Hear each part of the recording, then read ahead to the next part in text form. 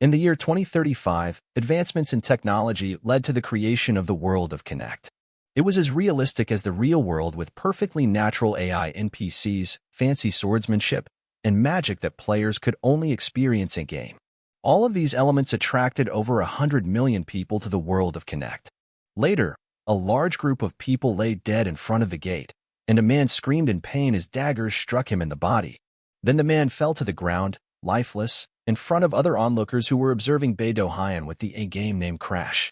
The men called DoHyun a bastard, and one of them urged the others to charge at him since he was alone. The man also shouted that DoHyun was the enemy of the Empire, and the men charged at him together to attack. However, DoHyun calmly looked at them, and the system displayed his rank as 13th in his class as psychokinetic. One of the men aimed an arrow at him while shouting for him to die, but he simply raised his 2 fingers and deflected the arrow, decapitating the man. The leader ordered his knights to fire their arrows, which they did, and the arrows flew toward DoHyun. He raised his hand to stop the arrows from getting closer to him, leaving the knights astonished that the arrows had stopped. Then he hurled the arrows back at the knights, prompting the leader to order his knights to dodge. Unfortunately for the others, they were hit before they could evade. DoHyun rolled the dagger in his hand and gripped it tightly. He swiftly attacked the leader with it, causing the leader's neck to bleed. Then he approached the remaining knights who cursed him for his psychokinetic abilities and asked about his overpowered skill. However, one of the knights was horrified when he saw something above them, noticing the weapons suspended in the air. DoHyun aimed the weapons at them, making the knight curse, knowing what would happen next. Then he lowered his hand, releasing the weapons which flew directly at the knights. Afterward, he walked away, leaving bloody footprints, and entered the castle, leaving a trail of dead knights outside. He easily dispatched the guards inside the castle, and as he looked around, he wondered what it was. Then he heard someone coughing beside him, and the Pope revealed that it was the end. DoHyun simply stared at the Pope's pendant, realizing it was what he had been searching for. The Pope told him that God had foretold the coming of saviors to that world. DoHyun raised his hand to grasp the Pope's necklace, but the Pope tightly held his hand, asking him why there were only fighters there, why he had brought chaos to the world, why he had burned the cities, killed the innocents, and enslaved the people there. DoHyun just grabbed the Pope's necklace, calling the Pope an old man and telling him not to blame him, but to blame the guild that had colluded with the Empire. Then he heard footsteps outside, causing him to curse as he realized the guild's latecomers had arrived. He ascended the stairs with the Pope warning him not to forget that everything would unfold as God had intended, and all of them would pay for what they had done. He faced the huge box with a hole in the center and slowly placed the pendant in the hole. A magical light appeared, and when the box accepted the pendant, it revealed an underground passage. He walked down, recalling the information from the intel, but his thoughts were interrupted when he saw a book and other objects floating in the purple light. He thought these must be the very first mythical items in Connect. He knew that 5 years ago, major guilds had colluded with the Empire and destroyed the world. Everything he had done for the last 6 months had been for this, and an NPC lamenting was nothing. He understood that the major guilds now controlled Connect, and he was the only solo player left in the top 100. He placed the items inside his inventory, thinking he should take them before the others arrived, as the guilds would be very upset if they found out he had obtained them first. Then he decided to leave but noticed something on the table and wondered if it was a game cartridge. He picked it up, wondering why it was there. Suddenly, a strong pressure emanated from the game cartridge, causing him to bend his knees slightly in pain and panic. He wondered if it was a connection error and what it meant. Then he logged out immediately. He woke up in his room and sat up abruptly when he saw a stab wound near his chest while someone told him to stop moving. He cursed in his mind, realizing that things were going too well for him. The man, along with other suited men, asked him why he was moving so much and told him to die peacefully. This made him think that they had gone too far in the real world, and he called them pieces of trash. One of the men in the group informed their president that they had captured Dune and asked if he wanted them to bring him alive. When their president replied, the man said they understood. Another man asked what their president had said, and the man replied that they should kill DoHyun because their president only wanted DoHyun's head. Then the men grabbed him, telling him that he should have played at his level and asked if he thought he had something going for him just because he was good at a game, and if nothing scared him after he gained some fame. He begged them not to kill him, but one of the men covered his face and raised a sharp blade to kill him. Then the man stabbed him repeatedly, making him think that those men were crazed for killing people over a game, and he wondered if he was going to die like this. Suddenly, Someone continuously called him sir in a panic, urging him to wake up. He panicked, sat up immediately in surprise, looked at his hand in confusion, and glanced around wondering what had just happened. As he recalled dying after being stabbed, suddenly he heard someone in pain beside him, and the maid asked him if he was okay while addressing him as Raul. He wondered who Raul was but was more surprised to see a level status above the maid named Anna at level 3. Anna asked him if she should call a doctor because he had broken into a cold sweat. He was confused about what was happening and felt like he was witnessing something he shouldn't have been able to. Then the system popped up a notification indicating that the soul had settled in, activating Connect's closed beta system, and he could now use the user interface. The current number of users was 1. He asked in panic if they were kidding him and realized that it meant he was inside the world of Connect. He walked onto his room balcony and realized that he could feel the wind and everything around him, which was very different from when he was with Crash. He knew that synchronization, the level of connection they had with Connect, determined their strength in the game. Normal players had around 30% synchronization, but he had close to 90%. He had managed to maintain his rank 1 position for 10 years until the major guilds appeared, but he understood that he no longer possessed that body. He felt unlucky because he had spent so much time leveling up that body. However, he remembered that it was a closed beta, and currently, there was only 1 user, making him wonder if he was the only one using that system in that world at the moment. He raised his hand and realized he could still access his inventory even in the closed beta. He used his scanned user's information, and the system showed that it detected locked user information and updated his data. The system rushed to provide him with the information, and he planned to use his knowledge and powers from his past life to climb to the top again. He endured the pain and saw that his current name was Raul Ashton, the youngest son of the Ashton, the 5th Count of the Reuben Kingdom. Ashton County was the first to fall in Connect. He recalled that Ashton County was one of Reuben Kingdom's Orthodox families. The Count and his eldest son had suddenly died, and the second son had gone missing. A coup had occurred after the youngest son inherited the county. During those disasters, the Forbidden Area's barrier had broken, leading to a failed attempt to stop the monster invasion. Now he realized that he was the youngest son of that family, Raul Ashton. He looked ahead and knew that the beautiful city he was seeing would be ruined in the next 3 years. He entered his room, thinking that he couldn't let it happen because he no longer had Bae DoHyun or Crash in this life, meaning it was his last chance. He clenched his fist, knowing that he had suffered when he lived as Bae DoHyun. If he missed the chance to live there again, it would be too sad. He looked at the sword on the table, understanding that there was only one way to prevent the fall. He had to get stronger.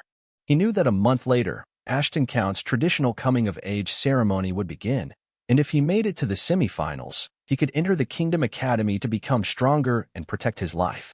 However, he suddenly collapsed on the floor, wondering why he felt so tired after just a few swings. Then he saw that he was only at level 5, realizing that he was 2 levels behind the maid, and he knew he had to start training immediately for the upcoming tournament. A month later, the day of the tournament arrived, and he was amazed to see that many people were participating. He looked around, knowing that he had to fight against them. Then he remembered his coach telling him that it had only been 10 minutes, but he was exhausted. He thought it was due to the pain he had endured during the past month to get past the qualifiers. He glanced at the system, remembering that the last time he checked, he was at level 13, and he knew that his stamina was ready. He also had a plan for the matches, so he was confident he would make it to the semifinals. Suddenly, he felt an attack from behind, so he quickly avoided it, causing the attack to hit the ground instead.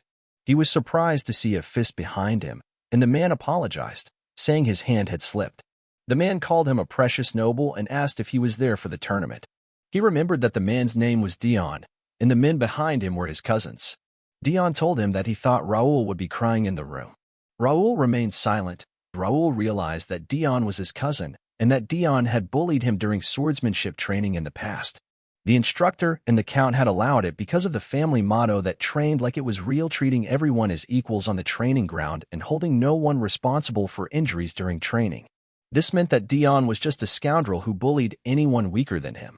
Dion told him that he should withdraw while he still could, warning that it wouldn't be just one bone broken this time. He'd break every single one in Raul's body. He instructed his cousins to let Raul pass, mocking that Raul would cry again. Then Dion walked away laughing, leaving Raul with a determination to crush him in the finals. Later, in Ashton's castle, the butler reported to the man that he was holding the report for the tournament that day. The man ordered the butler to hand it over to him and asked if there was anyone useful. The butler was about to reply when the man was surprised by the list and asked the butler where Raul was. The butler replied that Raul had gone back to his room after finishing his meal, thinking that Raul had used up all his strength during the qualifiers. Count Melvin Ashton, Raul's father, told the butler that he could leave. When Melvin saw the butler come out, he laughed loudly and proudly, saying that Raul was his son because Raul had truly made it and reached the group stage. Melvin had never forced Raul to learn how to wield a sword because Raul was weaker than his brothers. However, Raul had started training a month before the tournament. At first, Raul would fall after just 10 minutes, but he never gave up. Melvin knew that Raul had been bullied during training due to his weak body, but he also realized that if he helped Raul, he would be shamed for being unable to do anything without his help. So he had waited until Raul stood up for himself. But Raul's progress had exceeded his expectations. He decided that after the finals were over, he should go see Raul. The day of the finals arrived, and the audience urged them to make it fun and stop dragging it out, encouraging them to end the match. The man cursed while wondering why the weakling in front of him wasn't falling. Observing Raul, who was panting from exhaustion, the man attacked him continuously, but he managed to block each of the attacks. He did his best to avoid getting hit by the man's strikes, and the man grew increasingly frustrated that none of his attacks connected. In a fit of anger, the man launched a powerful attack, shouting at him to go down. He quickly slid backward to create some distance between them, leaving the onlookers in the audience horrified. Someone from the audience shouted that Raul had endured the man's attacks multiple times and asked how much more he could take. Another voice chimed in, noting that Raul had held out for quite a while, and someone encouraged Raul, saying he had their support, which only angered the man further. The man swung his sword furiously at Raul, calling him a rat and telling him that he can't run away forever. But Raul parried the man's attack. The man swung back his sword, but Raul parried it again, while the man asked him if he was not ashamed as a member of a count's family. He blocked the man's strikes with his sword while teasingly remarking that he couldn't hear the man very well. He blocked another one of the man's attacks and then slid backward, creating distance between them with his sword aimed at the man. Raul prepared for the next move. One of the spectators addressed the man as Edmund, urging him to finish Raul because the match had gone on long enough, and he had wagered his salary on Edmund. Edmund became more serious and declared that he was done playing around. He unleashed his power, forming a mana sword, and warned Raul that he was going to end it. The audience gasped in shock at the sight of the mana sword and warned Raul that he had to dodge it, as getting hit would mean a certain defeat. Edmund swung his water-powered skill toward Raul, instructing him to die, but to his surprise, Raul remained standing. Edmund wondered why Raul wasn't dodging the attack. Then Edmund attacked Raul, creating a loud explosion erupted in the center of the arena. Leaving the audience stunned as the smoke slowly dissipated, the referee stood in the center, stopping them. The referee announced to everyone that the match was over, and Raul was the winner. Half of the audience cheered for Raul, while the other half couldn't believe that he had won. Edmund tossed his sword aside and walked toward Raul, expressing disbelief and questioning how Raul could be the winner. Edmund was about to explain that if the match hadn't been stopped, he would have won. But the referee interrupted him, calling him foolish and pointing out that if the match had continued, Edmund would be dead by now. Edmund realized that Raul had not been standing still but had been aiming for his neck. In fear, Edmund collapsed to the ground, and Raul approached him, mentioning that they would need to have a discussion about his disrespect toward the county after the tournament. Later, when he arrived at their castle, Anna respectfully told him to rest well. However, as soon as he heard the door shut behind him, he couldn't contain his excitement and shouted in happiness because he had actually won.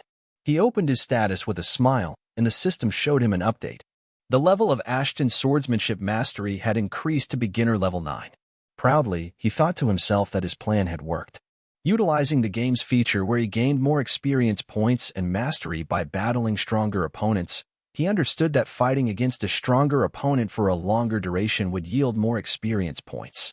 He clenched his fist, acknowledging that his plan had succeeded because his game mode granted him an experience multiplier for removing the revive option known as hardcore mode with high risk and high return.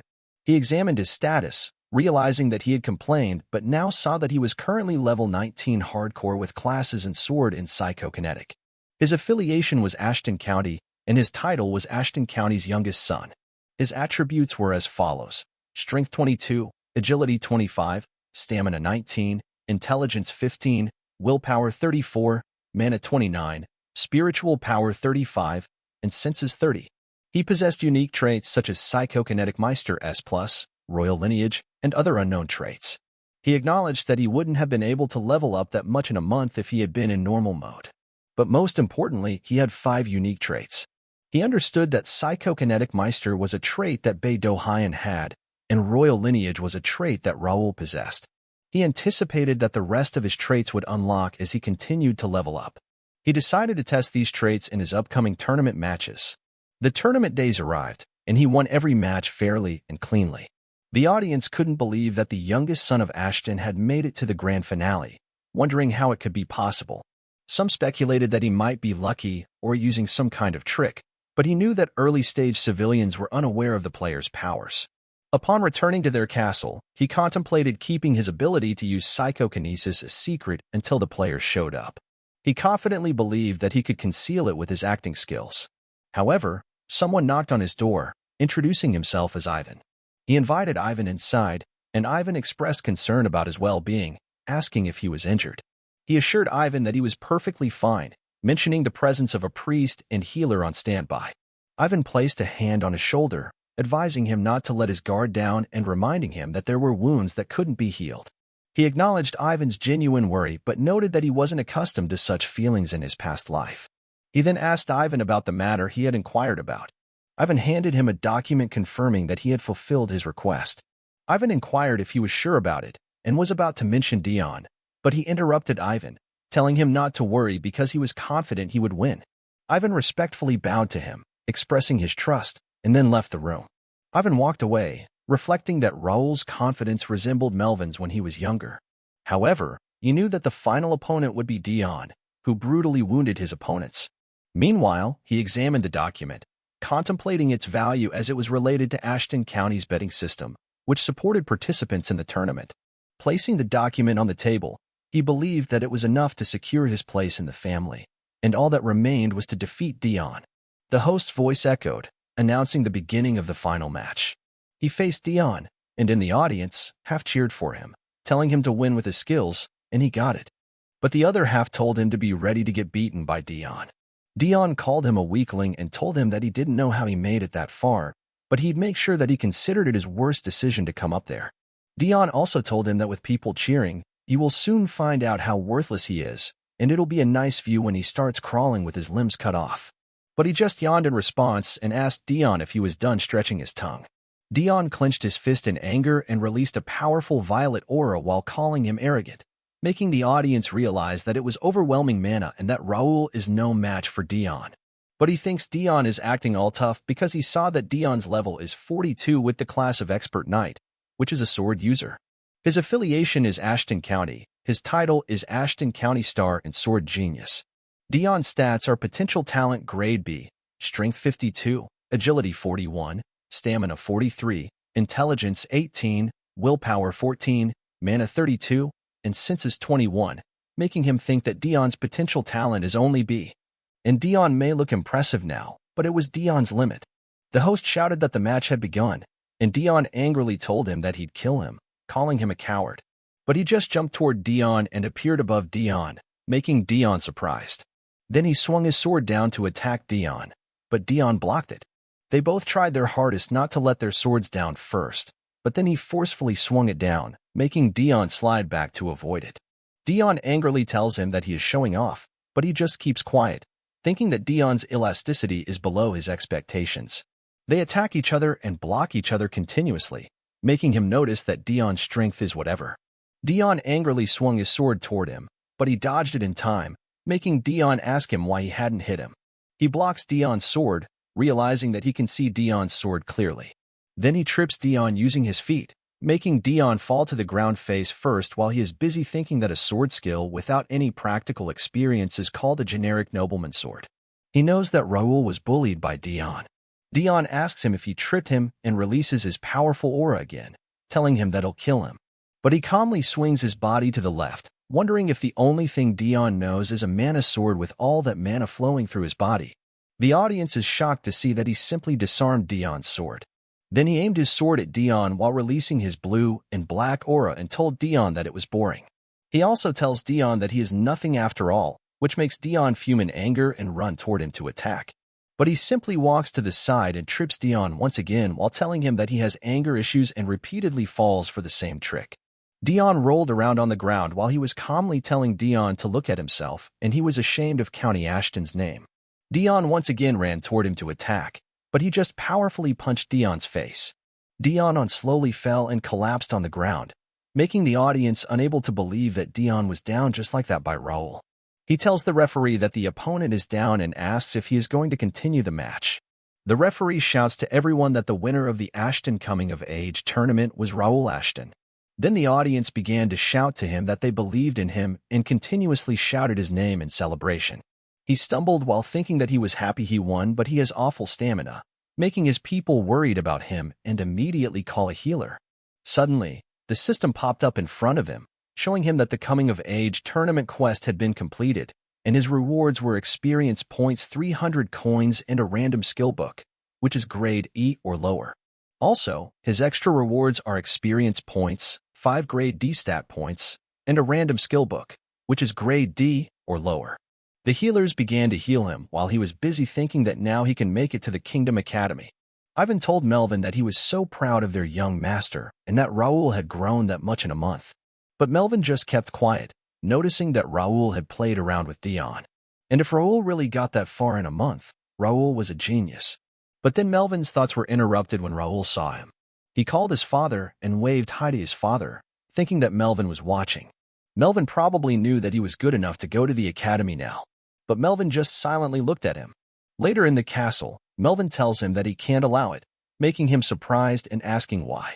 Then he tells Melvin that he thought he could go as long as he made it to the semifinals.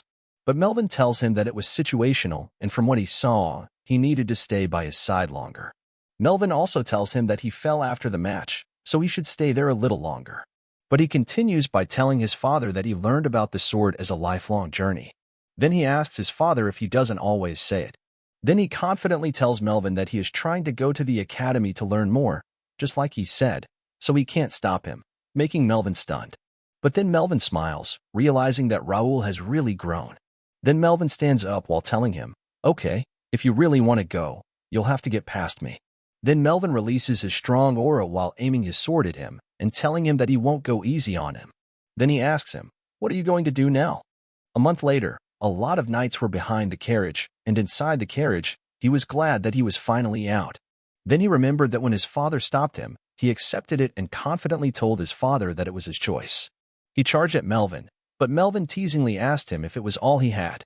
Then Melvin swung his sword away and released a more powerful aura while telling him that he'd show him a real sword skill. He then passed out from Melvin's strike. Melvin told him that it was just a sneak peek of what he had, but he knew that it was Melvin's full strength. Then he remembered that Count Melvin, a powerful 5th county lord, died by the time the world of Connect started, and after that, the county fell quickly. So, to stop the fall, his father had to stay alive, and he would have to meet Melvin's expectations. Since he left him to leave, he swore that he would get stronger and protect his family because he couldn't lose it all.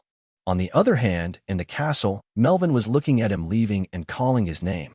Remembering that in the training ground, he asked Raul how many times he had tried and told him to give up. But Raul replied that he'll never give up. He smiled while telling Raul that he'll compliment his persistence because it was worthy of the Ashton family's dignity. Raul raised his sword and ran toward him while he was telling Raul to strike him. But as he was about to block it, he noticed that the trajectory of Raul's sword changed midway, making him get hit a little in the face. Raul was frustrated that he could only leave a small wound even with psychokinesis. But then Melvin smilingly told Raul that he guessed it was about time to admit that Raul was no longer a kid and that Raul was a proud swordsman. So he told Raul to go and witness the world. Later, they stopped in the forest to rest, and he asked Philip how far they were from the destination.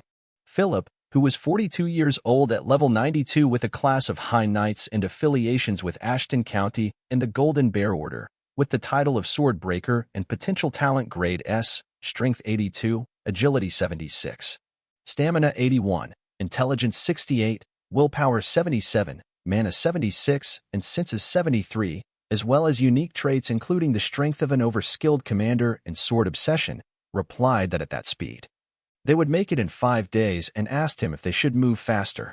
He replied that they needed to train the soldiers as well, so they should keep going at that speed, to which Philip replied that he understood.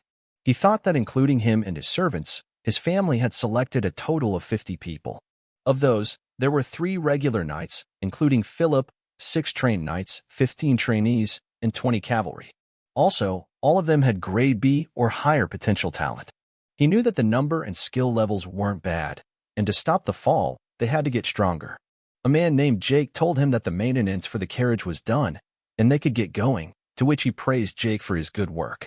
Jake asked them if they needed to bring that many people to that place for a month, but Philip told Jake to stop questioning their young master's order. Then he told Jake that he would know when they got there, leaving Jake more confused. But he knew the reason. He was taking them to the free city Mira, because it was one of the first cities that players go to after finishing the tutorial.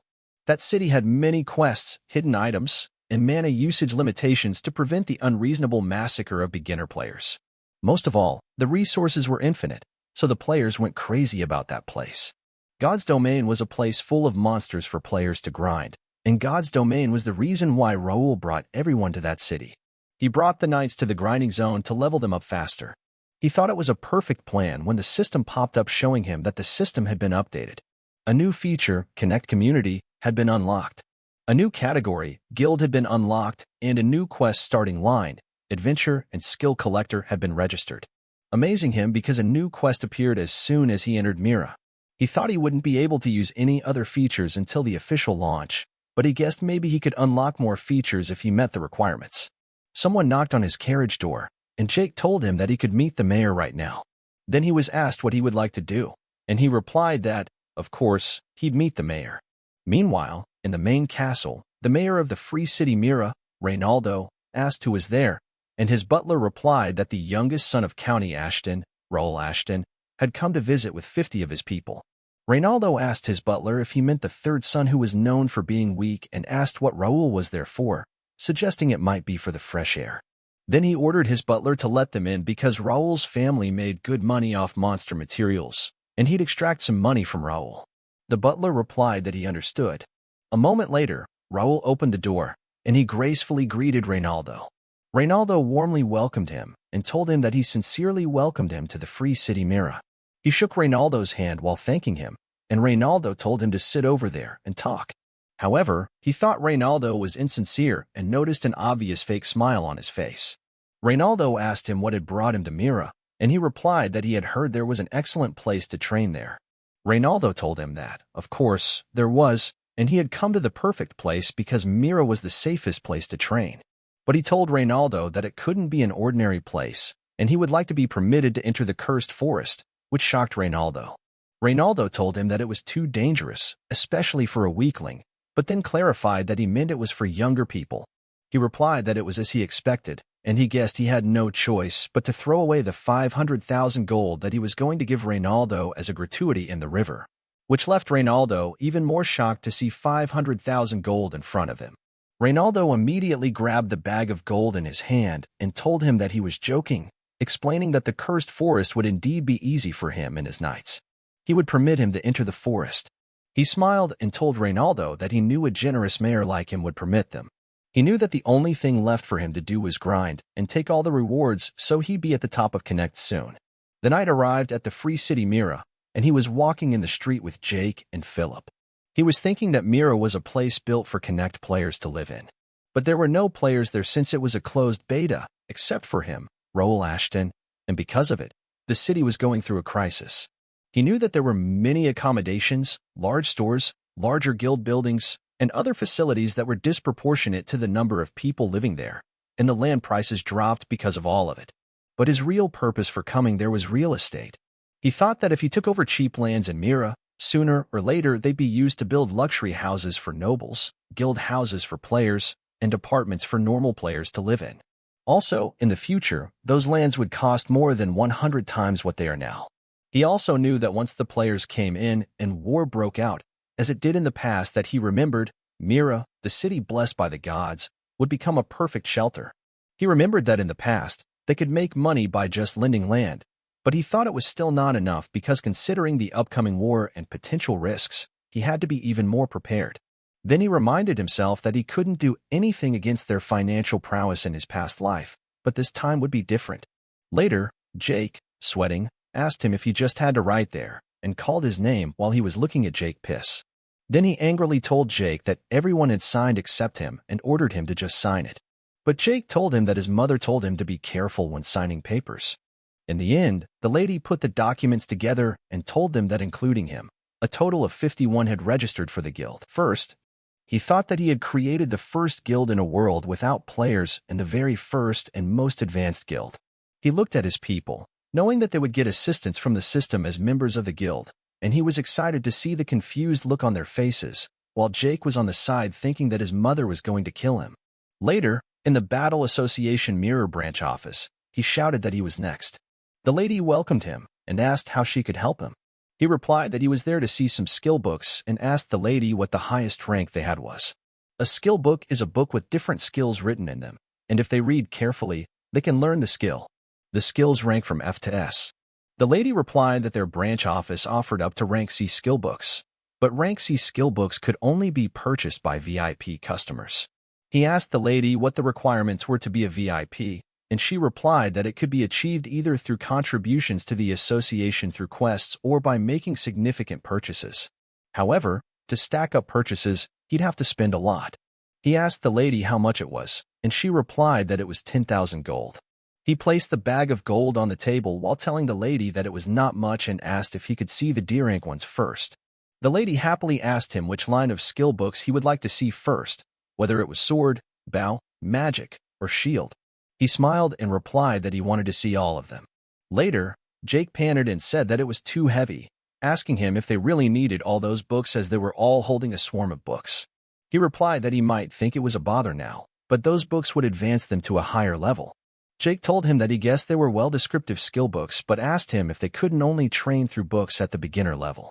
Philip agreed with Jake, saying they could have bought power armor with the money spent on those books, but he assured them not to worry and to be patient as they would know tomorrow. A moment later, he arrived at his apartment room and looked at the swarm of books in front of him, realizing that maybe it was too much. He knew that there were limits on the number of skills players could use, so normally players couldn't use various skills. Then he opened his quest window, remembering that when he woke up in Raul's body, there were 2 unknown items in the inventory, making him wonder what those items were. He had tried to open them, but he couldn't click on them or use them. However, yesterday when he got the quest, he was finally able to use those items.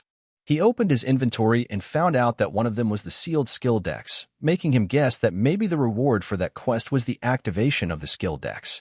Looking at the system, he saw that the quest collector had an unknown grade and a description telling him to collect at least 10 skill books and register them in the skill dex, with extra rewards depending on the type of skill books. His reward for completing it was skill dex activation, and his extra reward was unlocking traits and acquiring skills. He immediately grabbed some of the books, realizing that he had to open the dex and hold the skill book. Then he saw the register, and the dex book began to move on its own, surprising him. A strong purple light came out of it and flew directly into the other book. Words came out of the dex book, making him let go of the other book he was holding, unable to believe that it worked. Then he noticed that the sliver of mana in the book was gone, and it was going to take forever to do them all, wondering if there was a way to register them all at once. Suddenly, the books flew up in midair, shocking him. A strong purple light once again came out of the dex book and flew toward the books in midair. Then the books began to fall on the ground. When it was done, he flipped the dex book's pages, wondering if it understood what he said and couldn't believe that it worked. The system showed him that he had completed the quest, so his skill dex, which was rare, had been activated. For his extra reward, his trait skill collector, which was X, had been unlocked, and copycats, which were S, had been acquired. He clicked the skill collector and saw that its effect was to activate the skill dex, while the skill copycat slightly increased the chance of acquiring skills from the skill book. He then clicked on Copycat and saw that its mastery was at beginner level 3. Its effect was to steal skills from the examined opponent, with examined skills being registered in the dex. As mastery went up, he could acquire higher-ranked skills, and the power of the skill increased. He thought it was overpowered because he could steal and use someone else's skill. Then the system showed him that the skill dex was of a rare grade, and its status was upgradable and bounded. Its description stated that it was a replica of the mythic item skill dex that held records of ancient skills. These records would reset when crossing dimensions, and the dex would regain its true power after achieving special requirements. Currently, it recorded 525 skills. He knew it was the mythical item he had received right before he died. Some parts of his past life, like his psychokinesis trait and items, came with him, but his skills were reset, and this was a replica too. He also noticed that the only thing left in his inventory unknown was the 3 grade X traits and 1 item, making him wonder what kind of power it held. The next day, the knights were shocked to see the system and panicky asked what the status window was and what the thing called guild chat was. They shouted that they needed to go see a priest. On the other hand, the butler welcomed him, and he stared at the butler with his sleepy eyes. He couldn't sleep all night because he was reading through the skill decks. He greeted Bernard and asked if he had explained it to them, to which Bernard replied that he had explained as instructed. He excitedly asked Bernard about the skill book and if he had tried it, to which Bernard nodded in agreement. He knew that Bernard was a servant of the Ashton family and Ivan's stepson. Bernard had been working for the county from a young age and was taught by Ivan himself. Bernard had a great memory and got things done quickly, but there was another reason why he had chosen Bernard. Then Bernard released wind from his hand, making him exclaim that it was amazing. He told Bernard that he knew he could do it, realizing that Bernard had the power to control the wind. Bernard gracefully replied that he was flattered. The system showed him that Bernard was 27 years old at level 21 with classes in Servant, Beginner, and Windwalker. Bernard's affiliations were Ashton County and the First Guild. His talents included administration, management, and wind power. His potential talent was grade A, with stats including 17 for strength, 18 for agility, 24 for stamina, 53 for intelligence, 46 for willpower, 23 for spiritual power, and 41 for senses. His unique traits were sharp manager, cold head, and like the wind. He knew that Bernard might lack in certain stats, but he had great talent for being a servant or in a spur. He was done with his preparations, so he told Bernard to get ready. Bernard confusedly asked him for what, and he replied that they were leaving as soon as the knights were used to it, heading to God's domain, the Cursed Forest. Later in the Cursed Forest, an ogre launched its axe to attack him, and it broke the ground in the process. However, he dodged it and told the ogre that it was too slow. Then he launched his fist, but before his fist hit the ogre's head, it exploded. He got down on the ground at the same time the ogre's body collapsed and told the others to come out already. Then a swarm of ogres came out from hiding and shouted that he was a strong human and they should kill him. The leader of the ogres called everyone and ordered them to charge, which the ogres did, running toward him to attack at the same time. But he just positioned himself and told them to bring it on. The Cursed Forest, God's domain, and to be specific, God's domain isn't just a grinding zone. It stands for the entire city of Mira because if players get hurt, they get healed, and if players die, they revive in that blessed city, which is why that city is the best shelter. Also, in the forest, the blessing only applies to monsters, so the number of monsters stays the same even after they are killed. Humans can't be revived in the Cursed Forest and can't walk outside the forest with the items they get from hunting monsters because if they take them outside, the items turn into ashes and disappear. This means that they are not supposed to touch the property of the gods. However, it only applies to civilians. Players can take items they get from monsters outside the forest with the system's assistance. Philip asks Jake why he is talking when their young master is the one fighting them. On the other hand, he was busy fighting the ogres, and when the leader was the only one left, the leader asked him what is that power. But he just raises the weapons on the ground with his power and asks the leader if it means that power. The leader was shocked to see the weapons flying straight at him, and the leader was cut into pieces by them. Then he tells it that it was called psychokinesis, together with Jake. Jake tells him that it is a convenient ability, but Philip tells Jake to stop talking and keep skinning the ogres. Jake sighed and said that he didn't come all the way to Mira to do that and explained that he guessed they had made good progress from that training. Jake calls him while he is busy collecting the blood of the ogres, and he laughingly thanks them and tells them that it was possible because of everyone's help. All of them could get stronger by studying the skill books, to which Philip thinks that Raul was right and remembers that he was swinging his dagger forward and used the hit Susan's skill to attack the ogre, making the ogre cut in half. Raul asked him how is it and explained to him that it was why he brought skill books instead of power armor, to which he replied that it was amazing. Philip knows that he learned a skill so quickly and wonders how Raul found out about that strange ability. But then the system showed him the guild chat, and he was surprised to read a chat from someone. Then he immediately tells Raul to look at the guild chat. But when he looks at Raul, he fumes in anger while telling him that he saw it too, and they are going back to Mira now. Meanwhile, in Myra's alley, someone pointed a sword at one of Raul's men and said that he should have done it earlier. Then the man stabbed Raul's man with the sword, saying that it was hard holding himself back after seeing Ashton's kids walking around. Another man holding a bloody sword called the man's brother, telling him that they should have listened to him earlier, then they could have done it way sooner while stabbing another of Raul's men. One of Raul's men asked the men why they were doing it, but another man just slashed Raul's man with the sword while asking his brother if their great-grandfather hadn't told them to be mindful and reminded them that they were all there because they had made a scene. The man named Ramon was Randall Viscount's first son, the man named Jerry was Randall Viscounty's second son, and the man named Cale was Randall Viscounty's third son. Raul's man, who was on the ground, told Ron that they would regret it, but before the man could finish his words, Ramon stabbed him and pulled out the sword immediately, making the man shout in pain. Ramon continuously stabbed the man while laughing, telling him to tell Raul to hurry up because they also had some business with their young master. Then Ramon said that it was strange that they kept reviving while looking at the man who was healing on the ground and calling them bastards. Jerry laughingly told his brothers that they should take care of that Raul kid like that. But Cale told Jerry that he thought noble families weren't supposed to point swords at each other in the Free City. Ramon just asked Cale what was the matter when they could just say they never did it, and what were they going to do about it. Ramon also told his brothers that if they thought about it, it was good, and they could just crush the Ashton family. Then Ramon excitedly turned to his brothers, saying that maybe their great-grandfather would even compliment them. However, as Ramon's head exploded into pieces, Cale called his brothers in shock. They looked back and saw Raul asking them how dare they and telling them that it was an offense towards Ashton County, so they would have to pay back with more than just worthless deaths. The brothers looked at him in surprise, and Jerry asked him if he was crazy and how dare he touch a son of the Randall family. Then Cale asked what the knights were doing and how Raul even got there.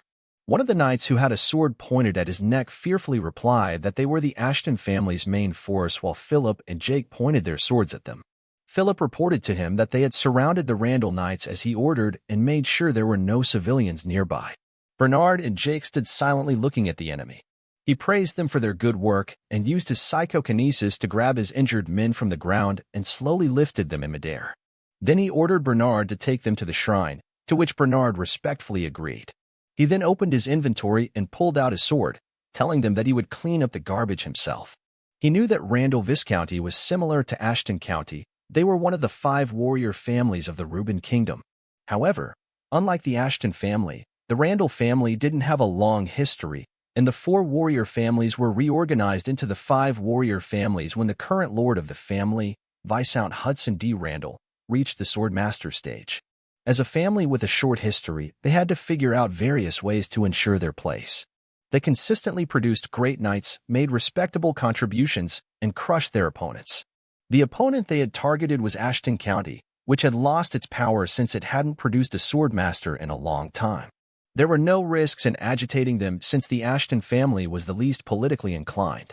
Many conflicts between these 2 families across the kingdom were mostly started by the Randall family, and everyone expected Randall Viscounty to win given their numerous sword masters, so the people of Randall thought the same would happen here. Jerry, who was looking at him, wondered about that unusual strength and noticed that he had pulled a sword out of the air. The knight behind him, who had a sword pointed at him by Philip, looked at him and slowly grabbed the sword. However, he felt it in time and turned around, swinging his sword and hitting the knight, making the knight shout in pain. The Randall Knights were shocked to see it, and Jake put his sword back in the sheath, saying that their young master said he would take care of them himself and ordered his men to put down their swords. One of Randall's strong knights noticed that they were putting away their swords and wondered if they were insane because he thought it was better for them. Cale furiously ran toward him, asking if he was going to fight them by himself, and swung his huge mace backward to gain force. He told him that it wasn't training, but then a sharp sword slash flew toward Cale, and Cale got cut in half before he could attack, making Cale shout in pain. Jerry called Cale's name in worry. Jerry called their knights bastards and asked them why they were just standing there. The leader made a frustrated sound and slowly pulled his sword, saying that he guessed he had to act. He explained that he had hesitated because he didn't want to bully a 15-year-old kid, but when his comrades were going down, it wasn't right. The system displayed the man's name as Jeremy, a 37-year-old man level 65 with the class of leader of Guard Knights and beginner sword expert. His affiliations were Randall Viscounty and Randall Knights. His potential talent was grade B. His strength was 66, his agility was 72, his stamina was 68, his intelligence was 48, his willpower was 63, his mono was 70, his senses were 55, and his unique trait was brutality graded as C. Then, the other knights also raised their swords at him. He knew that Jeremy was the Randall family's main weapon called the rapier, and he guessed that the men were the elites. Jeremy and the knights were aiming their swords at him. He knew that Jeremy's level was 65, and the other elites were each at level 60. However, his current level was 45, so he couldn't win against them normally. One of the knights asked him why he didn't stop now because he thought he had done enough. The other knight told him that they had let him be, but no more. He didn't care even if he was a young master, but he suddenly appeared in front of the knight, surprising him. He then slashed the knight's body, tightly grabbing his sword and raising it backward to gain force. He used his bear aura and attacked them with his bear strike skill. One of the knights asked him what he was doing, but he just slashed the man's stomach, making the man bleed and shout in pain. Then Jeremy jumped toward him, appearing right in front of him to attack, surprising him. However, he managed to block Jeremy's attack in time, getting pushed back because of it. Jeremy asked his man if he was okay, and the man fearfully replied that he was fine. Jeremy couldn't believe that two of his elites went down so easily. He remembered that he had heard Raul was weak and didn't know how to wield a sword. Then Jeremy pulled out his other weapon and told him that he was different from the rumors, so he'd have to get serious now. He pointed his sword at Jeremy and told him to bring it on. He looked at Jeremy and noticed that Jeremy was holding a parrying dagger and a rapier, making him wonder if Jeremy was using Randall Viscounty's sword skill called Shooting Star. Jeremy smiled and told him that he liked his bravery and asked if he knew that every wound healed in Mira. Then he told him that he couldn't fight them all alone. However, he just told Jeremy that he thought he was the one confused and bet that he and his knights hadn't even trained since arriving in Mira, making Jeremy surprised and asking how he knew it. He told Jeremy that those soldiers over there, shaking in their boots even after their wounds had healed, were living proof that they were not used to death. Jeremy pointed his weapons toward him, thinking that he didn't just know about combat but could see through everything, which meant he was a threat. He ordered his man to cover him from the back, and the man told Jeremy to leave it to him. Then Jeremy jumped and launched his sword toward him. He covered himself with his sword, and Jeremy with his man continuously attacked him, slashing his face, arm, and every part of his body. The soldier beside him saw an opening and ran forward to attack him, making Jeremy surprised and shouting to his man to stop. But he swung his sword forward, and the man got cut in half.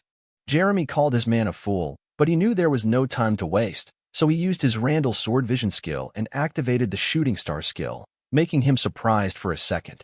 But then he blocked himself with his sword, mentally telling Jeremy to bring it on. Jeremy continuously attacked him with Shooting Star, a powerful skill known for its 1v1 combat prowess. He noticed that he was struggling even with psychokinesis, but he knew he had to keep up, wondering how, when he was definitely dominating that fight. He planned to press Jeremy all the way back, glaring at Jeremy, making Jeremy pissed and shouting, asking him what was up with his arrogant eyes. But he just replied 100%, making Jeremy confusedly ask him what he meant. Then he swung his sword forward, making Jeremy throw his weapons in the air, and he immediately looked up to see his weapons. He pierced his sword into the ground, and the system showed him that his opponent's skill examination had been 100% completed, and the copycat was ready for use. Then the system showed him to copy the exact moves using the copycat to engrave the skill into the decks. He used his psychokinesis to grab Jeremy's weapons in the air, making Jeremy surprised. Then the weapons flew directly into his hands, while the system showed him to activate the copycat. Randall's sword skill Shooting Star grade B.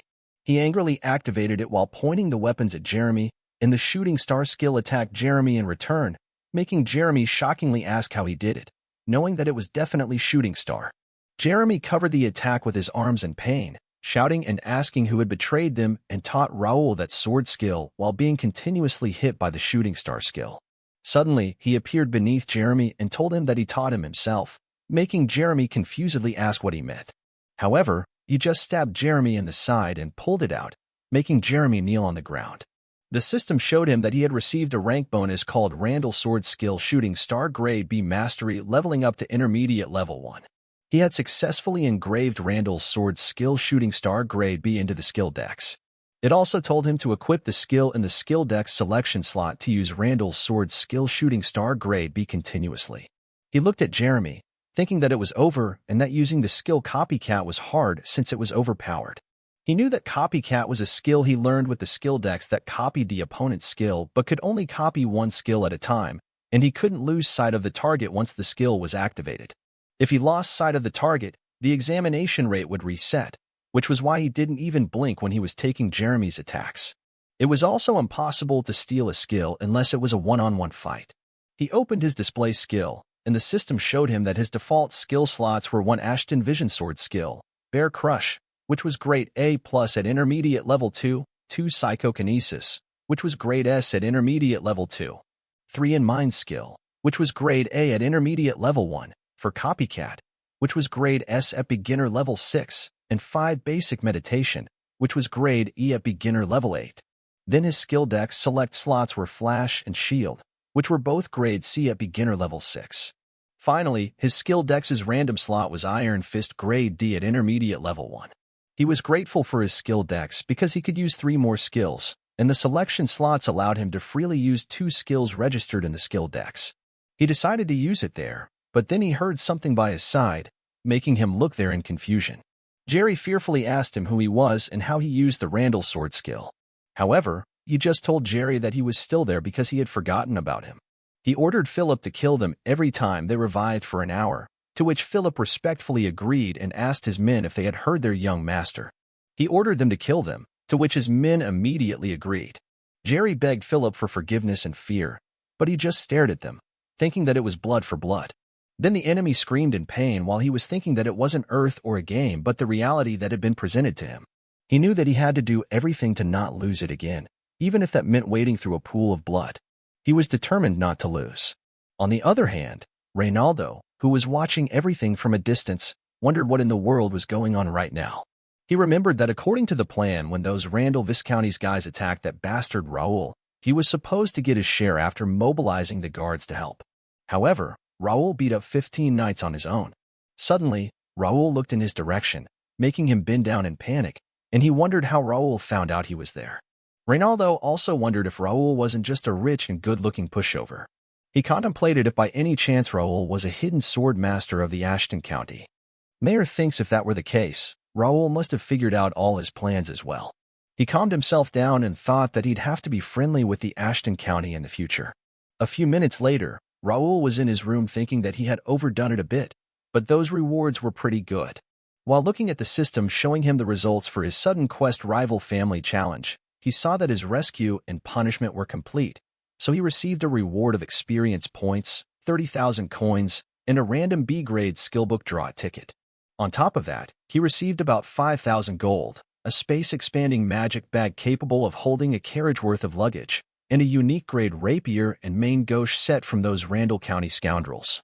He grabbed the ticket, remarking that the B-grade skillbook draw ticket was especially nice and wondered if he had received all flunks from the tournament skillbook reward because even thinking about it now is ridiculous. He placed the ticket on the table and expressed that he didn't need something amazing, but at least it should be a mid-tier one this time. Then he broke the ticket in half while praying that it wasn't a flunk. The ticket released a bright light, and he was surprised to see that he had acquired a skill book called Rivera's Spearmanship, grade B, which made him shout in happiness. He knew that spearmanship was a necessary skill in his next destination, the capital, and told himself that his luck was following him. Then he thought that there was only one more important thing he had to do in Mirandau, and he had to invest 1 month there for it. But he swore that he would make sure to succeed. A week later, he was in the forest, launching his sword and attacking the ogre in front of him. He wiped his sweat while the system showed him that he had leveled up, reaching level 51. Additionally, he had achieved the level necessary for promotion, so he needed to decide on a possible promotion. Then the system showed him that it confirmed his job as a sword user and as a beginner psychokinetic. Also, his proficiency in job-related skills, including Ashton family hereditary swordsmanship, Randall swordsmanship, and psychokinetics had increased to mid-level 2. He had satisfied the promotion requirements, so his job sword user had changed to sword expert, and his beginner psychokinetic had changed to intermediate psychokinetic. Philip tells him that it's amazing, and Jake tells him that it's awesome because he became a sword expert at 15 years old. He raises his hand in the air, causing the stones on the ground to begin floating. Then he swings his hand forward while shouting "Go!" and the stones strike the huge tree in front of him, causing it to explode into pieces. Next, he pulls out his sword, leaps forward, and activates his bear strike, hitting the ground with it, causing the ground to shatter into pieces. He looks at the cracked, destroyed ground and asks his men if it should be like this. Philip tells him that it was wonderful, as he expected from their young master, and Jake playfully asks him if he can now do it without them. Then Jake suggests that they should take a breather and relax, but Philip tightly grabs Jake's ear and asks him what he means by relax. He tells Jake that he should think about how much he has to sleep to catch up with Raul. Jake shouts that it was just a joke and laughs, telling Philip that since their young master has worked so hard, he was just suggesting that they can take it easy. Philip insists that Jake was all talk, making him awkwardly laugh. Then he tells Jake that regardless of whether it was a joke or not, he doesn't plan on taking a break yet. Philip asks him what he would like to do, and Jake suggests they contact the family because Count Melvin would be thrilled. He replies that he'll tell his family himself later and suggests they keep it a secret between them for the time being, to which they both agree. He knows that he has hunted enough monsters and leveled up sufficiently. Meanwhile, Philip angrily tells Jake to watch his words, making Jake pout and ask Philip what he means. He also realizes that he has set all the bait, and now all that remains is for the prey to take it. He tells them that they should go back now, to which they both agree. Then they walk away, while Raul urging the dogs of the Empire to hurry up and move in his mind. Meanwhile, in the streets of Mira bustling with people, a lady named Nakia, an alchemist, stretches her body, saying that it marks the end of today's work. She notices that the potions are very popular these days and wonders if it's all thanks to Ashton County who brought them there. She knows that to produce potions, monster byproducts are needed, and as monsters rarely appear in the cursed forest, she wasn't able to easily obtain them all this time.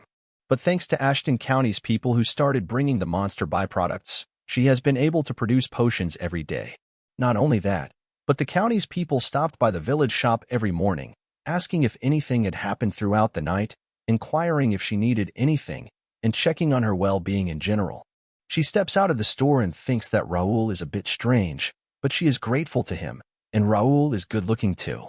She slaps her face in shyness, asking herself what she is thinking, and tells herself to get it together because Raul is just 15 years old and is 8 years younger than her. Also, Raul is a noble. Her shy behavior makes the people around her look at her strangely. A moment later, she arrives at her house, happily opens the door, and calls out to someone named Nikki, telling her that her sister is back. However, no one answers, causing her to worry. She looks around and calls Nikki again, but then notices something that fills her with fear. She sees a letter on the bed pierced by a knife. She reads the letter, which tells her that they have taken her little sister and that if she wants to save her, she shouldn't tell anyone about it and should wait for further instructions. This makes her cry and worry while saying no. Then she immediately ran out while crying, knowing that Nikki's life would be in danger if she was late. She had heard about many reports of kidnappings, which the city government claimed to be investigating, but she never thought the rumors were true. She wondered where she should go when she couldn't go to the city government. She realized there was a chance that the kidnappers were watching her, and the guards wouldn't even bother going outside the city even if she told them. Also, if she asked the mercenaries of the Adventurer Guild, it would take a while for them to act, making her wonder what she should do. Then she remembered Raul telling her that if she ever found herself in trouble, she should come find him. She knew it was her only option, so she ran away quickly, determined to go see Raul. Meanwhile, in an apartment, the system showed him that Nakia was heading toward him, making him think that it had come to this.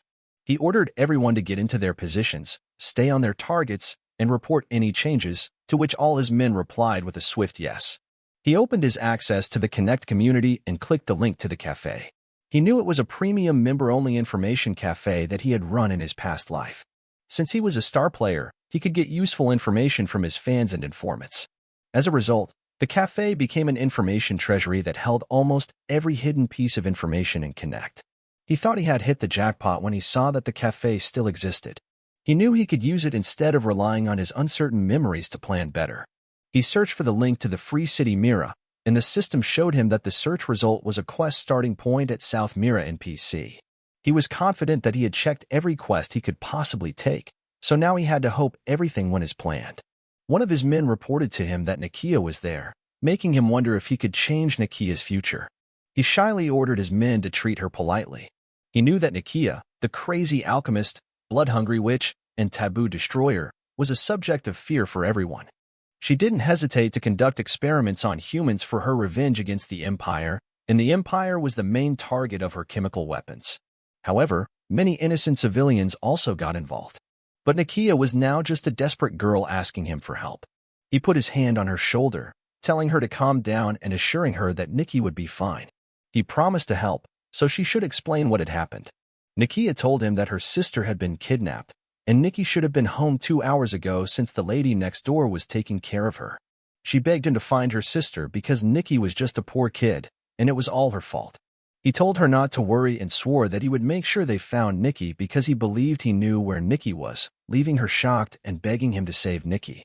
He assured her that he would let her know as soon as he found Nikki, so she should stay there, and Bernard would help her. Bernard gracefully told her to inform him if she needed anything, emphasizing that she had made an excellent choice because their young master always kept his promises. Then they began to head out, and Philip reported to him that Pierce was tracking them down and had obtained permission to operate from Mayor Reynaldo. He responded by saying that it was nice. The system showed them that the raid quest was Free City Mirror with Grade D to be the objective. The objective was to defeat unknown rogues, and the additional objective was to rescue hostages and raid the hideouts in the forest. The description stated that an unknown group of rogues was active in the forest around Mira City, and Mayor Reynaldo had requested a raid on the rogues responsible for kidnapping and interfering with trade. The rewards for completing the quest included a large number of experienced points, coins, recognition from the mayor, and unknown items. He asked Philip if he had given Reynaldo the list of rogues, and Philip replied that Reynaldo had mentioned he would reward them for it later, expressing surprise at the information provided. He had given Reynaldo the list of rogues hidden in the city using information from his informants and data from the cafe link. Knowing he had already used many resources, he ensured there were no holes in their plan. He then instructed his men to proceed, and Jake excitedly agreed, unaware that 2 people were hiding in the bushes spying on them. Meanwhile, in the forest, someone walked, catching the attention of Pierce, Ashton County Golden Bear Knights, and Raul's Guard Knights, along with the other Bear Knights men. Pierce believed he had found it based on the traces on the ground, and it was time to initiate their operation. He leaped high and landed on a tree branch, planning to use the new skill he had learned.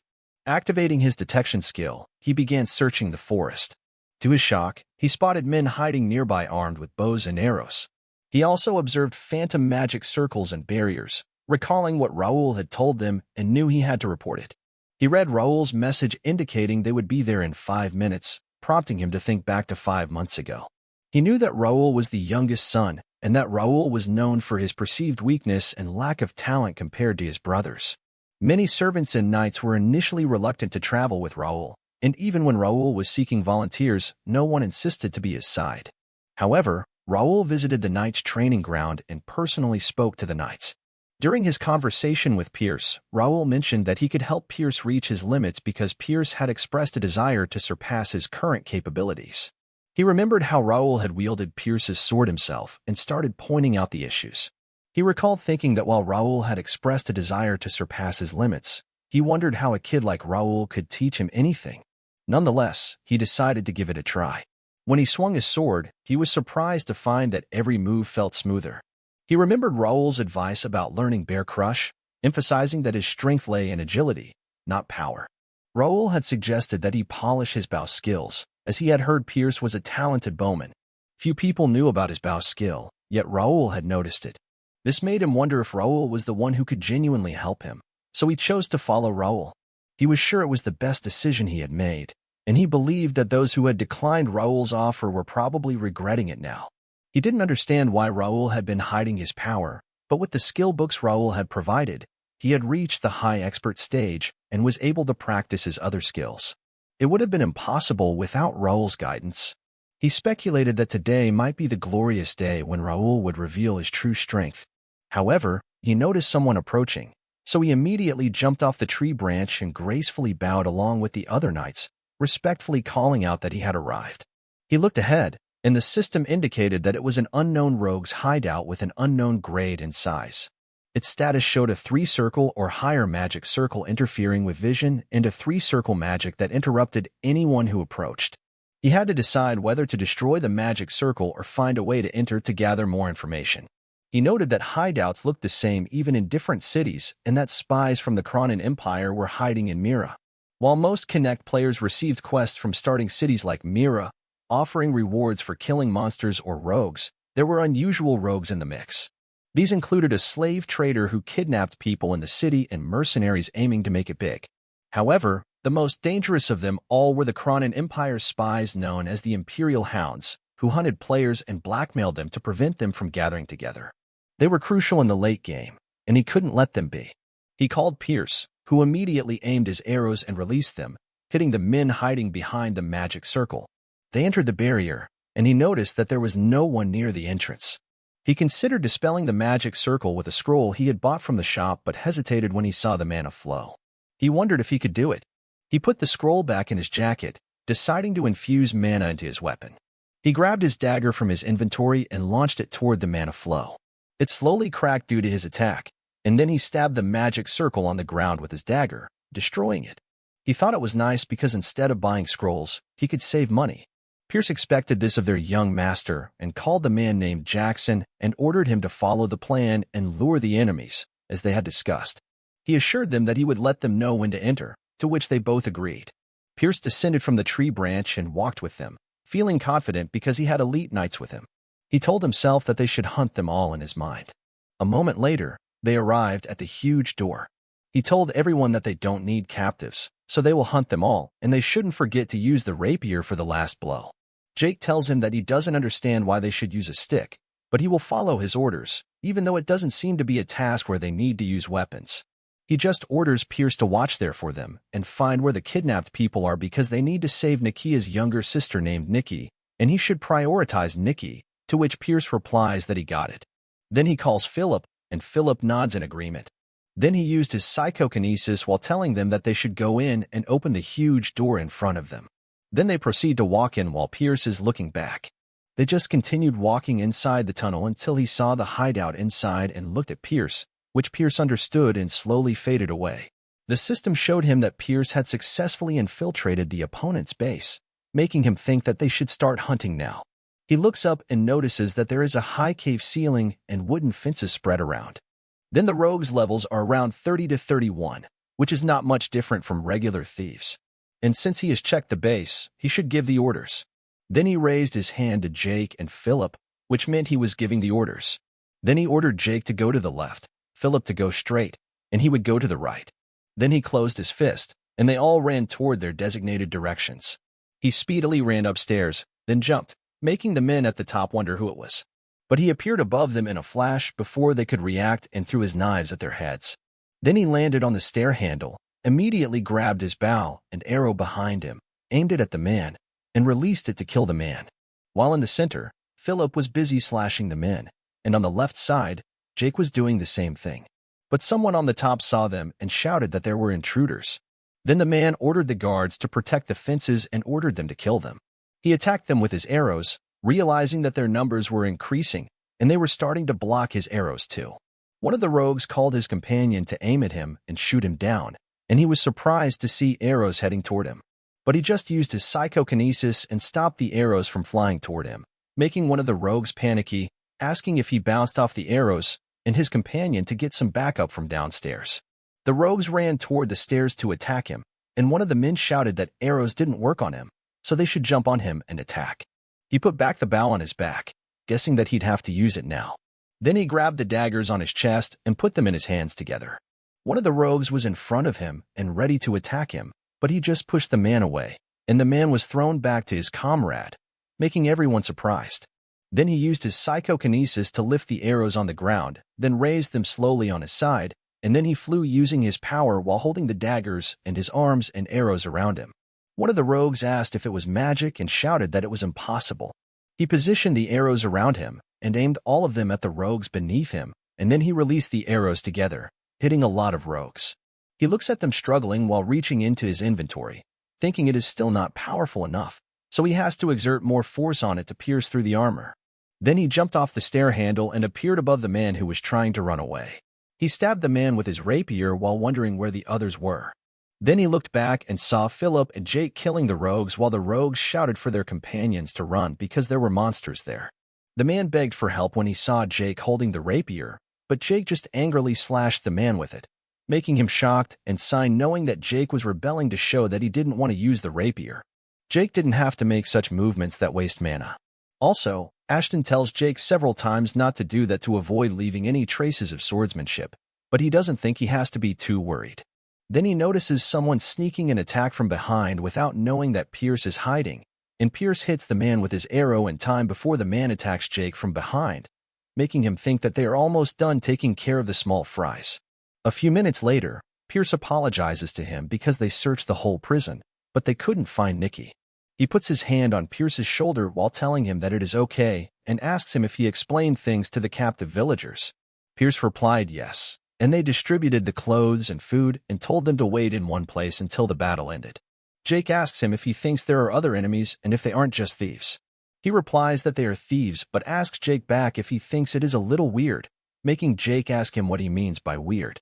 He explained that first Nikki, who was kidnapped, wasn't there. Second, there were many of them, but none of them stood out among the rest. Lastly, there was a magic circle at the entrance, making him ask them if anyone saw a wizard there, but they all shook their heads no. He tells them that in conclusion, the important people and captives are in another place. Jake tells them that it is true, but if they can't find that place, it'll all be useless, and asks Pierce if he thinks so. Pierce replied that he actually checked some suspicious-looking places, but he couldn't find anything with his abilities and there could be a high-level magic circle or system. He proudly told Pierce that it hadn't even been a month since he became their guild member, but he was good, and soon no one would be able to fool his eyes, to which Pierce thanked him. Then he smiles and tells them to follow him because he thinks he knows where they are hiding. Then he proceeded to walk, to which they followed him and ordered them to search that hut and report right away if they saw something suspicious. They all replied with an okay. A moment later, he opened the room door while Philip told him that they couldn't find anything suspicious, but he just asked them if it was the fourth hut. He pulled out the rapier from his inventory while telling his people to get ready because the real thing begins now. Then he kicked the table away, lifted his rapier with both hands and pierced it into the floor hard. The floor shattered into pieces, showing the hidden door. He opened them with his psychokinesis and saw that it was a secret staircase leading to the basement, but then he heard something moving underground, so he told them that something was coming. Suddenly, a huge monster's hand came out of the underground and tried to grab Jake, making Jake panic and ask what it was. Then Jake jumped away in time before it could squeeze him, and the huge monsters came out of the hole growling at them. The other monsters walked upstairs while Philip told them not to step away. Because it would be harder to fight them if they scattered, the monster launched forward to attack them. But he jumped forward to attack it with his rapier and pierced it hard, making it scream in pain and push backward. Philip told them that those are the Imperial Demon Cavalry, and their vital points are different from humans, so they should aim for their heads. Then Jake attacked the Demon Cavalry from behind while asking what they were doing in that place. On the other hand, he jumped at one of the Demon Cavalry with his rapier, thinking that he should study their traits first, and pierced his rapier into the Demon Cavalry's neck, making it slam on the ground hard and shout in pain. Then the system showed him that it was an incomplete Imperial Demon Cavalry level 41 with Type 1 Crane and Imperial Demon Cavalry. It was what he'd expected, and he remembered that he had a hard time in the past because of those guys. He also remembered that in his past life, he attacked the Empire hideout in the starting city on his 6th month of playing the game. It was due to the mayor's request when the top players were about to graduate from the starting city. Tens of top players who had finished changing jobs for the second time formed a punitive force with hundreds of guild alliances and took over the fortress. But when the real Imperial Demon Cavalries who were hiding showed up, most of the players got wiped out immediately, and the rankers, including him, barely got away. No one was able to go near the Empire's hideout for 6 months after that. The Demon Cavalry that showed up, that time was complete, and their average level was near 50. Of course, it was hard for players who had barely reached level 50 to handle it. But now the Demon Cavalry is incomplete, and they have lower levels. Also, his escorts are expert high-class knights who are over level 80. More importantly, he can see the vital points of the Demon Cavalry that are randomly placed. Then he ran to meet the Demon Cavalry running toward him, jumped higher, and stabbed all of its vital points, knowing that all he had to do was stab at the vital points. A moment later, the Imperial Demon Cavalry was wiped out. Jake angrily kicked the dead demon while Philip asked why the Imperial Demon Cavalry was in a place that is akin to the kingdom's front yard and asked him what they should do. He told them that they would go in, and they couldn't back out now. Pierce suggested they should at least get some backup, but he disagreed and explained that the captives would be in more danger the longer it took, so they had to take care of them before they got in touch with the others outside. Suddenly Philip and Jake walked forward to him while holding shields and told him to stay behind them because they would handle the enemies, and he should just focus on searching with Pierce. He thought it was a shame, but he knew that it was not the time to be greedy. He would still get a part of the experience points even if he didn't kill them himself, so he saw it as his chance to get carried because he had worked hard until now. Then Philip and Jake walked down first, making him feel great to have such reliable subordinates. He followed behind them, and when Jake opened the door, he told them that they should kill them in frying stool water. They then saw a lot of dead people on the ground, small and huge tubes filled with green water with parts of monsters and demon cavalry inside them. Fierce told them that they were fearless in conducting chimera research in another country's territory. He mentioned that the demon cavalry they fought must have been made from the citizens they kidnapped, but he didn't expect them to be that crazy. He looked around, thinking that he had seen these kinds of scenes several times in his past life. However, it still creeped him out.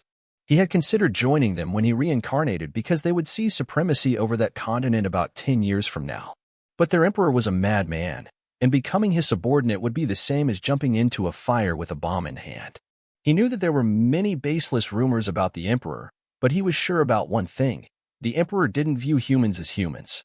All the humans who didn't carry royal blood were divided into classes depending on their worth, and they suffered all their lives doing labor. When they became useless, they were used as experimental subjects or food for the Imperial Demon Cavalry.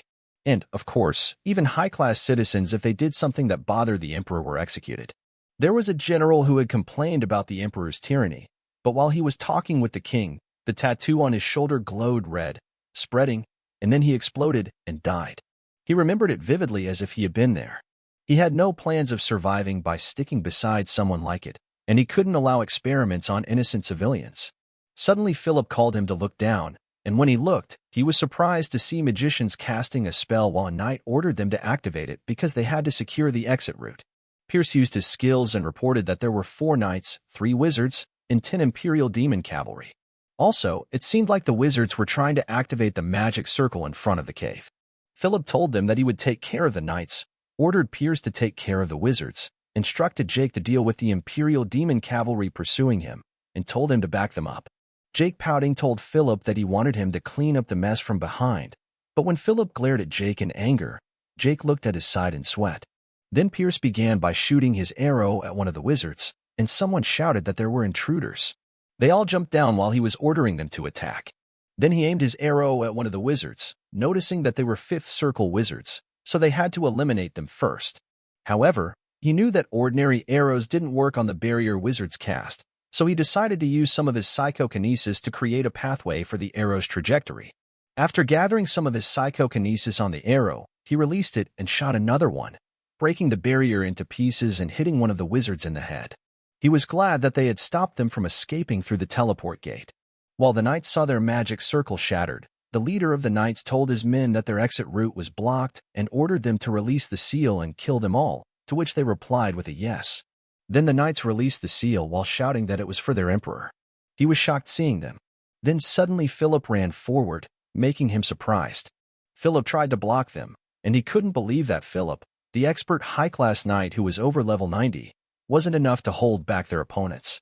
He activated his detection skills and saw that the leader of the knights was named McDowell, level 71 with the job of KN sword expert middle class, belonging to the Cronin Empire and serving as the Imperial Hound and the Mirror Branch manager.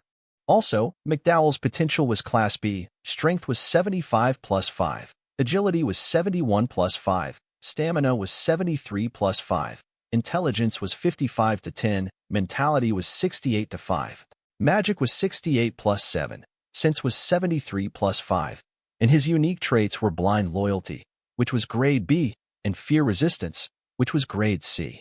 He noticed that McDowell's stats had increased and wondered if it was due to the red tattoos effect. On the other hand, Jake, who was fighting with the demon cavalry, asked what was going on and if they were all on drugs. Then Jake asked him in the system chat box if he could just kill them with swords because he thought it would be hard with just that little stick. He replied to Jake that Philip and Pierce were doing fine, but it seemed like it was too hard for him. The plan was made because he trusted their capabilities, but he guessed they didn't have any other choice. Jake slyly attacked the demon cavalry in front of him while asking him if he had said it was hard. He explained that he just said it because he thought Pierce was having a hard time, making Pierce look at Jake in silence. Then Jake angrily attacked the knights, telling them to look at what had happened because of them and that they all should die. He pulled out his rapier from his inventory, thinking that he should do something too. He attacked one of the knights, and he easily attacked its weak point and cut its arm off. Jake, who saw him, thought it was weird and wondered how he figured out the monster's weak point so easily. McDowell shouted that he didn't expect that they'd be overpowered and asked them who they were, thinking that since they used rapiers, they should be from the Randall Viscounty. But somehow, their swordsmanship looked awkward, so based on his instincts, they weren't from the Randall Viscount. Jake asked McDowell why someone who would die soon needed to know, and he told McDowell that if he was done talking, they should start again, calling them dogs of the Empire. McDowell angrily asked Jake how dare he insult the Imperial Hounds, but then McDowell noticed him in the center, making McDowell wonder if he was the leader. Then McDowell smiled, thinking that he had found a way for them to survive. McDowell ordered his people to give their lives for the Emperor, for the honor of the Emperor, to which the knights transformed into demons. One of the knights launched an attack toward them, and he was stunned, knowing that it was the Black Sacrifice. Jake blocked the knight's attack with his shield, but his shield was squeezed, and Jake exclaimed that it was so strong. He knew that it was a skill that sacrificed oneself by burning life energy and mana to obtain incredible strength for a very short time. Raul thought they must be planning something, judging by the fact that they were using that skill. Jake warned Raul, telling him to be careful. Raul saw McDowell running toward them and noticed that McDowell was using the Empire K-type power armor. It was ranked E with an output of 0.8 CP, an uptime of 2 hours, an operation mode of mana stone consumption, and a defense skill of 3 circles. Philip ran forward to meet McDowell in the center while telling him that they were after him. Philip slashed McDowell, but he noticed that the attack was cancelled out by the force field. Then McDowell ran straight towards Raul, making Philip call out to him in panic. McDowell launched his fist at him while telling him that it was over. McDowell attacked him with strong power that broke the ground into pieces, but then McDowell shouted asking what it was and if he was a power armor user while he blocked his attack. McDowell wondered if it was a power armor with shifting parts and thought that judging by its appearance, it should be F-class, but his instinct told him that it would be dangerous if the shifting ended. Then McDowell launched his other fist to attack him while telling him to die, but he just looked at the huge hand of McDowell, wondering what had happened. He knew that he was going to dodge the attack by using the C-rank skill flash, but a message popped up, and he couldn't move. The system showed him that he had encountered a hostile power armor, so Reincarnated, who was asleep, had woken up. Then a light wrapped around his hand, and an armor appeared on his arm. The system showed him that it had a unique trait of an unknown grade 10 and attainments in sword expertise and middle-class psychokinesis. Also, he had fulfilled the minimum qualification which activated Reincarnated, but he didn't have enough mana for complete activation. So the system searched for other energy and found intermediate-grade psychokinesis, successfully fixing the shape using his psychokinesis. Reincarnated had partially activated, leaving him amazed as he looked at his power armor. He knew that it was a barrier that blocked all physical attacks weaker than a mana blade and a defense skill that cancelled out at least 3 circle magic. A mysterious core increased the mana and physical abilities of the user. Even if they had a higher level in experience, they couldn't win against someone with power armor. That's how great the effects of the power armor were. However, power armor was for NPCs, so if they weren't a connected villager, it couldn't be worn. For players, power armor became a dream piece of equipment they could never have, and for NPCs, it was the only way they could fight against the player's outbursts, and he was wearing that power armor. McDowell continuously attacked him angrily, asking what was happening and why his attacks weren't working. He jumped away from McDowell to avoid his attacks and slowly dispelled his power armor while looking at the exhausted McDowell. He used his psychokinesis to grab his rapier nearby, pulled out his sword, and activated his shooting star skill, making McDowell swear in fear. Then he jumped forward and attacked McDowell with his shooting stars, causing McDowell to curse because he even broke his barrier. McDowell wondered if it was the end. McDowell coughed out blood, and the crystal in his chest slowly cracked into pieces, but McDowell thought that even if it was his end, he wouldn't die alone. Then McDowell released his power while shouting honor to the Empire, and McDowell shouted in pain as the crystal slowly crawled inside his body and changed him. He noticed that McDowell's body was fusing with the power armor, and he guessed it was almost over. Then the system showed him that Regnador had detected a forbidden piece of power, making him wonder what it meant. Then the system showed him that it was releasing part of the seal due to an oath, and a bright light came out of his body, surprising him. The bright light surrounded him, and the power armor slowly wrapped around him until it fully consumed him. Then the system showed him that Regnador would show his true self temporarily. A foot with shining armor emerged, and he came out of the bright light in complete armor. Then he faced McDowell, who had also undergone a complete transformation. McDowell growled at him and leaped forward to attack, but he merely expressed his disgust, which further infuriated McDowell while McDowell launched his fist towards him. He raised one arm to block McDowell's attack. This action caused both of their people to cease their fighting and look at them. When McDowell's attack connected, it resulted in a massive explosion, throwing McDowell's people aside. Jake and Philip struggled to shield themselves, but he remained firmly in his position, unflinching, glaring at McDowell. Suddenly, McDowell's power armor began to slowly crack into pieces, surprising him. He raised his hand and used psychokinesis to lift McDowell. He squeezed McDowell, causing McDowell to cry out in pain. He fully squeezes McDowell, telling him to piss off, and McDowell's power armor gradually disintegrated into pieces, causing him to scream in agony before falling lifeless to the ground, and the Regnador effect slowly fades. He couldn't believe he had done it and knew he had barely met the time limit. Suddenly he coughed up blood, causing Philip and Jake to panic as they rushed to his side, asking if he was okay. He raised his hand to reassure them that he was fine, all the while contemplating that he had never experienced such a sensation before. It was unlike anything he had felt as a player. It was as if he had glimpsed eternal power. He understood that he had borrowed the item's power this time, but he swore that one day he would attain such strength on his own. A moment later, the magic circle shattered into pieces, revealing a pocket teleportation device and a mana stone. He decided to figure out how to use them later. Then Pierce informed him that they had located Nikki and the other hostages, but unfortunately, some of them were deceased. He told Pierce that there was nothing more they could do and instructed him to collect their belongings to return to their families. Pierce agreed and reported that Nikki was not in good condition right now. So he urged Pierce to hurry, and they should leave. Several minutes later, as they walked towards the cave exit, Jake asked him if they were truly leaving valuable items behind. In response, he asked Jake if he wanted to take them, to which Jake replied affirmatively, emphasizing their usefulness and incalculable value. He acknowledged Jake's point regarding McDowell's power armor and its potential use as evidence against the Empire's spies. He also recognized that dealing with the Imperial Hounds was no easy task, as they posed a significant threat to small nobles. Many users had given up because of them, but he believed it was wiser to focus on their growth and expanding his influence rather than provoking the Imperial Hounds at this time. He reassured Jake that it was all part of the plan, so he should forget about it, and also, he was the one who finished it. Jake replied, saying that's because he instructed them to stay away. He promised Jake a bonus for his hard work that day, instructing him to go back and rest. Jake excitedly asked if he was truly giving him a bonus and a vacation and told him that he couldn't take it back.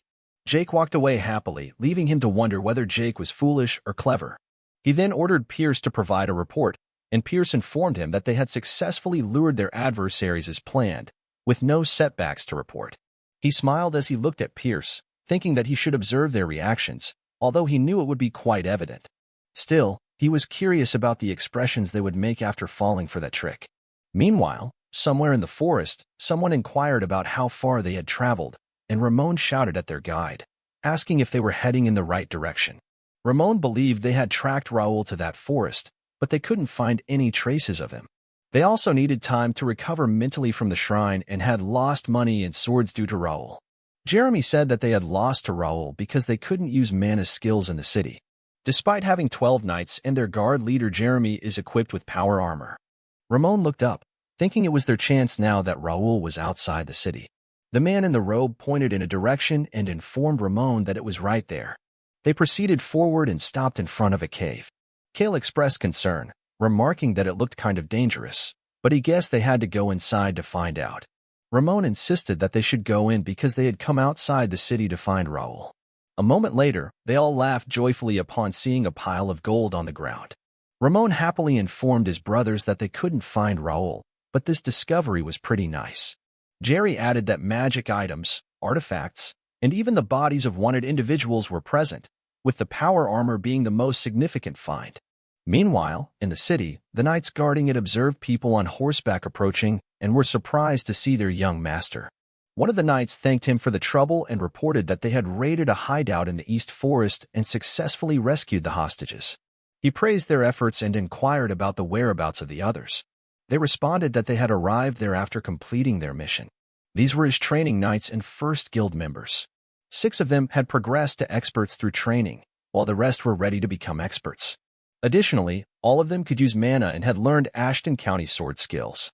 He instructed them to retrieve supplies from the north and west hideouts, thinking that with over 100 members now, normal rogues wouldn't be able to stand against them. He then ordered everyone that they should go now, to which they agreed. Later, they reached their destination, and the knight guarding the area was astounded, asking if they were from Ashton County and why there were so many of them. Observing them holding and carrying hostages, he inquired of the knight on the ground if he was the captain, and the knight confirmed it. The captain explained that they had guided the civilians there as per his request, earning praise from him. The worried civilians asked if Raul was the one who had rescued the hostages and hoped to finally reunite with their children. At the front, Nakia was relieved to see Nikki in Raul's arms, and Raul kindly assured her that Nikki was right there, causing Nakia to express her gratitude repeatedly. He informed Nakia that Nikki was currently in poor condition and that they would need to provide her with treatment at the mansion. He then called Bernard, who informed him that a priest was already at the mansion. He glanced at Nakia, contemplating how he had saved the lives of many who were destined to die and had altered the future of an alchemist consumed by vengeance. He wondered if Nakia's path to becoming a grand alchemist might be different now, and the items and potions she had created might not come to exist in this world. However, he recognized that he still needed Nakia for the county's future and noticed that everything had started to change when he returned to the past. While thinking about Nakia, he blushes. I think bro is really into older women. He didn't mind if history was altered. He vowed not to hesitate to shape someone's future as he was no longer a kind-hearted person.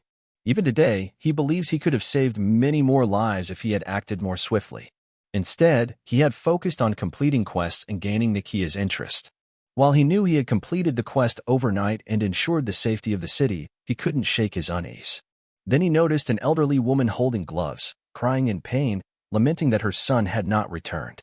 He recognized that these were lower-class individuals who couldn't afford commissions and that some people hadn't even been given a chance. Upon reflection, he realized that his actions had been solely driven by quests and leveling up. He recalled his initial intention to live in the present when he was reincarnated, but he had continued to treat life like a game. He acknowledged that living a life in accordance with the system wasn't necessarily wrong. But he began to question whether simply following the system-determined quests was truly the right path. He realized that he had been making plans based on the perspective of the player Bae DoHyun, but wondered if this approach limited his horizons and options. He felt that if he didn't discover something unique that only Raul as a nobleman of Connect could do, something beyond what a player could achieve, he might repeat the failures of his past. He turned to Philip and asked if he could see the disheartened people standing there and provide him with their personal information and circumstances. Philip inquired if he meant all of them, to which Raul replied in the affirmative. He then instructed Philip to offer consolation money to those who had lost their families or had their families kidnapped, as well as to help them find jobs. Raul felt sorry for adding more work to Philip's plate when Philip had originally come to fight. Philip commented that it was unexpected, remarking that Raul usually only got involved when it benefited him. However, he reassured Raul that the others wouldn't refuse the request, so there was no need to worry. Philip then shifted his gaze toward Jake, implying that there might be someone who would decline this remark annoyed Jake, who asked Philip why he was looking at him when he didn't mind doing good deeds either. Jake then asked Raul if he was going to give him some time off after providing financial support to the grieving individuals. They walked away, expressing their gratitude and wishing Raul a long life. Raul patted his horse, considering that the support from Myra's citizens would be valuable when dealing with other guilds. While it had all been calculated, it felt like killing 2 birds with 1 stone since the citizens appreciated it. He also thought it would be a good idea to stay in the area a bit longer to level up and gain practical experience. They conversed with the civilians, unaware of a man behind them who was observing Raul with a smile. The following day in the main castle in Mira, Reynaldo expressed his gratitude, acknowledging that Raul had alleviated many of his concerns. Raul humbly replied that even without him, he would have resolved the situation, but Reynaldo disagreed, explaining that he couldn't even sleep after hearing the news of Mira being targeted by the Empire's evil forces. Reynaldo believed that without Raul's report, they would have been in significant trouble. Raul agreed that he had been surprised by the situation and added that it was unexpected that the Empire's evil forces had infiltrated Mira, which was clearly within the territory of the Kingdom of Reuben, not to mention that judging by their hideout, it appeared they had been working secretly for quite some time, training demonic soldiers. Reynaldo confessed that there had been missing cases in the past, but they couldn't take action due to the treaty. According to the treaty, Mira wasn't allowed to maintain an army and could only operate guards, and even those guards couldn't fully utilize their capabilities outside the city. Reynaldo also tells him that someone from Randall Viscounty came, as he said, and they claimed to have destroyed the spies' hideout while vigorously demanding compensation. If it weren't for his request, they would have simply expelled them. He tells Reynaldo that he expected this, but as he has mentioned before, it matters. However, Reynaldo interrupts him by suggesting that they should make it look like Randall Viscounty was responsible and asks if he doesn't think it would be beneficial. Not only would he gain a great reputation, but he might also receive rewards from the royal court. He thanked Reynaldo for his concern but asked him to proceed as he had instructed. Reynaldo tells him that he is being overly cautious and not having fun for his age, but assures him that he will handle the matter well. Raul knows that taking care of the Empire's hideout will be the Randall bastards' contribution, and it will be their responsibility to attract the Empire's attention as well. Reynaldo tells him that he doesn't know what he should give him as a reward and he doesn't think money will be enough. He asks him what he wants because he is willing to grant him anything, making Raul think that he's finally hearing something he wants to hear. He tells Reynaldo that he'd like to ask him for a favor. Then he mentions that he heard about Reynaldo's mansion having a study with a collection of valuable books. He asks if it would be all right for him to take a look at those books. Reynaldo tells him that it's no trouble and he should feel free to explore. He even offers to let him take one of the books with him. However, it seems like it won't be enough, so he tells him he'll show him the secret treasury and allow him to choose one item as a gift. He thanks Reynaldo for his generosity and notes that, as expected, he is very cool. Reynaldo excitedly mentions that he gives generously when necessary, but some people call him stingy, leaving Raul wondering why Reynaldo is showing off when he has to give him a reward anyway. A moment later, he arrives at Reynaldo's library, and the butler tells him that he will leave him be, encouraging him to explore at his leisure. He wonders if this is the place and decides to pick one of the books, thinking that they may appear to be miscellaneous books but are actually a marvelous treasury of skill books. He opens one of the books, and the system asks him if he would like to acquire the B-rank skill book, Thunder Pierce. As he looks around, he can't believe that all the books in the library are skill books, and he feels satisfied just by looking at them. He realizes that there's no guarantee he can come here again, so he carefully searches for the book he wants. Then he notices a subtle light coming from a book on the top shelf, so he knows he must take a look at it. The system shows him that it's a study of ancient rituals, spells, and instructional methods for mental cultivation. He grabs it from the center, noting its lengthy title, and when he opens it, the system reveals that it's the Corcus Meditation Art Grade S. This meditation art is exclusively for psychic ability users, providing a 24-hour automatic meditation effect and enabling mental training. The description explains that it was used by ancient psychics to cultivate spiritual power and allow purification of the soul through communion with nature and mental imagery space. There is also a popular belief that meditating near an oak tree increases efficiency. He was excited that he had found a meditation method exclusively for S-level psychics and was happy that he could finally get his hands on it. Now he remembered that in his previous life, even with only AB rank meditation art, Bae DoHyun had managed to reach the top rank in the early stages. However, later on, he was pushed out of the rank position due to insufficient spiritual power capacity. By the time he tried to find a better meditation art, the path to obtaining skill books had already been blocked by large guilds and other rankers. Originally, skill books related to superpowers had the worst drop rates, and related information was also very limited. But after some time, information about the Quercus meditation art was revealed. According to a flame magician ranker in Japan, Sakata Shigeaza, the mayors of the starting cities were hiding one S-rank skill each among them. The superpowered skill he had acquired was in Myra's library. He also remembered that he had obtained an S-rank skill book in the starting city Ignet in his past life. It was a magician-only skill, so it was useless to him. However, this time was different, and the effects of the meditation method stacked up, so he wouldn't run out of spiritual power this time. Additionally, psychic abilities might not seem significant in the beginning, but as the level increased, the power and range of use greatly expanded. With sufficient spiritual power support, it would be much easier to increase his proficiency. If he could return to the level he had reached in his previous life before a full-scale war with the Empire began, he would be in an excellent position. He excitedly looked forward to that day. Later in the underground of Reynaldo's castle, he looked at the moderate mana ring he had chosen from Reynaldo's treasury and thought that there were much better items in his hometown. He asked himself if he should undertake some personal reorganization that he had been putting off until now. He knew that he had completed all 70 quests he had gathered in one night and obtained skill books below C rank as well as rare grade items. Additionally, he had amassed 50,000 player-only coins. He opened his status window and saw that he was currently at level 55 with strength of 66, agility of 67, stamina of 65, intelligence of 58, willpower of 71, mana of 70, spiritual power of 72, and senses of 71. His unique traits were Skill Collector Grade 10, Developers Analyzing I Grade 10, Psychokinetic Meister Grade S+, Royal Lineage Grade, and an Unknown Trait Grade 10. He noticed that all of his body stats had surpassed 65 in just 1 month, and even his mana and spiritual power had exceeded 70, indicating that he was now quite skilled. He knew that superhumans known as sword masters or high-tier psychokinetics typically had stats around 90. In his previous life, he had even reached 90 in willpower and senses, so he made a vow that in his current life, he would raise all his stats to 90, and if the opportunity arose, he would strive to become the first player to achieve 100 stats. It might sound like a dream, but he believed he had many opportunities in his current life. For instance, his Regnator Power Armor was currently in Grade B.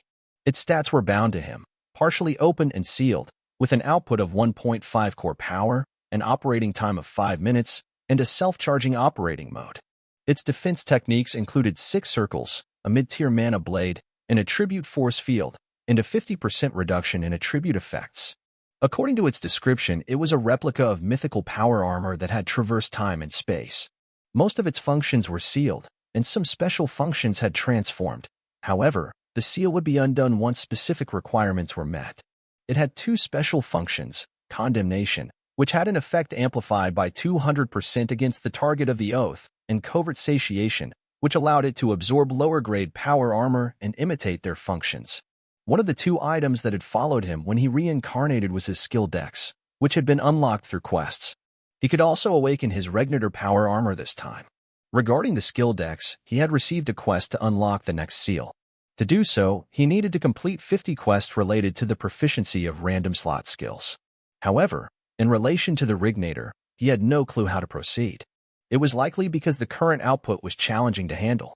Then he realized that he had unlocked a new unique trait, Developers Analyzing IX. Its effect allowed him to borrow the developer's vision and steal information related to the system. It also facilitated the analysis of the flow of special energies. He thought that this must be why he had been able to see NPC information and mana flow all that time. It had been just his assumption, but he believed he must have gained it when he subdued the Imperial Hound's demonic energy. He knew that he would find out more once he saw the quest that appeared along with the trait unlocking. Normally, it should have appeared around the time of leaving the starting city, but it seemed like an error due to attacking the Imperial Hound hideout too early. He also knew that if he followed the same path he did in his previous life, he would have to keep crossing paths with the Empire to obtain the black magic stone fragments. He'd have to navigate the scenario amidst their extreme interference. However, for now, he was a player and a citizen of Connect. So whatever scenario he chose and whichever quest he cleared was up to him. He swore that he would no longer be a puppet following the developer's wishes.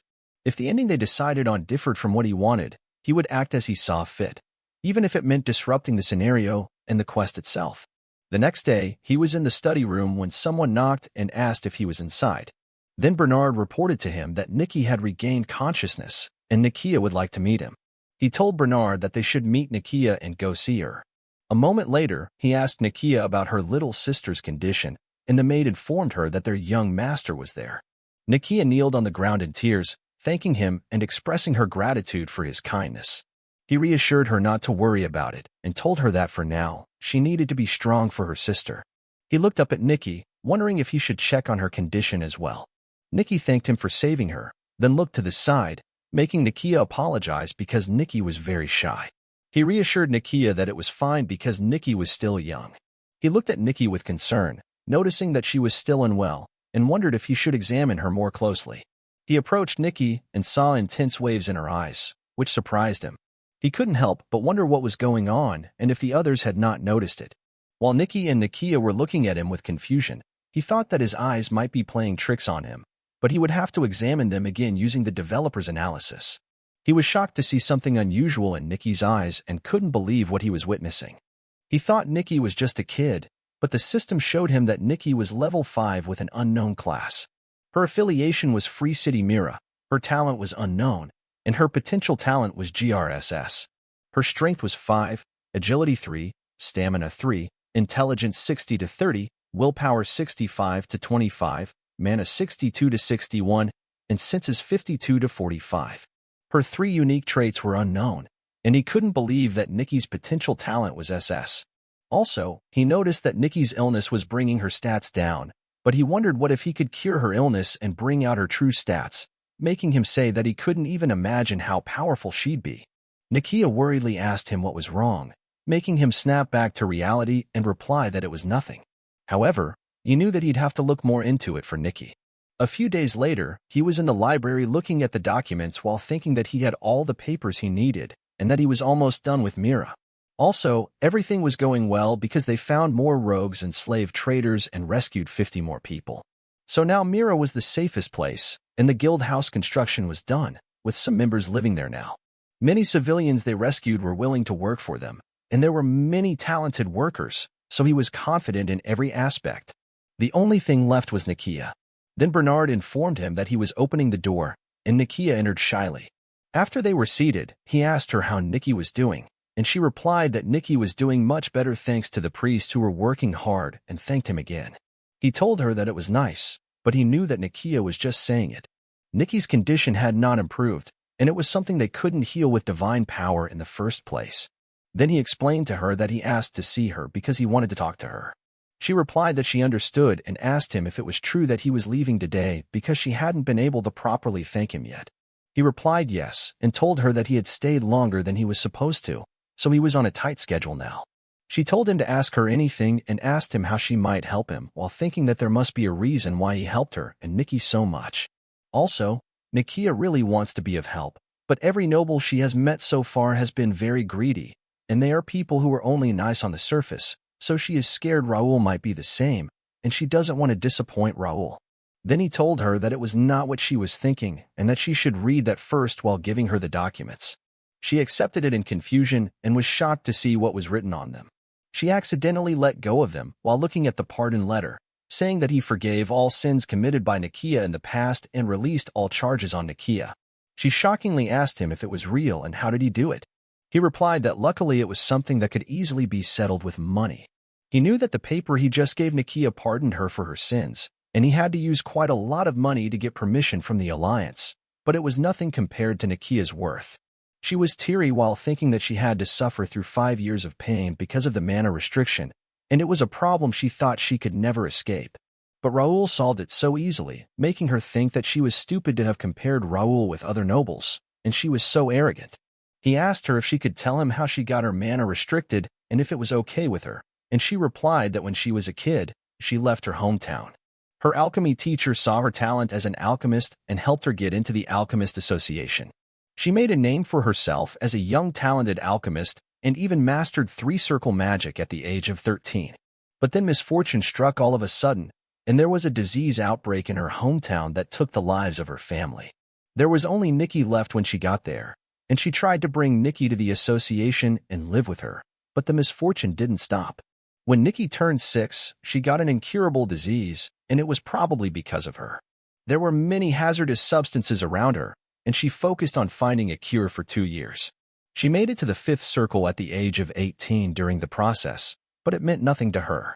When Nikki's death was approaching, she couldn't think of any solutions, so she broke the taboo by using alchemy on a person and kept Nikki alive by using materials she stole from the association. But Nikki couldn't even stay awake without medicine. Then she was caught breaking the taboo and got kicked out of the association with constraints. Then they stayed there after wandering around for a while, and the city was safe and God's blessing there helped with Nikki's illness. But mana restrictions and a sick sister didn't look good to the people there. He told her that she had been through a lot and gave her the potion while telling her to drink it, explaining that it would free her. She was shocked. She slowly took the potion from him and drank it straight away. Then a powerful power came out of her body.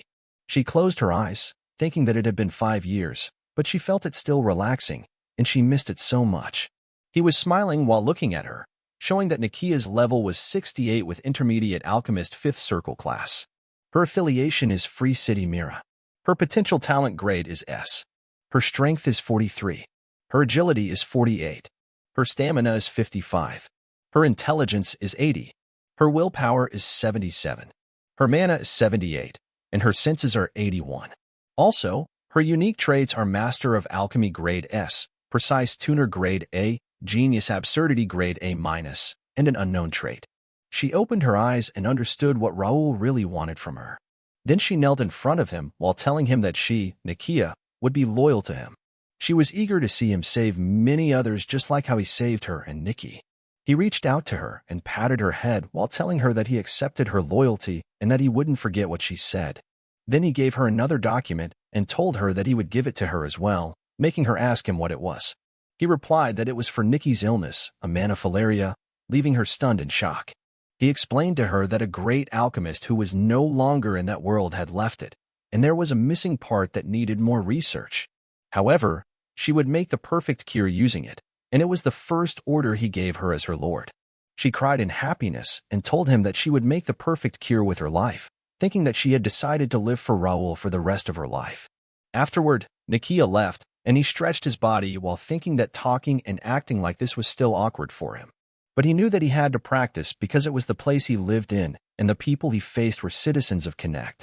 He knew that today was a great success because the first member who wasn't handed to him was an alchemist who would leave a mark in history.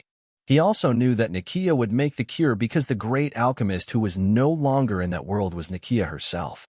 He remembered that in the past, Nikia had also fought the incurable disease called manifilaria.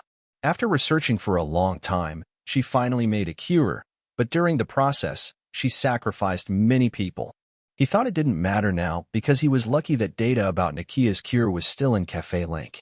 He knew that he had given Nikia the defective version on purpose so she could grow, and he hoped she would no longer feel burdened by Nikki when she made the cure.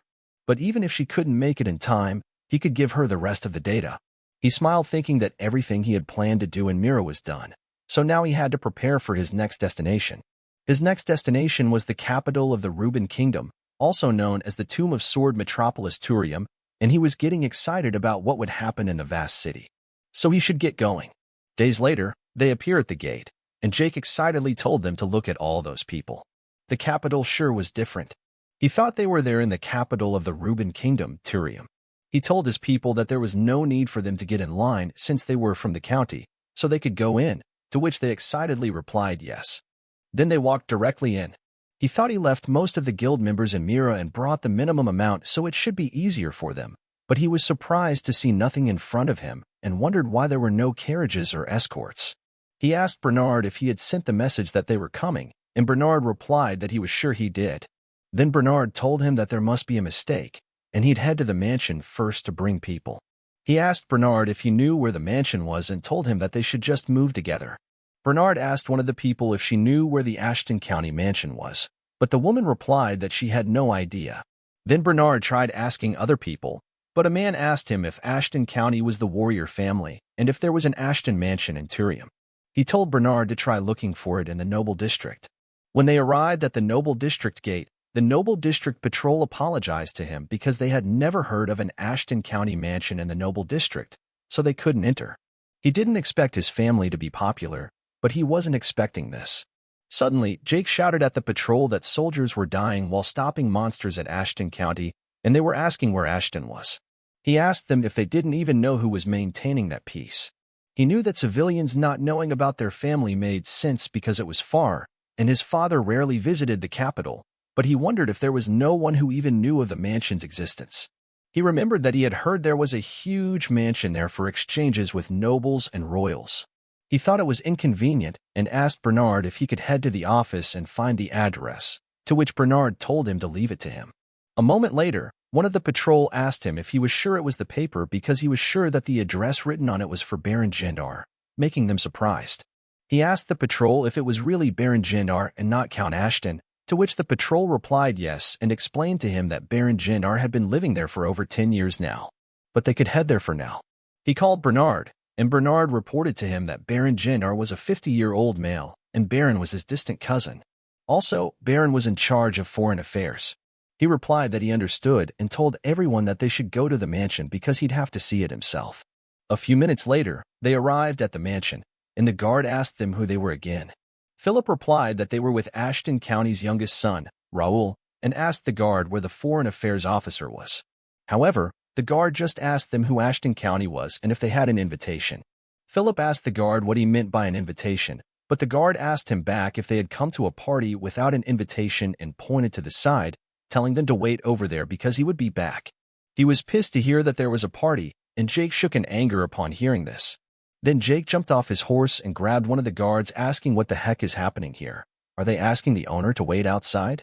He told them that he didn't care who Baron Gendar was, but they should tell Baron to come out. The other guards shouted that there were intruders and whistled their instruments. However, the guards let go of their spears and ran away in fear, leaving Jake shocked. Jake asked them what had just happened and if they were running away. He then told his people that they should go inside, but as they were about to move forward, someone shouted at them to stop and asked who they were. Philip introduced himself as Philip of the Golden Bear Knights of Ashton County and asked the man where Baron Gendar was.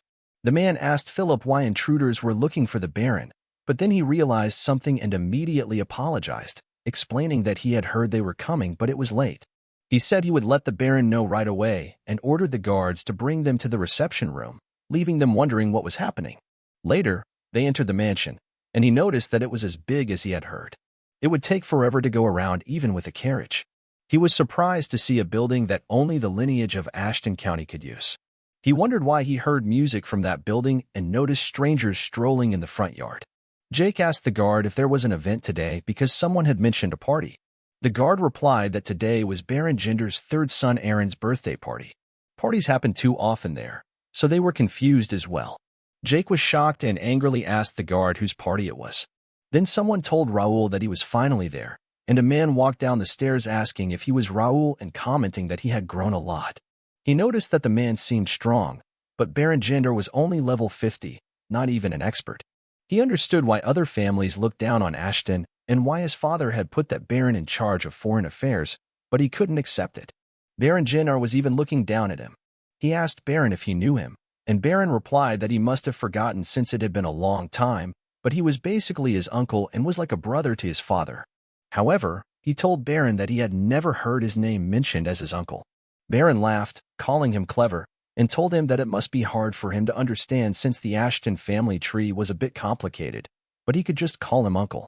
He knew that Baron thought he was stupid, but he swore that he wouldn't let Baron take advantage of him. He asked Bernard if he could re-explain what that guy had to do with him. Then Bernard, who was looking straight at Baron, replied that Baron Gendar was Count Ashton's second cousin, and Baron was his third cousin and was in charge of foreign affairs at the capital. Baron shouting asked him what he was doing in front of an adult and if his father had not taught him to respect his elders. But he just told Baron that he must be very comfortable with his father and asked him if he wasn't scared of Ashton County. He asked Philip how many people could talk comfortably with him except for direct descendants of his family, and Philip replied that only the Count's younger brother, Viscount Austin, could. He asked Philip why that was, and Philip replied that it was to show respect to Count Ashton and clearly establish a hierarchy. He then told them that when a Count's child comes of age, they inherit the title of Viscount and some land. So he also inherited some land with a population of 10,000. He asked Baron if there was a reason why he should be looked down on by a cousin he had never known. Baron replied that it was his fault and he had forgotten that he was now an adult. He promised to show respect and asked if Raul was satisfied. Raul replied with a nonchalant whatever and thought that there was a lot for Baron to explain. He also asked Baron why he didn't explain to them what was going on there, but Baron replied that he wasn't sure what he was talking about. Philip asked Baron why there was no one to escort them when they had sent many messages about their arrival, and Baron replied that he had told them to send a carriage, but there must have been a mistake, and there were many guests today. Then he apologized to Raul, but Philip asked Baron one more question. He asked why Baron was holding a birthday party for his son at the main building. Baron explained that they needed to have a huge party to show who they were, and it was all part of foreign affairs, so they shouldn't worry about it.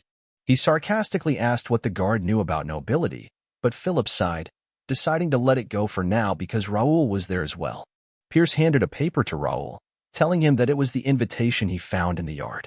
Raul showed it to Baron, pointing out that the party seemed to not correlate with Ashton County, and all he could see on the invitation were the names and the symbol of the Jenner family. Baron fearfully replied that it was just an invitation and it was definitely a formal Ashton County's. Then Baron seriously reminded him that, as he had said, it was just an invitation, and he would like to stop arguing about the party because it was past his authority, even if Raul was the young master. He suggested that Raul could go argue about it at home. Raul asked Baron if he really thought the party was appropriate, and Baron confidently replied, of course, explaining that it was a long tradition to use the party hall when the mansion was empty.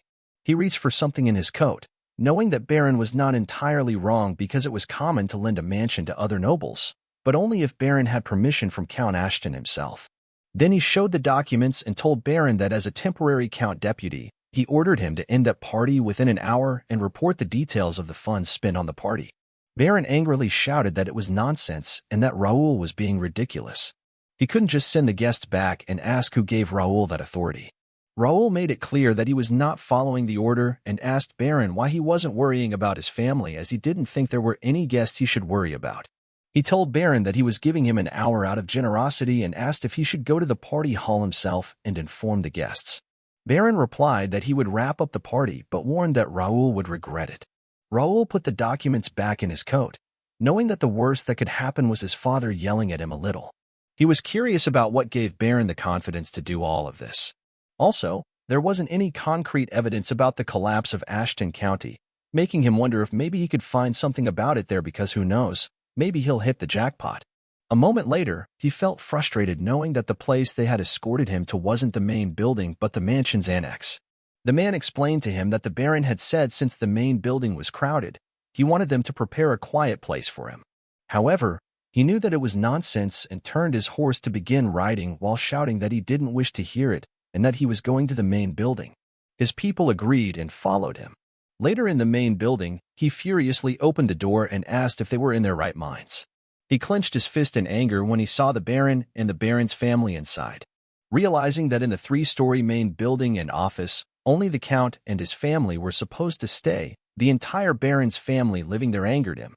He asked Baron how he planned to explain this and if it was a Count family tradition for ministers and the like to dare occupy the Count's office. Baron fearfully replied that they were just borrowing it for a while and he didn't even come there once a year anyway, so it was a waste to keep it empty. He pulled out his rapier while angrily shouting at Baron to get lost at once. He threatened that if they didn't empty the mansion by today, he would deal with them all even if they were close family. Furthermore, he decided to strip the Baron of his position as the Foreign Affairs Minister, which shocked Baron. He angrily told Baron that if he wanted to raise an objection, he should come to him by tomorrow with documentation showing that he had properly performed his duties as a minister. Baron fumed in anger but silently walked away with his family.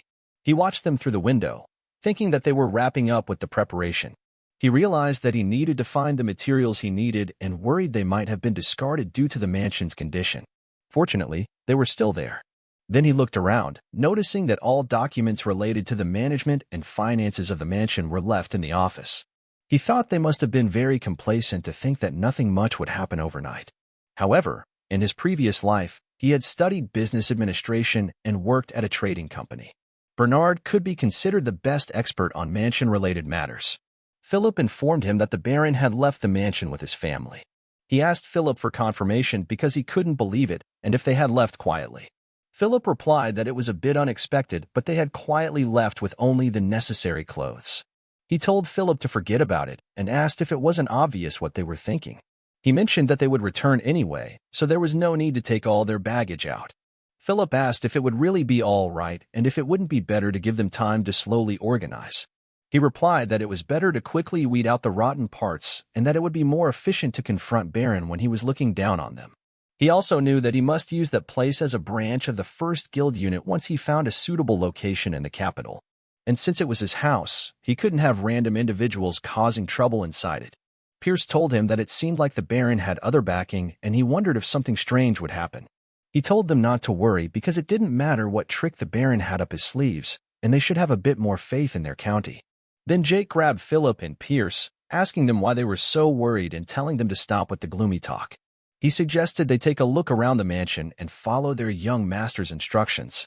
He laughed and replied that Jake was right and that they might need to use some force tomorrow, so they should all rest except for Bernard. They were all dismissed. Then Jake told Philip and Pierce to go while winking at Raul in the back. When they were alone, he told Bernard that he knew what they had to look for. Bernard replied that it was his expertise. He then told Bernard that they didn't have much time, so they should start right away. The next day, two daggers clashed with each other. Then Raul raised two more daggers with his psychokinesis while shouting for one more. He threw it directly at the daggers in the air, but before his daggers collided with them, the two daggers shook and fell in front of Bernard, who was controlling them. He told Bernard that he had gotten a lot better and that he never thought he'd already be able to handle two daggers like that. Bernard told him that he still had a long way to go. He knew that it had been a month and a half since Bernard awakened his superpowers with the skill book.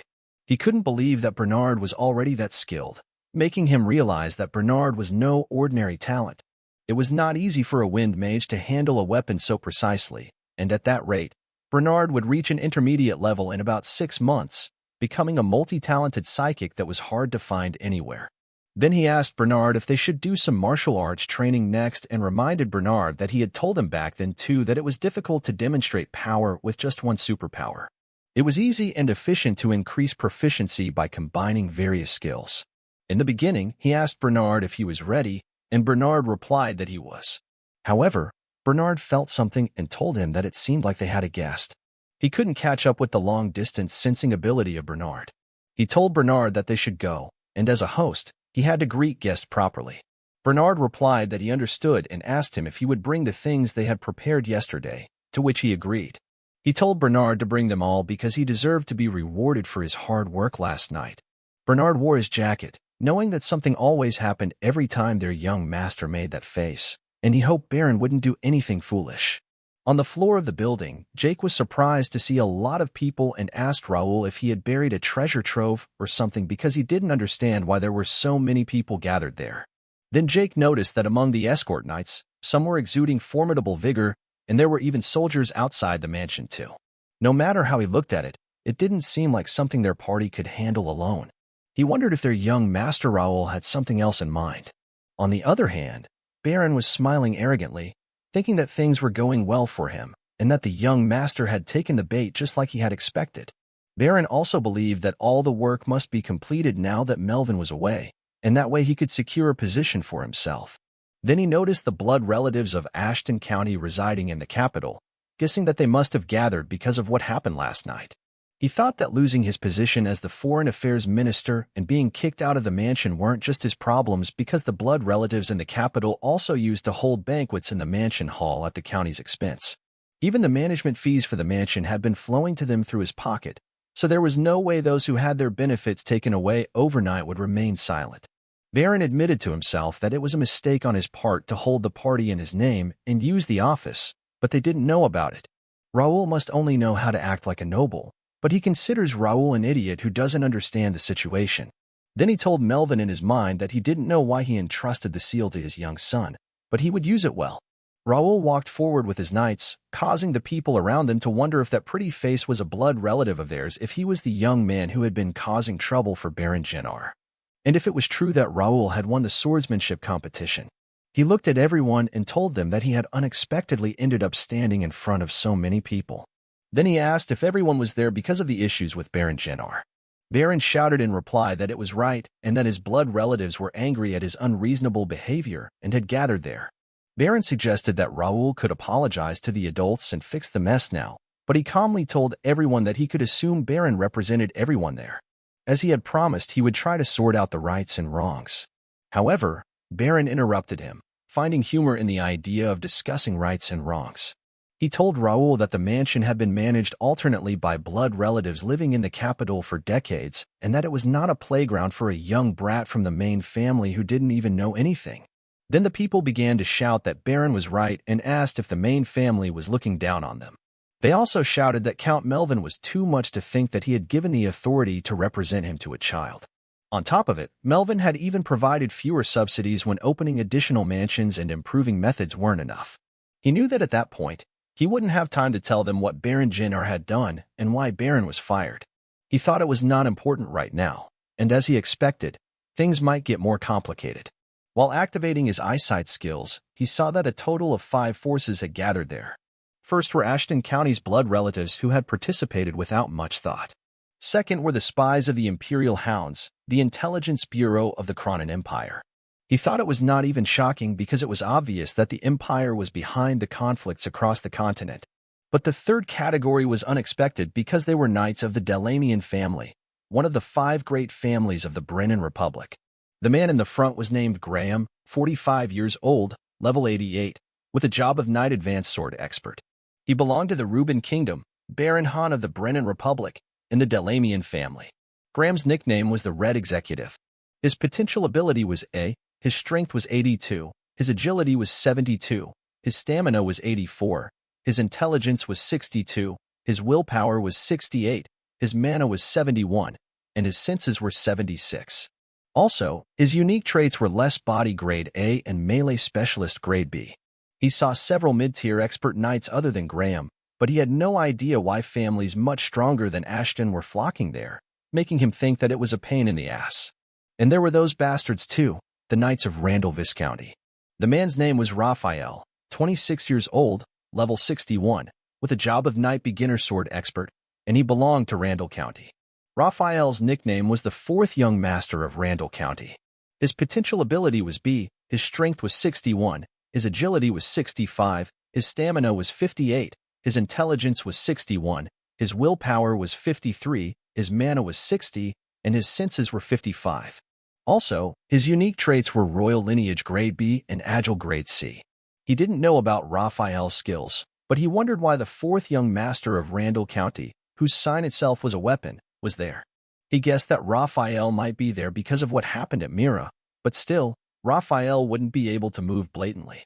Lastly, the 5th one was the traitor of the family who was the culprit behind all the commotion and who would come to the front and take the lead when things went wrong.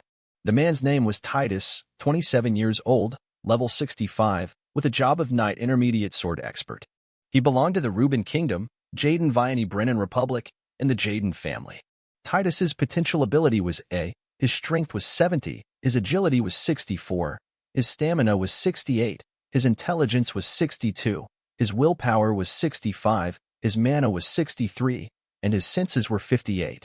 Also, his unique traits were Royal Lineage Grade A, Straight-Headed Instinct Grade A, and Twisted Fighting Spirit Grade B.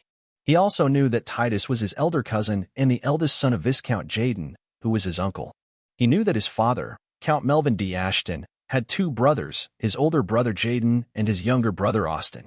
Of the 3, Melvin was the most talented, but because of primo nature, Jaden was expected to be the next count. Jaden was arrogant and violent, so if anything bothered him, he would hurt or kill them. One day, Melvin achieved intermediate expert status and gained more support than Jaden to be the next count. Jaden felt threatened and jealous, and he tried to assassinate Melvin. However, the attempt was stopped, and Jaden lost his privileges. Time passed, and Melvin became the count. Jaden still received the title of Viscount and a large amount of land, but he couldn't accept the fact that he had lost the title of count to his younger brother. Jaden ended up selling his assets to a rival family, Marquis McNeil, and left the kingdom with his followers.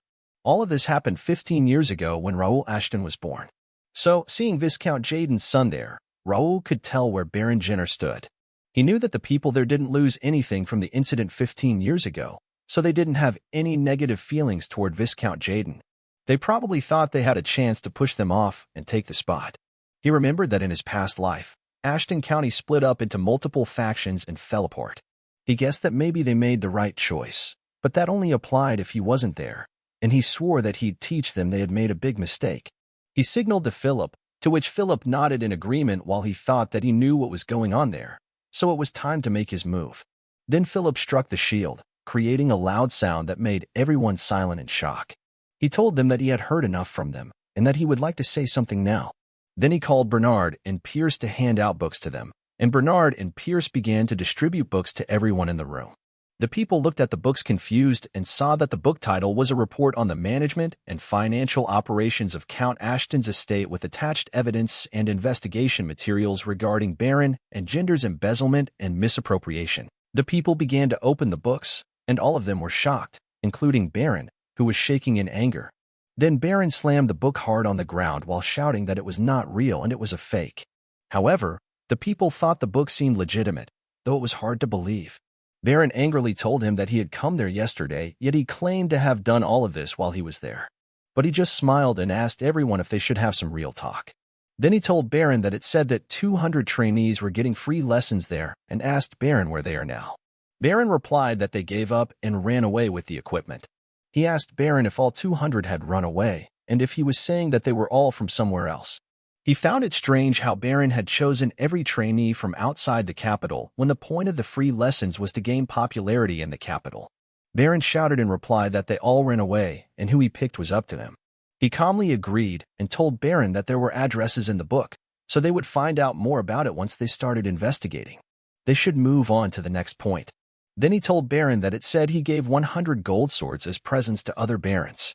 However, according to the investigated report, they had all received 10 gold replicas. It also mentioned that he hired 100 C-rank mercenaries as mansion guards, but he wondered where they were because there was no way 20 rank F mercenaries were all he had. Additionally, there were frequent parties at the main building, such as a celebration for the Baron's son, the Baron's wife's birthday party, the Baron's hunting ceremony, and more. He didn't understand what all those had to do with the state expenses. He closed the book, amazed that he had listed them all, and he had to stay up pretty late to find all of those discrepancies. He recalls that last night he found out that some of the papers were fake, so he had to sneak into the Baron's house. They found the real book of accounts using his analysis and Pierce's observation skills. Then Bernard organized them all and put them in a book. He used his document copying skill to make multiple copies, so everyone there should now know how much the Baron had embezzled until now. Then he asked everyone if they could see that it seemed like more than half of the estate expenses had been embezzled, and if anyone disagreed with firing Baron Genar. However, no one spoke a word. Then Baron clapped and shouted that it was amazing. Then Baron angrily told him that he amazed him, and asked how long he had prepared for it, if it was 1 year or 2 years. He told him that he was a cunning person. He sighed, wondering what Baron was trying to achieve now, and Baron grabbed the book while asking everyone if they sensed something fishy about it. Then Baron shouted that he had never seen such a thoroughly organized temporary report in his life. He explained that a formal investigation might get maybe 2 or 3 pages of the report, but Raul had made a book with 30 pages. Baron shouted to everyone that his nephew was claiming he had made that in a day, but it made no sense, and it was something Raul had prepared beforehand to try to fire him and restrain the family in the capital. Then the people began to shout that Baron was right, and it had to be political intrigue. Ashton was trying to save his budget, and they were going to decline support for other families if Baron Gender got fired. Baron shouted at him that they were not going to let it happen and called Jackson. Jackson immediately walked forward with a paper and told him that it was a paper with a list of their requests. If he signed it and left, they would excuse him for today's disrespect. He ordered Jake to check it, and Jake grabbed the paper from Jackson. Then Jake began to read. First, the ownership of the estate had to be transferred to a joint title under the names of Baron Gendar and the other family members. Second, the management of the estate, including stewardship, would be determined by the family members in the capital. Third, they wanted to allow the sword skill exclusively shared within the main family to be shared without restrictions among the members of the branch family. Jake cursed in shock and shouted at everyone that they had all lost their minds. They were all having parties with the money they made from killing monsters, and he told everyone to go themselves. Baron told Jake that he had no right to speak to him and asked if it was really what the main family wanted. Jake squeezed the paper and told Baron that, as he said, he could go away. He also said they were not giving up that house, and that was the most ridiculous idea he had ever heard. Baron grabbed something from his coat and pointed his dagger at Jake while asking how he dared to insult them. Then Pierce and Philip pulled out their weapons, and the other knights on Baron's side drew their swords too. The two sides pointed their weapons at each other. He ordered Jake to stop, and Jake immediately threw the paper. Baron couldn't believe that Jake didn't care that he had pulled out a knife, but he knew that Jake had only pulled it out to threaten him. Those three right there were the best knights in Golden Bear, so he stood no chance. Baron told him that Jake had insulted them, and if he didn't execute Jake and apologize, he would consider him the same. He also said he should apologize if he wanted to avoid bloodshed. But he just smiled and told Baron that he meant Jake didn't say anything wrong. Then he stepped on the paper and asked Baron why he didn't stop pretending. He told them that he didn't expect it to be solved with those papers, but he thought Baron would be embarrassed at least. Then he pulled his sword out, raised it, and stabbed it on the stage, telling Baron that he guessed he was a greater person than he thought he was. He asked Baron if he knew that he would never sign that paper over his objections, so he should say what he really wanted. Baron remembered that he had heard the youngest was the weakest and most talented, making him surprised at how strong Raul was. But he swore that he was not backing out now. Baron shouted at him that there was no use trying to bluff, and he couldn't leave that place unless he signed the paper. The knight closed the door, and Baron confidently told him again that he couldn't leave that place unless he signed the paper, so he should think carefully. He looked at Baron in silence for a moment and told Baron that he must know that his actions were akin to declaring war against the county. The nobles began to shout at Baron that it was not what they agreed upon and asked him if he was crazy to go to war against the country. Then the other noble told him that they were out, and they should let them leave. Baron just called them foolish and told them that it was too late because they were all in the same boat. Then he asked them if they really thought Count Melvin would forgive them. He asks them if they are done talking and asks Baron what his move is because he's not signing the paper. Baron shouted at him, saying that maybe he didn't understand what was going on there and that hundreds of knights and guards would run at him on his call. He asked him if he thought Golden Bear could take them all. Then Baron smirked, thinking that he prepared a secret weapon just in case, and even Golden Bear wouldn't be able to stand against it. Raul noticed that, as he expected, some of them were just watching, so it meant nothing was stopping him. Then he asked Baron, "So what?" while pointing his sword at him, making Baron wonder why Raul was so confident when he thought he could threaten Raul with the armed soldiers. Then Baron looks back, knowing that the secret weapon he prepared is the last resort, and thinks that if he uses it, it is going to be war. He takes out the badge, knowing that he'll have to use it, and it would be easier if Raul were as weak as the rumors said. He shows it to everyone while shouting insults at him with fake documents and disrespecting him in front of many people. He'll find justice. Baron throws his badge toward him while calling his full name to request proof of lineage. The people whisper that it was a dual request they could only use once in a lifetime. It was the only way to fight against the superiors, and the opponent was his nephew, which was very forced. He asks Baron if he is serious and why would he accept his request. Baron tells him to consider it as his last mercy and that it will be better than having his seal taken away forcefully. Then he continues by telling Baron that next, he'll get the honor of taking away his nephew's seal through an honorable duel. Baron angrily tells him to decide, and if he declines, he'll have to use force. He thinks for a moment while Baron thinks that he knows his answer, even though he acted all strong.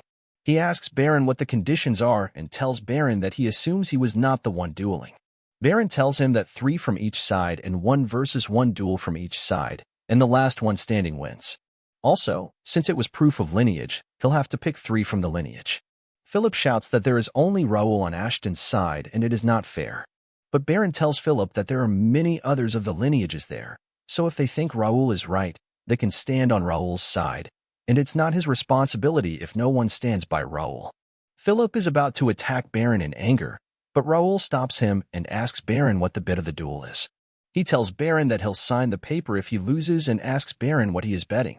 Baron replies that he didn't think it mattered and asks him if he wants anything from him. He replies that it was a fair duel, so the bet should be fair too, and if he wins, he'll take every family's house that has signed the paper, making the nobles unable to believe it. Then he tells Baron that if he doesn't agree, there is no duel and asks Baron what he says. Baron wonders what he is thinking, knowing that it will only make the other families stand against Raul, but it is not bad for him. And if he can't get Raul to sign the paper, those houses are meaningless. So Baron tells him that he agrees and asks him if he is accepting the duel. Philip tells him that there are different ways to do it, and he knows that Philip is right. But he has already decided to accept the duel, and he even got a quest for it. So he was not backing down while looking at the system showing him the sudden quest named Proof of Lineage, which is grade C. Its objective is to win the duel. Its extra objective is to win the duel alone. Its description says families in the capital are being unreasonable, so he should shut them down with skill, and the rewards are experience points, coins, and unknown. Then he asked Philip if he thought he was going to lose, and Philip replied that it was not what he meant, and he was just worried that there might be unexpected variables. He tells Philip in the chat system not to worry if he thinks there is going to be a problem because he can break in and interrupt, to which Philip replies that he bets they are thinking the same. He knows that the duel is just for show, and they won't accept the consequences even if they lose. But he still tells Baron that he'll accept the duel and asks who is going to be the judge. Also, he tells Baron that he doesn't want him to be unreasonable after he loses. Baron tells him not to worry and that he has a special guest there. Then Baron asked someone to be the judge, and the man replied that he guessed he had to.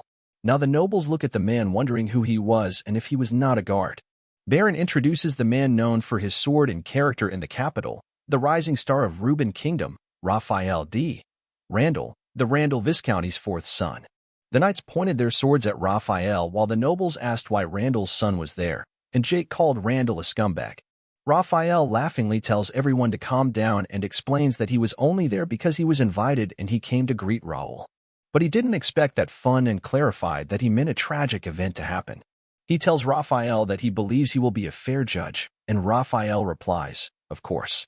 Then Raphael called the representatives to stand in the center. He looked around, and as he expected, no one was standing by his side. But he thought it was good for him because he didn't have to decide which one was the better garbage. Then Raphael tells everyone that they should begin the first match and calls Jinnar family's third son, Aaron. Aaron thinks Raul screwed over his party and believes Raul was the weakest of Ashton, but Raul was all confident about winning a countryside tournament. So Aaron swears that he'll make Raul beg.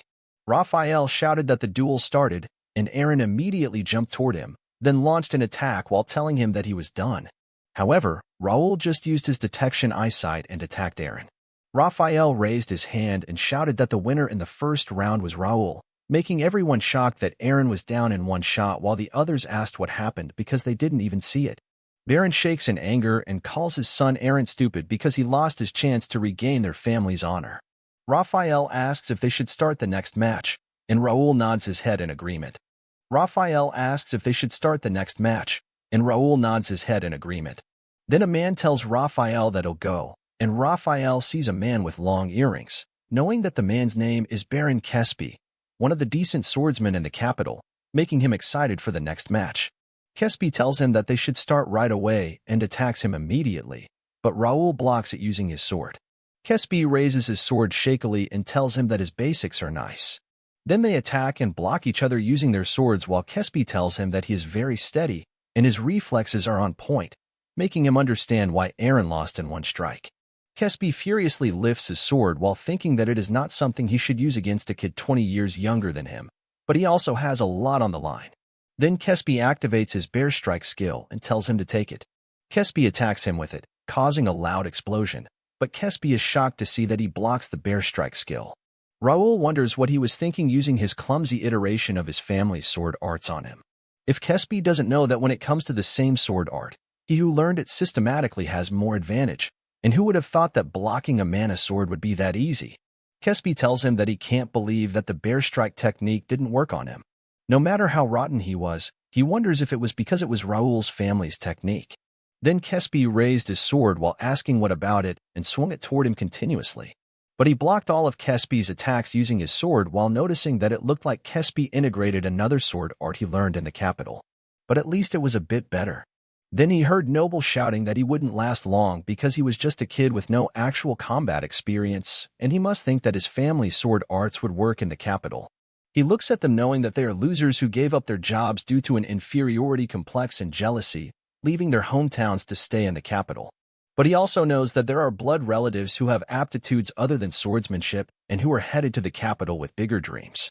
However, those worthy people aren't there because, unlike those losers, they drew a line between the family and themselves and started their own families. Then he held his sword tightly and swung it at Kespi. He tells Kespi that it was such a pity, and if he had delved more into the family sword art instead of trying to make an amalgamation of different sword arts, he might have overcome the wall. Kespi angrily asked him what a young brat like him knew to be blabbering like it and furiously shouted to him that he couldn't think he was advising him who had been mastering the bear crush for the past 15 years, calling him arrogant.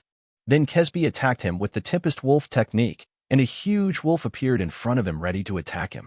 The nobles excitedly shouted that Kespi must have learned master sword arts while in the guard troop, and Kespi would really win this time. But when the wolf technique was near him, he glared at it and slashed it in half, making Kespi shocked.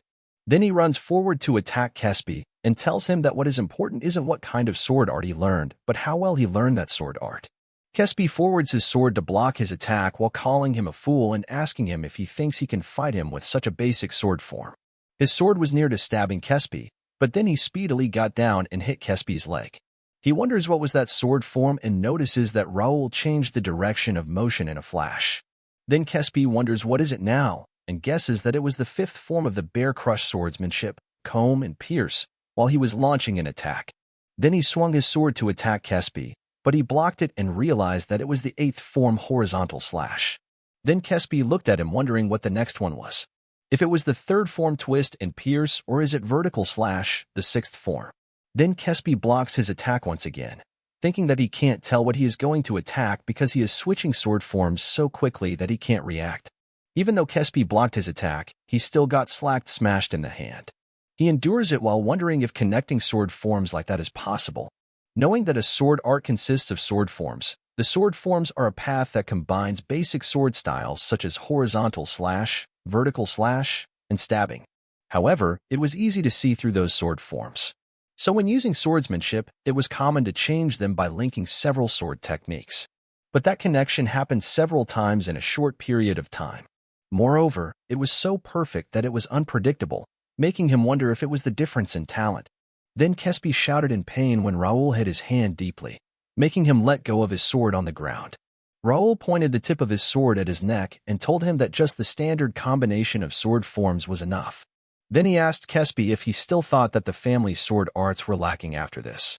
Kespi called him a monster bastard and collapsed on the ground on his knee while telling Raul in his mind that if he has that level of visual acuity, reaction speed, and judgment, the sword arts aren't important. Then he collapsed on the ground. Then Raphael shouted that Raul was the winner. The nobles couldn't believe that Kespi had been defeated and told Baron that the situation was getting weirder. They definitely heard that Adrian hadn't learned swordsmanship properly. Baron told everyone not to worry because Raul was just a young kid at the level of a sword user and asked if everyone knows who the last contestant was. The nobles cheered that if it was him, no matter how amazing the family's sword arts were, that's all they were.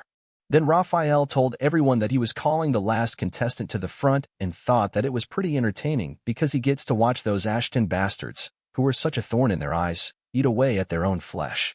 He'd like the little kid to lose, but honestly speaking, who wins has nothing to do with him. Suddenly, a man said it was finally his turn, making Raphael wonder if it was Dave. He wasn't exactly a memorable one. Also, he was the eldest son of Baron Jindar, a bit older than him. Then Raphael smiled, thinking it didn't matter, and told Raul to struggle until the end. Then Raphael told everyone that the third match had begun. The man entered the center, breaking the ground in the process, and Baron Dave, the third representative of the Jindar family, entered. He was surprised to see Dave and asked himself who would have thought they'd put in that much effort. Dave called him a little kid and told him that he wouldn't say it twice, so he should give up on the match while he was being nice. If he doesn't, he will cut off his limbs with that sword. Also, if he plans on dealing with him with those stupid sword arts, it'll be a good idea to quit. The nobles cheerfully told everyone to look at that clear mana blade of Dave, and as they expected from Dave, experts are certainly different. He told Dave to stop saying useless nonsense and bring it on. Dave jumped toward him and told him that he'd give him what he wanted, but he shouldn't resent him later. Then Dave swung his sword toward him, but he just easily slashed it in half. Then he jumped and launched his sword at Dave to attack back, but Dave blocked it and swung him away, making him push back while Dave told him that he was so good at attacking while making noises and asked him why he didn't keep it up. He looked at Dave's mana blade, wondering if the physical increase was that much, and wondered how long the effect would last while he continuously blocked Dave's attacks using his sword.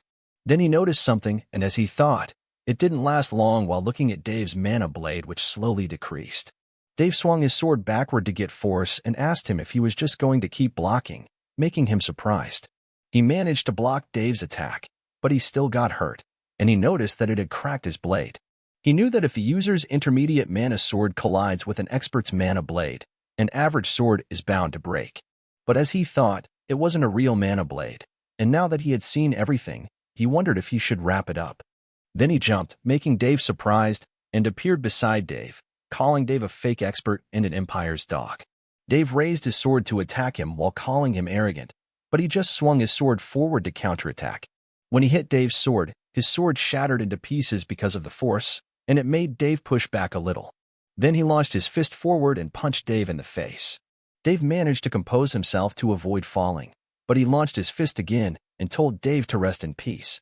Then he punched Dave in the face, sending Dave flying away and slamming into the stairs hard, making Dave release blood from his nose while he was calling the judge.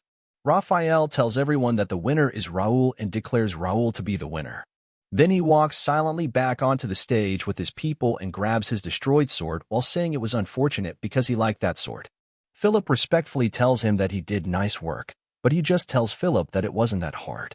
Also, he orders Philip that when that is over, he should arrest the one he just went against because he thinks Dave has the Empire's stigma on his body, making Philip surprised and agree with him. Then he tells him that Dave's movements also seemed unusual from his perspective. Pierce tells him that he brought an extra sword. He grabs the sword Pierce gives him and asks everyone what he should do.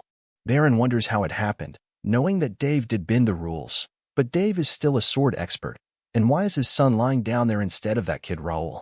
Then Baron shouted that Raul was a fraud and he must have done something, so the duel was cancelled and it didn't count. Then Baron looks around, thinking that it is useless, and everything is falling apart. Then he remembers the papers and thinks he has to hold on to those papers because it is the only way he can stand next to Jaden or the Randall family. Then Baron orders his people to take the papers from Raul and asks them what they are doing. Then he tells everyone that there is no going back and orders them to charge him. He smiles because he expected it and tells his knights that they should play along with him for now, making Jake excitedly shout that he was waiting for it. Suddenly, someone shouted to the enemy not to go near Raul. He looked at the people in front of him, thinking that it was unexpected and that the servants there were supporting them. Then the fight begins. The noble on Baron's side fights with the servants of the mansion, which is on Raul's side. He knows that he has to figure out what is going on, and then the system pops in front of him, making him understand that it seems like he stumbled into an unexpected treasure. Baron called the servants inferior vermin and asked them how dare they stab them in the back, and if it was how they returned their favor. But one of the servants asked Baron what he meant by favor when he was the one who took away the donations meant for them, and they hated the county only because they didn't know he was the one stealing it. Also, if it wasn't for Raul, they would have been enslaved by him forever. He knows that those are the people who were recommended by Ashton County to enter the Royal Academy. They did well in the coming-of-age tournament and received a scholarship from the county to attend the academy since the academy's dorms are closed during the break. They had to stay in the mansion, and their living expenses were supposed to be subsidized during the break. However, Baron Jenner took them all, and Baron even used them as servants to save on servant employment costs. Jake tells him that it was crazy and that Baron did so much just to steal. No wonder Baron was in charge there. He tells Jake that in the end, they gave power to the wrong person, and he doesn't think Baron was like this from the beginning. Jake asks him what they should do because someone will get hurt if they really start fighting. He tells Jake not to worry because he is about to get there, making Jake ask him who he is talking about. Suddenly, the door opens, shocking everyone, and a huge man orders the guards to move and asks them who they think he is. Baron asks the guard what is going on and who it is. One of the guards reports to Baron that they are in trouble, but then one of the guards shouts in pain when someone steps on him. The huge man asks them who it is, who is swinging a sword inside Ashton County's mansion. The people are shocked to see an inhuman-sized body and notice that the man's arm is the size of a normal man's waist, making them realize that he must be Dylan and ask why the next count is there. Dylan walks forward with a lot of top knights behind him. One of Baron's guards is stunned in shock, and Dylan angrily looks at the man, then throws the man hard against the window. Dylan orders them to stay down and asks where that kid is while the people around him ask how it's possible, and the others reply that Dylan is the strongest in the kingdom. Then Dylan sees Raul on the stage, so Dylan pierces his sword into the ground and grabs Raul while sweetly calling him his youngest brother. Then Dylan lifts him up while asking him how he's doing if anyone bullies him, and if he is eating and sleeping well. He also asks him if he's okay, and Raul tells him that he is getting dizzy, so he should let him go, making Dylan laugh and put him down. Dylan tells him that he has grown a lot in the last 2 months, but it's not enough because if he were a man, he'd have to grow nice muscles like his. He asks Dylan if by any chance he came all the way from home like that, and Dylan laughingly replies that, of course, he did because clothes feel uncomfortable nowadays, and it feels nice to show his muscular body to everyone in the capital. This makes him frustrated thinking that the Count's heir is walking around the capital without a shirt on. Then Dylan pats his head while telling him that whatever it is, a man has to stay healthy, and if he had a wonderful body like his, those clowns over there wouldn't even have tried to pull out their swords against him. Then Dylan pulls his sword while asking if they shall end it and asks everyone there how dare they pull out a sword in Ashton Mansion. Then the knights with Dylan raise their swords to the nobles. Raul knows that it should be over now, but he wonders what Dylan is thinking about bringing the vice-captain and all high-ranking knights. He noticed that there were 25 intermediate sword experts, and they could easily overpower the Baron's family. Baron fearfully cursed in his mind, realizing that he was trying to turn the tables, but he was done for now. Baron noticed that Randall's fourth son Raphael was busy hiding, and the Brennan Republic Knights that he had as his secret weapon had turned away. Dylan started to walk around, saying that they should see who was there. Then Dylan immediately looked to his side and saw Raphael. He ordered Raphael to greet his brother. Raphael greeted Dylan, saying it had been a long time since they'd seen each other, and Dylan put his hand on Raphael's shoulder while telling him that he still looked the same. Dylan asked Raphael which son he was, and Raphael replied fourth. Dylan asked Raphael if he still bullies kids with the third and the sixth. Raphael replied while shouting no and added that it was a long time ago. Dylan angrily asked Raphael if he was getting mad at him, and Raphael shook in fear while replying, of course not. Dylan dusted Raphael's shoulder while telling him that it seemed like he had his fun today, and he wouldn't be able to talk with him again if he stayed like that. He mentioned that it was a family problem now, and he wanted Raphael to stay out of it. Then Dylan asked Raphael if that's what he wanted and if he wanted to stay and talk with him. Raphael shatteringly replied that he had things to do at home, and Dylan told him to go ahead. Raphael walked away holding his hurting shoulder while Dylan told him to tell the first son of Randall to come to see him if he ever wanted to duel. Then Dylan ordered everyone to leave because it was a family matter, but anyone who had pulled out their weapon had to stay because they needed to talk. Then he asked them what was good and asked Baron where the paper he wanted to be signed was. Hearing this, Baron started to shake in fear. On the same night, he thanked Dylan for coming and asked if he didn't think it was too much. Dylan laughingly asked him back if he thought so, and he replied that he had brought the vice-captain and many other knights, so there were many people. He also asked Dylan about his wife and son. Dylan laughingly told him that he had asked for help, so of course, he had to bring his best. He also told Dylan that he still thought it was too much, and he had contacted him late last night, so Dylan must have hurried to gather everyone and come to the capital. Dylan told him that he knew why he did all of it and asked him why he thought their father gave him the stamp. He then told him that it was easier to sort it out because he came. He knows that Dylan was right, and if it wasn't for the heir coming there, it would have been much harder. Dylan got there very quickly through the portal.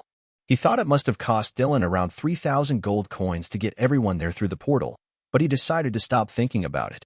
He asks Dylan what he is going to do about them when there are around 30 people, and Dylan angrily replies that they will pay for their sins and he won't let them get away.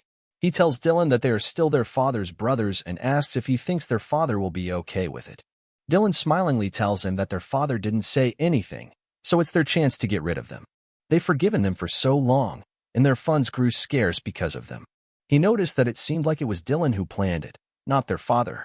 The cafe link also said Dylan Ashton is very political and good at calculations, making him think that with brains along with brawn, Dylan was definitely overpowered. Dylan patted his head while telling him that he didn't look good and asked him if it was because he might kill them. He then told him not to worry because he was just going to cut their funds, and he was proud of him for doing good work today. He tells Dylan that he didn't do anything and he just ran straight at them because they were being annoying. Suddenly, Dylan hugged him sweetly while shouting that he was a cutie and asked him what he meant by doing nothing when he came up with the report and beat them in the duel. He tells Dylan to do it to Livy instead because he is a full-grown adult now. Dylan shakes him while telling him that he wants to do it to Livy, but his sister-in-law doesn't let him touch Livy. He wonders why when he is Livy's father, but he doesn't think Dylan will land those big hands on Livy anytime soon. Then he tells Dylan that he has something to tell him. He gives a paper to Dylan and explains that it is the paper record of him and Baron Jindar, proof of lineage, and asks Dylan what he should do with it. Dylan looks at the records and tells him that the houses of all 27 people who asked for his stamp are now in his possession, and they are his now. So, he can do as he wants. Then he asks him if he needs his help. Raul is surprised to hear it, knowing that it is worth at least 100,000 gold, and he thought the family would take care of it since it is a family dispute. Dylan tells him that it is the reward he earned by fairly dueling against them, and they are rightfully his. So he doesn't have to worry about him or the family. Then he reminds him that he always tells him that a man has to be confident, and he is a son of Ashton, so he has to be even more confident because he deserves it. He grabs the paper while telling Dylan that he understands and that he'll try to be a confident man. Then he asks Dylan if he can ask him a favor and if he can take care of it for him, but he can leave Baron Jinder's house because he wants to use it. He knows that the paper's value is different depending on who is holding it, and it is going to be a lot of work to sell them all. Dylan replied that he got it and that he would take care of them. He assured him that he wouldn't lose a single bit of it and promised to teach him something as a reward too. He told him to meet him at the field in the morning. He asked Dylan what the reward would be, and Dylan stood up to flex his muscles, telling him that he would teach him how to build those perfect muscles. Then he asked if he was excited and if he was thrilled to learn, to which he shockingly replied that he most definitely was. Dylan told him that, of course, he was excited, and their father and Lawrence were also curious, but he would only teach him. This made him wonder if Dylan really had a secret way to build muscles because he was curious too. Then he spent a hellish month with his brother and swore to never train with Dylan again. Finally, the day of the academy admission came. Bernard told him to be safe and wished him great results on his placement exam. He waved goodbye to Bernard while saying he would go easy on it because there was no need to go too hard on a children's test, and he would be back. Dylan asked him if he was really going to go easy, to which he replied yes and asked Dylan if there was a need to try hard. Dylan told him that he would go back when his admission was over and he shouldn't worry about him. He was confused because he thought Dylan would tell him to try his best. He thought he could go easy on the exam and just graduate from the academy because the academy was just an excuse to get away from home and not his true purpose. Also, trying to fit in with the kids would only tire him out, so he told himself to just go easy. Later, they arrived at the academy and saw a lot of people walking toward it. He told Dylan that it was pretty busy out there, and he didn't expect admission day to be that busy. Dylan told him that this year was special, and people who delayed their admission were all there now. He wondered if something had happened, knowing that the cafe link didn't have any information about the academy. He even got the list of nobles who were expected to enter that year, so there must be something happening. However, he was not expecting too much from academy life, so it shouldn't matter. But then he was shocked to see banners congratulating Gerald D., Reuben, Templeton family's proud young master Dalton, Caleb D., Randall, and his name for their admission. He asked Philip what it was when he said there would be no lineages of warrior families this year, and why there were so many names of lineages. Even the prince was there. Philip replied that there was no news about it when they left Mira. He sighed, realizing that he didn't get any news because he spent a month training with his brother Dylan, and even Bernard was busy taking care of the housing problem. But then he noticed his brother trying not to laugh, making him ask Dylan if he could explain what was going on and if he knew about it. However, Dylan just winked at him while telling him that he would soon find out and that he should go easy on the exams. Then he sweetly congratulated him for his admission. He looked at Dylan suspiciously, knowing that something was going to go wrong, but he decided to go inside, and they began to walk in. He called Jake and Pierce to ask if they could go around and gather information and let him know what the test center was like. They both replied yes. While Dylan was walking out of the academy, he thought it was a pain in the ass, and there were supposed to be only easy ones there. Also, he could tell there were many higher-up nobles present. He said that he didn't want to contend with kids his age, making Philip ask him what he was saying. But he told Philip not to worry about it because he was just talking to himself. He decided not to worry about it because he could still proceed with his plan. Suddenly, someone shouted for everyone to pay attention because the admission ceremony would begin shortly. Then a man told everyone that he sincerely welcomed them to the Reuben Kingdom Academy, and next, they would be introducing the staff members. He knew that he had already researched the staff members, so he wouldn't have to pay attention. However, he was shocked to see someone appear on the stage while the host said that he would be the Academy's temporary vice president as well as the Magic and Administration Department president. Then the man introduced Alfredo Gray. He knew that Gray was one of 3 sages on the continent, an 8th circle archwizard, making him wonder why Alfredo was there. Gray greeted them and introduced himself as Gray, the temporary vice president of the academy and a member of the prestigious and venerable Reuben Kingdom Academy. Raul knew that the Eighth Circle Archwizard Gray, with his unparalleled illusion and vision magic skills, was also known for his alchemy. This made him wonder what had brought Gray to the academy. Gray was known for wandering around and was even known as the nomadic sage. Even the Gray Tower had to request their own master's location from the Information Guild. This made him question if the person on stage was truly the vice president of the academy. It was different from what he had expected because Gray was supposed to show himself after the alliances were formed. Gray told everyone that the academy would include vision magic training in the curriculum and that they would be demonstrating it in the placement exam. Then Spence D. Templeton, the president of the academy, told everyone that as vice president Gray had mentioned, there would be changes in that year's curriculum, and the placement exam materials had been updated accordingly. Students should pay attention to the shared material. He thought it was probably still around the same level and had already planned on taking it easy. Spence told everyone that there would be a special reward for one outstanding student in the placement exam and wished everyone good luck. Then the system popped up in front of him while he was thinking. He had believed that the test was just for dividing classes, and he had never heard about a reward. But what shocked him more was that the system presented a scenario quest called Placement Exam with an Unknown Grade. The objective was to get into the S class through the placement exam, and the extra objective was to top the placement exam. The penalty stated that if he failed to get into the S class, 5% of skill mastery would be deducted while attending the academy. The description mentioned that many prodigies were entering the academy that year, making it his chance to increase his family's prestige. The rewards included experience points, coins, and an extra reward depending on the result, making him think that the quest wasn't that difficult. He knew that the Academy's sword department had 5 classes, S, A, B, C, and D. The top 60 out of the 600 students could get into the S class, so it would be easy. However, the important part was whether he should aim for the top. He thought he didn't even know the reward for being at the top, so there might not be a need for it. Then Jake reported to him that they said it's a special reward, but it didn't seem that special while handing him the paper. He grabbed the paper and wrote down the top students' perks, which included access to every floor of the Academy library, a personal training center with vision magic training facilities, and personal items from the Academy workshop. He thought it was incredible, and that he had to aim for the top because they were offering training centers access to the library and personal items from the Academy workshop. He knew that the Academy's lectures increased skill mastery, but he couldn't gain experience or any rewards from them. The reason he had chosen to come to the Academy was to meet an important person outside his homeland.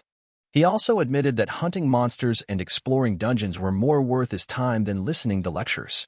However, if there was vision magic installed in the training center, things would be different, and every summoned monster might be fake, but he could still gain experience points. The only problem is the cost to maintain the magic, but if it were free, he wouldn't have to worry about it. The other reward was the library, which was full of hidden pieces, and he could get hidden quests and skill books with the right information. He also knew that the library's floors were divided by years, but he could access all of them. He thought he would have to wait at least 3 years to use the Academy facilities fully, but if he got to the top, it would save him a lot of time. Then Spence told everyone that the test was starting soon and called all the freshmen to gather at the plaza. He clenched his hand in confidence, thinking that it would be easy. He walked toward the plaza with other freshmen, but then someone called him from behind. The boy asked him if he was the Ashton kid. He knew it was another Randall and asked the boy who he was. Then he told the boy that he looked more like a kid than him. The boy angrily said that he was as arrogant as the rumors said and that it was why people called the Ashton rude and creepy. He just turned around, telling the boy that he didn't know who he was and that he was busy so he would go. The boy tried to stop him and grab him, but then a hand blocked the man, and Jake told the boy that he didn't know which family he was from, but he should stop. The boy angrily asked Jake who he was and ordered Jake to move, but Jake just told the boy that he didn't want to make a scene there. The man next to the boy whispered to him that there were too many people watching, making the boy cuss and shout that Ashton's kids always creeped him out. Then he called Raul an arrogant person and said he would teach him his place, but Raul just turned around and walked away in silence while Philip and Jake glared at the boy in anger. Later, the freshmen were lined up in the plaza's center, and he noticed students who came to cheer for their families. He could also see big names like the best knight in the kingdom, Duke Marquis Templeton, the Marquis McNeil's family with an intermediate master, Marquis Clifford, and the rising Randall Viscounty. He knew that these three families had many students already attending and had great influence inside the academy, giving him an idea of how the place was run. Jake excitedly told him that it was like a festival because he could see many ladies, and he understood why Philip wanted to come there. Philip glared at Jake, making Jake clarify that he already knew their young master Raul would be at the top, and he really wanted to see their faces when Raul was at the top. Then Jake noticed Raul's fans struggling and asked if they weren't from their family. Jake said that he couldn't believe they were falling behind in a situation like this and wished him good luck because he'd go take care of them. Philip bowed respectfully to him, and he told them that he would see them later as he looked at the paper to check the exam instructions and the list of freshmen. He saw familiar names that made him wonder why they were all there. Many of these names were well known in his past life, especially Dalton from Templeton and James from McNeil, who were expected to reach the master's level in 10 years. He realized that it wouldn't be as easy as he thought. Someone then announced that the first test would begin soon, and they should move to the small auditorium. He smiled, thinking that they were still just kids, and in his mind, he apologized to them because the top spot was already his. Later, the placement exam began, and the first test was a written exam. He knew that he didn't have to study for a written test since Cafe Link in the system community had all the information he needed. The written test was completed quickly. The second test was the physical strength test, and the man instructed them to enter the gym in groups and follow the invigilator's instructions. Inside, he entered the gym and was shocked to realize that it was a mana restriction field. The instructor shouted that it was solely for testing physical strength and that they couldn't use mana under any circumstances. He ordered them to step up when they heard their names and follow the instructions. He looked at the machine in the center, thinking it might be a punching machine, but the data indicated it was a strength meter. However, it definitely looked like a punching machine. The instructor called someone and told them to hit the machine. The person positioned their feet, launched their fist forward, and hit the machine with force. The instructor announced that student number 202 had scored 1,418 points and called the next one. He noticed that they recorded the highest score of 2 attempts, and the average seemed to be between 1,000 and 1,500 points. He thought the scores were not very high. However, he was shocked to see the man in front of him. The man had a stamina stat of 43 and a strength stat of 50. The man was also in the top 5 of his group, so he decided to see what the man had. When the man launched his fist and hit the machine, he reached a score of 2,250 points. The instructor exclaimed that it was an outstanding score for someone from McNeil, and it was remarkably high. He realized that this man was the first to score over 2,000 points, and now he had a sense of the competition level. Meanwhile, in some private room, the higher-ups are watching the test on image transmission system while someone is saying that, as they are the Kingdom of Knights, those scores are generally high, and the quality of freshmen that year is pretty high compared to past years. Also, everyone applied to the academy after hearing about Gray. Gray tells everyone that students below the age of 20 are scoring over 1,000, and the students at Leslie Kingdom Academy would be frightened. The man laughingly tells Gray that they are flattered, and the academy at Leslie mainly deals with magic. The bald man also tells Gray that he is still curious about what made him come to that academy when even a month ago the tower said that they shouldn't be expecting anyone. Gray replied that, like he said, he wanted to see how his newly developed magic circle works in person, and it makes it sound like he was using the students as experimental subjects. The higher-ups awkwardly tell him no, and that they are thankful that he allowed them to implement his new magic circle. Then, they tell him that he is even funding the training magic circle for the top student. He tells them that looking at all those young students makes him feel glad that he came, and he heard there are many students from warrior families.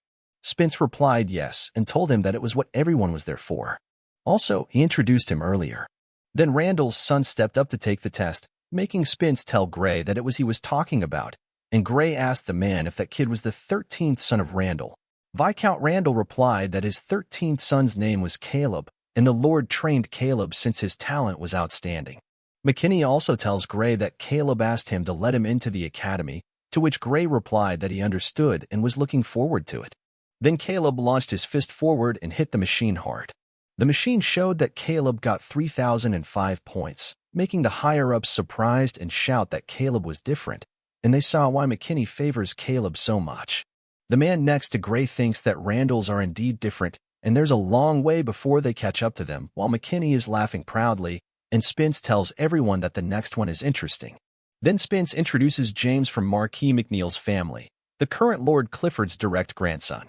Gray asks Spence if James is the one the Order of Chivalry wants, and Spence replies yes. Then tells Gray that he heard James's talent is beyond the level of the Academy. James swung his fist speedily and hit the machine, but James continued punching the machine while his points from 3,500 increased to 3,612.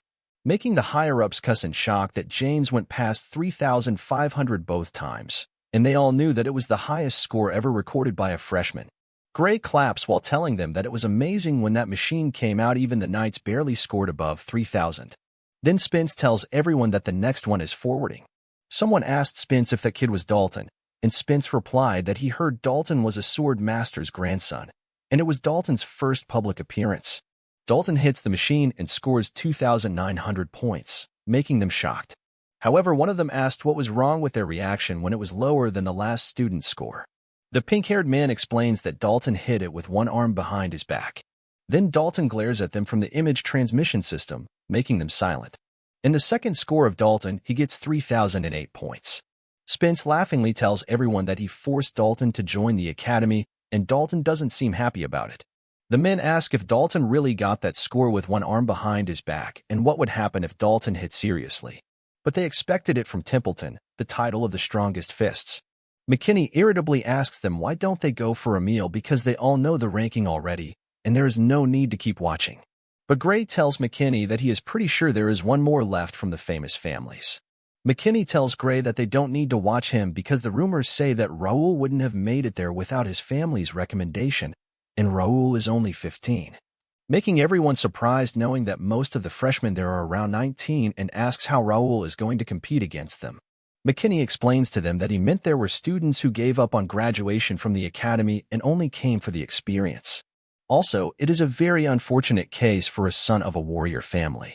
Suddenly, someone makes a sleeping sound, making everyone look at the door and see Dylan laughing. Dylan tells them that he was trying to stay quiet, and McKinney is surprised to see Dylan there. But Gray just tells Dylan that he is the man from Ashton who he spoke to earlier, and he was well-mannered and convincing, unlike his appearance. Dylan walks closer toward them while telling Gray that it was an honor for him, and Gray asks him how could he forget that amazing body and intimidating face. Then Gray tells Dylan that he is curious about why he laughed and asks him if he can tell them why. Dylan looks at McKinney while replying that it was funny hearing old men talking, and believing in only what one already knows is called egotism. But if it was he remembered correctly, making McKinney angrily ask him what he said. Dylan asks McKinney if he said Raul is there just for the experience because Raul came to the Academy at the age of 15, and if he had ever thought about it the other way around that maybe Raul came early because Raul had nothing to learn from the Academy. McKinney shouts telling Dylan to stop his nonsense because no one has ever graduated from the Academy before 20, and there is no way that a 15-year-old kid can do it. But Dylan calmly tells McKinney that there is no guarantee that it won't happen because it has never happened. McKinney tells Dylan that he was so arrogant and asks him if he was saying that his brother can leave a mark on the Academy's history. Dylan replies that he doesn't know because he is not a prophet, but Dylan is curious too about what Raul was actually thinking. McKinney tells Dylan that he was all talk and no substance, which is typical of Ashton. Spence tells them that it is enough, and they should not embarrass themselves in front of their guests. Then Spence asks who the freshman from Ashton is, and the man points at the screen while asking if it is him. Then they are all surprised to see that Raul's face is glowing and ask if they are sure they are brothers. Dylan proudly replies that the kid on the screen is definitely his youngest brother Raul, and Raul is their family's gem. The men notice Raul's figure and think that with Raul's figure, the lack of sword skills is excusable and ask if there is anyone single in their family.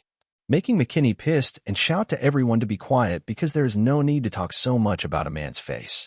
Dylan knows that McKinney is trying so hard because he knows about Raul's skills because of the Baron Jenner incident. So McKinney is trying to turn their attention toward his 13th son, which is hilarious. Then Dylan looks at his youngest brother approaching the machine while wondering if Raul really going to go easy and hopes that Raul tries his best because of the situation there. Also, he was worried since he said too much. Raul positioned himself, exhaled, and swung his fist forward, then hit the machine hard, making Spence shout that it was perfect, and thought that if he could rate Raul himself, he would give Raul a perfect score. Raul's first score was 2,999 points, making everyone shout that it was close. But Spence thinks it is still impressive for a 15-year-old kid, and if only Raul came a year later it would be better. Then they saw that Raul was getting ready for the next hit, while Raul thought that it was good because it was going as he planned. The few higher-ups cheered for Raul to get him 3,000 points and told him not to be discouraged by his age and to hit it with courage.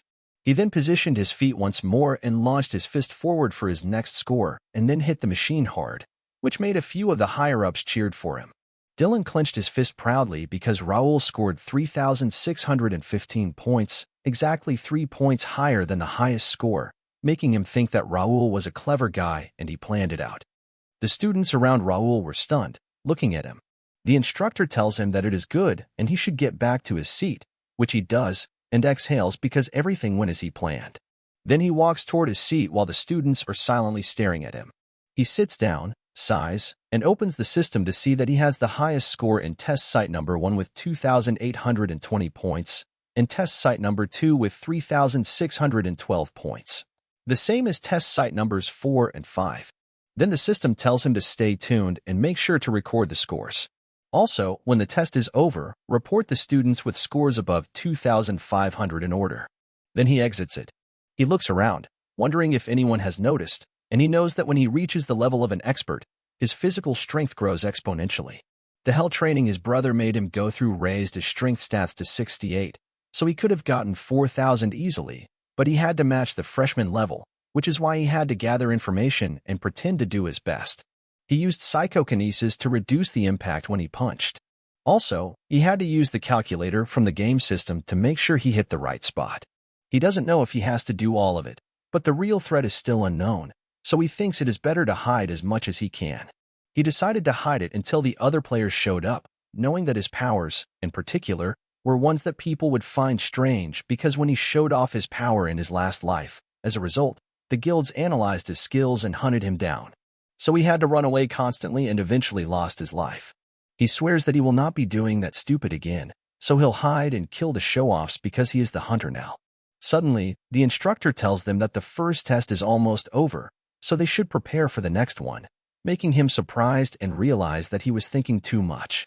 Then he decided to check his status before the test ended, and the system showed him that he was currently level 55 to 56 in hardcore mode. His class is a knight with beginner sword expert and an intermediate psychokinetic. Also, his other stats got a bit stronger. Then he saw in the textbook that the next test was the obstacle course, and he knew that it would be mainly about strength and agility. So he'd have to control himself. Then he hoped that Dalton and James do their best this time because he wanted to see where he was at. It was a blessing to be a descendant of the Swordmaster Duke Marquis family, but it comes with a fair share of responsibilities. Duke Marquis never forced his children to learn the way of the sword, but his children wanted to keep the #1 title. So they did their best. Dalton is unhappy when people tell him to make sure to do his best so as not to tarnish his grandfather's reputation, and as the Swordmaster's grandson, he better win that tournament. Because of Dalton's talent, he was forced to be the best. Dalton became better than most people his age, but it stressed Dalton out because he had a carefree personality. So he chose to enter the academy to get away from the boring training. Dalton looked at the scoreboard, wondering why there was a test on the first day of admission and why everyone was so loud right now. He thought that he should have just stayed home and slept, but Dalton was shocked to see the final scoreboard because it was not what he was expecting. Dalton couldn't believe that James was in second place and knew that he had won against James every time. But James was the best he had ever gone against, making him unable to believe that there was someone better than James. Dalton thought it was interesting while the instructor oriented them that they would now move to the next testing site, so they should line up. Then the students stood up while Dalton looked around, wondering if the first place was a guy named Raul, and remembered that he saw Raul somewhere. Then Dalton asked him if he was Raul. He looks at Dalton and asks him who he is, making Dalton confused, and replies that he is Dalton. Dalton feels like he just saw a glimpse of a golden shine in Raul's eyes and admits that Raul is good-looking. But Raul is not on his level. He turns around and tells Dalton that if there is nothing, he'll excuse himself, making Dalton surprised. Dalton knows that it's been a while since he has been rejected like that, and there is no way Raul doesn't know who he is because people tend to talk to him more when they know who he is, which makes it a fresh reaction for him and makes him more curious. Dalton wonders what kind of face Raul will make when he loses to him on the test. A few minutes later, in the second test site, Raul knows that the test is simple because they will only check how fast they can go through the obstacles. But the problem is they have to run with a full body set of steel armor, and there are a few traps placed in the course. Then the instructor shouted that student numbers 20 and 30 were out, making the left students surprised and asking how many had been disqualified already. He noticed that they were low-ranking students, but 100 people already failed the test, so there must have been something. He heard someone saying that he heard that they changed something in the test when Vice President Gray came, and the others asked what they had changed because now no one's passing. Then he saw on the screen that the people passed with 13 minutes 33 seconds and 12 minutes 52 seconds. A little later, he saw someone finished in 9 minutes and 12 seconds, making him notice that it was the best time. Then he stands up to see how fast they go now while Dalton just woke up, knowing that it's almost his turn. So he should get ready. Dalton yawning asked if it was his turn already. He asked their group chat if anything special, and someone replied that nothing special yet. And the best score right now is 7 minutes and some change. He ordered them to check every single one and let him know. Also, keep him updated on his group, to which they replied yes, while he was noticing that there were too many tests going on at the same time, making it hard to match the time. So he planned to try his best to monitor all of them. The instructor called Raul and told him that he'd explain the rules, to which he replied yes. Then the instructor explained to him that all the traps and obstacles were illusion spells, but the damage would be the same as if it were real. Also, it would be recorded, and if the damage recorded was beyond the damage his armor could take, he was out, to which he replied that he understood. Then the instructor told him to begin, and he immediately ran. He noticed that the armor was old and heavy, which was hard to move, making him understand why so many failed at the beginning. But it was not too much for him because he grew stronger after reaching the expert level. Suddenly, he saw obstacle number 1, Torrent, and he ran on, noticing that it was an illusion spell. But it looked very real, making him wonder how many mana stones they used, and if they installed all those just for the admission tests. Then he jumped off the obstacles, thinking that it was a waste, and entered obstacle number 2, Forest Traps. He stepped on one of the traps, and arrows flew toward him, but he easily dodged them and continued running and dodging the sharp traps in the forest. He blocked the knife heading toward him with his sword while he was noticing that it was about time for new ones. Then the system popped up while he was blocking the knife. He put his sword back on his back and speedily jumped away to avoid the ground breaking. He jumped tree by tree to safely dodge the ground collapsing beneath him while he was busy reading his men's report that James and Dalton were going really fast and they would pass the test in around 5 minutes. He asked his men if there was anyone else special, and someone replied that Caleb from Randall was going fast, but Caleb was not on James and Dalton's level. Some of his men also reported to him that he sees some good ones there, and he can tell they are relaxed by the way they are dodging the traps like they seem not to care about their records. He ordered his men to record them separately and keep updating him on James and Dalton's progress. Then he stopped to see a swinging bridge in front of him. He noticed that those were fireball shooters, making him think that it would be annoying, but it won't stop him. So he pulled out his sword, and he continued running. He lifted his feet up and jumped onto the bridge, speeding forward. He knew that if he maintained that speed, he could run fast across the bridge. However, he felt the strong wind and the bridge shaking, causing him to lose his balance. Fireballs were then released, flying toward him and taking him by surprise. He knew he was going to fall, but he composed himself and sliced the fireballs with his sword. He knew it would be easier if he used a mana blade, but he couldn't reveal it yet. So he ran forward, slashing at the fireballs coming at him, thinking that it should be enough. Seconds later, he made it out of the bridge and continued running, knowing that the only thing left was the cave part of the course. He entered the cave aware that the traps inside would be harder to dodge and therefore more dangerous. However, he couldn't stop because there was always a way. On the other hand, arrows flew toward James, but he blocked them using his shield and broke them, finding it annoying. He questioned why he was there. James was irritated, thinking that attending an academy at his age was already annoying, especially being around what he considered inferior people. James had already won in a tournament mostly participated in by people in their 20s and had experience as a capital guard. He believed it was a waste of time for him, as he was soon to be a knight. James was frustrated because he wouldn't have come there if it weren't for his lord's direct orders. There was even a kid from Dalton and a kid from Ashton, making everything more annoying. However, he knew that by putting the task aside, if he lost the top position to them, he would be a total failure. Then he wondered when that cave was going to end. James saw the end of the cave, ran toward it, broke the arrows heading toward him, and jumped out of the cave. Landing in front of the screen showing his time was 5 minutes and 15 seconds, he thought he was the winner. James turned around, thinking it would definitely put him in the top spot. However, one of the students told everyone to look at the screen. When he did, he was surprised to see Dalton in first place with a time of 4 minutes and 58 seconds. Wondering how it happened, the students asked how and shouted that they wouldn't be able to get that score even if the course was a straight line. Dalton walked toward them, thinking he was warmed up now. James thinks Dalton a bastard in anger because his plan was all messed up. The students told each other that Dalton wasn't even tired. Dalton said he didn't see Raul and asked where Raul was. James wondered why Dalton was looking for the Ashton kid when Dalton never cared during their duel. He pondered Dalton's interest in the Ashton kid and what Dalton was thinking. However, James decided he couldn't be bothered because he did his best and his record wasn't that far from Dalton's.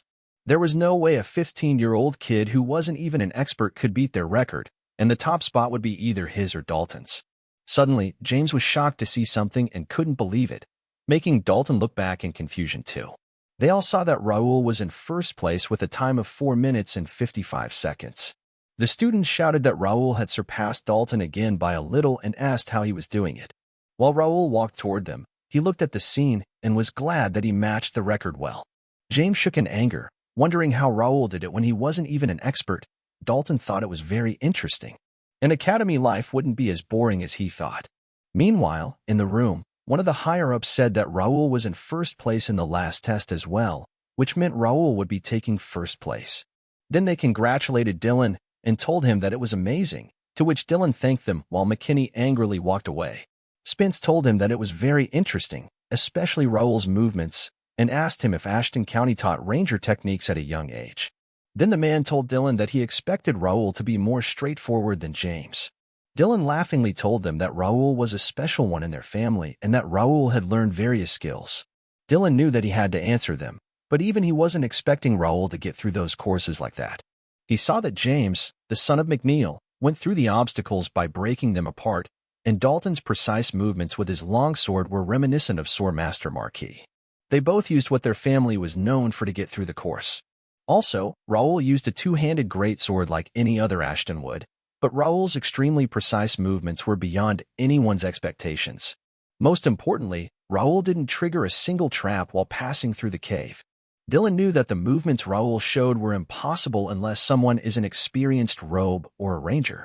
He also noticed that Raul didn't even use a mana blade like James and Dalton did, making him think that Raul hid the fact that he reached the expert stage and knew how to use a ranger's navigation skills. Dylan clenched his fist while telling Raul that they were going to need to have some body talk about lying to him. But still, he was so proud of him. The second test concluded, and the academy placement exam finished after the long tests were over. His fellow brethren congratulated him on his victory, and he went into the carriage to avoid attracting more attention. He felt exhausted and knew that he had tried to go easy, so he hoped they fell for it. He also knows that everything is going well for now, so he just needs to lay low and take some rest. Then he reminds about his past and sees himself furiously asking someone why he did it while holding a lady on his arm. Han Gilju, guild master of the Daesun Guild, replied that he was acting as if his family had died, but he shouldn't mind it because he didn't have one. He was an orphan. Then Gilju told him that he had asked him to join them nicely, and if he had listened, it would have never happened. Also, he knew that he was ranked 1 and asked him if he really thought he could beat all of them. He glared at Gilju in anger, but Gilju teasingly told him he was so scary and asked him why he was looking at them like that for killing an NPC. He thought that Gilju didn't know about them, but she meant everything to him. They had met during the main quest, and she had been his guide ever since. He had spent more than a year protecting that girl from everything, and she was basically his family. However, he lost her to a guild that was irrelevant to the quest. Gilju teasingly told him to go ahead and try because he was thinking of killing him anyway. Then, Gilju ordered his men to kill him, and the men ran toward him to attack. Still seated, he attacked them with his power and killed them without moving. He grabbed the knives around him using his psychokinesis and raised them up in the air, gathering all of them in a circle. Gilju asked how and told him that he knew he was ranked 1, but it was overpowered. He put her down on the ground. Then Gilju cursed the gacha company because he only got crappy skills after spending so much. The anger in Gilju's expression changed into fear when he saw that he was pointing the blade in front of him. He told Gilju that he wanted to know why his guild was killing guide NPCs. Furiously, he ordered Gilju to explain right now. He asked Gilju if he wasn't scared of the penalty. Killing a Quest NPC is extremely disadvantageous for players, and the player's account gets permanently deleted with any related accounts banned. Furiously, he told Gilju that the quest goes on with new NPCs, no matter how many times they kill them, and asked why they killed them despite the risk of the penalty. Gilju teasingly asked what he meant by penalty and if he really thought he was scared of it. Then, Gilju told him that only peasants like him cared about it, and that he should face the truth that many people were willing to kill NPCs for 10,000 won. He grabbed Gilju by the collar, calling him a bastard and telling him to stop the nonsense and answer his question. Gilju just asked him why he would stop when he was going to kill him anyway, and told him that even if he killed him, he'd just buy a revive with some pocket change. He cursed, remembering that he had heard about Gilju being the grandson of a family that owns one of Korea's top 5 companies, Daesung Corporation. While Gilju told him to try as much as he wanted. He said the person with the most money wins in real life and in the game, but he just grabbed Gilju's head thinking it didn't change his mind, and snapped Gilju's head, killing him in an instant. That day, he swore in front of the girl he couldn't protect. He tearfully asked her why not and told her that they should do it. Then, furiously, he told Gilju that he would kill him until he got sick of dying in that game, swearing that he would get rid of the Daesung Guild from that game. Then he woke up, thinking that it was the first time he had dreamed about his past life. Feeling that something was off, an envelope popped up while he was thinking that he couldn't keep the promise he made to that girl. He clicked the envelope icon, wondering what it was and if it was something related to the notification he just heard. Then he opened it, and it thanked every player using their Connect system, announcing their new update and schedule. It showed the pre-scenario version 1.0 update, a hidden ancient dungeon opening, a dimension gate system, some NPCs turning into quest NPCs, and a guild system update. The date of the update was a month from now, which in Connect time was 521 May 28th.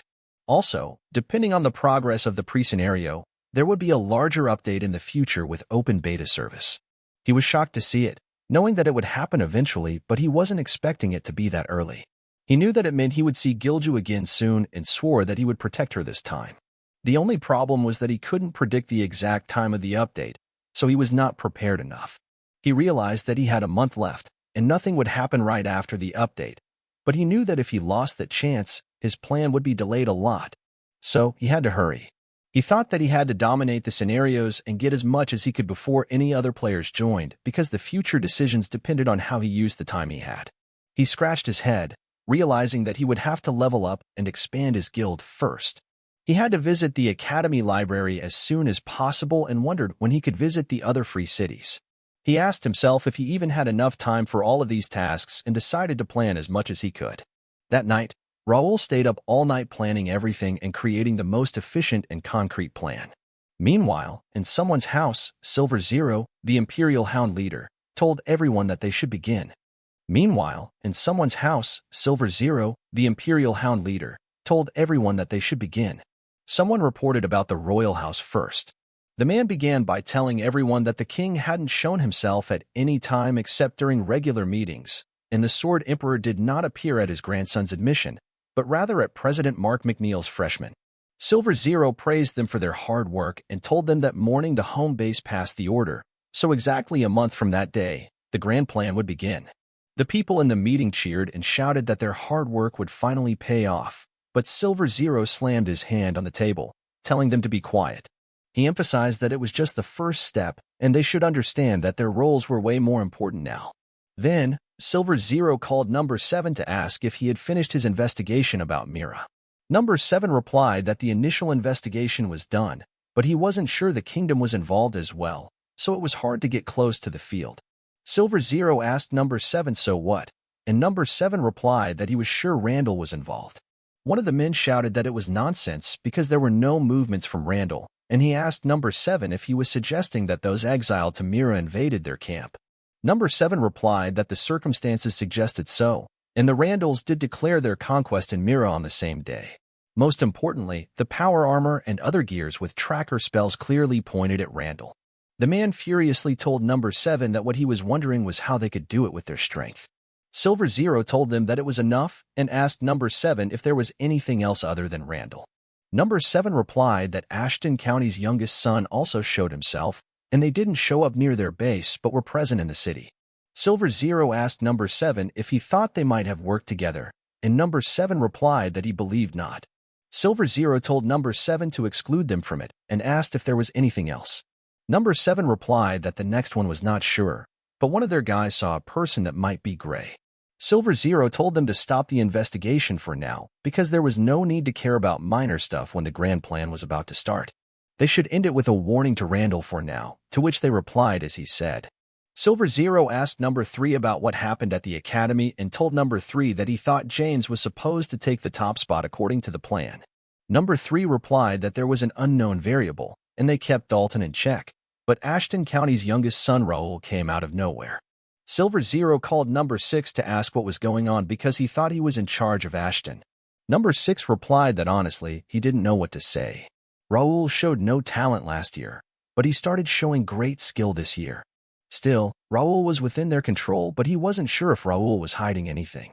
Silver Zero asked Number 6 if Raul could affect their plan, and Number 6 replied that he believed there was no chance of it because Raul is still a 15-year-old kid. He told Silver Zero that he is planning on using Raul in the end. But if it doesn't work, he also has an alternate plan. Silver Zero realized that Raul is showing up everywhere, but they have no time to spend on a kid when the grand plan is approaching. He told them that Gray is more important than Raul, and they should figure out why Gray has shown up now. Also, using the top entrance to approach Gray has failed, so they should start the next plan. Then Silver Zero asked Number 8 if he was almost done with the underworld, and Number 8 replied that there is one guild causing trouble, but it is almost done, and he will make sure it is resolved before the grand plan began. Silver Zero told Number 8 that he understood it and informed everyone that he would say it for the last time. A month from now, they should make sure there is no trouble and not lose their guard until then. Also, they should remember that one small variable can ruin their entire plan. The next day in the academy, Raul waved goodbye to his men, thinking that staying up was tiring, but at least there wouldn't be any trouble in the future. He remembered that he chose to commute instead of staying in a dorm to easily get jobs done, and he scheduled his classes to be 3 days a week, focusing only on encore classes. He walked inside, and students asked if he was the top entrant that year. They whispered that they heard he was only 15 years old, and there were a lot of talented people that year, but he got the top spot.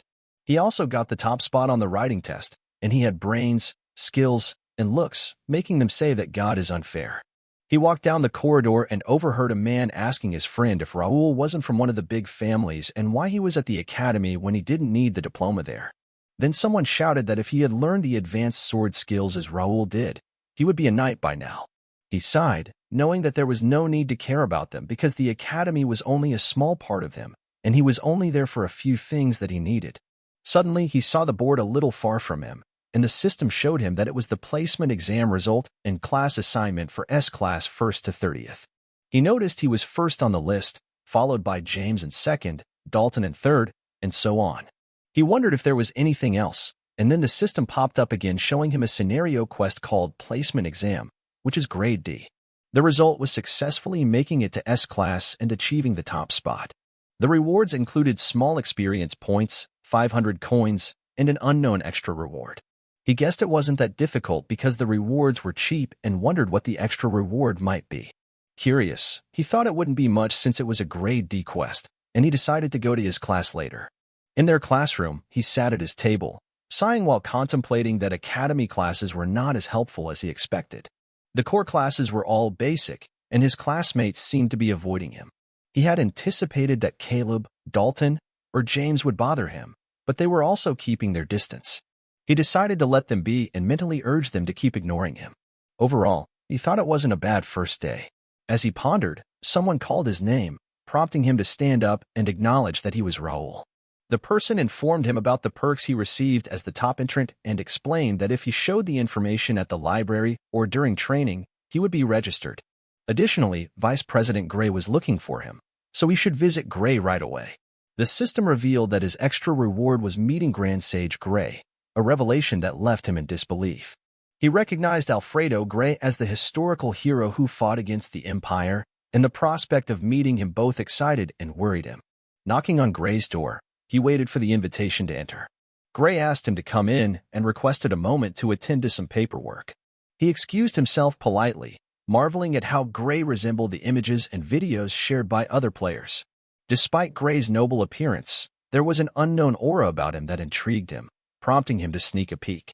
To his shock, he discovered that Gray's level was in the triple digits, marked as unknown. Gray's class was a Grand Sage, an Eighth Circle Magician, and a Master Alchemist. His affiliations included Rubin Academy, Vice President Gray Tower, Master, and 2 unknown affiliations. Gray held titles such as Nomadic Sage, Tower Master, and 2 unknown titles, with his stats also listed as unknown. Gray's unique talent, marked as Grade SS, was Master of Mana, and he possessed 4 other unknown unique talents. Raul found it surprising that he couldn't see Gray's information, as the displayed details were already well known. Suddenly, Gray asked him if he could see certain things, catching Raul off guard. He realized Gray was looking at a paper, but it seemed as though Gray knew all his movements. Feeling a bit uneasy, he excused himself, mentioning that he had heard Gray was challenging to meet, and he would leave. However, Gray reassured him that it was okay, and explained that he would be at the academy for a while. Gray asked if he could wait a little longer, expressing his interest in getting to know more about Raul, including those intriguing eyes. Stunned and shocked, Raul wondered who this mysterious person was. Suddenly, he was startled and became conscious about Gray. He guessed that Gray might know about his all-piercing eye, or it might be just a guess. He apologized to Raul and said that his work was done. He also commented that Raul looked better up close. Raul was still thinking that he had to be careful about what he said, and also, Gray was making him nervous. Gray told Raul to wait, and he will bring some tea. A second later, Gray serves him a cup of tea, and he thanks Gray. Gray was a renowned magician, and he thought that Gray would brew tea with spells, but to his surprise, Gray prepared like any normal person. A servant behind him was repositioning the sofa so that they could talk face to face. Gray sits down and the servant leaves. He congratulates Raul on getting the top spot and also praises him for his exciting performance. Then he reveals the reason for meeting him, just to ask a few questions. He assures Raul not to be nervous. Raul was still aware of him, thinking that they met for the first time at the test site, and he was pretty sure he didn't do anything extraordinary, so there was nothing for Gray to be curious about. As a last resort, he has to be cautious while talking with Gray. He replies that he was wondering why a Grand Sage like Gray was curious about him. Gray inquires Raul if he has heard of an organization called Imperial Hound. Raul was shocked to hear that. 50 years ago, the continent of Connect was in chaos due to the Cronin Empire's invasion. For kingdoms were close to their demise. But there are always heroes at the most difficult of times. The heroes put their lives on the line to stop the Empire and push them away behind the Monster Mountain. There has been peace for the 50 years that have come after that. Conflicts between the kingdoms were resolved during their fight with the Empire. But they didn't forget to prepare for the next possible invasion. Alfredo Gray built a tower to train people with talent and wandered around the continent. While doing that, one of the people he was looking after was an alchemist Raul had saved, Nakia. Gray could help Nakia with her expulsion from the association, but he couldn't, since he was taking care of important business. He heard about Nakia being pardoned and went to Mira. He stayed in Mira to look after Nakia and witnessed Raul and his people's generosity. He figured out the truth behind the Imperial Hound conquest. The fact that Randall took advantage of Raul's work. Gray was in awe to see him give away the merit to a different family to avoid the Empire's attention. He concluded that Raul is young, but he had chosen to prepare for the future rather than basking in the honor in front of him. And also he doesn't want any compensation for helping the civilians either. In that case, he is the perfect man to be the world's hero. Gray wants to watch him close up. This is the backstory of how Gray ended up in the academy, but Raul will only find out about it in the future. Back to the place where he is in front of Gray, thinking that he doesn't know why he is there, but he has to stay sharp. He was wondering how to respond about Imperial Hound. In the past, Gray was known for constantly generating quests related to the Cronin Empire. But he can't mention the Empire yet. There is no need to be involved with the Empire. Seeing him thinking too hard, Gray breaks the silence, brands him as a cautious guy, and advises him if anyone else asks him about this, that would be good to stay silent like he is right now, because the matter involving the Imperial Hound is too dangerous for him to handle. He continues saying that he had been watching Raul since he was at Mira, and he was impressed to see Raul take care of the conflicts well with his outstanding skills. And because of this, Randall is going to struggle a lot. Hearing this, Raul was too surprised to talk, wondering how Gray knew all this, and if Randall came to know this, it would be a lot of trouble for him to handle. Gray laughs and assures him not to worry since he didn't and won't be telling anyone. He says that Raul made the right choice to stay anonymous. He is at the age when people are eager to show off, but he made an amazing choice. Raul asks him how much he knows and the reason behind him being quiet about it. Gray takes a sip of tea and asks Raul if he knows the reason why Cronin is dangerous. He guessed about their military strength. Gray says that's true, but told him to think deeper into it. He asks if Raul thinks the Empire's land and population overwhelm the other kingdoms. Raul comes to think that the Empire does have a large amount of land, but most of it is desolate. Their population is around the same as one of the kingdoms due to the harsh climate. According to Gray, the only way an empire can be a threat to the kingdom is their information. Empires have a lot of information about them, but kingdoms don't know much about empires. The empire is behind the Monster Mountain and Forbidden Barrier. The only way to get to the empire is Rift. The kingdom built a wall near the entrance and had an army there to prevent an invasion. But the empire still manages to send spies. That means the empire has a full advantage over the kingdom. If they invade the kingdom at this moment, they will do that knowing that they have a good chance to win. It happened the same way in his previous life, which is frightening. Empire used the players to start the war and was close to victory around the time when he died. Gray said that to fight against the Empire Kingdom needed more people like Raul. Young people like him will be the kingdom's wild card to change the game. Raul guessed that Gray might be related to Nakia's growth in his past life. And if that's the case, his attention might be helpful. He doesn't need to struggle after declining Gary's offer. Instead, he can accelerate his growth and defeat the Empire. Gray breaks the silence, saying he only has one thing to say. Something is happening out there, and he needs Raul to lay low while making smart decisions. Raul agrees with him. Gray was happy to hear that and reached to his coat. He brings out a gift for Raul, making him perplexed. Gray said that he would need this in the future, and instructions on how to use it are in the box as well. He should read that carefully later. He opens the box and sees a ring inside which looks expensive to him, and also he can feel mana from it. He asks Gray if he is sure that he can have this expensive ring, to which Gray replies that's a reward for him. He wondered, thinking he didn't do anything to deserve a reward like that. He stands up, thanks Gray, and leaves. He was nervous. But it went better than he expected. He even got a gift. He then brings out the ring and is shocked to see this. The system shows that Gray's polymorph ring, which Gray is unique. Effect: the wearer undergoes a perfect body transformation into the designated form. The limitation is while in a polymorph state, all stats decrease by 30%.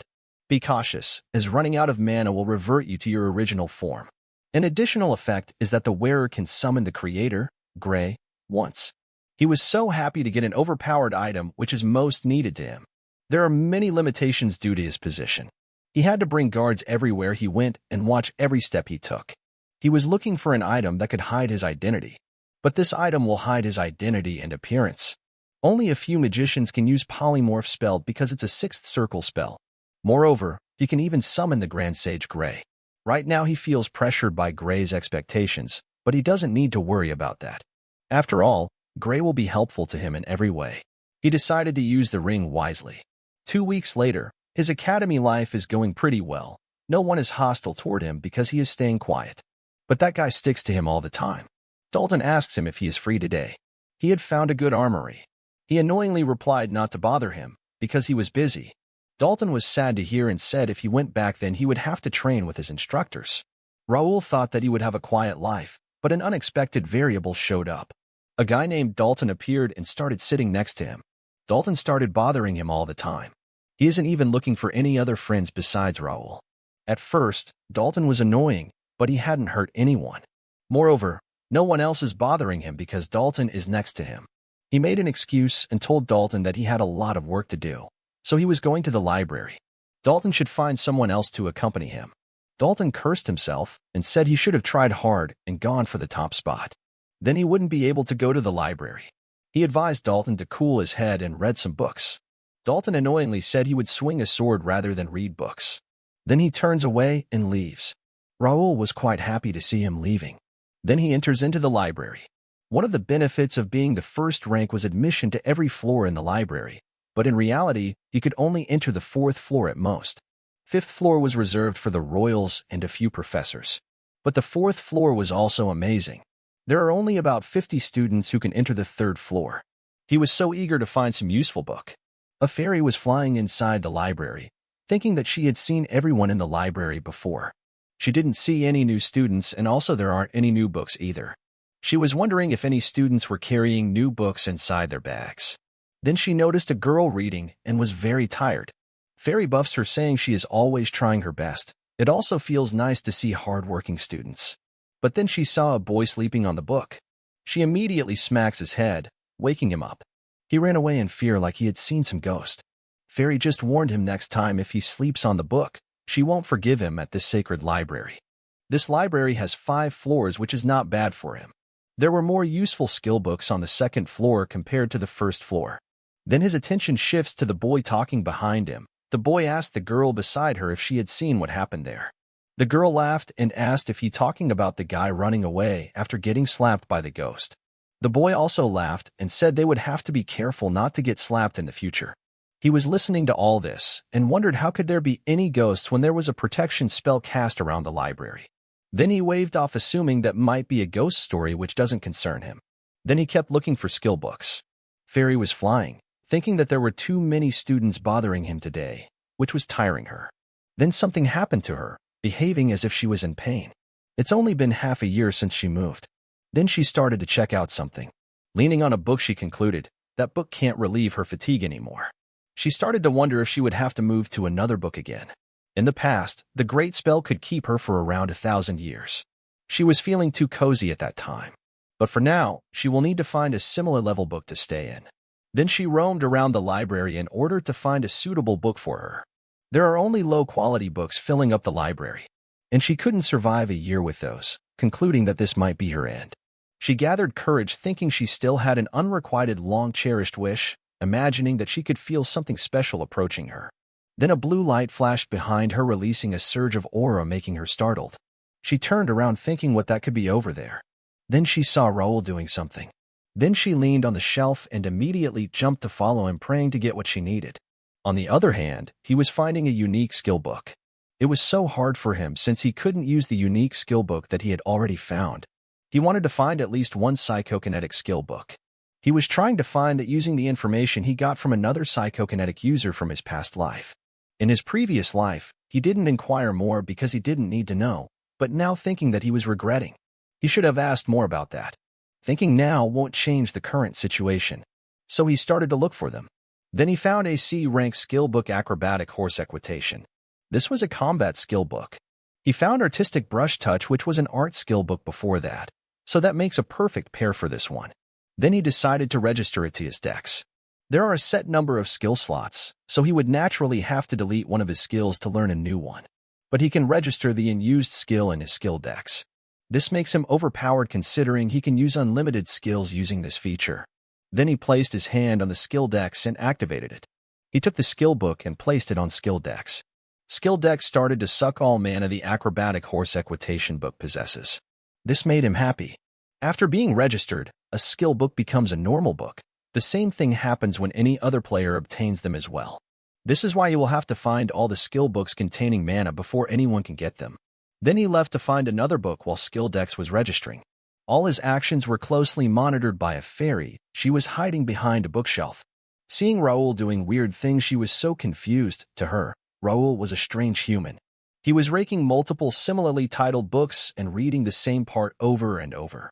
To her, the books he was reading were all wired. Not only that, Author's Will, The Power of Time, and unique handwriting. All of these are different from the other books. She can sense something special about him because he can differentiate between them. Seeing him, Fairy was charmed as he looked somewhat good-looking to her. But that still didn't interest her.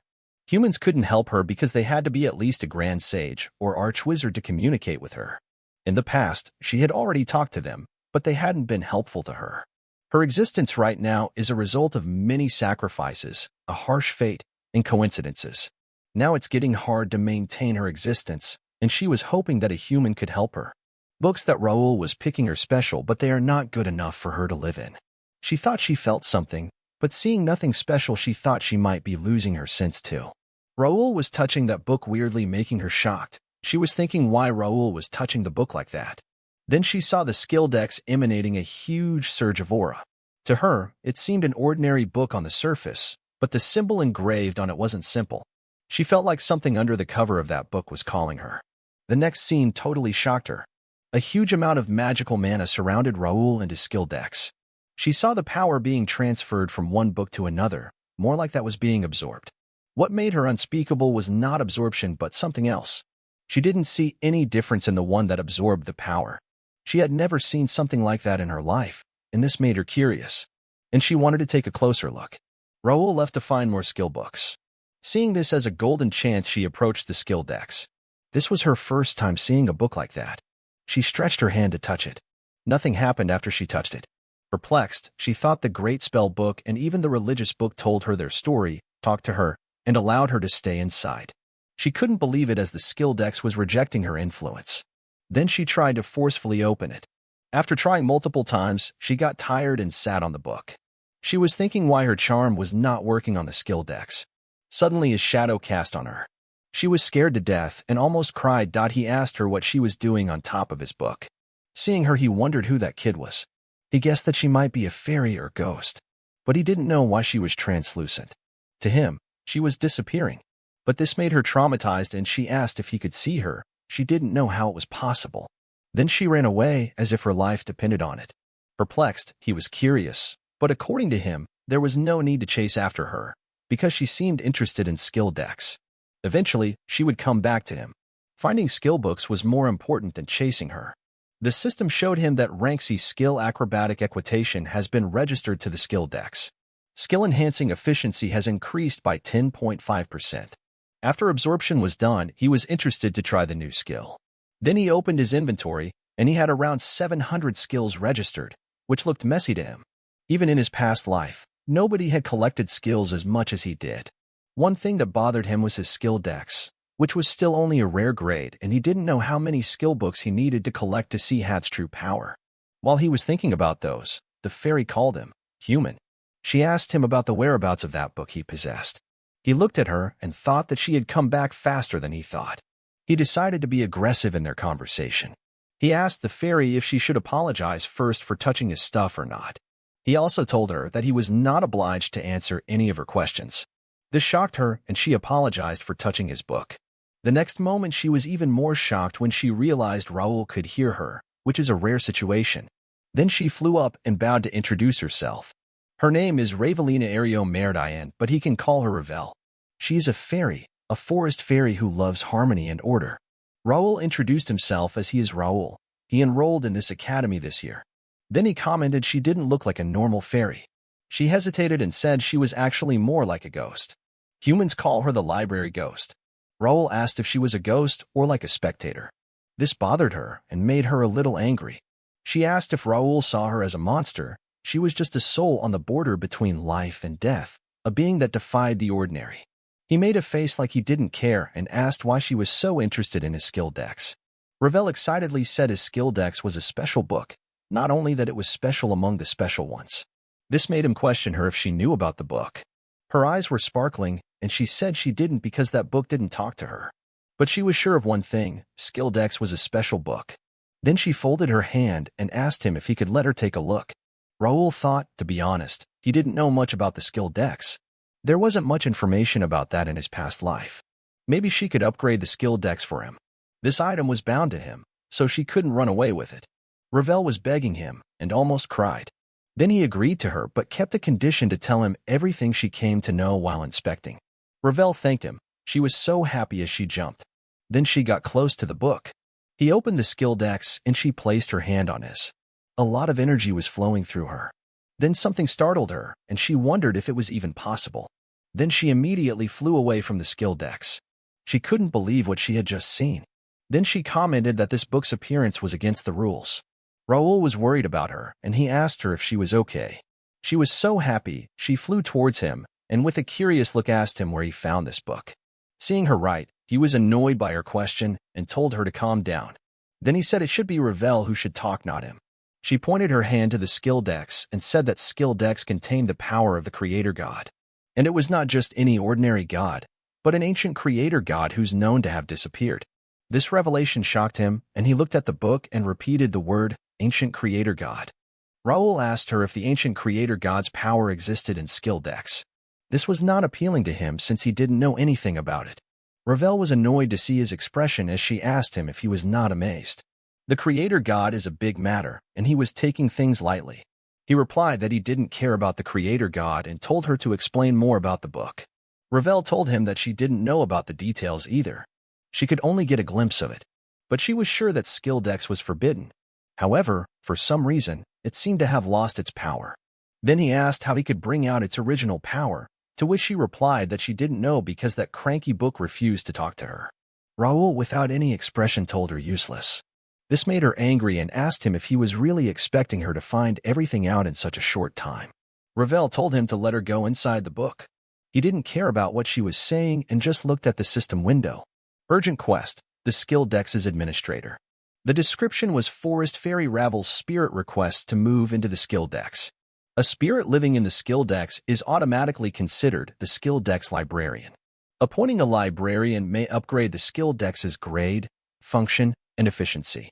Once you appoint a librarian, you can't fire them without a mutual agreement. Would you like to appoint Ravel as the Skilldex's librarian? Yes or no? Seeing this, he smirked. Although it was not disadvantageous for him, but he couldn't let strangers enter his Skilldex for free. Then he snatched Skilldex, which made Ravel cover her chest with her hands. She thought he was going to do something pervy, though I doubt if something between them can happen. He just replied that he didn't need anything from her. He already knew about Skilldex having some problems, and he thought he could solve them by himself. Then he prepared to leave, which made him shocked. Ravel stopped him and urged him to listen to her. He said he was busy and didn't have much time for chatting. Then he bluffed, saying he might not come back here. Ravel begged him to stay and apologized for annoying him. It's been a while since she last talked to a human.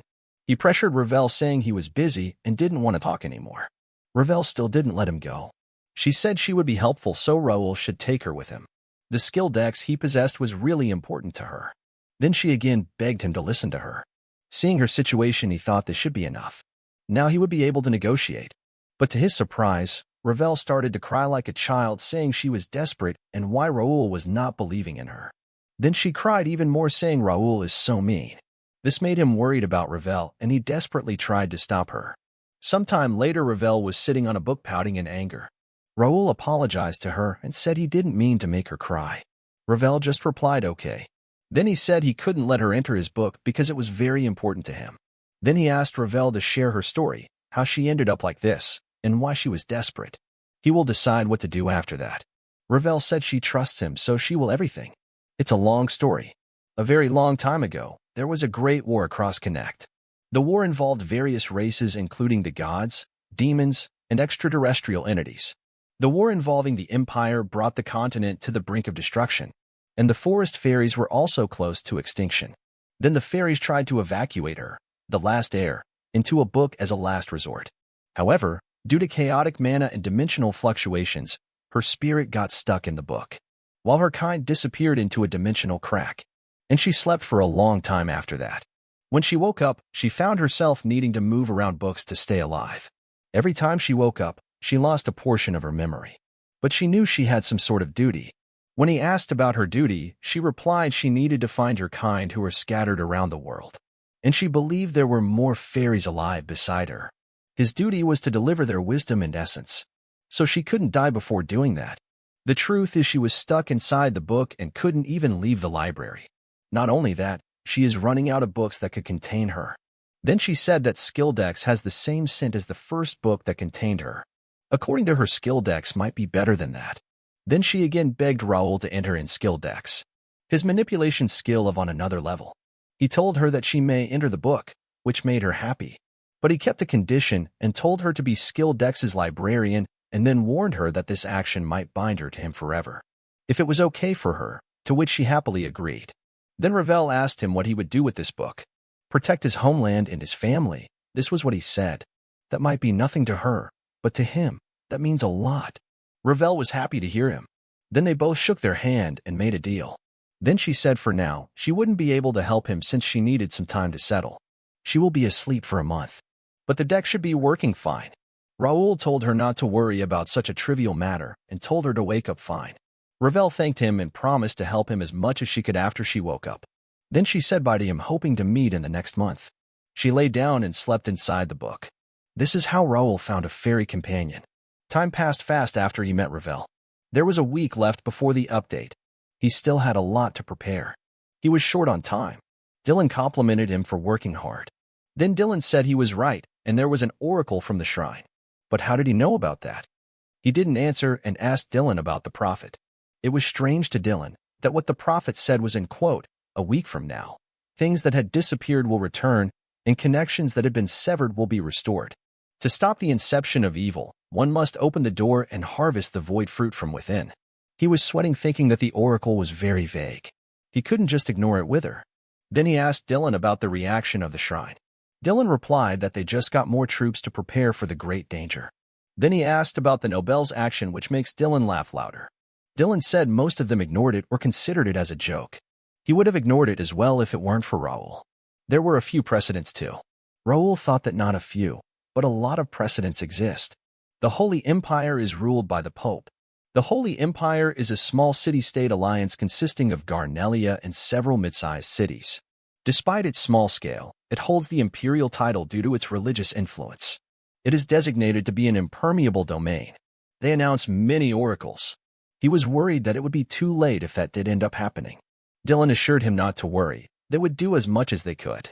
Dylan already gave out how to react to their people and the other families close to them. Then Dylan raised his fist and told him to stop worrying and work out with him. Dylan told him to show what he had got. Annoyingly, he thought Count's family never forgot something they were interested in, especially his father and brother. That was the reason why Dylan took his word seriously. When he told Dylan about the update, he said it was an oracle. But since Dylan found out about his psychokinesis, Dylan had been pestering Raul to show it to him. Sometime later, Dylan shouted, "Next." He made a lot of effort to block Dylan's attack. Dylan shouts saying that he told Raul to stop depending on his skill and focus on his physical growth. He, on the other hand, was barely hanging on, even if he promised to never train with Dylan, but ended up in the worst scenario possible. He could never get used to that type of training. He was sweating as if he was showering. He started training with Dylan because Dylan kept him insisting, and because of that his muscles grew well. Not only that, his psychokinesis body enhancement leveled up to par with his past life's level. Dylan was only interested in the physical body.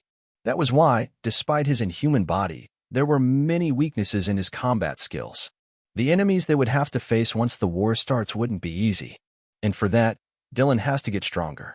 If he uses proper combat skills with that inhuman body, then he would be more fearsome and dangerous than a demonic beast. This was Raul's thinking. According to him, Dylan knew the gap between him and Dylan was getting smaller every time they dueled. In the future, Dylan would notice that he couldn't overpower him with just his body. That's when he would find a proper skill for Dylan. He would be able to find more skill books once the dungeons open. To tackle the future disaster, he has to make people around him stronger. Thinking all this, he smirked and think of himself as a smartass. After all, according to him, his plan was interesting. Sometime later, he was in a carriage. He was almost done with tasks that needed to be done before the update. The thing that bothered him most was how everyone was acting so normal despite the Oracle's public announcement. When he was asking local lords about their actions, they just laughed at him, saying that was not the first time the shrines told them weird stuff. Then he thought of himself as an unlucky person because he needed the kingdom's help to progress through the scenario. Monsters invade through the gate and war with the Empire. There would be times when a large number of troops would be needed. The kingdom's troops had to be preserved and grown to prepare for that. There were limits to what he could do. Even if he was the Count's son and knew about the future, he was just a 15-year-old kid. So he had chosen to focus on what he could do. He listened to lectures in the academy and searched for skill books in the library. He even visited 3 other beginner cities when he had no classes. Those are Reuben Kingdom's cities: Mira to the south, Kessin to the east, Bryant to the west, and Zusek to the north. There were a total of 4. He used the letter of recommendation he got from Mira and met the mayors of the other 3 cities. When he offered to invest in their cities, they gladly accepted it since their situation wasn't much different from Myra's. Then he initiated large-scale civil engineering projects in the city's core land and established branches of the First Guild, which cost him around 3.5 million gold. But it was worth considering the future development, and he had to finish the construction before the players started joining. He also issued a mercenary recruitment notice in the 4 free cities and the capital's mercenary guild, looking for individual mercenaries of C rank or higher and small-scale mercenary groups of up to 10 members. He hung a poster saying he would pay double for their first month, and then offer them a chance to join the guild or become a trainee knight if they are meritorious. There were a lot of applicants since the offer was amazing. He was able to find 50 Rank B mercenaries and 950 Rank C mercenaries. Rank C mercenaries consisted of trained soldiers from other territories or individuals with over 3 years of experience. Rank B mercenaries could be swordsmen or hold key positions in small mercenary groups. He spent around 30,000 gold hiring them, and it would cost more to keep them. But to his belief, they were worth spending this much. He wouldn't even have to worry if a high-level battle happened. Other nobles thought he was crazy to do all this as they didn't know he could be this rich. One of them assumed that he had ulterior motives to gather this much troops. Then he ordered Philip to gather all the guild members. Philip reported that all 45 members were there except for the executives. They were divided into 10 and finished training. Philip called the regular knights who were already here as well. He praised Philip and warned him to not let his guard down. He remembers Philip that they have a mission tonight, to which Philip agreed. Many things had changed. 6 trainee knights reached the expert level and were promoted to regular knights. A total of 9 knights, including Philip, Jake, and Pierce, became regular members of the First Knight. The trainee knights and other soldiers were affiliated with the First Knights as well. Now his first guild would make its first public move as the First Knight. First Guild. Rank Beginner Level 10, Strength, Local Influential Guild, Guild Master, Raul D. Ashton, Vice Guild Master, Philip, Administrative Officer, Bernard. Total number of members, 50, Regular Knights, 9, Trainee Knights, 35. Administrators, 5, Buff, EXP 10%, Proficiency 10%. Then he looked at the guild members' stats, which shocked him. He picked potential talent rank B or higher, but they were better than he thought. He was curious about how much stronger they would get. He had done all he could do to prepare for the update. Now, he hoped everything to go as he planned. The system showed him the time left until the update was 0 days, 6 hours, 17 minutes, 32 seconds. Then the scene shifted to some secret place. In the meeting room of Imperial Hound, Silver Zero inquired about the report. Number 8 reported that the royal family had not taken any action. All they did was increase their patrols around the capital. Number 9 reported that the Templeton family had done the same. And another noble family, McNeil, had taken the same decision. Silver Zero didn't express his emotion and turned to Number 6 and inquired if Ashton County was religious or not. Number 6 clearly denied, saying that even if they had a good relationship with the shrine, but they weren't religious. Then he revealed that they were preparing even before the oracle was announced. So he was assuming that they have a different source. Then Silver Zero inquired about Alfredo Gray. Number 6 responded nothing special, as he was only focused on the academy at that moment. Then Silver Zero turned to Number 8 and asked if he had successfully infiltrated the mercenary squad. Number 8 apologized and admitted they tried, but everyone failed. Hearing this, Number 5 was shocked and couldn't keep calm. He said that they were looking for 1,000 men, yet not even one of them could make it in. Then Number 8 explained they passed the pretest, but failed the main test. According to him, Raul had some kind of special ability. This remark kept Silver Zero silent. Then Number 8 asked Silver Zero if they had to worry about Raul. After all, he had no benefits out of that. Number 5 supports him, saying his thought was the same. Those puny nobles couldn't stop their grand plan even if they wanted. Hearing all their argument and discussion, Silver Zero declared to keep Raul under their surveillance for now. Then he inquired about their agents. Number 8 reported that everyone was in their place already. Then Silver Zero concluded that the grand plan was about to begin. The day when they would kill all those pig nobles was almost there. Crossing his hand, he advised everyone to stay focused. Closing the meeting, day declared it was all for the Emperor. After everyone left, Silver Zero muttered, "Raul Ashton." At night, the street was crowded with people. Among them, a child called his mom while pointing towards the sky to know what those were. His mother looked at the sky and saw a lot of pink meteors flying across their territory. This made her question about their exorbitance. Then she was shocked. She tightly hugged her child, and the child did the same. People in the background shouted, saying earthquake. Then she told her child to hold on and stay close. The child was so scared and was crying. He slowly opened his eyes and saw a huge red door in front of them, which looked like a door to hell. All of them were frightened to see this. One of them asked about that, while the other one was holding his loved one to protect her. A hand covered in bandage-type cloth emerged from the gate. But the next moment, a horde of goblins with dangerous weapons appeared in front of them. With just a single sword, Jake killed half of them, saving the mother and son pair. He was so determined in his job. Then he shouted that they were in a dangerous zone and ordered everyone to evacuate safely. Mom thanked their savior. 3 mercenaries were helping him to keep the gate in check. Then Jake reported back to the control room saying, "This is Outer Wall 4, Area B, Section 32. I found a gate. Engaging defense mechanisms." After reporting, he ordered his man to evacuate the civilians and keep their guards up. Scene shifts and Pierce reports, "This is Outer Wall 3, Area F, Section 21. I found a gate." A few monsters had come out, but there had been no damage to the civilians.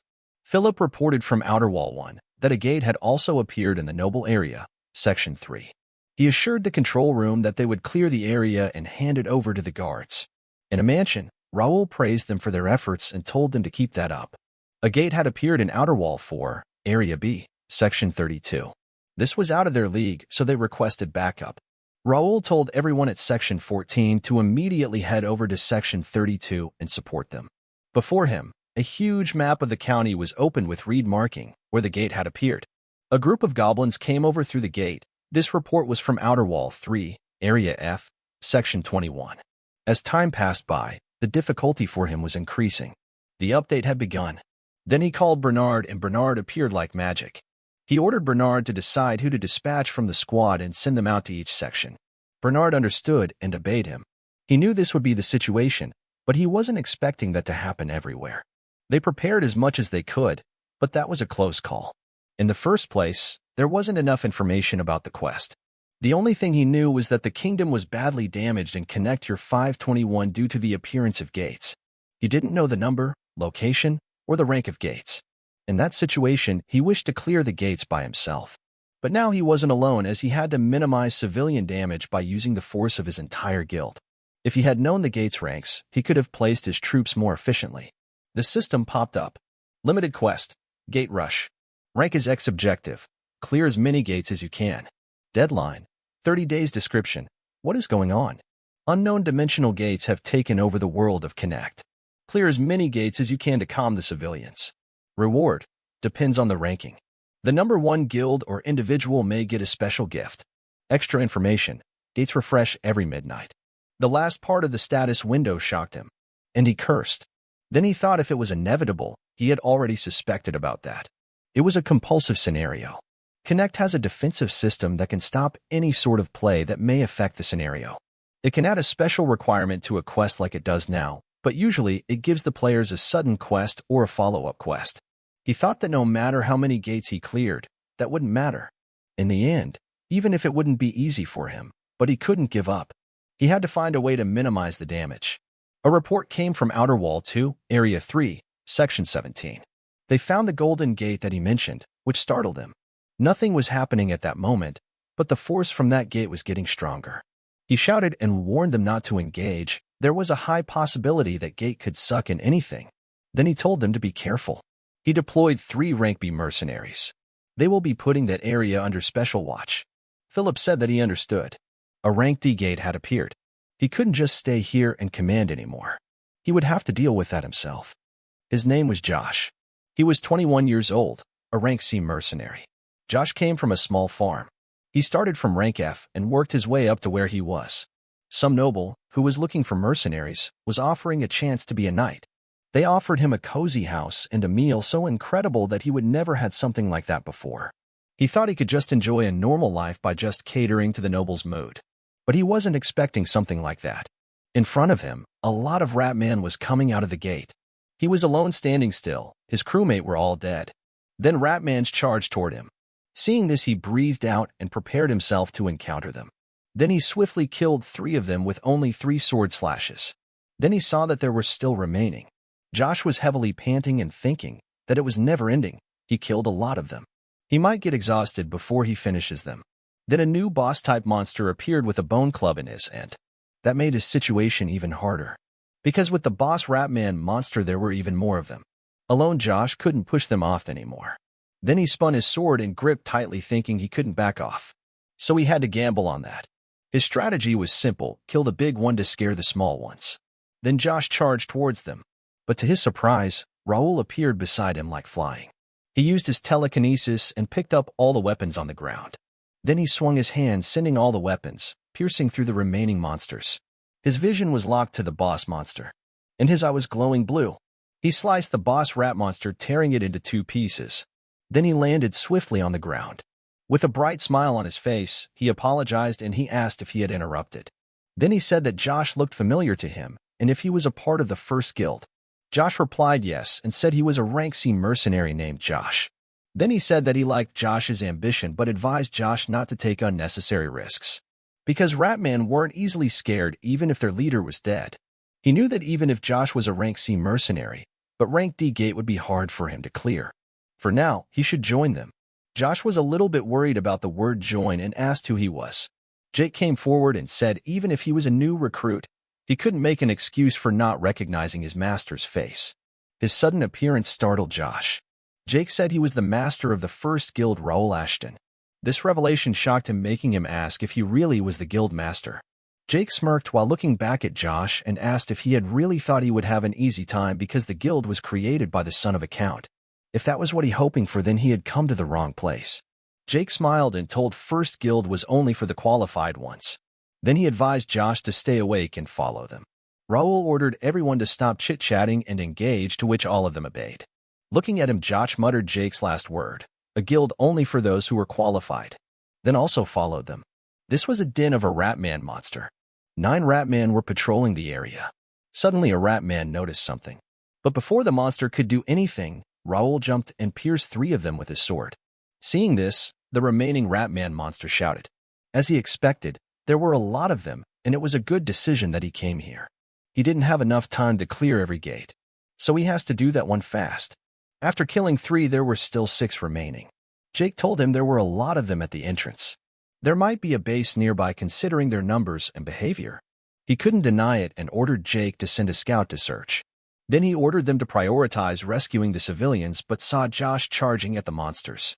Ratman raised their club to attack Josh. But Josh easily killed all of them. Perplexed, Jake told him that Josh was a special kid.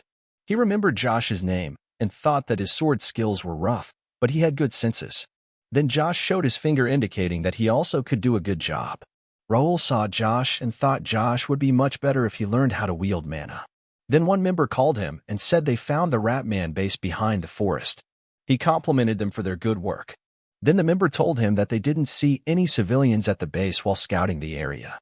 The base was pretty big, but there weren't any other monsters. Jake told him that they made sure there were no civilians near the gate, so there shouldn't be many civilians. Raul told them to make sure they searched everywhere. They couldn't afford to lose any civilians, to which they replied they understood. Clearing the gate was important, but they should prioritize rescuing the civilians. Then he turned to Josh and him to follow to the base. Then he clenched and raised his fist to inspire his soldiers and told them, "Tonight is going to be a long night. Everyone be ready." The scene shifted to the city. In a mansion, Dylan told him that he looked tired after just one night. Then Dylan asked if he was exhausted last night. They should work out more to make Raul stronger. Raul was serious and told Dylan to stop joking and inquire about the situation in the county. Dylan told him not to worry. They had all the information thanks to him, so they were perfectly fine. He asked about the number of gates that appeared in the county. Dylan guessed and said there might be around 100, and among them, 10 were ranked D. So it was easy for them to handle the situation. That didn't calm Raul, as he was shocked and almost stood up and asked if what he heard was right. The situation was worse than he expected. His behavior made Dylan confused, as he wasn't expecting Raul to react like that. He thought it was less. Raul clenched his fist and said that he would come soon to assist them. Dylan told not him to come because they had already cleared all of them.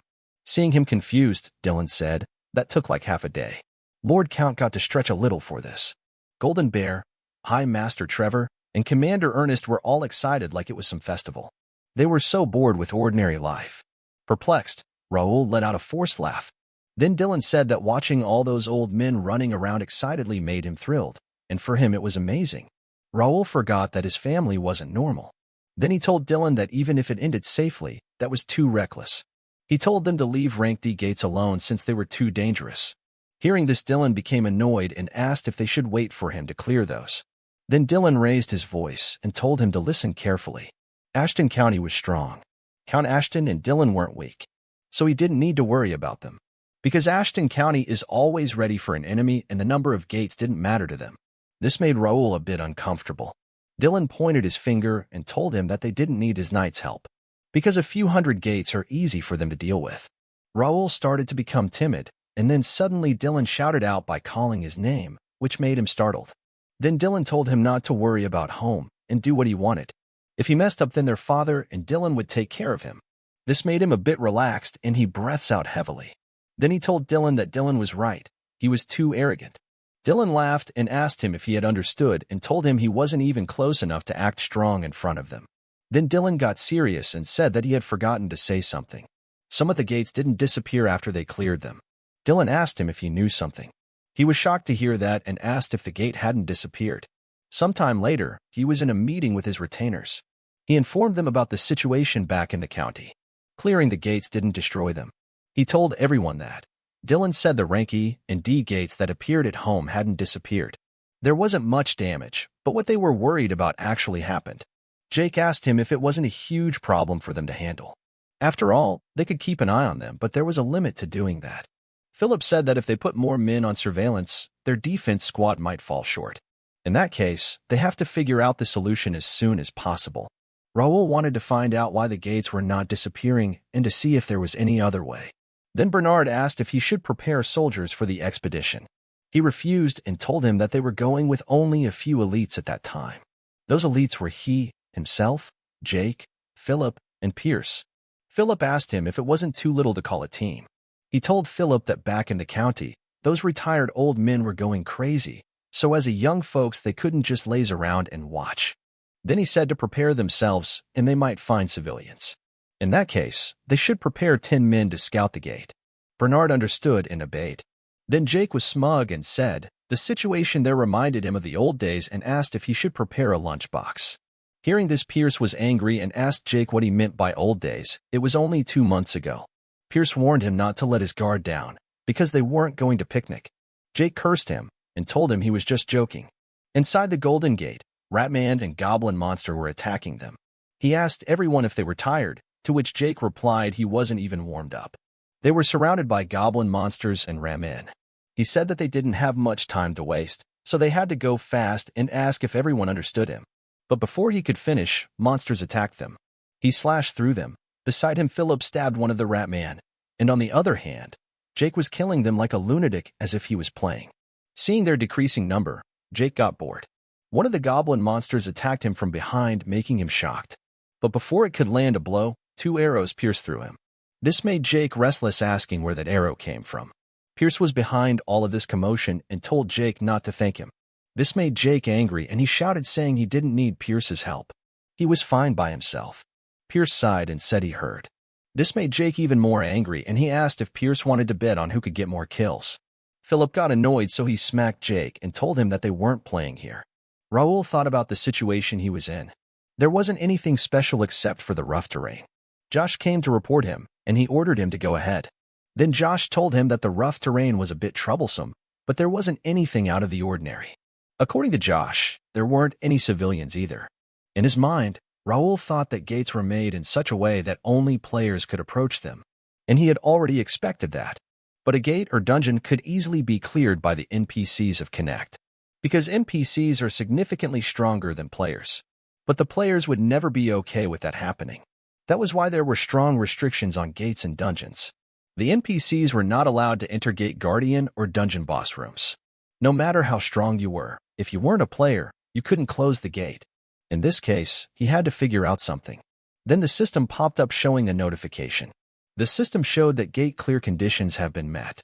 There was also a warning that a hidden space was discovered, which followed by a hidden quest, Guardian Elimination, has been triggered. The condition was if you do not accept the hidden quest, it will automatically expire after 30 minutes. After he accepted, a hidden quest showed up. The hidden quest title was Guardian Elimination. Grade D, Objective, Eliminate the Gate Guardian. Description: a powerful guardian is protecting the gate. Eliminate the guardian and neutralize the gate. Reward: EXP, Gold, low-tier random item box. If it were any other time, he would have become happy to see that. But now he didn't have spare time to complete the hidden quest. Then he asked others if they had seen it or not, to which Philip replied yes. Then Philip asked if they had to find a gate guardian themselves. Philip didn't believe there were any guardians between the monsters they fought till then. Josh called Raul and tried to get a confirmation if that was the gate guardian they were talking about. This made Raul shock, and he saw a monster walking by slamming his leg on the ground. He was releasing a huge amount of killing aura. In his hand was a big ball-shaped club. The system showed them, Ranky Gate Guardian, Dark Corrupted Goblin. Philip was really surprised when he saw the giant goblin, wondering if it was the guardian of the place. Jake joined in, sharing that the monster came to them, making their task easier. Philip agreed, expressing relief that they didn't have to search for it anymore. Josh, feeling confident, assured everyone that he could handle the monster. But Raul interfered and told them not to interfere. Nervously, Josh acknowledged his command. Curious, Josh asked why young master was personally getting involved. Philip reminded him that the young master always led the battles.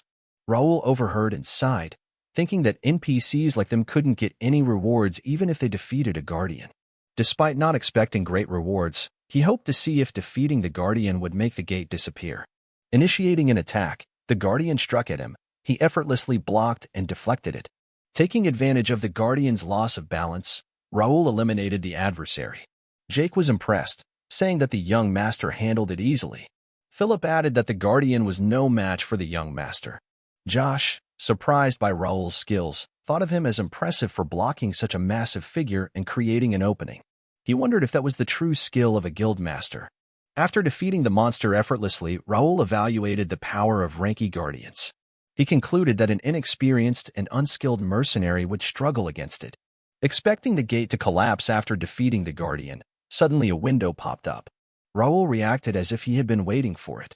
However, several windows appeared with unexpected messages. The first one declared, "Guardian of the Gate defeated." As the guardian dissipates, the gate will collapse, preparing for recall. The second window reported an error, stating, "Compulsion activated.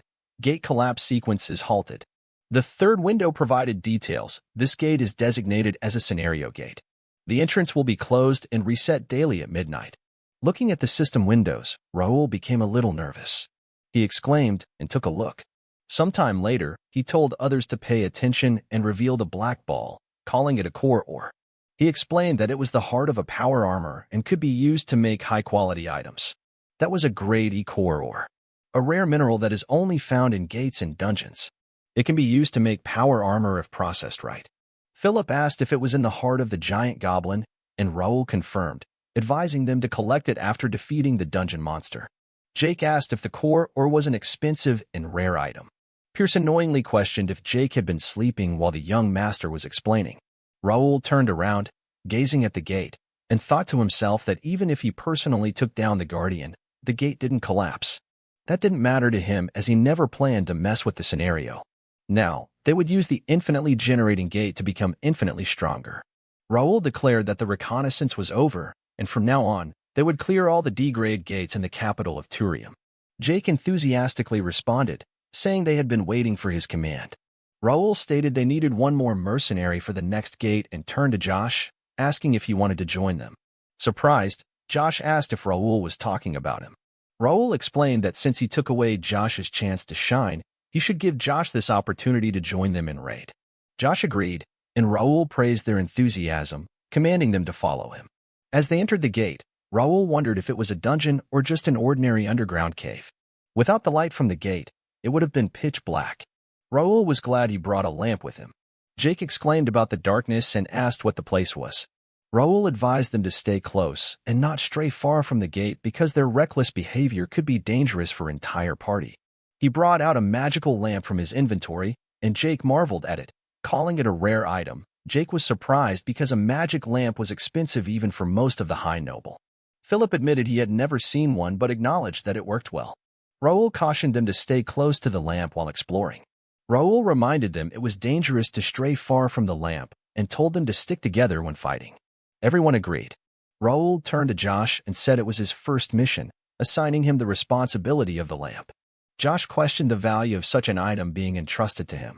Raul explained that he was capable and should show them what he could do as a promising new member of the guild. Josh wondered if Raul had called him a promising member, and Raul affirmed. Josh promised to guard the lamp even if it costs his life, and Raul encouraged him to do his best. He thought to himself that they might not realize it yet, but Josh was the lucky one. Soon, Josh would become an S-rank mercenary and be talked about as a candidate for the King of Mercenaries. Josh's status window popped up, displaying his information. Named Josh, 21 years old, level 38, occupation, freelance mercenary, temporary member of First Guild. Stats: potential talent grade A, strength 53, agility 56, stamina 59, intelligence 32, willpower 48, senses 62. He also had unique traits: beast-like sensation grade A+, burning competitive spirit grade B, ambition to succeed grade C+. Raul turned to Pierce, asking about the situation there and if he could see anything. Pierce responded that there was movement in the darkness. All he can say for sure right now is that they were exuding a chilling, murderous aura. In a flash, Pierce spotted something, swiftly shooting an arrow that caused a scream upon impact. Jake, intrigued, inquired, "What's that? Did you find something? Did you hit it?" Pierce replied, "Right now, I could hit them even with my eyes closed. They're already spread out all around us." Suddenly, a multitude of giant bats rushed towards them. Raul urgently shouted, "Giant bats! These creatures chase the light and attack everyone. Be careful." Josh nervously contemplated the light while gazing at the lamp. Jake exclaimed, "Damn it! They're all swarming around the lamp." Raul instructed Josh to put the lamp down for now, as it was too much for him alone. However, their conversation was cut short as Josh shouted, saying, "These damn irritating bats daring to mess with a promising guy like me." He skillfully used his sword to eliminate the incoming bats. With a smug look on his face, he confidently stated, "The lamp won't even get a scratch from these guys' attack." Jake teasingly whispered to Raul that he had overpraised the rookie, and now he had lost his mind. Raul replied that while enthusiasm is a good thing, he wanted to consider it a kind of admission test. Josh called out to Jake and Phillips, addressing them as seniors, and asked if they were just going to watch and do nothing. Jake teased him and responded that he was too slow, way too slow. Phillips sarcastically commented that a promising member like him should be able to handle this much on his own. Meanwhile, a scorpion lurked in the shadows as they moved inside. After a while, all of them were going deeper into the dungeon. Jake observed that they were in pretty deep, but he still didn't see anything. Jake then inquired if that was a cave just full of bats. Seeing his laid-off behavior, Philip warned him that was still a D-rank gate. Philip advised Jake not to let his guard down. The young master is also staying vigilant, so they should keep up with him. Josh, nervously looking at Raul, turned to Philip, addressing him as Mr. Knight, asking if their boss meant how strong the young master was. Philip, a bit confused, regained his composure, stating that depends on what Josh's definition of strong is. The young master is getting stronger every day, and he lacks nothing as a member of the Ashton family. But judging by just pure sword skills, he was probably weaker than Jake. Meanwhile, Jake was behaving like an idiot, shouting that it was disgusting to see those bugs so big. Philip continued, saying that Jake may look stupid, but his sword skill was amazing. Noticing an incoming monster in the dark, Raul halted. Philip warned Raul, but Raul assured him he was already aware and said they had come at last. A group of scorpions approached, and a window popped up showing information. Armored scorpion, level 45, rank D. Their traits were acid, poison, and steel armor. Jake commented that they looked so ugly. Philip cautioned him, saying there were a lot of them, so they should be careful. According to Raul, there was no way giant bats were the main enemies in a D-rank gate. Those scorpions only appeared in gates and dungeons, so this might be their first time against this monster. Shaking off his thoughts, stated, "Whatever it is, if it's a quest, we have to get through it. Their armors are as hard as steel, so be aware. Make sure to avoid the poisonous stinger." Then he smirked and commanded everyone to prepare for battle. A quest window popped up, showing information about a D-rank dimension gate. Quest rank D. The objective was to eliminate 50 armored scorpions of rank D. There was no time limit. The reward was experience points, gold, and a low-tier random material box. Raul thought it was not a conquest but an elimination quest, and it was asking him to clear the quest, not destroy the gate. He suggested thinking about it after taking care of the monsters. Raul called everyone to attack. Philip and Jake embarked on a scorpion killing spree, leaving Josh to guard the lamp. A swarm converged on Josh, attacking him from a blind spot, but he managed to block just in time. As another attack approached, Josh thought he could not dodge this. Suddenly, several swords struck the scorpion, eliminating it. Perplexed, Josh questioned why the swords were floating. Raul asked him if protecting the lamp and fighting was too hard for him. He felt like he was stealing Josh's chance to shine. Then he directed the swords at the remaining monsters, killing almost all of them. Jake observed and was quite disappointed since he cared for most of them. Jake thought he could stretch a little that time. Josh, shocked at witnessing Raul's power, wondered if this was Raul's true power. He's only 15 right now. And looking at him, that wasn't just a noble role-playing a knight. Josh was mesmerized by his power, thinking that was the master he would serve. Raul killed the last scorpion, thinking that it was number 50. Then they had met the minimum requirement to clear the gate. He then started to go deeper. Jake chuckled as he thought the quest was over. Raul asserted that they had to make sure since they were there.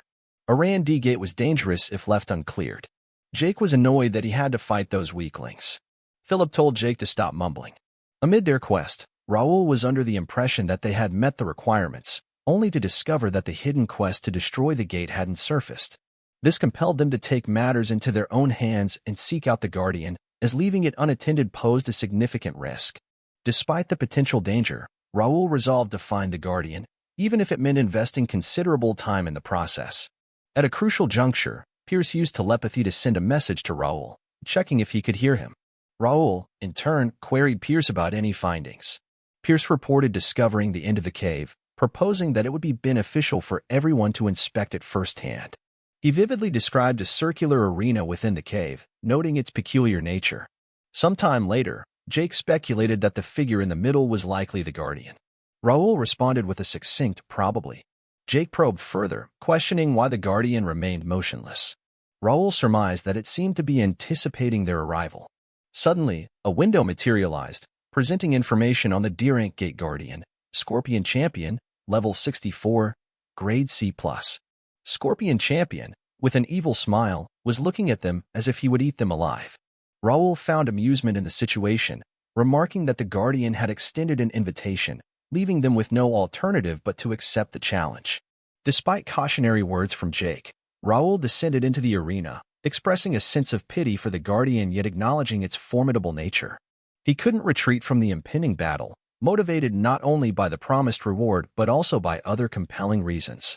Apologizing for the delay, Raul encouraged the Guardian to unleash its full might.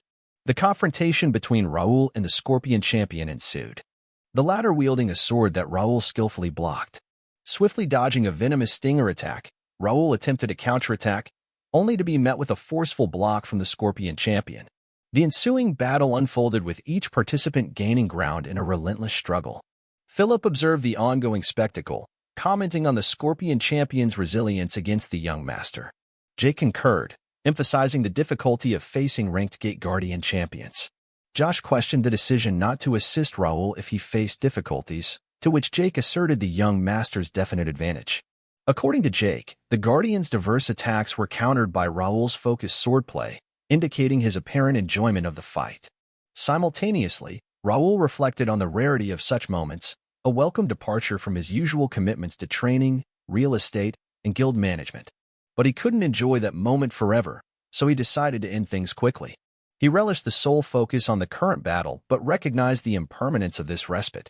Infusing his sword with mana, Raul acknowledged the enjoyment derived from the fight but expressed the constraint of time, signaling the need to conclude the encounter. The Scorpion was laughing too. The Scorpion Champion responded by revealing a mana blade, injecting a sense of unease into the atmosphere. Unpredictably, it unleashed poison towards Raul, who narrowly evaded the attack. Those poison droplets quickly melted even the ground itself. Seeing this, he was surprised as never imagined the Scorpion Champion to throw poison. A moment of recklessness came with a price. When he turned, he saw the monster was at his blind spot attacking him with a mana blade. He barely managed to dodge the attack with his mana sword. Their clashes made a huge energy wave affecting everyone standing afar. The ensuing battle showcased the Scorpion Champion's proficiency with a mana blade, hindering visibility due to the powerful wind generated by clashes. Pierce exclaimed the unexpected appearance of a mana blade, prompting Josh to consider the urgency of providing assistance. Jake advised them to stop overreacting to this simple matter. Philip supported him, saying they would only distract him if they tried to help him. They should believe in him. However, Raul, amidst the intense battle, reflected on the forgotten thrill of life and death situations and the exhilaration of combat. Despite the challenging adversary with a mana blade and ranged attacks, Raul reveled in the complexity of the fight. He strategically assessed the Scorpion Champion's moves, recognizing the simplicity yet potency of its attacks. Then the scorpion monster made a chop-chop sound with his claw as if he was inviting Raul to attack first. Raul charged at him thinking that was his first time fighting an opponent who used a sword, claw, and tail. As the scorpion champion opted for a claw attack, Raul agilely evaded, seizing the opportunity to cut off the creature's tail. A subsequent lethal strike led to the ultimate defeat of the scorpion champion. In his farewell words, Raul acknowledged the nostalgia the battle had evoked. Jake, astounded, questioned if the young master had grown stronger. Philip affirmed the observation, noting Raul's swift progress to the intermediate level shortly after reaching the expert stage. Then Philip mocked Jake, saying that in the realm of swordsmanship, it's just a matter of time until the young master surpasses Jake's current skill level. Jake was quite frustrated, brimming with enthusiasm, and shouted, "Young master, let's move on to the next gate. The next guardian is mine. I call dibs." As Raul observed Jake's bold claim, he couldn't help but wonder what was wrong with Jake. A notification window materialized, revealing the details of Ashton's sword skill, the Bear Crush, graded A+, now at an intermediate level 4. His class changed to Knight of Intermediate Sword Expert, marking the elimination of the Gate Guardian and the completion of a hidden quest. He was impressed by his progress. Then he acknowledged that took some time and apologized because that must have been boring just watching. Quick to respond, Josh chimed in saying that was amazing. Josh was quite happy as his combat just cleansed his eyes. Raul, appreciative of the compliment, thanked Josh.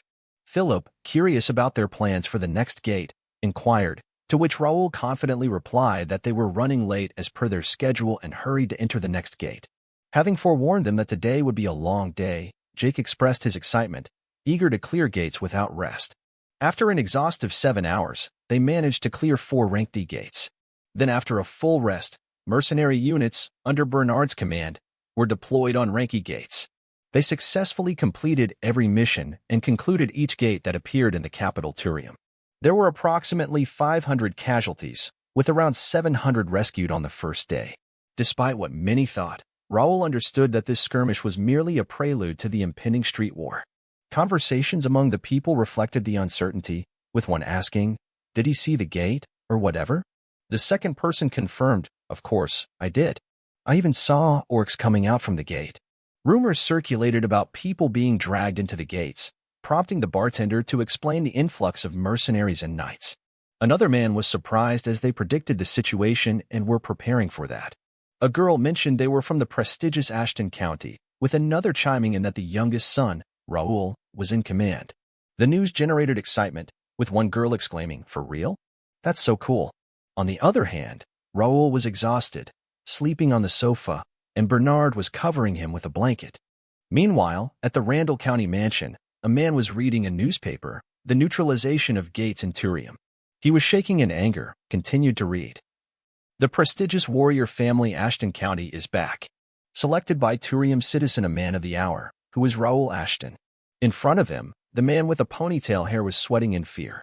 The next report was on. Ashton County's great leap forward may be a sign about getting involved in politics. He couldn't continue to read anymore, tearing them into pieces.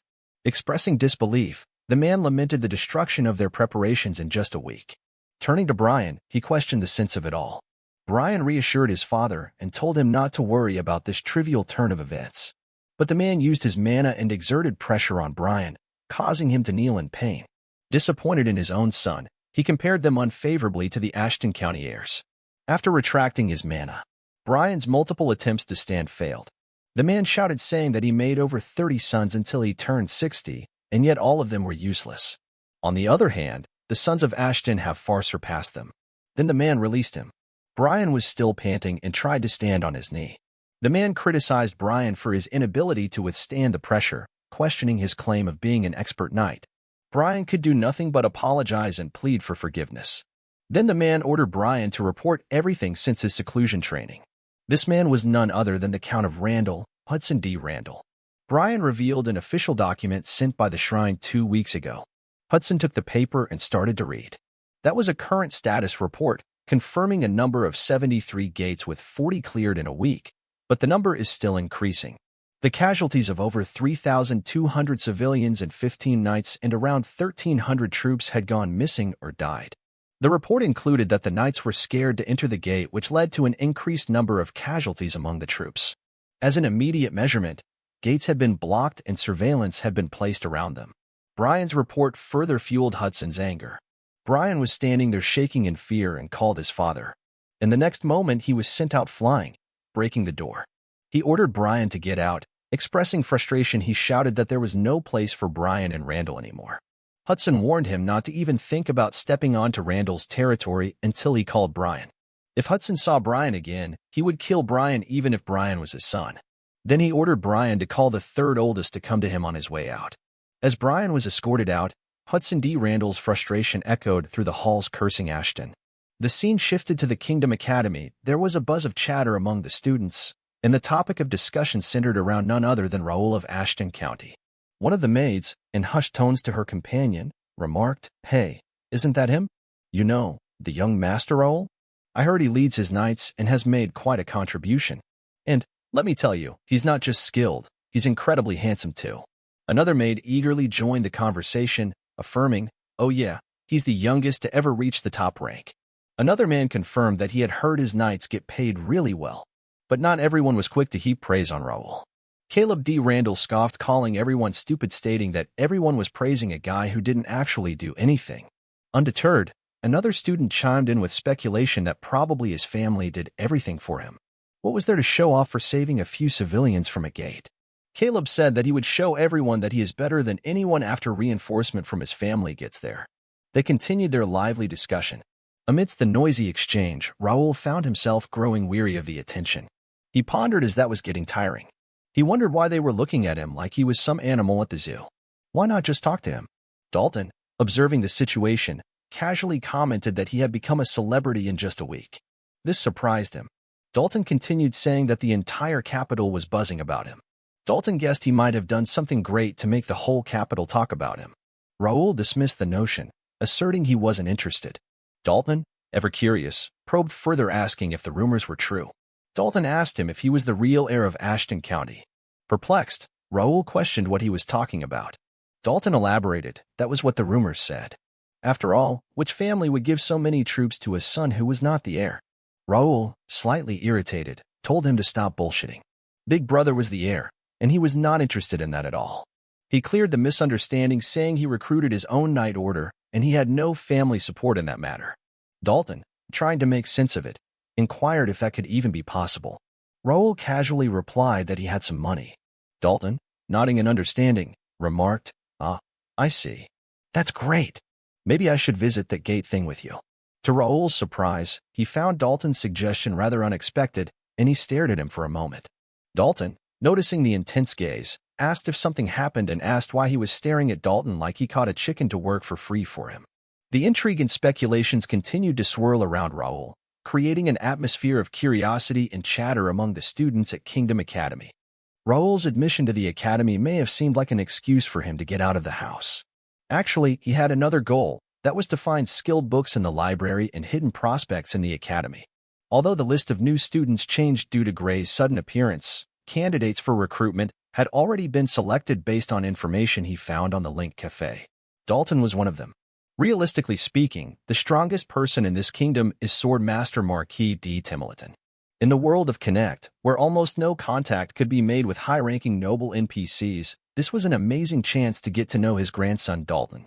Currently, not just anyone is allowed to enter the gate. One must obtain official permission or have at least 50 troops and 3 official knights. It'd be impossible for Dalton to enter the gate alone. Even if Dalton is at the level of an expert, he has never confirmed his skills himself. So he must be desperate for a chance to get a real battle experience like a gate subjugation. Thinking about all these things, a smile appears on his face. He inquired if Dalton wanted to do it together. It's an F-rank gate, and there won't be any danger. Dalton laughed and questioned because he could not believe Raul would agree with him that easily. But then Raul stated that he had a few conditions. Dalton asked about his condition. He said, first, Dalton is the only one he will be bringing into the gate, and he cannot take any servants or guards along. Dalton replied it doesn't matter to him. It's nicer to have a smaller number of annoying people joining. Raul continued by saying, second, keep the fact that he is going into the gate with him a secret because he doesn't want anyone talking behind his back. Dalton replied, That is acceptable as well. He hates getting involved in family matters too. Raul was somewhat frustrated to see this brat not worried at all. What would Dalton have done if he had bad intentions? Then again, who in this kingdom would dare to turn a big noble family like the Templeton Duchy into their enemy? Then he started the last condition. Dalton must get permission from the Duke. Dalton, surprised by his remark, asked, "Why does he need to get that?" He replied, "Isn't that obvious? What if something happens to Dalton? They need someone to take care of the situation if something happens to Dalton. He is not taking Dalton there to have fun. He is taking him there on an official visit. And not only that, he has a whole night troupe to take care of. So he can't be bothered with the baby caring for a noble boy." Dalton nervously replied, "That's true." But his talk was interrupted as Raul walked away, commenting, "Let's talk again once Dalton obtained permission from the Duke." By then, flustered Dalton requested Raul to wait. But Raul did not pay any attention to his concern and left. Dalton, wondering, how is he going to convince the old man? The scene shifts to his mansion and we see Bernard, Philip, and Raul discussing something. Seeing his pale face, Bernard inquired if anything had happened at the academy. Raul replied, "Well, all the attention is a bit tiring. It's fine." He started doing this hoping for this to happen anyway. Bernard questioned, "Then shall they maintain the public opinion to the current level?" But Raul asked to report on how many people have been deployed so far. Bernard reported, "In the past 2 days, 100 soldiers have been deployed as decoys, and an additional 10 wandering mercenaries have been hired. As well, there are around 20 active spies in the main branch who have completed their basic training." Raul considers the importance of the war of public opinion amidst the fierce political battle between the global. It is crucial work that must be done to solidify their position. The decision to seek out the voice of Robert has proven to be a wise one by providing information about the gates without any conditions. A friendly reputation has spread throughout the kingdom. Those who question how a single media outlet can wield such influence do not understand the significant role that the media plays in Connect. The media in Connect are an elite organization primarily composed of magicians, with Jenna's White, one of the continent's 3 great sages, serving as the president of the Press Association. Their status is esteemed high even among the highest ranks of society, and the most influential media outlet among them is the Voice of Rebin. They do not need to engage in wars with swords alone. They must utilize all available resources. Raul instructed double the number of wandering mercenaries with a good sense of humor to be on standby, expecting that individuals from various regions would come to keep them in check. Then Philip inquired, "What does he mean by that?" Bernard explained that greedy noblemen are likely to attempt to gain a foothold now that the gate situation has subtly stabilized. Raul expressed that while he would welcome them for a simple gate subjugation, it is not feasible at the moment. Bernard suggested that they may try to find faults and tarnish Raul's reputation to claim a larger share of the rewards. He responded by stating that they can only strive for the rewards because only the chosen ones can close a gate. He emphasized the need to keep this information confidential for the time being to prevent other lords from pretending ignorance about the gates. Philip responded with the statement that he understood. Raul continued with his thoughts. Even if he had to use the lord's greed, he must get the soldiers to gather in the kingdom. That was the only way for them to deal with the crisis that was about to befall the kingdom. At night, a person with brownish hair runs from something in the back alley while thinking that he messed up. Who would have thought that they did continue being hunted despite entering a gate? Just what is their deal? For now, he must lure as many of these bastards and buy time for his comrades to get away. His thoughts came to a halt when he was surprised to see people with robes blocking his way forward. One of the people with a mask stated, "Guild leader of the Information Organization Wings of Freedom, alias Faceless. It's nice to meet you this way." Alias stated, "So these bastards are the ones who have been hunting down underworld guilds for half a year." The masked person replied by saying, as he expected from the head of the best information organization in the kingdom, he is quick-witted. Alias inquired, "So what brings him here? Is he trying to hunt him down this time?" The masked person responded that he was planning to do that at first, but he would make him an offer. Alias inquired about the offer. The masked person stated, "Surrender. It would be a waste to kill someone as powerful as he in the underworld. If he promised to join them, that is, they would spare his life." "What does he say?" Alias unsheathed his sword and rushed towards him to attack while asking, "Stop saying nonsense." But his attack was blocked by the masked person with his power armor. He looked at the armor. He immediately identified it, and then Alias stated they were bastard and were on the fence about it. But they really were bastards from the Empire. The individual declared, "What a refreshing deduction. Or should he call it a dangerous suspicion? Now that it has come to this, he leaves him no choice. The man demanded his companions in blue robes to eliminate him. They all swiftly moved towards their target, his face turning pale as he saw their attacks. However, the target known as Alias vanished before their eyes. Confusion spread among the group as one questioned, "Is it stealth magic?" Another responded, "No, he used an artifact. He couldn't have gotten far." The man commanded everyone to search the surroundings. Meanwhile, Alias, who had teleported to the rooftop of a nearby house, pondered, to think the mysterious organization that has been hunting guilds were bastards from the Empire. What the hell is going on in this kingdom? At Ashton County, a guard captain named Bill informed Raul that the first night's rank F gate permit had been canceled. Jake shouted in anger, questioning the decision, but Philip quickly silenced him. Raul calmly responded, acknowledging the news and inquiring about the status of the rank E and rank D gates. The guard captain assured him that those gates were still permitted for entry. Raul expressed relief at the news and asked who would be taking care of the rank F gates moving forward. The guard captain admitted he was unsure but mentioned that multiple families were expected to participate. Raul nodded in understanding, noting that rank F was less dangerous and could potentially be profitable. He made it clear that his team would be ready to handle any issues that arose. Surprised by Raul's sense of duty, the guard captain remarked on his righteousness, expressing a wish that other nobles were like him. Raul reiterated the importance of protecting the city and its citizens, emphasizing the need for cooperation. Meanwhile, the guard captain whispered to Raul about a rumor linking Randall to the canceled permit. He speculated that the Ministry of Finance may have been involved, noting the close ties between the department and the Randall family. After some contemplation, Raul thanked him for the information, showing his appreciation for the warning. As the guard captain departed, Raul inquired, "Did everyone hear the news?" They already anticipating this to happen, so it shouldn't come as a surprise. Jake replied if it was not excessive for them. Raul stated that it was a direct order from the royal palace, so they must comply.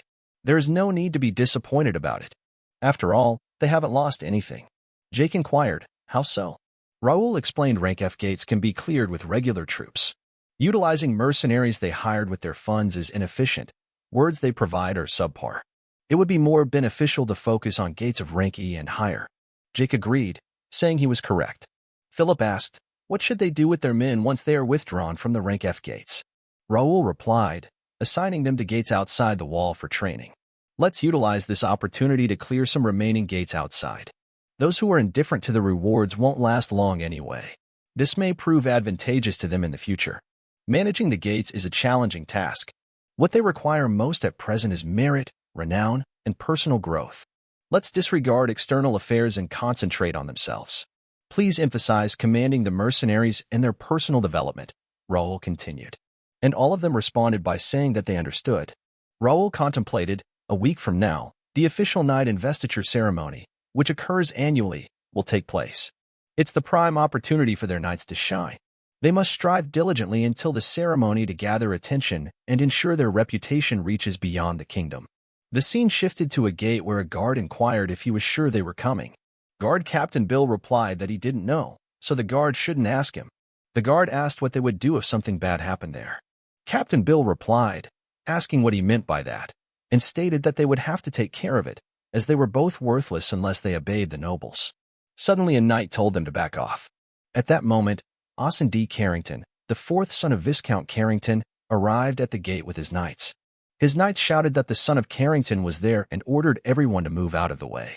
Captain Bill stepped forward and said it was an honor to meet him, introducing himself as Bill, the person currently in charge of controlling the gate. Austin D. Carrington asked if that was the gate, and Captain Bill confirmed that it was. Austin then ordered his men to get moving. Captain Bill asked if he was saying that he would be going in right away, but Austin didn't answer and told his knights to follow him inside. Captain Bill asked about the horses, and Austin became angry and kicked him, causing him to fall to the ground. Austin then told Captain Bill to know his place and not to ask him to get off his horse. Captain Bill tried to explain, but Austin told him to shut up and called him a peasant before ordering his knights to go inside. Guard approached him and asked if he was okay. Captain Bill declared, forget it. He clearly warned the noble kid. It's not his fault if their horses go crazy inside the gate. He thinks to himself that he knew horses were not allowed inside due to the high mana density.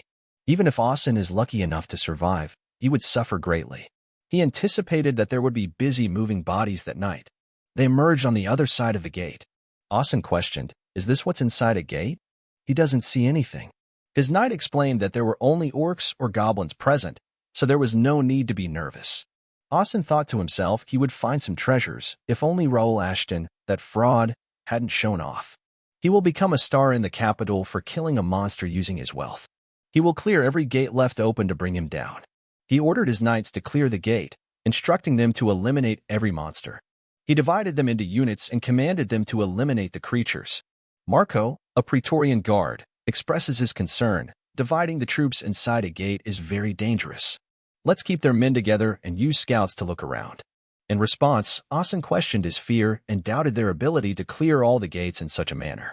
Suddenly, Marco heard a sound from behind and turned to see incoming monsters, causing him to tremble. He shouted, "Young master," and advised Austin to get behind him.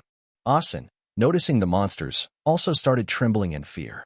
Meanwhile, Marco ordered the knights to stay calm, hold their positions, and prepare for combat. The night guard Captain Bill came to Raul's office and reported about the missing people. Raul asked what he was talking about and if he was specifically mentioning the people who had entered the Rank F gate. Captain Bill confirmed that yes, he was referring to those individuals, explaining that every team that had entered the gate had gone missing. Concerned, Raul asked how many teams had entered the gate in the past 2 days, to which Captain Bill replied that 10 teams had disappeared, all of whom met the requirements to clear the gate. Raul pondered the possibility of the gate-transforming phenomenon typically seen in high-ranked gates. He wondered if there was something else inside the gate that was causing the teams to vanish. Before he could think further into his thoughts, Bernard approached him and called him. Raul instructed Bernard to gather the high-ranked knights, including Homer. Bernard questioned whether the training instructors should also be included and asked what was happening. Raul simply stated that they were heading to the gate for a rescue mission. A little while later, as they arrived at the gate, a frog monster rushed to attack Dalton, but he swiftly dealt with it and expressed frustration at the situation. He commented on the gate's boring and nasty nature, to which Raul reminded him that they couldn't predict the terrain inside a gate and that they were not there to play around. Philip approached Raul and informed him that the scouts had returned. Raul inquired about their findings, learning that monster sightings had decreased as expected. Raul exclaimed, "Right, they are well prepared," and he believed he already possessed information about the gate. The window popped up, displaying information on the Rank F Dimension gate with a maximum capacity of 300 and no concurrent access limit.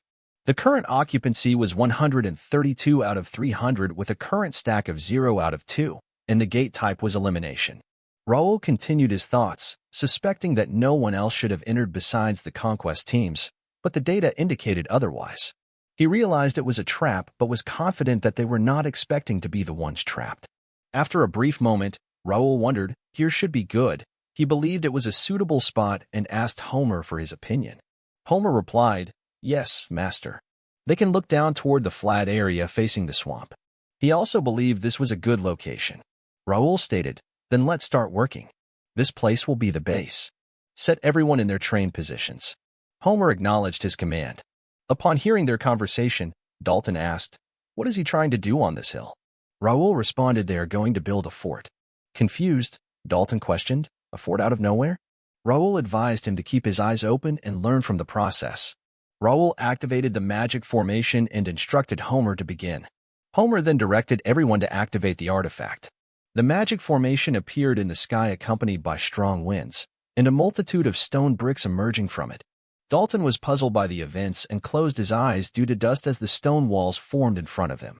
As he opened his eyes, he was astonished to see a fort standing before him. Meanwhile, Raul declared that the structure was made in a rush but would serve its purpose. He believed it was better than sleeping under a tent. The fort was 3 m tall and 20 m wide, providing enough space for at least 100 people. It was the ideal base to wait for enemies. Dalton inquired if Raul was planning a siege and if the gate was dangerous enough to warrant building a fort. Raul explained that gates were indeed dangerous places, but only this one required a fort. He had used a similar simple fortress method before and believed it was worth it despite needing many artifacts to reduce the bricks' weight and size. He had trained guild members to use artifacts for this moment, although he had not expected to use it so soon. Dalton expressed his curiosity but limited himself to one question. asking why Raul needed the fort when they were supposed to be rescuing missing people. Raul responded by stating that they needed the fort precisely for that reason. Dalton pointed out that forts were typically for defending against enemy attacks and questioned why Raul needed them for a rescue mission. Raul simply replied that he would see. He pondered that their opponents likely believed they were fully prepared for the mission but doubted they were anticipating any chance of failure. He concluded by stating, "Let's see whose preparation is more thorough." On the other hand, down the hill, Jack, the Imperial Hound and commander of Reuben Kingdom's District Team No. 8, was peacefully sitting in his chair, smiling victoriously. A man respectfully reports to Jack that they have taken hostages as instructed.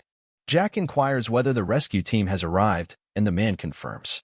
He then reports to Jack that they have located a rescue team similar in size to the one they captured, and the scout team is watching them closely. Jack, gripping his sword at his side, expresses his hope that they can provide some entertainment this time and begins to walk, remarking on the nobility of that kingdom being so weak that he hasn't had any fun. Jack then suggests they go out for a hunt, assuming they must follow the captain's orders.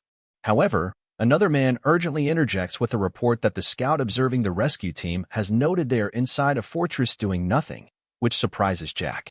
He asks for clarification on what is meant by a fortress. Meanwhile, inside the fortress, Dalton lies on the ground, yawning, questioning if their adversaries are truly coming for them as he is bored and didn't come for idleness. He is told not to get comfortable and that their opponents will arrive any moment. Dalton, acknowledging the strategic purpose behind building the fortress, inquires about who they are expecting. He is told that there was no intention to keep it a secret and is encouraged to see for himself. Confused, Dalton looks outside, spotting Jack and a swarm of masked men. When Dalton asks if these are their adversaries, the answer is affirmative. Jack, seizing one of his men angrily, questions what the fortress is doing there and how it was built, but the man stutters that he is unsure. He raises his hand to command, noting to Dalton that their enemies likely thought they had trapped them perfectly, which must be confusing for them. The knights aim their arrows at the enemy while he comments that the enemies have realized they are the ones actually trapped. Philip tells the knights to get ready with his hand raised. He acknowledges that the enemy did not expect a siege at the gate and is certain they were unprepared for one, which must be frustrating for them. Noticing Jack's short temper, he contemplates whether to provoke him further. He then taunts them, calling them the Empire's dogs, and asks why they are roaming without a leash, infuriating Jack.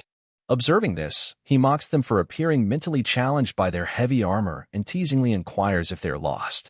Jack smiled, calling him an arrogant youngster, and asked if he was from Ashton, brandishing his red sword. Jack shouted that while he was arrogant, he certainly had guts and Jack was going to enjoy slicing and destroying him because he intended to kill him personally. Jack then ordered his men to attack, proclaiming that they would take the fortress. He smiled, knowing they had fallen into his trap. He then grabbed his sword from his inventory, and Dalton did the same, admitting he still didn't understand what was happening but was sure they were from the Empire. He ordered his men to fire, and the knights released their arrows. However, the masked men dodged and blocked the arrows, shouting proudly that their actions were for the Emperor's glory. One of the knights was stunned to see a masked man close to killing him, but the attacker stopped in fear when Dalton appeared in front of him and easily slashed two masked men in the air. Dalton angrily called dirty Empire dogs, commenting that killing those frogs felt less disgusting. Jack, infuriated at seeing another arrogant youngster, declared that things were getting better. He then signaled it was time to show some respect. A masked man blew the horn, and he was shocked to see monsters emerging behind Jack, who laughed.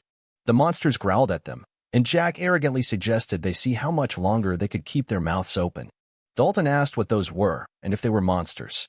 He replied that they were the Empire's mana soldiers, noting that they seemed to have been upgraded since he last saw them, and were probably their best, making him think his plan was perfect. The soldiers panicked as the Empire's mana soldiers advanced closer to the fortress. The mana soldier growled at them in anger and screamed loudly. Dalton shouted that it was a monster and that the Empire had really created something formidable. One of the Empire soldiers dashed towards the fortress to attack, and Philip shouted to everyone not to let them get close to the fortress. Philip then ordered the soldiers to fire, and they released their arrows, striking the Empire soldiers. However, their attack didn't even leave a scratch. Dalton noted that the Empire soldiers were just deflecting the arrows, and he calmly explained to Dalton that ordinary weapons wouldn't even scratch the Empire's soldiers. Dalton asked what they would do about them, and if he had a plan. He replied that of course he had a plan, but needed a bit of help. He asked Dalton what he thought about it, and if he was up for it. Dalton replied yes, because that was what he was there for. He then told Dalton that they should proceed with the plan. One of the Empire's soldiers launched its sharp claw, attacking the fortress and causing it to shake, and the soldiers panicked. However, Philip shouted to them to stand their ground and ordered the spearmen to move forward. Jack laughingly observed them and said they really thought they'd be safe just by camping in that fort. Jack then shouted that he would show them what happened when they fought against the Empire and that he would destroy their fort. However, Jack was stunned in shock when he saw Raul and Dalton jumping off the fort, and Dalton slashed at the Empire soldier in the front. Dalton was shocked to see that the Empire soldier didn't even flinch. The Empire soldiers then shouted in anger while facing them, and Dalton cursed when he realized his sword was no good against them because they were too tough. He agreed with Dalton and said it wouldn't be easy. Jack teasingly asked if they had come there instead of defending their fort and shouted to them that it was a great plan and he respected their foolishness. Dalton, increasingly annoyed, told him that Jack's words were becoming more annoying than those monsters and asked if they were just going to listen to Jack's trash talk. He calmly replied that they would definitely not be willing to listen, and the Empire soldier was shocked to see his mana sword as he told Dalton that they should shut Jack up. Dalton smiled, activating his sword's mana as well.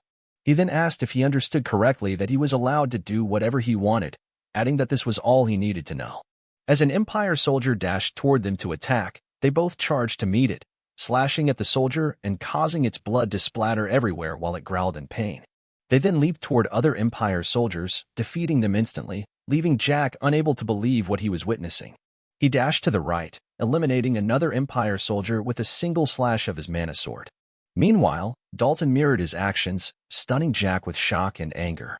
The soldiers in the fortress cheer for their master's victory over the Empire's mana soldiers. Dalton sighed in relief, remarking on the close call, and taunted the masked men, questioning their silence and if that was all they had. He mocks their cries for the Emperor as mere pretense, suggesting their loyalty wavers without their mana soldiers. Jack, infuriated by the taunt, smiles, saying things were getting interesting and that he was looking forward to some fun. He then tells him he'll send his regards to his family, implying a fatal encounter. Dalton recognizes Jack as a commander of the Empire, suggesting he is stronger than the monsters they've faced and offers his help. However, he declines, stating he can handle Jack himself. He then points out that Dalton has his own opponent to face. Dalton turns to see a huge flail breaking the ground wielded by a half-mana soldier. He comments on the man's smaller size but notes he is armed, questioning if Dalton can handle him. Dalton defiantly responds, questioning if he has forgotten who he is and his family name, assuring him not to worry and to focus on teaching that Jack guy a lesson. He smiles, acknowledging that Dalton is Templeton's grandson, and despite this being Dalton's first real combat experience, he trusts him completely. He then approaches Jack, assuring him his back is covered and asking if they should conclude their battle, apologizing for the wait. He confidently tells Jack to bring it on. Jack addresses him as the young master of the Ashton family and inquires about his name. He replies that his name is Raul. Jack remarks that his family is well known throughout the Empire, and he had heard that his family used great swords, but it appears that was not the case. Raul sighed, thinking Jack talked too much and resembled a gorilla, but he knew he couldn't underestimate Jack. Despite Jack's appearance, his stats and level were on par with a typical advanced sword expert, making him the strongest enemy Raul had faced so far. He observed that Jack was 44 years old, level 81, an advanced sword expert with potential talent grade A strengths, including 79 in strength, 77 in agility, 73 in stamina, 71 in intelligence, 61 in willpower, 73 in mana, 68 in senses, and unique traits like narcissism with grade C+, bloodbath with grade A-, and quick-witted with grade B. Jack exclaimed that encountering two noble families' young masters was a jackpot and suggested they see what they've got. After assessing Jack's status, Raul recognized Jack's stable stats and power armor, acknowledging the need to stay alert. Yet he smiled, thinking about his steady level-ups and the investments in his gear. He then thought proudly about demonstrating what a reincarnated, overgeared player could achieve. Jack praised Raul for his proficiency with the mana blade, suggesting he was not just a pampered young master and that the duel might be thrilling. Jack then infused his sword with mana, taunting Raul not to expect any leniency. He leaped towards Raul derisively, calling him a noble kid and warning him not to cry when defeated by a single swing. However, Raul calmly met Jack's attack with a swing of his own blade, resulting in a loud explosion. Meanwhile, the soldier with the flail launched a powerful attack at Dalton, who managed to block it with his swords, albeit shaken by the force. As the soldier prepared to attack again, Dalton noted the soldier's strength but countered with a forward swing of his sword. Unexpectedly, the soldier blocked his attack with a shield, leaving Dalton surprised and pondering if the soldier knew his shield would shatter upon blocking a mana blade.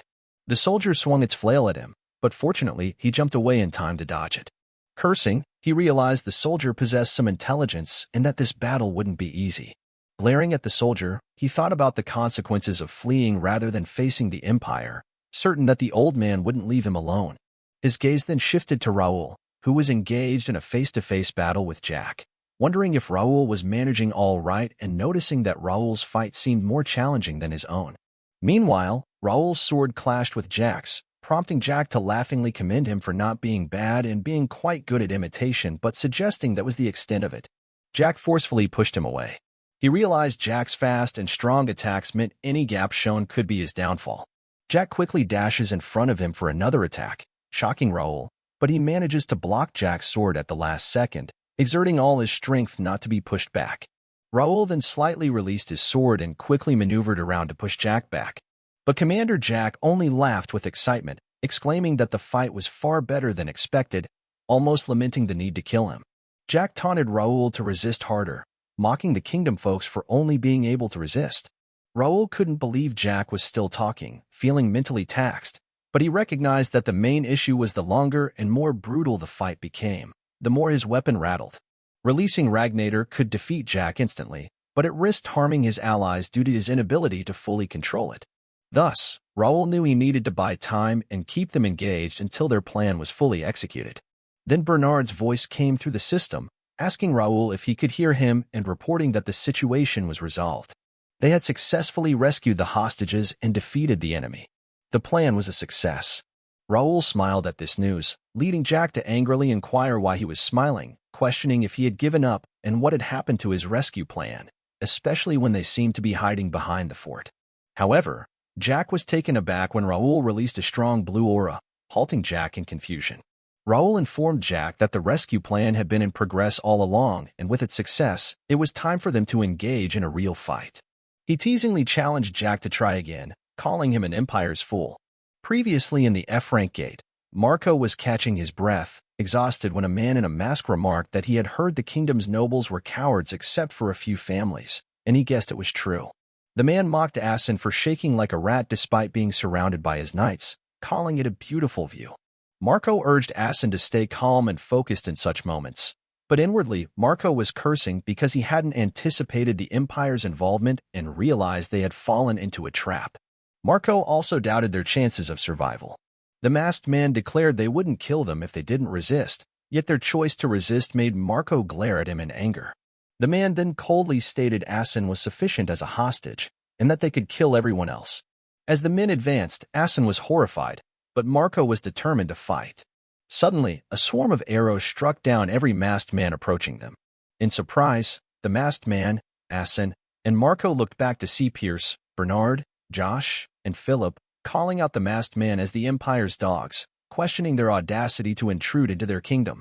The masked man, taken aback and stuttering, inquired about their identities. Josh cut down a man in his path.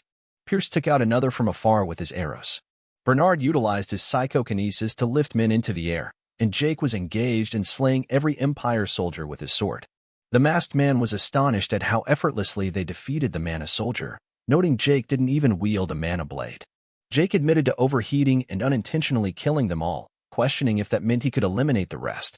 Marco informed Asin that Jake was from the Bear Knights, prompting the first knights had arrived for their rescue.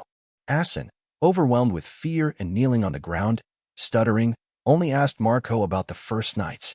Then someone inquired from behind Asin what was wrong with him and why his knees were weak, causing Asin to turn in shock and see Josh criticizing Asin's lack of courage to Pierce, labeling it pathetic. He remarked that not every young master was like theirs, to which Pierce suggested finding a more worthy comparison.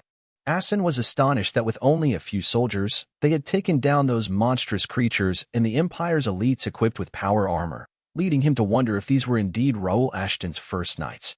It was at this moment Bernard reported to Raul that the rescue operation was successful and the enemy had been defeated. The plan had worked perfectly back on the hill. Jack inquired about what he had just said. He explained that the hostages had already been rescued, and it was straightforward since Jack had concentrated all his forces there. He mocked Jack for capturing the hostages only to then focus on attacking the fortress, sarcastically questioning if Jack had forgotten their true objective. He further taunted Jack, asking if he really thought he had perfectly planned everything, revealing the truth that Jack was the one who had fallen into a trap. Jack, irritated but smiling, acknowledged his realization. Jack then pierced his sword into the ground, declaring that meticulous planning wasn't his style. He began removing his armor, questioning the fun of hiding and setting traps. As he raised his sword, a shock went through him upon seeing Jack's bare arms. Jack suggested he stick to his own style and queried his thoughts on the matter, then revealed his true power and aura. Jack declared with a shout that they had nothing left to worry about and it was time for a real battle. He noticed Jack unleashing the Shadow Clipper, a formidable greatsword skill often used by Imperial Knights. It was a unique technique featuring an ominous blade that slashed in unpredictable irregular patterns. Eager for Jack to employ this move, he watched as Jack gripped his sword, signaling the start of their duel. Jack charged, unleashing a powerful swing. Fortunately, he blocked it, but Jack's relentless assaults forced him to defend himself from every direction. Jack mockingly commented on his defensive stance, questioning where his confidence had gone. He coolly replied with percentages, gradually counting up from 40 to 50 to 70 and finally to 90. When he reached 100%, he unleashed a mighty swing towards Jack, surprising him with the power of his blade. Though Jack managed to block the strike, the power enveloped Jack's sword, causing him to stutteringly question the nature of the attack. He responded that it was a copycat technique and assured Jack he would utilize it effectively. The fight between Dalton and the Mana Soldier raged on. Dalton deflected the Mana Soldier's attack and countered, but his attack was shallow and didn't inflict much damage on the Mana Soldier. As the Mana Soldier responded with a heavy strike using a flail weapon, Dalton dodged by leaping backward. He thinks he is fast and has enough intelligence to strategize, but his attack pattern is simple. There's some mana around his mace, which makes it dangerous. He is at a disadvantage since he can't use a mana blade. There must be a way, so let's try using the landform, as he looks toward the fort. Seeing Dalton from the fort, Homer noted that this wasn't easy for him at all, and asked Philip if he was sure they could just watch. They can still help them. Philip stated that they have been ordered to not interfere unless they ask. Stay put and wait. They rescued the hostages, which was the most important part. Let's believe in their young master and wait. But his talk was interrupted by Dalton calling him, and Philip answered his call. He has a favor to ask of Philip. Dalton asked if he could tell his men to hold on to whatever surrounded them. He is going to use the fort now. It will shake a bit. Surprised, Philip wondered, how can the fort's going to shake?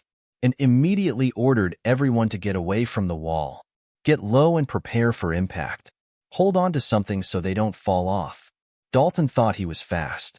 He understands why Raul trusts his men so much.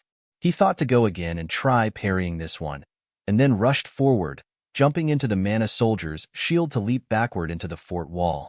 As the Mana Soldier attacked the wall, causing it to shake, Philip ordered the knights to hold on.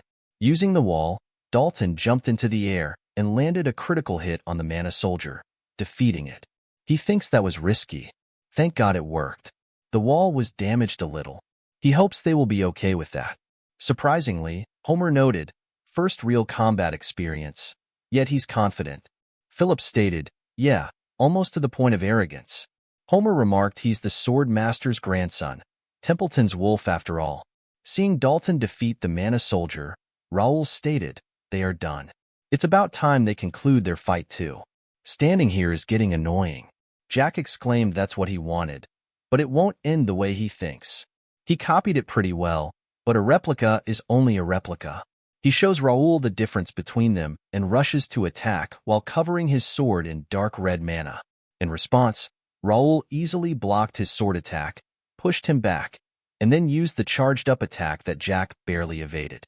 Then he asked, how about now? The The replica doesn't seem bad at all. Jack branded Raul as an arrogant kid. However, Raul thinks it's not bad. It's strong and easy to use. It's been a while since he has obtained a decent skill. At that moment, a red system window popped up showing an information error and explained the Regnator had detected prohibited traits.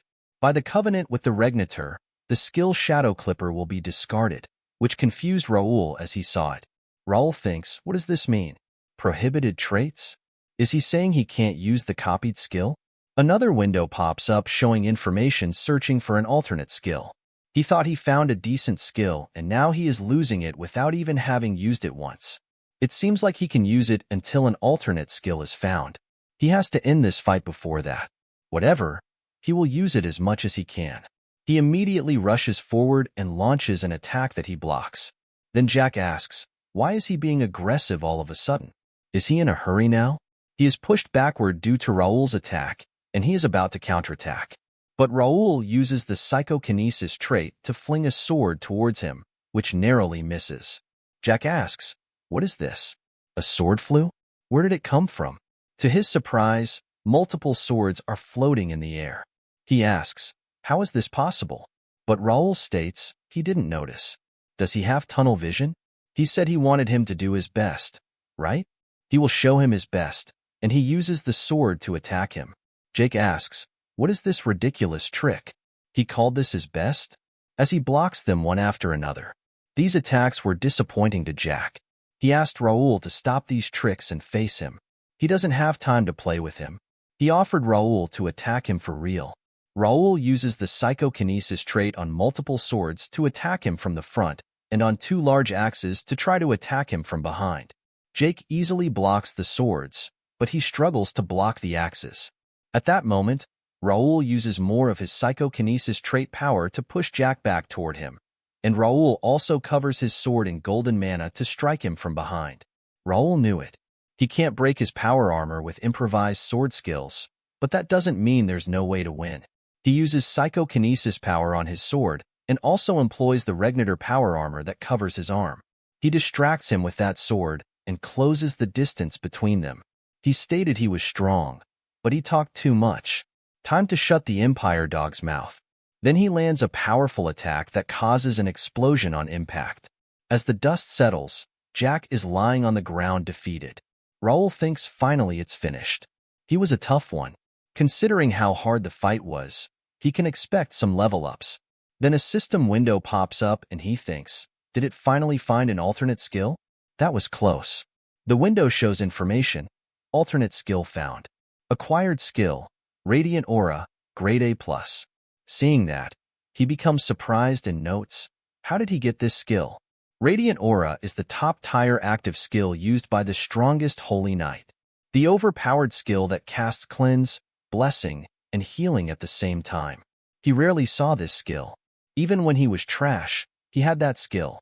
He chuckled and stated, this is a jackpot. Raul thinks, ambushing a conquest team by hiding inside the gate. He didn't expect this. They were well prepared too.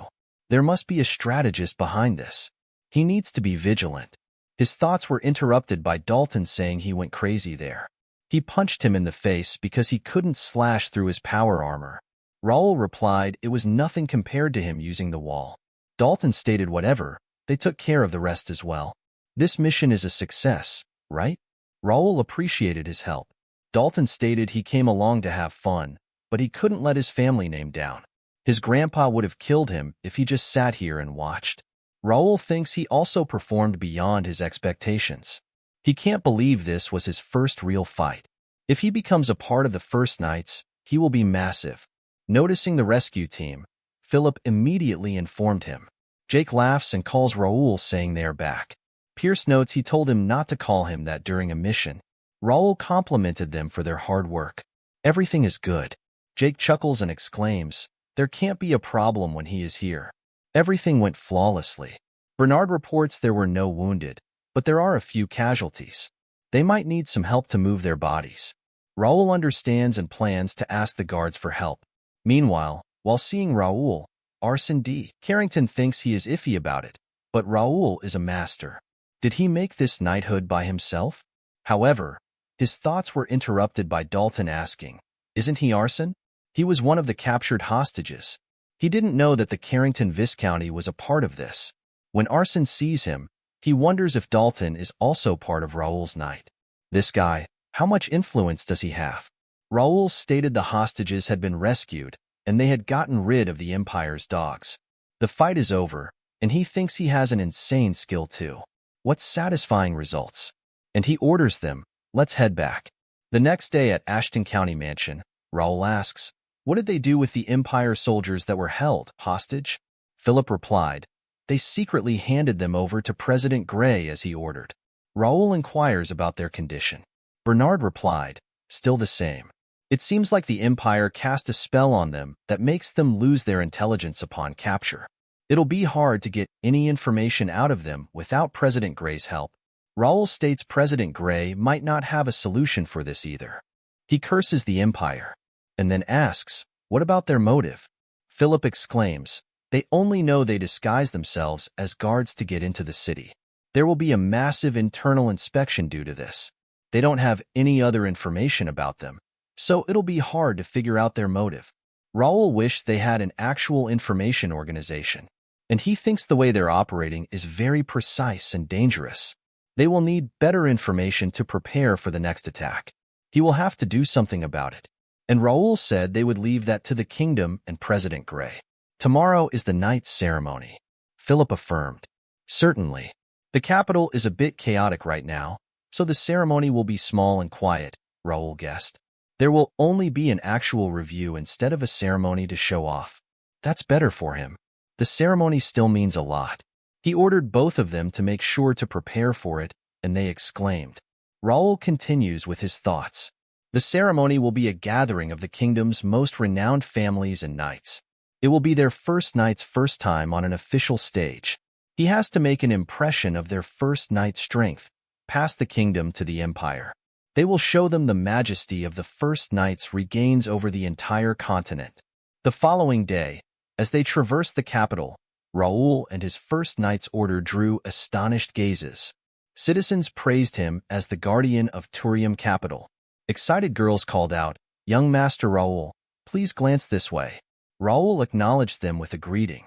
However, Josh seemed uncomfortable as the girls shouted, "Red-haired knight, he looked splendid. Please look this way." Homer asked, "He never experienced this as a mercenary, did he?" Josh replied affirmatively. Homer reminded him to get used to it. As long as he's under the first knight's flag, he will always get such a welcome. Homer told Josh to answer them. He deserves it. Nervously, Josh greeted the girls, thinking he was glad he joined the first knights. The crowd cheered as they walked through the capital. Upon reaching their destination, Raul commented, "There are more here than he thought." Philip added, "He thinks some free knights are here as well." Some knights began discussing among themselves. The knight on the left asked, "Look over there. Aren't they the first knights?" The knight on the right remarked, "Yeah, they are the new knighthood who resolved the gate incident."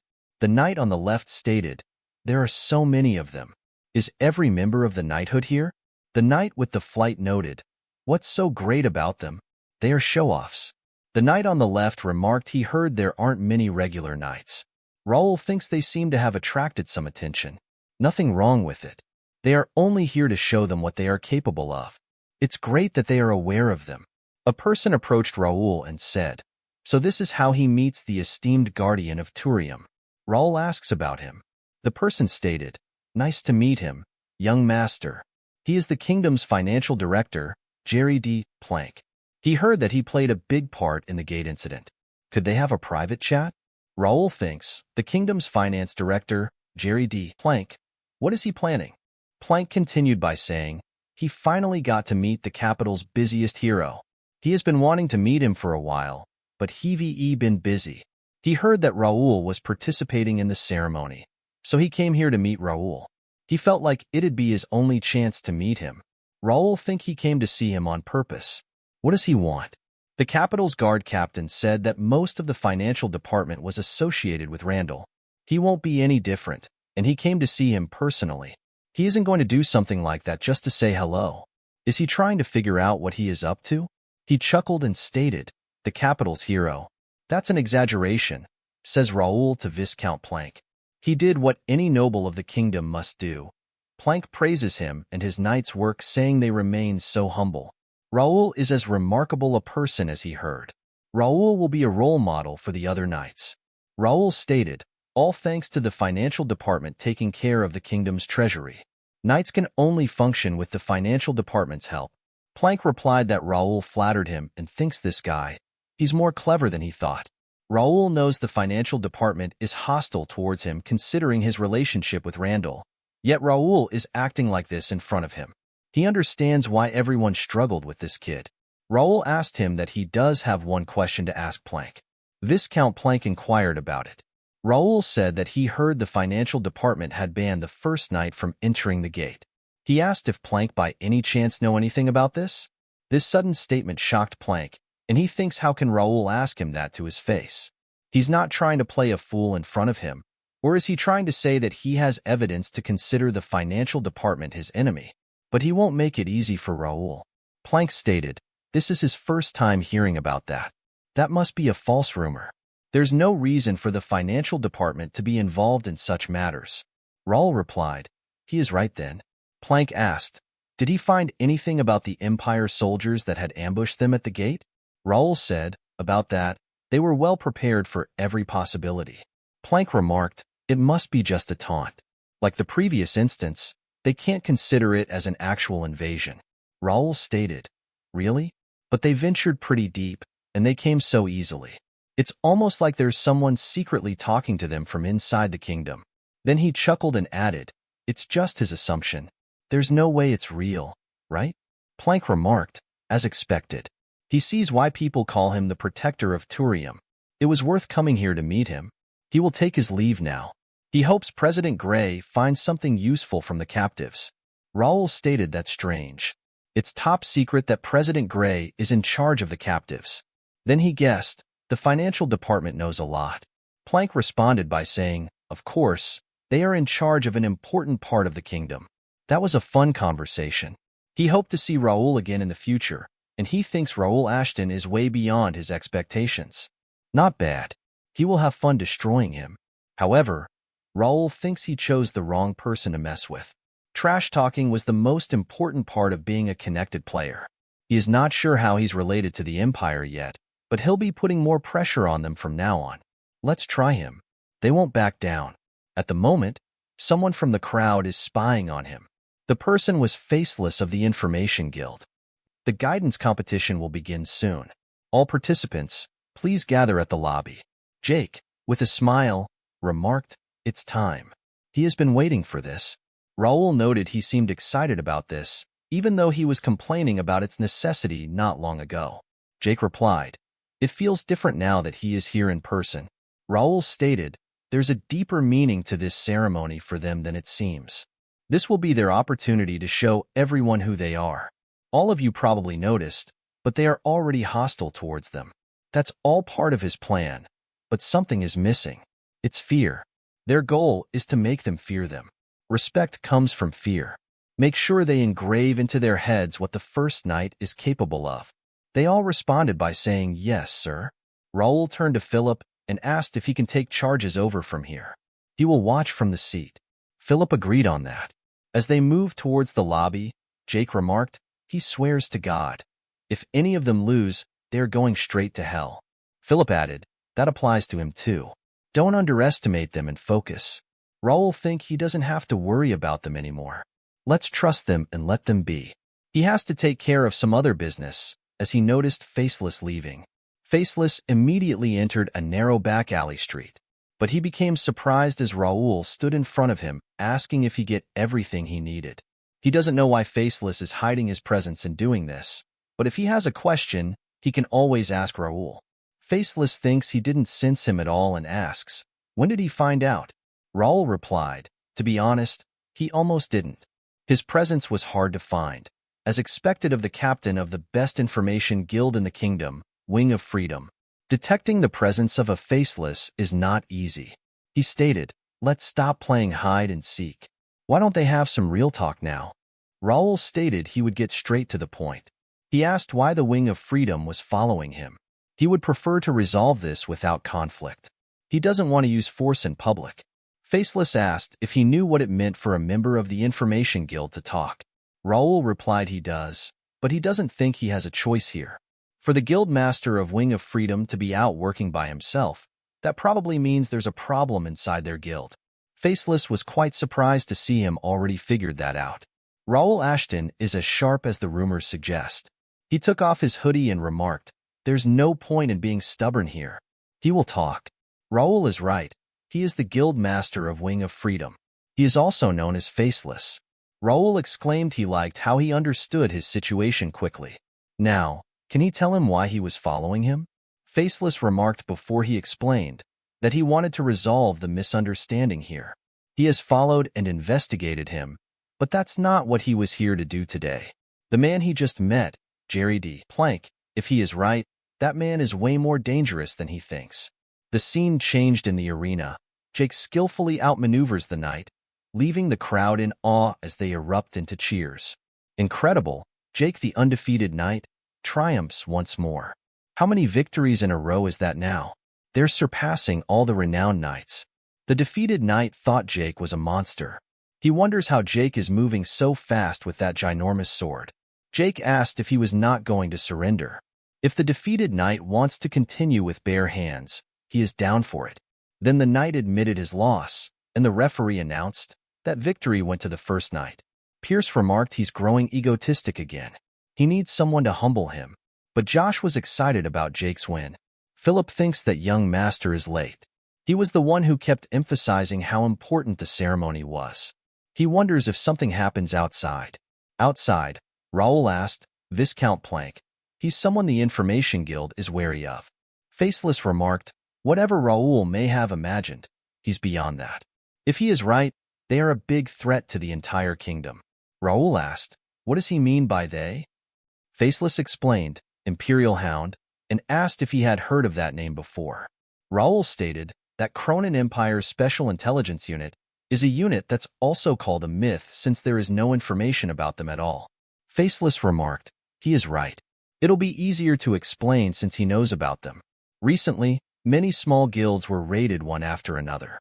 However, since there was no evidence left at the site, the investigation went nowhere. This is known as a guild hunt between information guilds. Raul asked if he suspected that the Imperial Hound did that. Faceless remarked he was not suspected, he was certain. They, the Wing of Freedom, became their target and faced them. Raul asked about the relationship between Imperial Hound and Viscount Plank. Faceless remarked that this one is just an assumption. He thinks many in the kingdom are secretly cooperating with the Empire. Raul asked if he thinks one of them is Financial Director Plank. Faceless exclaimed, yes. There are many allegations against the financial department. Close connections with many families related to capital safety, indirect intervention when the gates appeared, and they're trying to ban the first knight from entering the gates. These actions are all hard to understand. Stopping the knighthood that did the most during the gate incident from entering the gates. Right after that, the party that went to investigate the gate was ambushed. Families that are close to the financial department didn't do anything about it. Moreover, ever since they found out that Imperial Hound was behind the ambush, the financial department has been trying to keep it quiet. Considering all this, it's safe to assume that if someone is cooperating with the Empire, that person is likely a part of the financial department. Raul thought, as expected of the master of the Information Guild, he knows a lot. Faceless added, but they cannot be certain that the mole is in the financial department. It could be someone very random whom no one could have guessed. Maybe even the master of the first knight, Raul Ashton, could be that person too. Raul stated, that's funny, and asked, why does he think that? Faceless explained, the first knight came out of nowhere and showed remarkable performance in a short time. He bet everyone in the capital knows their name now. The pivotal moment came with the emergence of the gate. No one was ready for this unprecedented incident except the first knight. The first knight seemed to know everything, starting from the layout of the gate to information about the monsters and how to kill them. It's almost like they knew what was going to happen. Raul thought, nice, he passed the test. And Faceless continued, wreaking havoc on purpose and stopping it to earn the public's fame is very risky but quite effective. Raul gets why he is suspicious. He guessed it'd be better to show Faceless than try to explain everything one by one. Faceless asked about what Raul was going to show him. Raul proposes to him to join their knighthood. Then he will find out if he is holding the Empire's hand or its throat. Faceless asked if Raul was asking him to join his knighthood. He thinks there's a misunderstanding here. Raul is one of the suspects, so how can he join them? Raul stated, doubt him as much as he wants. He can decide for himself while he stands right next to him. Wing of Freedom is gone now, and he also happens to require some good informants. He thinks it's a win-win situation. Faceless looked towards the arena and asked if he was sure he could stay out for this long. He thought this ceremony was important for him and his knights. Raul stated, for now, this is more important. Faceless remarked, his men are fighting to be recognized as official knights. He thinks he is being too negligent as their master. Raul stated, it's because he trusts them. His being there doesn't matter because they will win anyway. Faceless added, this ceremony has renowned knights from all over the kingdom participating. He thinks he may be taking it a bit too easy. Raul replied, he knows it won't be easy for them, but he trusts them. They fought alongside him multiple times. There's no way they'll lose. Faceless thinks he trusts his men that much. Then he exclaims, okay, he will cooperate with the first knight. He will consider officially joining the knighthood after some time. Raul stated, he made the right choice. Faceless put the hoodie on and remarked, then he will see him again next time. He doesn't like to stay in one place for too long. Raul said he will be waiting for him. Faceless replied, just call him Kane, and then addressed Raul as his master, and he left. Raul thought things went well. He needed a skilled informant, for which he ended up getting the master of Wing of Freedom on his side. He hoped they understood his absence since he had a little more important thing to do, but he couldn't be a no-show throughout the ceremony. Let's see how they're doing in the arena. Randall's knight wins against another knight, and people begin talking excitedly about Randall's victory. They won with the shooting star move once more. They're hyped up about Randall's victory and see the ceremony as a showdown between Randall and the first knight. Meanwhile, Jake asked why they were so aggressive. It is looking too much. Philip remarked that it is because of themselves. They are trying to make a good impression. Pierce asked, only they and Randall are left undefeated. They haven't gone up against Randall yet. He wonders if Randalls are avoiding them on purpose. Homer remarked, probably not. The opponents are paired randomly. Jake stated that Randall was already aggressive enough. They'll fight for real against them. He then asked Josh how he was feeling. Jake asked if Josh could win against them. At that moment, Raul came and stated, he has to. It'll be a problem if he can't. Josh exclaimed, he is here. Raul said that he was the opponent. Randall's so-called genius, the 10th son, Roy D. Randall. It won't be easy, but it's still winnable. They are probably happy right now. Their first opponent is a newbie who used to be a peasant. Prove them wrong with his skill. Josh confidently said that he would come victorious, and then moved forward. Homer asked if he was sure about this. Randall will try to kill him. Raul told him not to worry. He won't lose even if he wants to. Roy and Josh stood face to face, ready to confront each other, while the crowd discussed the match. Roy chuckled and remarked he thought he was finally going up against the first knight. He didn't know he did have to fight against some peasant. He has lost interest already. He shut him down in one move, and then called Josh a kid. Meanwhile, Josh thought he was a noble from one of the 5 renowned families. He'll be stronger than any enemy he has ever fought against, but he can't give up. He is no longer a peasant or a mercenary. He is one of the first knights. He can't lose his master and the rest of the first knights. With determination, he took a defensive stance. Roy rushed forward and launched a sword attack that Josh blocked successfully. Observing Josh's skill, Roy remarked he guesses he can track his sword. He rushes towards Josh again, exclaiming, how about this? However, Josh easily blocks this attack as well. Angered by Josh's defense, he throws numerous sword attacks, but Josh blocks each one with ease. Frustrated, Roy exclaims, he is a damn peasant. Once more, he charges forward to attack, but Josh thrusts his leg forward, catching Roy's leg and causing him to fall to the ground. Roy grew even angrier, but Josh wondered if this was all he had. He can anticipate every move Roy makes. He doesn't even feel threatened. If that's all he has, He can win. The spectators erupted in shouts, with one exclaiming if everyone saw that. The Randall kid can't do anything. Another questioned if they were sure Josh was a mercenary before. He's experienced. Roy was angry and shouted how he, a peasant, dared to embarrass him. Josh retorted, embarrassed. He didn't think he had to care about Roy's feelings right now. He questioned if Roy wanted him to match his mood or something. Roy, growing increasingly frustrated, asked if he knew who he was. Josh responded firmly, that's weird. He had heard that every knight participating in this ceremony was going to be treated equally. This might be a mock battle, but it's still quite real. There's no time for us to care about our opponents or show manners. Arguing over being a noble or a peasant doesn't make sense in the first place. There's only the stronger and the weaker here. As Roy rushed forward in anger, shouting, "You bastard," and told Josh to shut up, Josh effortlessly blocked his attack. Meanwhile, Jake commented that he thought he was supposed to be a rookie, but he's nothing. Philip replied negatively and said that he is considered highly skilled by Randall.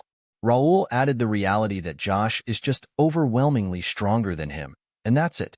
Homer remarked that he knew Josh was talented, but this was way beyond what he expected. Hearing this, Raul explained that Randall probably thought he could overpower him by going hard from the beginning. That was a mistake. Josh has already successfully returned from a gate conquest. There's not a single chance of Josh losing this. Josh swung his sword for the first time in the match, catching Roy off guard. Roy struggled to block it, and the force of the blow pushed him back.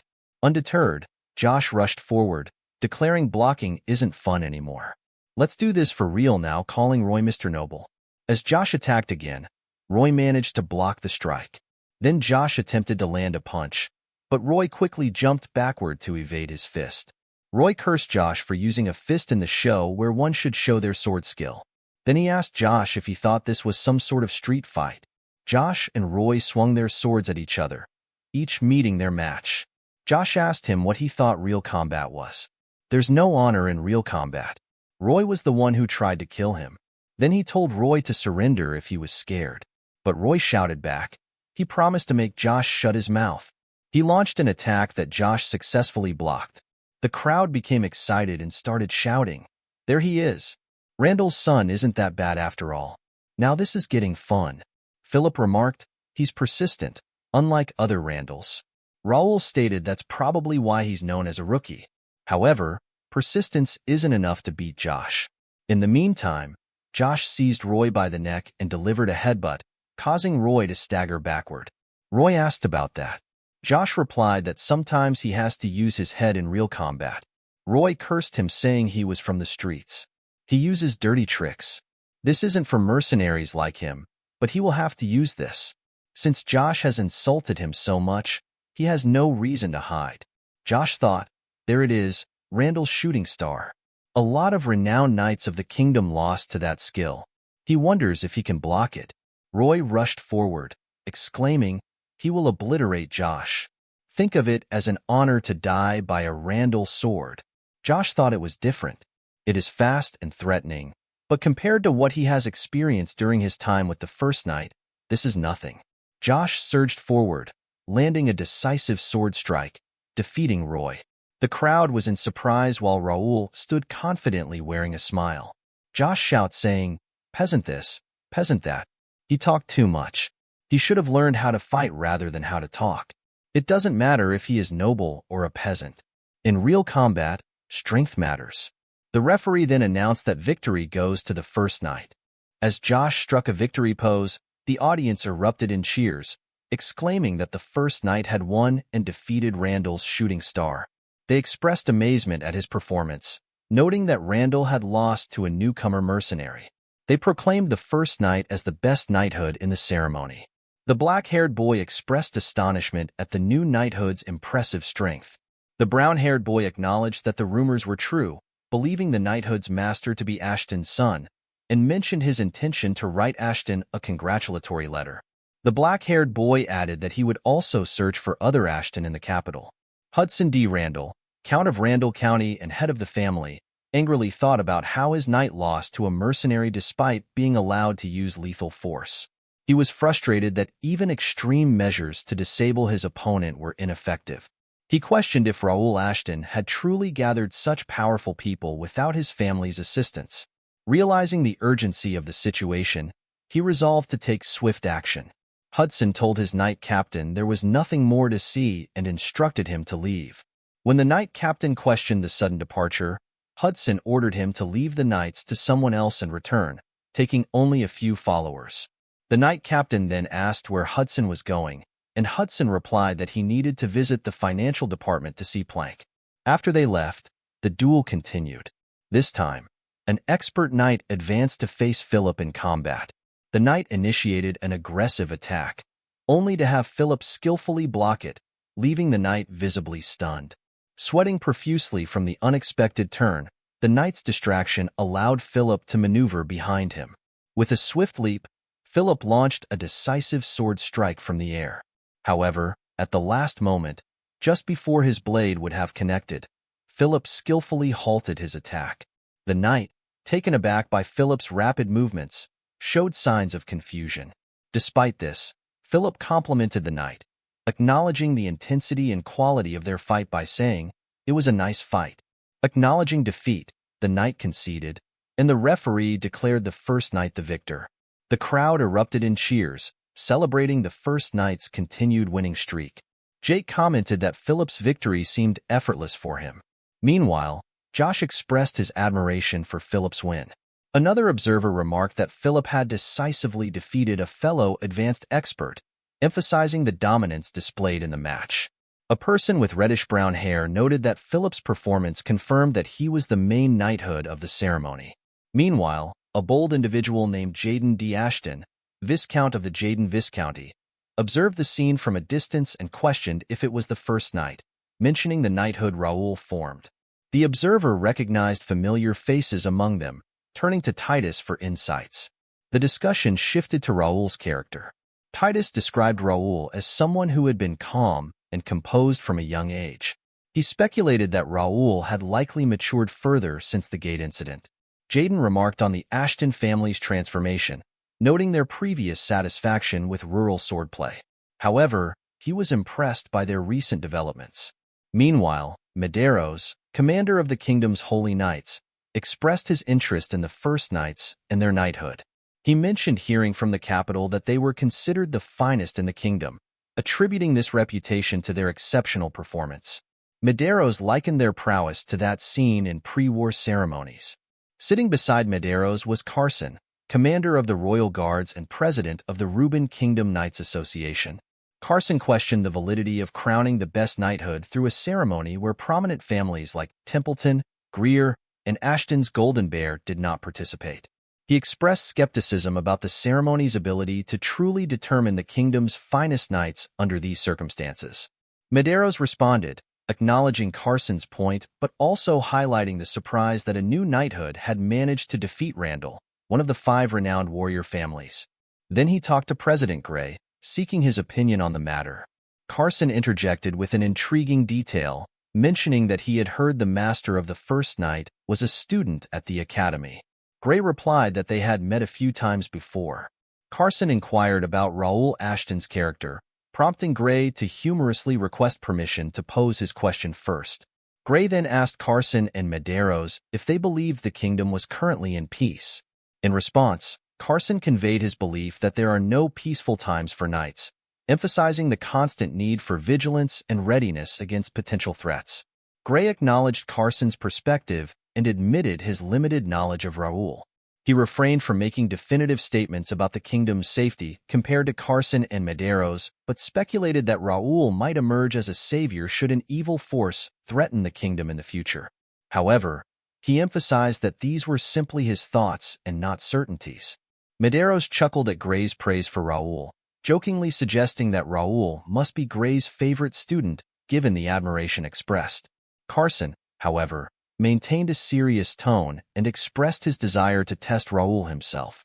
He emphasized that true greatness in a knight isn't defined solely by honor or reputation but by strength and demonstrated ability. Carson was determined to ascertain whether Raul's reputation was grounded in reality or merely an illusion, indicating his intent to evaluate Raul's true mettle firsthand. A little later, amidst the anticipation of the kingdom's official knight induction ceremony, a knight announced the commencement. He called for Sir Raul Ashton, the representative and master of the first knight, to step forward. The crowd erupted in cheers, expressing their admiration for the young master. Before proceeding, the knight turned to Carson and asked if they should begin. However, Carson paused and addressed Raul directly. He expressed a request to Raul, asking him to humor him before they officially started the ceremony. Raul contemplated Carson's words carefully, reflecting on the current president of the Knights Association's intentions. Carson acknowledged the exceptional performance displayed by the first knight during the ceremony, but expressed disappointment that only one of the esteemed warrior families had participated. He continued, stating that as the president of the Knights Association, he desired to personally gauge the strength of the first knight.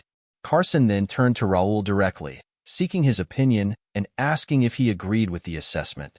Raul pondered the significance of Carson's challenge, recognizing the immense reputation and skill of Viscount Carson. Carson was the president of the Reuben Kingdom's Knight Association, a captain of the Royal Knights, and a beginner swordmaster.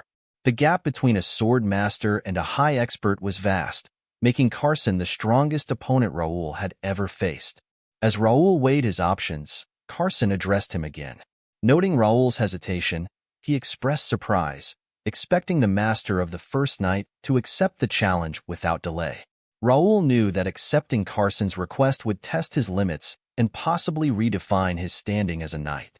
Pierce turned to Philip and asked, "What's going on? Why he is trying to fight their master?" Philip responded that Carson wanted to test them for himself. According to him, this one is a lot different from before. Their young master can't beat a sword master yet, but if he avoids Carson here, the work we did to bolster our reputation will amount to nothing at all. An unavoidable fight with no chance of winning, what their young master will do. After a brief moment of contemplation, Raul agreed, saying, "Sure." This response confused Carson. Raul clarified, a duel with the respected president of the Knight Association, he can't miss out on such an honor. He wishes to learn a lot from the president. Both Raul and Carson unsheathed their swords, preparing for the fight. Carson remarked, "Since many people are watching, this duel should do justice to the name of the Knights of the Reuben Kingdom." Raul respectfully acknowledged the president, saying, "Of course," and thanked this opportunity. The audience erupted in excitement, shouting, "Wow, President versus Sir Raul. This is amazing. This is the actual highlight of this ceremony." Meanwhile, Josh asked Philip about what was happening. This duel wasn't planned. Philip replied that it shouldn't happen, not in a normal ceremony at least. Pierce added, however, this ceremony has undergone significant changes in both schedule and scale, which means there's no point in sticking to the previous standards. Jack commented, that just means they have to prove themselves twice. Homer noted that President Carson is a strict person, so he wants to be certain. Philip concluded that Master must have accepted the duel because he's got something. They just have to trust his judgment. Gray laughed and remarked that he thought he put Raul in an awkward position by talking too much. Medeiros asked what is awkward about that, and added that he think this is better for Raul. A duel with the president of the Knight Association isn't something he can experience anywhere. I've known Sir Carson for a long time, but it's been a while since I last saw him like this, with such enthusiasm. Raul then asked if they should begin, and rushed towards Carson, who took a defensive stance. Raul launched a forceful attack with his sword, which Carson blocked. Raul leaped into the air and attacked again with more force, and Carson blocked this attack with some effort. Carson then swung his sword at Raul for the first time, and Raul blocked it with his sword. Raul thought he couldn't give Carson any space. He will counterattack if I stop for even a split second. I have to keep up. To his surprise, Carson's sword was about to hit him, but Raul immediately swung his sword to deflect Carson's strike. Raul realized that was close. Carson is one step faster than him. He tried taking control of the duel by striking over and over, but Carson came at him with an even faster move. Is this what a sword master is capable of? He thought. I can't give up already. Determined, Raul launched one attack after another, which Carson blocked. Carson then counterattacked with sharper and more forceful strikes. The audience stood up from their seats, shouting, "This is another level. They can't even tell what's going on because they're so fast." Josh exclaimed while cursing. He cannot imagine a sword master can be this powerful. Raul thought, as expected, Carson is strong. He can't find any gaps. He can only trade blows with him. Carson then complimented Raul and said he had seen Raul's sword skill now. However, there's something more important than that. A cube of deep blue hue, surrounded by swirling black energy, appeared above Carson's left hand. He continued, if Raul is going to lead the new generation, he will need more than just sword skill. Carson asked Raul if he was ready, prompting Raul to notice a strange energy emanating from a cube artifact. Raul questioned Carson's intentions with the artifact. Medeiros questioned why Carson was using the artifact. Gray expressed concern about the artifact's abnormal behavior. Medeiros identified it as a hybrid core, a significant artifact of the High Holy Knights designed to detect dark mana, primarily used by the kingdom's soldiers. Originally intended to uncover spies, during the ceremony its deployment was cancelled due to stability concerns. Carson's unexpected use of the artifact raised eyebrows, with Medeiros questioning the extent of Carson's actions. In the arena, Carson continued, urging him not to be suspicious despite the First Knight's contributions to the kingdom. Carson emphasized his need for certainty and requested Raul's cooperation. He then activated the hybrid core, causing dark mana to emanate from it and envelop Raul. Meanwhile, at the Reuben Kingdom's Department of the Interior, Plank expressed surprise at Count Randall's presence, noting rumors of his knight's participation in the ceremony. Hudson confronted Plank, questioning his apparent lack of concern for the ceremony's importance. He couldn't understand why Plank remained relaxed and suggested that Plank might be underestimating the event's significance.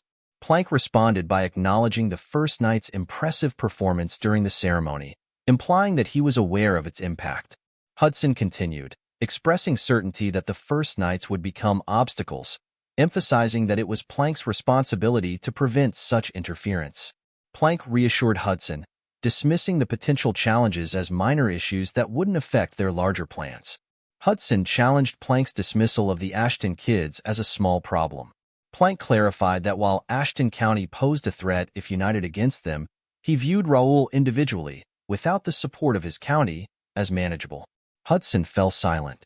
Then he elaborated on Raul's growing influence and popularity within the kingdom, suggesting that the First Knight could potentially become a more significant threat than even the Golden Bear Knights. He pressed Plank on whether he still considered them a minor concern. The First Knight was led by a relatively inexperienced knight who was indeed causing trouble for their plans. He expressed confidence that Raul Ashton was unaware of the true conflict brewing, implying that Raul might not yet comprehend the scale of the impending conflict. In the arena, a dramatic scene unfolded as black mana engulfed the surroundings, causing concern among the audience, who questioned the safety of the duel. The First Knight Order anxiously watched over their master Raul. Meanwhile, Carson observed the increasing intensity of the divine power being unleashed, bewildered by its unexpected strength. Raul, undeterred by the chaos, reflected on the unending vigilance and readiness required of a knight, influenced by the teachings instilled by the Academy's president. Despite the turmoil, Raul questioned whether he should still commit to the duel, embodying the dedication expected of a knight sworn to protect the kingdom. Carson was astonished when Raul not only passed the dark mana test of the hybrid core, but also utilized the divine power emanating from it. Carson speculated whether Raul possessed a higher caliber of divine power than expected for someone of his rank. Subsequently, a sight that shocked Carson, Gray, and the assembled crowd, Raul then concentrated the gathered divine energy into his arm and unleashed a powerful blast toward the sky. Witnessing these displays of prowess, Carson and others remained in stunned silence. Raul, confident in his abilities, sought confirmation, addressing the president directly and asking if he had proven himself. Amid the commotion at the arena, a person with red hair enthusiastically shouted that Master Raul was God's apostle, pointing out the awe-inspiring manifestation of the wings of light. The crowd, caught up in the fervor, echoed this sentiment, proclaiming Raul to be the chosen apostle capable of controlling divine power. They revered the First Knights as God's knights, guardians of Turium. Amidst the chants and declarations, Jaden turned around and remarked that they had seen enough. Titus expressed surprise at Jaden's readiness to leave so soon. Jaden explained that he now understood why Randall was cautious of Raul despite his young age. He reflected on the unexpected emergence of such a formidable figure from their lineage and anticipated the unfolding events with excitement. Shortly thereafter, a knight proclaimed the announcement, Raul Ashton as the leader of the Order of Knights, the first knight, and the head of the Knight Order. The audience erupted in cheers. Meanwhile, Raul knelt before Carson, positioning himself for the solemn ceremony. Carson initiated the oath-taking ritual by placing his blade on Raul's shoulder, representing the Knights Association of the Reuben Kingdom. Carson posed the question, asking Raul, now the master of the first knight, if he swore allegiance to the kingdom and its ruler, the king. Raul, with unwavering determination, solemnly declared he swore. Carson asked Raul if he and his knights pledged to protect the royal family and the kingdom's people with their lives, and to take the lead in eliminating any threats to the kingdom. Raul responded with a resolute, I swear. Carson then inquired if Raul vowed to always train himself with humility and diligence, and to follow the code of chivalry while upholding the honor of the kingdom's knights. Again, Raul affirmed with conviction, saying, I swear. Continuing the oath, Carson emphasized that Raul and his knights must embody strength, honor, and loyalty, ensuring the kingdom's prosperity, upholding the knights' honor, and maintaining justice. Carson officially recognized Raul and his knights as integral knights of the great Reuben Kingdom. After the ceremony concluded, Medeiros approached Carson and inquired about his feelings regarding Raul Ashton. Carson initially feigned ignorance, prompting Medeiros to clarify that he was asking about Carson's impressions after dueling against Raul. Carson, somewhat dismissively, asked if Medeiros had not witnessed the duel, noting that Raul displayed all the qualities expected of a knight of the kingdom. However, Medeiros persisted, indicating that he wasn't interested in Carson's assessment of Raul's combat skills. Carson then questioned what it was that Medeiros wanted to know. He saw Raul Ashton during the duel, and after a moment of silence, Carson revealed his motives behind testing Raul Ashton. He explained that he wanted to understand President Gray's statement's meaning, which had troubled him. Carson outlined 3 particular points that had unsettled him. First, Gray's warning about an impending threat to the kingdom. Second, Gray's suggestion that Raul Ashton might be the savior of all. And third, the fact that these statements came from President Gray himself. Carson questioned Medeiros about whether President Gray had ever mentioned such concerns about a threat to the kingdom or singled out someone as a potential savior. He mentioned that while Gray attributed these remarks to personal thoughts, Carson couldn't dismiss them lightly as a kingdom knight without seeking deeper understanding and clarity.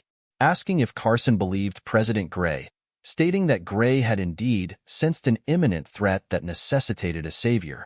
Medeiros then questioned Carson further, asking if he saw Raul Ashton in the same light as President Gray did now. Carson admitted uncertainty but asserted one certainty. If Raul remained loyal to their cause, he could potentially fulfill the role of the kingdom's savior. However, should Raul turn against them, Carson warned that he could become their worst nightmare. Medeiros brought up Raul's successful passing of the hybrid core test, but Carson reminded him that the test only verified the use of dark mana, not allegiance or true intentions. Carson emphasized the ambiguity surrounding Raul's relentless actions, suggesting it was prudent to approach him with caution until his true motivations became clearer. Medeiros reflected on Carson's character, noting how unchanged and steadfast he had remained over the years.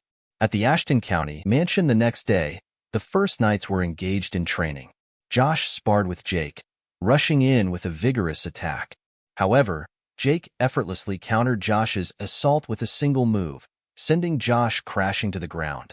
Frustrated, Josh questioned Jake about his ability to consistently block his attacks.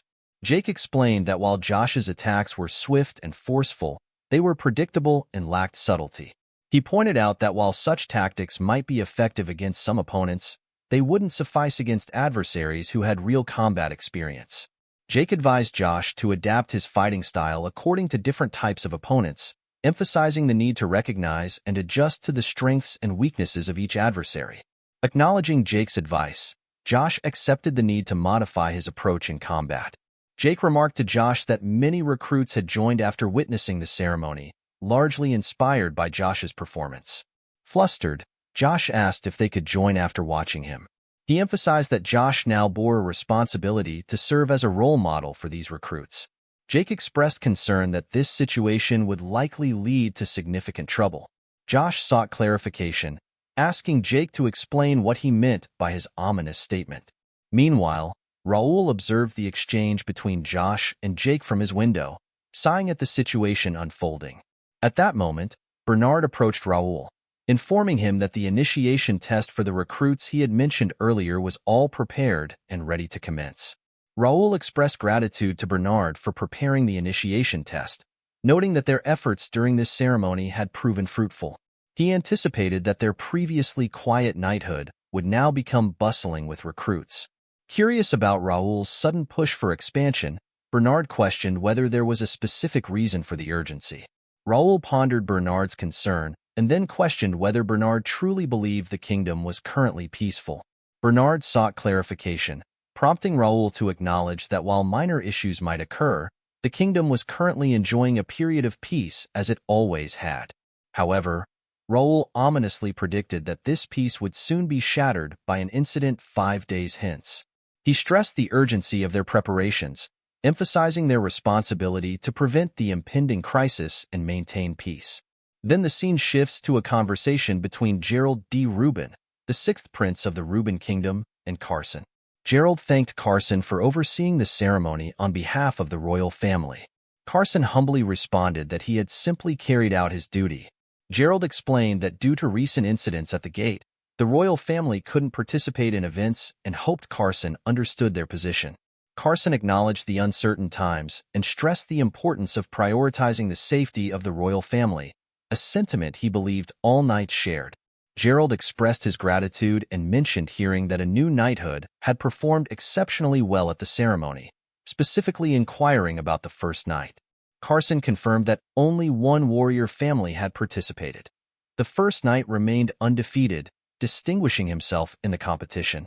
Gerald expressed admiration for Raul Ashton, that he also sensed something from him when he saw him at the academy, and that recalling him and his knights. They had stood at the forefront during the appearance of the gates in the capital. They bravely protected the city and even defeated Empire scouts inside one of the gates, impressed by their valor and dedication. Gerald suggested that they deserved recognition from the royal family, possibly even a medal. He mentioned that currently they are stationed at the gates vigilantly watching to prevent any monsters from escaping and his intention to visit them personally to offer his appreciation and rewards, and asked for Carson's suggestion. Carson, however, regretfully informed Gerald that the first knight was not permitted to enter any of the gates in the capital. Gerald was incredulous upon hearing that the knighthood responsible for defending the city during the gate incident was barred from entering any of the gates in the capital. He questioned who had issued such an order. Carson explained that the restriction was imposed by Randall, who managed the capital's defenses. The rationale given was to optimize their forces effectively. Carson clarified that they were only allowed entry into one specific gate where Empire scouts were located due to the presence of hostages. Gerald expressed frustration, emphasizing that this wasn't the time for internal conflicts among noble families. Determined to address the issue directly, he declared his intention to meet with Count Randall personally to resolve the matter and ensure that the knighthood received the recognition and access they deserved. Inside one of the gates, a system window displayed information about the monsters in that gate, including an armored boar at level 55, rank D, with mutated maulers and arm traits. Meanwhile, Raul entered the gate and swiftly defeated several armored boars near the entrance. Reflecting on the situation, Raul noted the abundance of armored boars inside the gate and realized the potential chaos that would ensue in the capital if these creatures escaped. Determined to prevent disaster, Raul resolved to handle the threat within the gate. However, as he strategized, the armored boars regrouped and launched a coordinated attack from all directions inside the gate. After Raul had encountered the armored boars and faced their coordinated attack, members of the First Knight arrived to assist. Philip, Josh, Pierce, and Jake swiftly engaged the armored boars, joining forces to defeat the creatures that had threatened Raul. Assessing the situation, Philip remarked that dealing with the armored boars would take considerable time. Jake emphasized that they were only at the entrance of the gate, and that this was just the beginning of their task. Pierce stressed the importance of halting the armored boars within the gate to prevent them from escaping into the capital. Josh expressed concern about their ability to achieve this daunting task. In response, Raul assured them not to worry, stating that they were not the central figures in this gate scenario. As he said that, alchemist Nakia arrived on the scene, apologizing for her tardiness due to the time needed to brew a potion. Raul reassured her, emphasizing her crucial role in the mission. Encouraged by Raul's words, Nakia unleashed her alchemical power, creating a massive explosion. The brightness of the explosion surprised Josh, while Jake marveled at its display, questioning if it was indeed magic. Philip recognized that what they witnessed was not just ordinary magic, but a potent blend of alchemy and magic. While battling inside the gate, Nakia unleashed her alchemical magic once more, blasting the monsters with powerful force. Observing Nika's prowess, Raul reflected on her resilience, noting that despite the recent ordeal with her sister, she hadn't weakened. In fact, her abilities had surpassed his expectations. Impressed by Nika's display of alchemy and magic, Raul acknowledged the significant boost she brought to their forces. After finishing the monsters, she turned to his comrades, asking was too much, but they were all struck by Nika's abilities. Philip praised Nika's use of potions to amplify mana as brilliant, emphasizing its effectiveness in combat. Raul agreed, recognizing Nakia as a formidable asset and the strongest wild card they possessed. He acknowledged that their current success was largely due to Nika's contributions, but reminded everyone that they still faced the challenge of defeating the guardian of a C-rank gate. After some time, Gerald D. Rubin, the sixth prince of the Rubin Kingdom, visited Randall County. Upon his arrival, Hudson D. Randall, the Count of Randall, greeted him with an apology, explaining that he had not been informed of the prince's visit in advance and therefore could not prepare accordingly.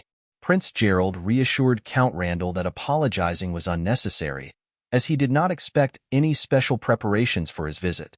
The Count expressed his gratitude for the prince's understanding. The prince then shifted the conversation to a pressing matter, stating his desire to discuss it immediately despite his wish for a more relaxed conversation.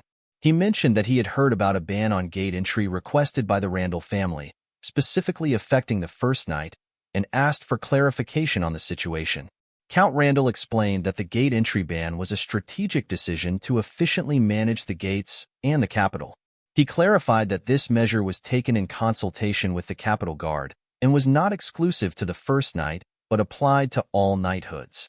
Prince Gerald D. Rubin acknowledged Count Randall's dedication to the capital's security, but emphasized the critical nature of the current situation, where every soldier's contribution is vital.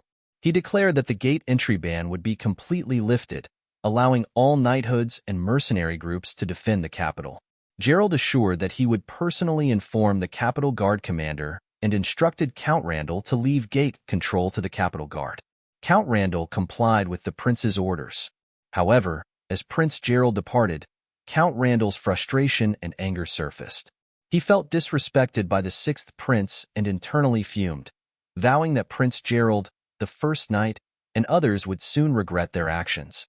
Meanwhile, the first knight's party, having entered the gate, was engaged in combat with monsters. Jake expressed frustration over the narrow terrain, hindering his ability to wield his sword freely, while Philip noted that at least they couldn't be surrounded. Pierce encouraged his team to stay focused, reminding them that the terrain would remain challenging for a while. Jake commented on how well Nakia was managing in the narrow space despite the challenging terrain. As Nakia stumbled, Josh quickly caught her, advising her to be careful. Nakia thanked him, and Josh offered his help whenever needed. Observing this, Jake remarked that Josh needed to get himself together. Raul noted the difficulty of traversing the gate's terrain, which consumed a lot of stamina. He mentioned that he was able to enter the gate due to his favor with the Capitol Guard, but since the operation was unofficial, he couldn't bring many members. He acknowledged Nakia's valuable contribution to their forces, but worried that everyone would be exhausted before the raid even began. Raul was uncertain about the usefulness of taking a break due to the terrain. At that moment, Nakia suggested taking a short break to help everyone recover. Philip asked for clarification on how she intended to help them recover. Nakia revealed that she had brought a stamina recovery potion she made, explaining that while it might not be as effective as those from the monastery, it would still be beneficial. She handed the potion to Jake, who, before she could stop him, drank the entire bottle in one go. Jake immediately felt an overwhelming surge of power. Nakia explained that the potion was concentrated and could have been shared among them. Fortunately, she had brought an extra bottle. Pierce remarked that Jake often acted impulsively due to his muscular, less thoughtful nature. Raul was impressed that Nakia had made a potion typically requiring divine power from a certified priest using only alchemy. He realized that bringing Nakia along had been a wise choice, as they could now move forward without concerns. With their energy restored, Raul suggested they continue their mission. Jake enthusiastically agreed, ready to face any guardian or challenge ahead. Philip asked Nakia if she had a potion to silence someone.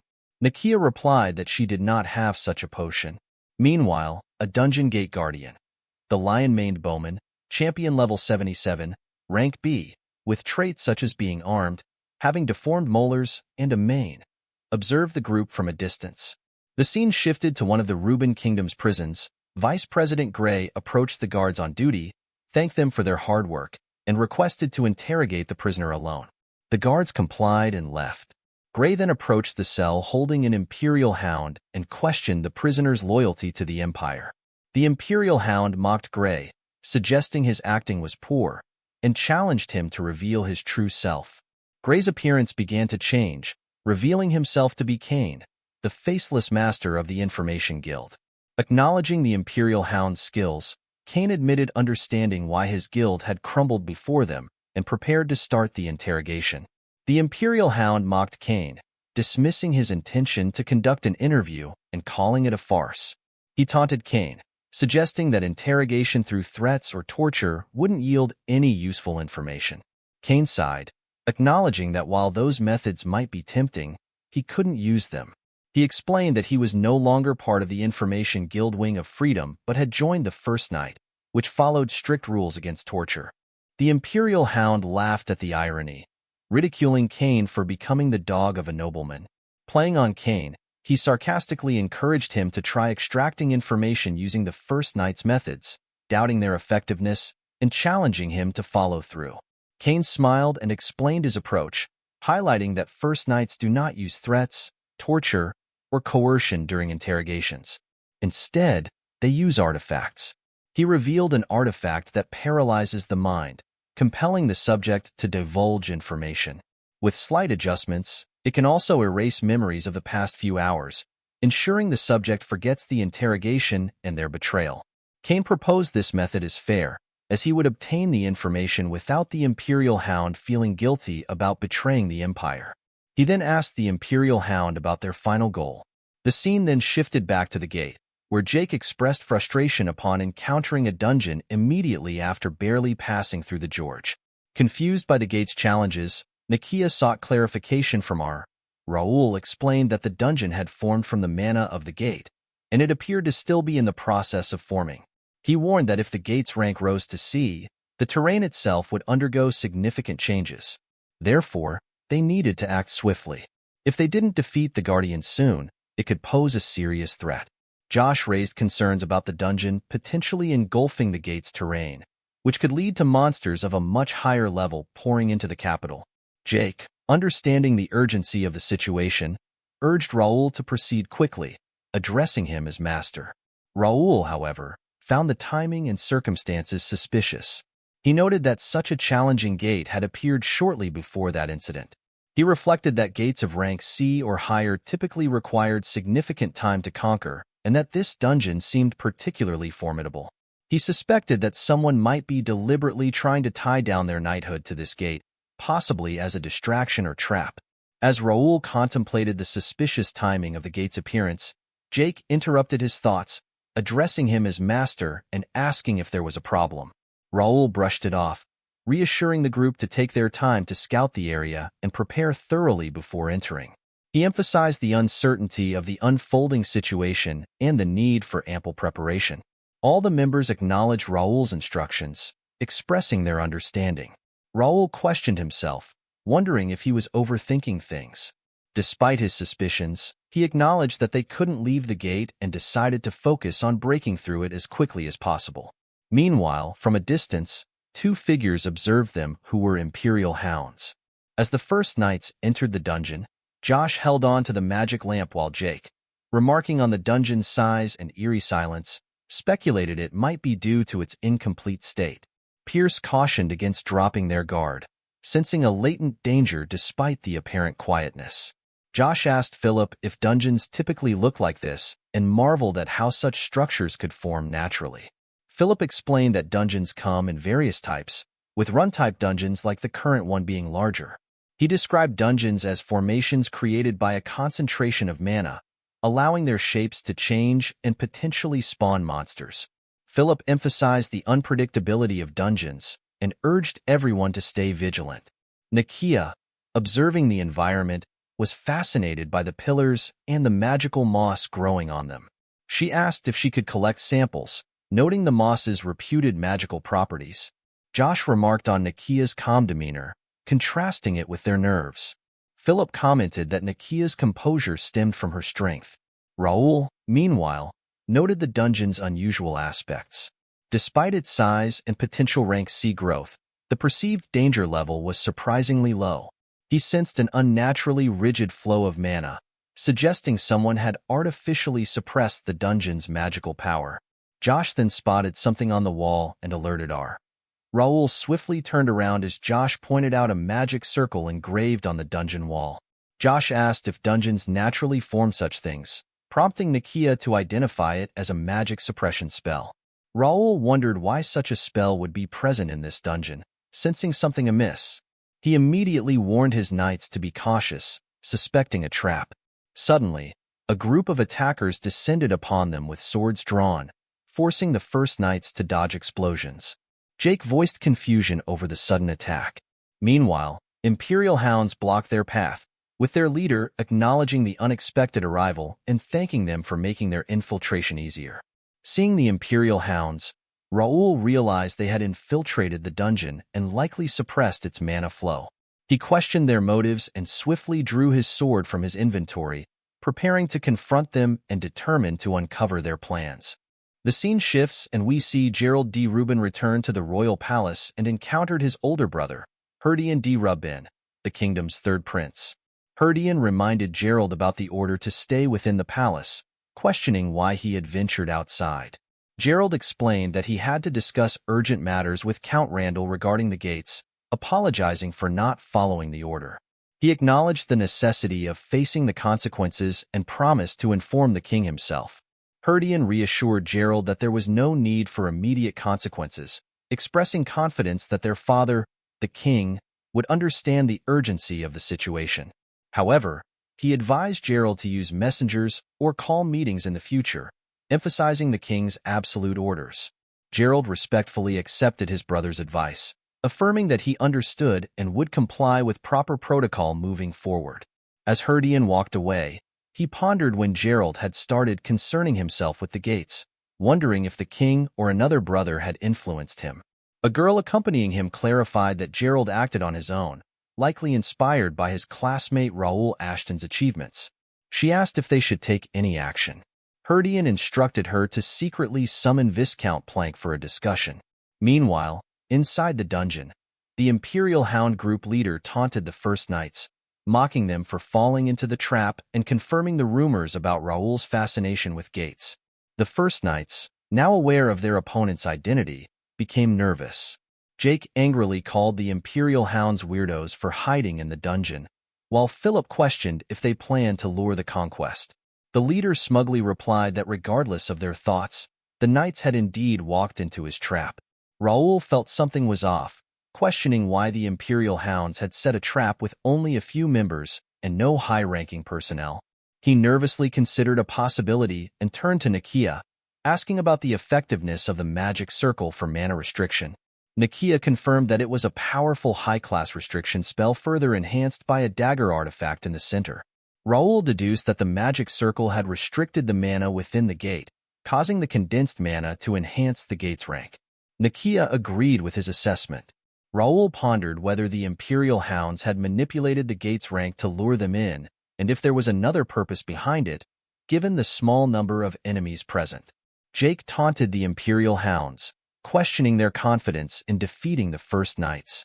The Imperial Hound group leader retorted, asserting that they were stronger than the kingdom's forces and that their bait had successfully led the First Knights into the trap.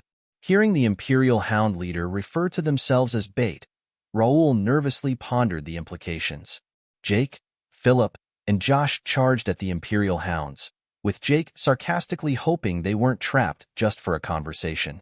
Philip swiftly defeated 2 Imperial Hounds. Jake took down another 2, and Pierce eliminated 2 more. Josh defeated the group leader, who dropped to his knees as his sword fell to the ground and admitted he expected defeat but hoped for a better outcome. Philip questioned why the leader had planned such a stupid trap if he anticipated failure. The leader cryptically replied that everything was going according to plan. Meanwhile, Nakia approached the magic circle and noticed another spell cast on the artifact, realizing there was more to the trap. As Nakia recognized the spell cast on the artifact, she started trembling. The Imperial Hound leader declared that they were not weak and that death was part of their plan, proclaiming their success for the Emperor. He then began to tremble and foam at the mouth. At that moment, the magic circle activated. Jake turned to Raul, asking what was happening, while Raul looked toward Nakia. Nakia explained that the artifact had a self-destruct spell chain. When the caster died, the restricted mana would be released, causing the condensed mana in the dungeon to go back. A loud noise echoed through the dungeon, causing everyone to turn toward it. Jake asked Raul about the noise, and Raul, feeling nervous, sensed something approaching from deep within the dungeon. Soon they saw a large number of armored balls rushing toward them. Philip remarked on the gravity of the situation. Raul shouted that there were too many balls and ordered everyone to run and escape the gate. They followed Raul as he led them, urging them to run faster toward the gate's entrance, which he indicated was just past a set of stairs. Meanwhile, the gate guardian stood before the dungeon entrance, weapon in hand, blocking their escape route. The scene shifts at Rubbin Kingdom Palace. Herdian D. Rubbin, the kingdom's third prince, apologized to Viscount Jerry D. Plank for the short notice and the difficulty of entering the palace secretly due to the king's order to restrict entry and exit. He emphasized the necessity of the meeting to prevent their plan from falling apart. Plank, the kingdom's financial director, reassured Herdian that it was his fault for causing concern. Herdian dismissed the formalities and directly asked about the execution of Plank's plan. Plank reminded Herdian of his initial advice about the need for patience to achieve his ambitions. Frustrated, Herdian expressed his unwillingness to wait any longer, having risked everything for the plan. Plank then shared that he was pleased to bring good news, finally delivering results that justified Herdian's patience. Herdian asked Plank what he meant by good news. Plank cryptically replied that Herdian would see the results of patience after tonight. Meanwhile, as Raul and his team ran towards the exit, Raul announced that the exit was visible but abruptly stopped as he noticed a monster blocking their path. Jake exclaimed in shock, asking what the monster was, while Philip speculated it might be the gate guardian. Raul, feeling nervous, wondered why the guardian was in that place. His thoughts were interrupted by a system window displaying an urgent quest. Eliminate the gate guardian. Rank B. Objective. Eliminate the gate guardian that appeared with the monster wave. Reward 28,000 experience coins and a random B rank material box. Raul continued to think anxiously, lamenting the timing and realizing that if they could reach the valley, they could use the narrow path to escape the gate. He pondered if facing the gate guardian at the dungeon entrance was part of a larger plan, regretting his earlier arrogance. As they heard the approaching footsteps of armored balls from behind, Jake informed the group that they had caught up to them. Philip expressed concern to Raul, noting that they were likely to be surrounded soon. Raul, feeling the pressure, considered the elite guardian as a formidable raid monster that couldn't be quickly eliminated. He wondered about his options, realizing that using Regger's power could potentially eradicate both the monsters and the guardian, but he was unsure about his ability to control it fully, which could endanger his companions. Noticing Raul's concern, Nakia took action by retrieving something from her pocket and bravely stepping forward to confront the armored balls. This unexpected move puzzled everyone, prompting Josh to inquire about her intentions. Meanwhile, Nakia revealed a bottle of potion and assured Raul that she would handle the monsters. She then commanded the knights to assist Raul in clearing a path forward. Raul, alarmed at Nakia's bold move to confront the approaching armored balls alone, shouted out to her, expressing concern that she couldn't handle them by herself. However, his surprise grew as he noticed the potion she carried. Reacting quickly, Raul instructed his knights to stay clear of Nakia and prevent the Guardian from reaching her, emphasizing that while it might not be the safest approach, they needed to trust Nakia's judgment. As Nakia began to use the potion, a mixture of potion and mana started to emit from the bottle. The armored boar closed his target on her to attack. Undeterred, Nakia began chanting in a language unfamiliar to the others. Soon, powerful magic began to manifest, freezing the armored boar in their tracks. The knights and Raul were stunned by this display of magic. Raul realized that Nakia had already attained a remarkable level of skill in a form of magic known as the Dragon's Tongue. This ancient magic was considered the highest form below that of a god, allowing her to wield draconic magic with incredible proficiency. At the dungeon gate, 2 soldiers were stationed there.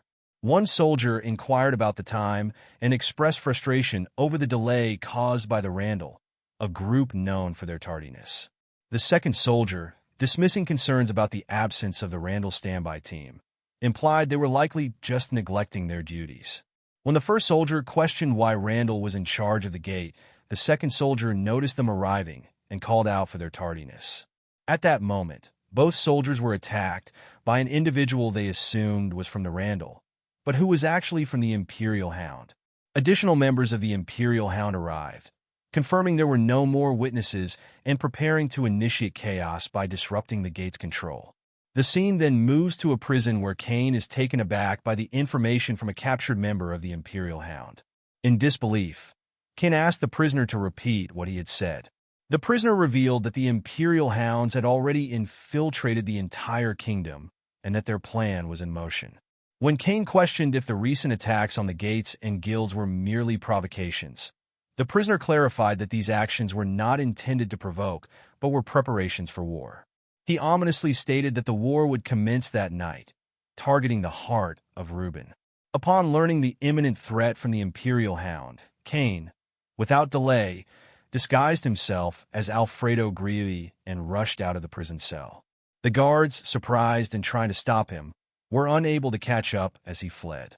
Kane's thoughts were filled with dread as he realized that everything had been orchestrated for war and that the Reuben kingdom was on the brink of falling that night. Meanwhile, within the gate, Nakia, using a potion and wielding draconic magic, advanced towards the armored boar. Josh, witnessing the unfolding situation, remarked on the unusual and alarming events. Raul, observing Nakia's formidable power and the tremors shaking the dungeon, speculated that her strength might be enough to defeat the boss in a single blow. Raul, turning his sword to the boss monster, laughed off his attack, which he had blocked with his sword. Realizing that the boss monster was targeting Nakia, Raul instructed his team to prevent the monster from disrupting her efforts, urging them to deny the boss any opportunities. As his team prepared to engage the boss monster, Nakia unleashed a draconic magic attack. Her powerful spell decimated all the armored beasts in front of her and created a tunnel through her magic. Her team members were stunned by the sheer magnitude and effectiveness of her attack. Raul, impressed by Nakia's overwhelming power, thought to himself that she had exceeded his expectations by annihilating the wild boar army with a single spell. He noted that the boss monster's attempt to stop her indicated it was threatened by her magic. Exhausted from her powerful spell, Nakia was about to collapse, but Josh caught her, expressing concern for her well-being. Jake remarked on Nakia's solo achievement, and Philip was astonished. Raul instructed Josh to look after Nakia, which Josh confirmed he would do. Raul then praised Nakia for saving them all. As the boss monster charged for another attack, Raul and his team readied themselves in formation. Raul assured her, "Leave the rest to them," signaling their readiness to confront the boss monster. At the western border of Reuben Kingdom, Dylan, after defeating the last orc, inquired about the situation. The Knight Captain reported that there were no significant threats, with no monsters or wild animals present. Dylan expressed confusion, noting that they had been warned about a massive wave of monsters approaching the border, but had only encountered a few orcs and goblins. He also questioned the location of the Templeton Knights, who were said to be at the northern border. The Knight Captain confirmed that the Templeton Knights had received an urgent order from the Royal Intelligence. Dylan noted that the presence of the Sword Master and his knights at the northern border suggested the possibility of a significant threat, like a dragon. He expressed a feeling that something was amiss despite the apparent calm. The Knight Captain agreed that something felt off, explaining that while knights are typically dispatched to handle monsters, it was unusual for elite knight orders to be sent to the borders. This unusual deployment of main forces could leave the capital vulnerable. Although the McNeil and Randall Knights remained in the capital, the situation still posed a potential danger. Dylan pondered the situation and decided they would continue searching until sunrise. He instructed the Knight Captain to form 2 scout teams, one to inform his father and the other to head to the capital. When the Knight Captain questioned the need to send a team to the capital, Dylan explained that they should secretly investigate the situation due to his uneasy feeling. Meanwhile, inside the gate, the boss monster launched a ranged attack that Raul had blocked with his sword. The boss then commanded his team to launch their attack. Philip and Jake leaped into the air, launching sword attacks at the boss monster, but their strikes were blocked, and they were pushed back. Pierce seized the opportunity to slide in and shoot arrows at the boss, only for the boss to catch them, surprising Pierce before kicking him away. The boss then pushed Philip and Jake aside, but they quickly repositioned to attack again. However, the boss monster swiftly targeted Jake with a powerful attack, sending him flying back. Philip, concerned for Jake, turned to check on him but was attacked by the boss monster, causing him to fall to the ground. Raul then charged forward and landed a sword attack on the boss, but the injury was minor. In response, the boss monster roared and struck the ground with a powerful hit, creating an explosion that blasted everyone backward due to the force of their pressure. As the dust cleared, Pierce asked Jake if he could move, to which Jake confidently replied that he was fine and that it was nothing. Pierce noted the battle was more challenging than anticipated, with the boss monster's agility, despite its size, making it difficult to handle. He remarked that this monster was likely the strongest they had encountered inside the gates. Meanwhile, Raul checked on Philip's condition and asked if he could continue fighting. Philip confirmed he could and warned Raul that this monster was different from previous guardians they had faced. Raul explained that the monster's increased strength was due to a sudden release of restricted mana, making it technically a rank C guardian. He encouraged his team not to give up, emphasizing that facing stronger opponents presents growth opportunities and that overcoming this monster was part of their path as First Knights. Raul gave the order for Jake and Pierce to wait for his signal before attacking, aiming to defeat the monster swiftly. Both Jake and Pierce confirmed their readiness. Philip warned Raul that the monster's quick reflexes made it difficult to find an opening. Raul, confident and eager to utilize a particular strategy, reassured his team. He then instructed the system to activate Radiant Aura, preparing to use this ability to gain an advantage in the fight. When Raul activated Radiant Aura, a pair of golden wings appeared on his back, stunning the boss monster. Philip observed the display of radiance, while Pierce and Jake felt their bodies healing, recognizing it as the skill Raul had used. Jake reflected on how impressive Raul was, recalling that this skill was demonstrated during a ceremony. Raul, acknowledging it was his first time using this skill in combat, expressed his need for his subordinates' assistance. He thanked them for their bravery and dedication, declaring it was the least he could do in return. He urged them to finish the fight, noting they had spent too much time in the gate. As the boss monster charged at Raul, he evaded the attack by jumping into the air and then launched his attack, which the boss monster blocked with its axe. The boss monster quickly pushed Raul back with a fast axe attack. Raul noted the monster's speed, recognizing it as a raid-level threat, but resolved to hold it down until it made a mistake. He focused on blocking the monster's attacks. Meanwhile, Josh placed Nakia by a rock to support her as she sat. He asked if she was awake, and she confirmed she was. Seeing Raul fighting the boss monster, Nakia grew concerned for him. Jake, noticing that Raul was fighting alone, questioned if they should assist. Pierce reminded Jake of Raul's orders to wait for a signal and emphasized the need to trust their master. As Raul continued to fight the boss monster, he blocked its attacks while thinking he needed just a bit more time. He considered using his psychokinesis on the boss's weapon and applied psychokinesis to the boss monster's weapon, creating intense pressure that forced the monster to the ground. Realizing the threat, the boss monster threw away its axe. Seizing the opportunity, Raul gave the order for everyone to attack. Pierce fired an arrow that struck the boss monster, making it scream in pain. Philip and Jake then rushed in and delivered a powerful combined attack that severely injured the monster. Raul followed up with a final strike, finishing the boss and causing it to collapse. Exhausted, Raul sat down and stored his sword in his inventory, remarking that it had been a close fight. Philip checked on him, asking if he was okay. Raul responded that he was fine, but needed a brief rest. Jake expressed concern that Raul had overexerted himself, noting that Raul had even used an area of effect healing skill to aid them. Raul replied that he couldn't have defeated the raid monster alone and emphasized the importance of his team's support.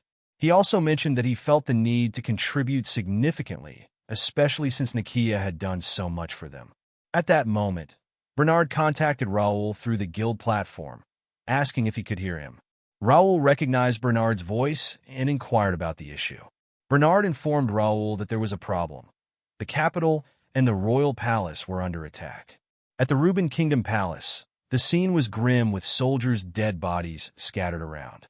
The king confronted his son, Herdian D. Reuben, who was threatening him and had killed his brothers. The king asked why Herdian was doing this, questioning his sanity. Herdian explained that his actions were for the future of the kingdom.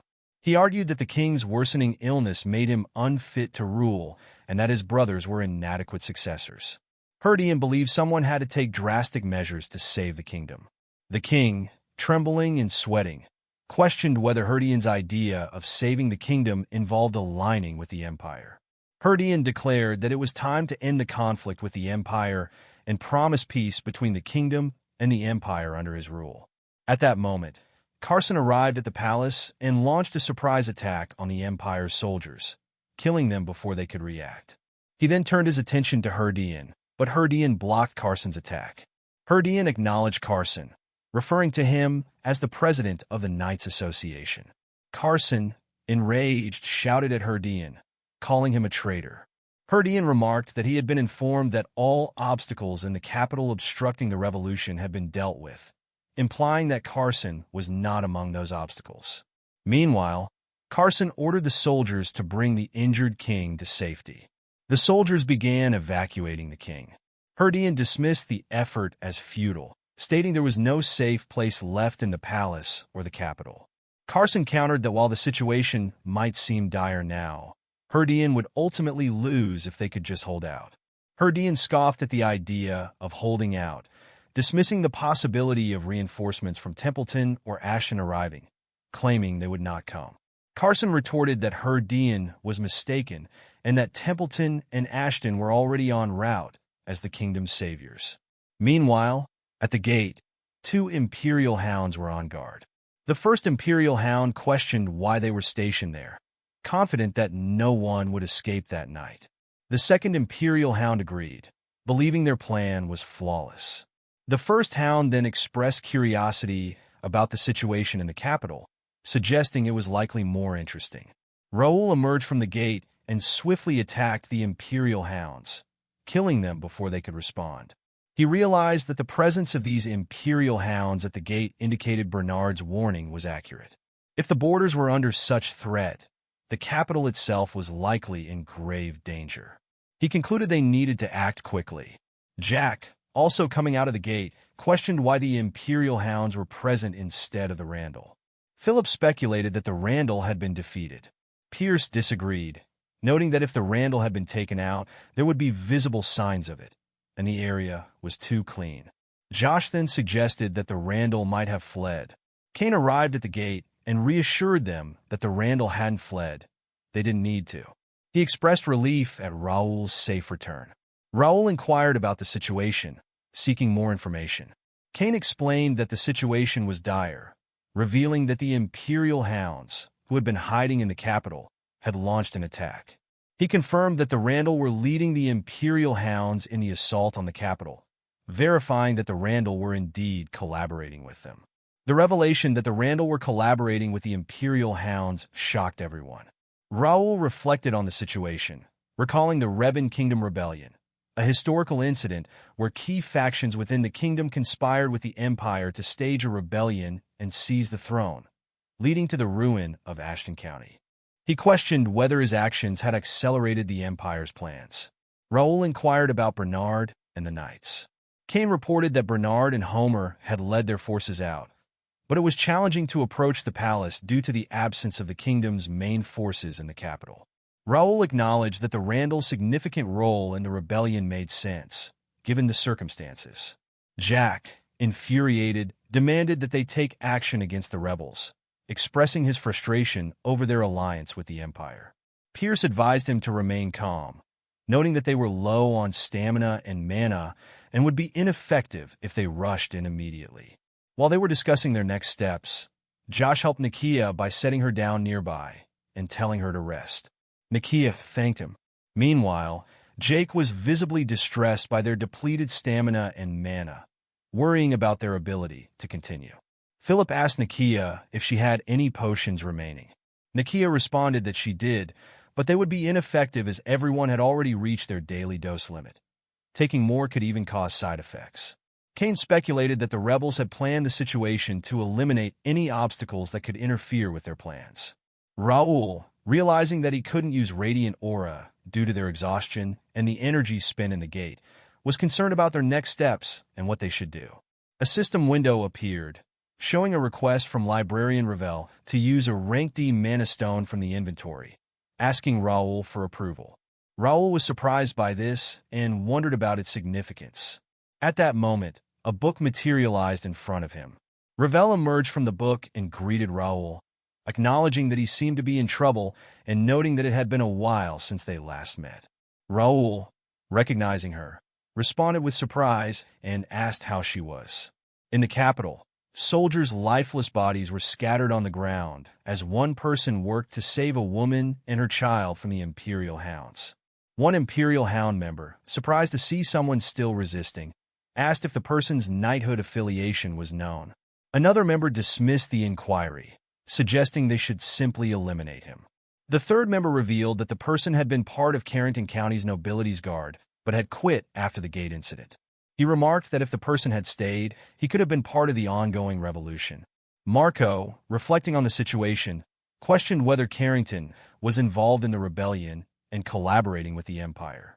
With Templeton and Ashton at the border and McNeil and Greer's whereabouts unknown, he feared that the only force left to oppose the rebellion were the guards. Contemplating whether this was the end, the Imperial Hound member threatened the person, assuming he would have rejected any offer to join the rebellion and promising a quick end.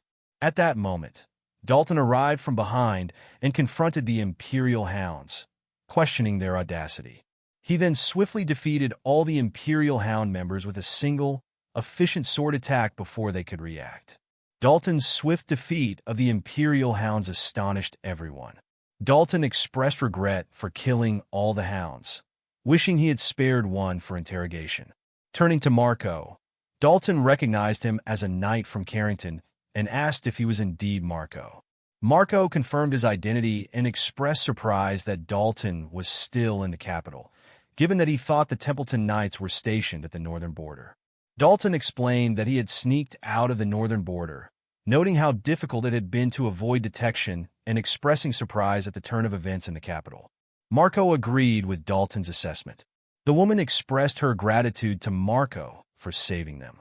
Marco redirected her thanks to Dalton, indicating that Dalton was the one who had truly helped. The woman's child asked if the Templeton knighthood would protect them. Marco, feeling anxious, did not respond. Dalton, however, explained that the Templeton Knights could not protect as they were far from the capital. He reassured them by mentioning that Raul, the guardian of Turium, was present, implying that he would provide the necessary protection. Meanwhile, at the gate, Ravel greeted Raul, questioning whether he had forgotten about her. Raul responded by asking if Ravel was now okay. Ravel assured Raul that she was fine, her mana overflowing due to his earlier assistance, and expressed her gratitude. Raul expressed his relief and happiness that she had recovered and was feeling better. Ravel, noticing how tired everyone was and recognizing their predicament, requested to borrow the mana stone to help them. Jake, puzzled by his conversation with seemingly no one, asked if Raul was okay. Raul realized that Jake couldn't see Ravel but chose not to explain. Instead, he turned back to Ravel and asked if she could help them with their current situation. Ravel confirmed that Raul could trust her. Josh, confused by his use of the guild comm and who he was talking to, voiced his concerns. Nakia noticed Ravel and speculated that Raul might be communicating with someone important, suggesting they wait and let him sort things out. Jake agreed to wait. Ravel explained to Raul that she could use the Mana Stone to temporarily heal everyone with her spirit spell, which would bypass their potion immunity. She clarified that temporarily meant she would forcefully increase their maximum stamina, emphasizing the need to finish their mission before sunrise. Raul asked Ravel if she could indeed use the Mana Stone to help them. He then addressed his party members, stressing the urgency due to the capital's dire situation. He acknowledged their exhaustion, but assured them he had a way to boost everyone's stamina. Raul promised to explain further later, but warned that the upcoming fight would be different and that their safety couldn't be guaranteed. He asked if they were still willing to fight with him. All party members, despite their fatigue, agreed enthusiastically. Meanwhile, in the capital, guards were engaged in combat with the Imperial Hounds. One guard urged another not to retreat, emphasizing the need to protect the civilians behind them and to hold the line. One Imperial Hound member questioned the recklessness of their enemies, wondering why they were fighting so hard when their fate seemed doomed. Another Hound commented that there was no one left to assist them, asserting that the kingdom was already under the Empire's control. Meanwhile, Raul used his psychokinesis to attack the Imperial Hounds from behind with multiple swords. This unexpected intervention surprised the guards. Raul then rallied the defenders by shouting, "Awaken your dormant bravery, warriors of the Reuben Kingdom. The first night is here." Raul, displaying impressive combat skills, struck down two members of the Imperial Hound, sending them crashing to the ground. This act inspired relief and joy among the guards nearby, who cheered, recognizing Raul as young Master Raul and acknowledging the presence of the First Knight, also referred to as the Guardian of Turum. Motivated, they rallied together, expressing their intention to follow the First Knight as Raul and his knights made their way towards the palace. Amid this movement, Philip voiced his concern to Raul, pointing out that the rebels had likely already infiltrated the palace, and suggested they regroup their forces to reclaim it. Frustrated by the situation, Jake angrily cursed the predicament, specifically targeting the Randall rebels, and remarked that it was absurd they had to fight to retake their own palace. Raul decided to proceed with a solo infiltration of the palace, instructing his companions to search for Bernard and Homer while defending the capital. Philip, surprised by this decision, questioned whether Raul should go alone. Forest Fairy Ravel expressed concern about the dangers of facing an entire army by himself, but Raul countered by saying he didn't need to confront the entire enemy force. Instead, he aimed to create a disturbance that would unnerve the rebels. He emphasized that their priority should be to eliminate the rebels within the capital. Philip agreed to this plan, wishing Raul a safe return, while Jake encouraged Raul with confidence, expressing that the First Knight would demonstrate their strength to the Empire. Pierce informed Raul that they would join him at the palace after securing the capital. Raul then turned to Forest Fairy Ravel to confirm if she was ready, and both quickly made their way towards the palace. At the palace, Reuben Kingdom's sixth prince, Gerald D. Reuben, had just defeated a member of the Imperial Hound. Royal Guard Captain Jose, impressed by Gerald's prowess, remarked on his success against the Empire's power armor users and attributed it to his academy training. Gerald confronted Jose, questioning his allegiance to the empire and wondering how he could align with them given his family's historical service to the royal family. Jose responded defensively, suggesting that Gerald was not fully grasping the situation and that he had shown him leniency as a final courtesy. As the tension escalated, Reuben Kingdom's third prince, Herd Ian D. Reuben, arrived and intervened, instructing Jose to guard the back of the palace with his unit while he dealt with Gerald personally. Gerald was shocked to discover that his brother, Herd Ian, was aligned with the empire. Jose, surprised by Herd Ian's presence, remarked that he had expected him to be with Sir Carson. Herd Ian explained that a report had indicated the kingdom's guards had regrouped at the rear of the palace, and he needed to handle things there, urging Jose to move quickly. Jose complied, leading his troops away. Once they were out of sight, Gerald accused Herd Ian of betraying Reuben by joining the rebellion. In response, Herd Ian revealed his true identity as Cain of the First Night, explaining that he had been undercover. He assured Gerald that they were safe for the moment and apologized, explaining that he was there on Raul's orders to rescue him. Cain also mentioned that Raul was on his way to the palace, surprising Gerald. When Raul and Ravel arrived at the front gate of the palace, Ravel observed that only a small number of soldiers were stationed there. Raul attributed this to Cain's effective diversion and prepared to proceed inside. Ravel then questioned how Raul would overcome the wall, noting that jumping it seemed impossible. Raul, however, confidently responded by saying he would create his own path. He then used his psychokinesis to manipulate the scattered stones near the wall, forming a set of stairs that allowed him to scale it. Raul's sudden appearance over the wall startled both the royal guards and Imperial Hound members stationed at the front gate. Before they could react, Raul quickly drew his sword and efficiently dispatched them, leaving their bodies on the ground. As he surveyed the scene, Raul realized that the royal guards were allied with the Imperial Hound, suggesting that the rebellion was more widespread than he had anticipated. Recognizing the urgency of the situation, Raul turned to Ravel, acknowledged the difficult fight ahead, and asked if she was prepared. Ravel affirmed her readiness, and together they rushed into the palace. While the first guild soldiers were actively evacuating civilians from a fire zone, a soldier reported to Vice Captain Homer that the entire village was at risk of being consumed by the fire. Homer prioritized the safety of the civilians, instructing his team to ensure that no one was left behind. Bernard then arrived and informed Homer that the rebels had started the fire and that they lacked enough manpower to control it. Homer inquired if Bernard could use his wind skill to extinguish the flames, but Bernard explained that the fire was too large and that his wind would only worsen the situation. Nakia arrived on the scene and took charge, apologizing for her late arrival. Bernard, surprised, inquired about her condition, noting her earlier difficulties at the gate. Nakia emphasized the urgency of stopping the fire and suggested that if controlling the arson was not feasible, creating conditions that made control unnecessary would be the solution. She then cast a spell that conjured a large magic circle in the sky, astonishing both Bernard and Homer. The spell caused clouds to form, and rain began falling. The soldiers, seeing the rain, celebrated and resumed evacuating civilians. Nakia expressed relief that her magic had been effective, while Homer admired the power of her rain magic. Bernard agreed that the rain would prevent further issues with the fire. At that moment, Jake, Philip, and Pierce arrived on horseback. Jake asked Bernard if the rain was Nakia's doing, to which Bernard confirmed, expressing relief that everyone was safe. Jose inquired about the master's location, and Pierce informed him that the master had infiltrated the palace alone. Jose was taken aback by this, and Bernard expressed concern to Philip, questioning if it was too risky even for the master to be alone in a palace controlled by rebels. Philip reassured Bernard, suggesting that the master must have a plan and that they should trust him. Nakia then mentioned that the young master was not alone but was accompanied by a reliable ally, which confused Philip.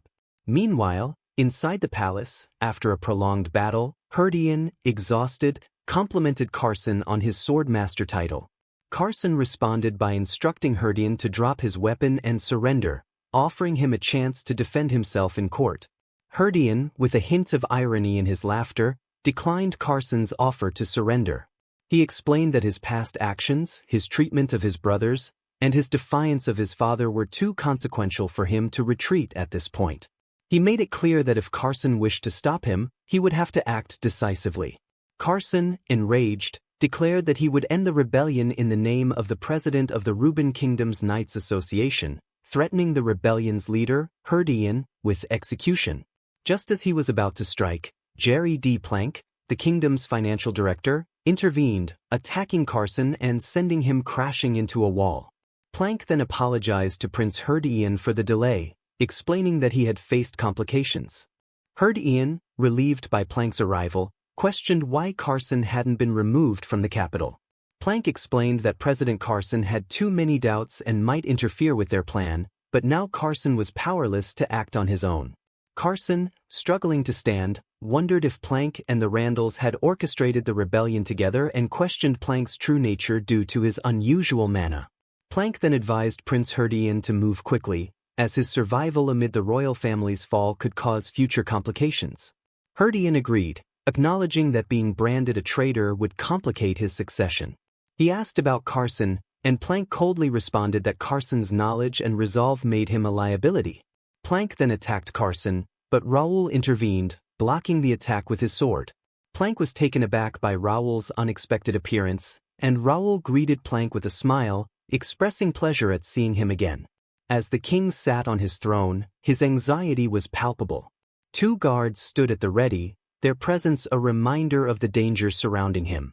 The king lamented the dire state of his kingdom, expressing his despair at having to flee from his own son, who was leading a rebellion. He questioned the value of his life and his ability to rule under these circumstances. One of the guards urged the king to remain resolute, stressing that surrender would lead to the kingdom's downfall. The king, however, was deeply troubled. With the crown prince and second prince dead and the third prince now leading the insurrection, he considered surrendering as a possible means to avoid further bloodshed. Just then Cain and Gerald entered the room. The king was taken aback by Gerald's presence, surprised to see him there. Gerald, upon approaching the king, expressed his relief at seeing his father safe. The king, visibly relieved to see Gerald, voiced his deep concern over the madness of his son, Herdian, who had not only killed his brothers but now threatened the king himself. Gerald reassured his father that their priority was his safety. When the king inquired about how they could possibly overcome the rebels, who had already taken control of the palace, Gerald confidently remarked that there was still someone who could save the kingdom. Meanwhile, Raul encountered Plank and greeted him with a hint of sarcasm, commenting on his apparent promotion from the financial department to rebellion leader and his new interest in dark mana weapons. Plank was taken aback by Raul's unexpected presence. Raul then pushed Plank, making a remark about the pain it caused, which further surprised Plank. Carson, observing the interaction, asked Raul how he had managed to arrive at the palace.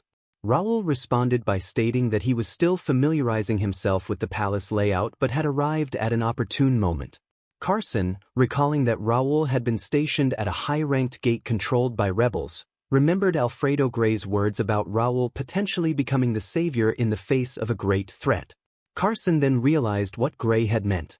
Plank, recovering from Raul's shove, admitted that he had underestimated Raul's arrival. Raul, with a chuckle, acknowledged that he hadn't anticipated such a meticulously executed revolution. He praised Plank's strategy, which involved using the Randalls to spark an internal rebellion, manipulating the guard captain to introduce the Imperial Hounds into the palace, and removing potential threats from the capital. Raul went on to note that had he been delayed at the gate, there would have been no one left in the capital to counteract Plank's plan, highlighting the complexity and boldness of the scheme. As the conversation continued, Herdian abruptly interrupted, accusing Raul of making a grave mistake by returning. Raul's demeanor turned menacing as he warned Herdian to be silent. Startled, Herdian asked for clarification. Raul, filled with contempt, rebuked Herdian for daring to speak back, expressing disdain for his actions, particularly what he had done to his brothers. Raul firmly stated that he would not hesitate to take decisive action against Herdian, asserting that Herdian was no longer recognized as a prince but rather as a rebel and a pawn. Herdian, visibly enraged and clenching his teeth in anger, was further provoked by the confrontation. Plank, observing the escalating tension, advised Herdian to remain calm and not be swayed by Raul's taunts. He suggested that Herdian should leave, warning that staying would only worsen the situation. Raul, smirking at the exchange, echoed Plank's sentiment and urged Herdian to exit. Infuriated, Herdian remarked that it was unfortunate he couldn't deal with Raul himself. He vowed that once he ascended to the throne, he would ensure that no member of the Ashton family remained. After making his threat, Herdian stormed out. Raul, observing Herdian's intense anger, reflected on the situation and thought to himself that Herdian was oblivious to the fact that he was being used by the Empire. Raul then addressed Plank, pointing out the extent of Plank's manipulation and mentioning that Herdian was fully convinced he would become the next king as a result of the revolution. Plank, with a satisfied grin, confirmed Raul's assessment and acknowledged that while he hadn't lied about Herdian's future, the reality was that Herdian would merely be a puppet ruler, holding the throne as a figurehead until the empire consolidated its full control. Raul, reflecting on the situation, thought to himself that the empire's manipulation was predictable but still infuriating. Carson, concerned for Raul's safety, warned him about Plank's possession of an unknown and potentially dangerous power. Raul, intrigued, asked for more details about this mysterious power. Carson explained that it appeared to be dark mana, but its nature was unusual and not fully understood. He described it as extremely dangerous. Raul, unfazed, smiled at the mention of the unknown power and commented on his own experience with such powers. His statement puzzled both Carson and Plank, suggesting that Raul was well acquainted with dealing with unfamiliar and perilous abilities. In the capital, the First Night Order was locked in a fierce battle with the Imperial Hounds. Jake, demonstrating his combat prowess, quickly defeated 3 hounds with a single decisive strike from his sword. After dispatching his foes, Jake turned to Pierce and questioned whether this was all the Imperial Hounds had to offer, noting that their only advantage seemed to be their numbers. Pierce cautioned Jake to remain vigilant, suggesting that more enemies might still be present. Jake then addressed Josh, asking about his progress. Josh reported that he had successfully restrained Roy D. Randall, ensuring that Roy would no longer be a threat. Surprised to see Jake, Roy, bound and sneering, taunted Josh by questioning whether Josh still perceived them as equals, reminiscing about their past interactions during the ceremony. Josh retorted sharply, criticizing Roy for maintaining a sense of nobility despite his involvement in the rebellion. He told Roy that he had lost his place and should not have joined the rebellion if he valued his status so highly. Josh emphasized that the Knights of the Kingdom would show no mercy to rebels like Roy. Roy responded with a mocking laugh, taunting Josh by pointing out that the palace had already fallen to the rebels. He questioned the value of their honor now that the king was gone and made a derisive comment about preparing for Raul Ashton's funeral, implying that Raul had foolishly gone to the palace alone. Jake, frustrated by Roy's provocations, proposed dealing with Roy immediately. Philip stepped in, advising against it and suggesting that keeping Roy as a hostage might be strategically advantageous. At that moment, Count Hudson made a dramatic entrance, praising Philip for his tactical insight. His unexpected arrival left Jake, Philip, and Josh stunned, while Roy laughed hysterically at the unfolding situation. Count Hudson acknowledged their success in defeating the Empire's elite forces and even managing to elevate the value of his son, Roy. His remarks left Philip flustered and questioning why Count Hudson, the head of the Randall family and a formidable swordmaster, was present. Roy, relieved and hopeful, called out to his father, believing that he had come to rescue him.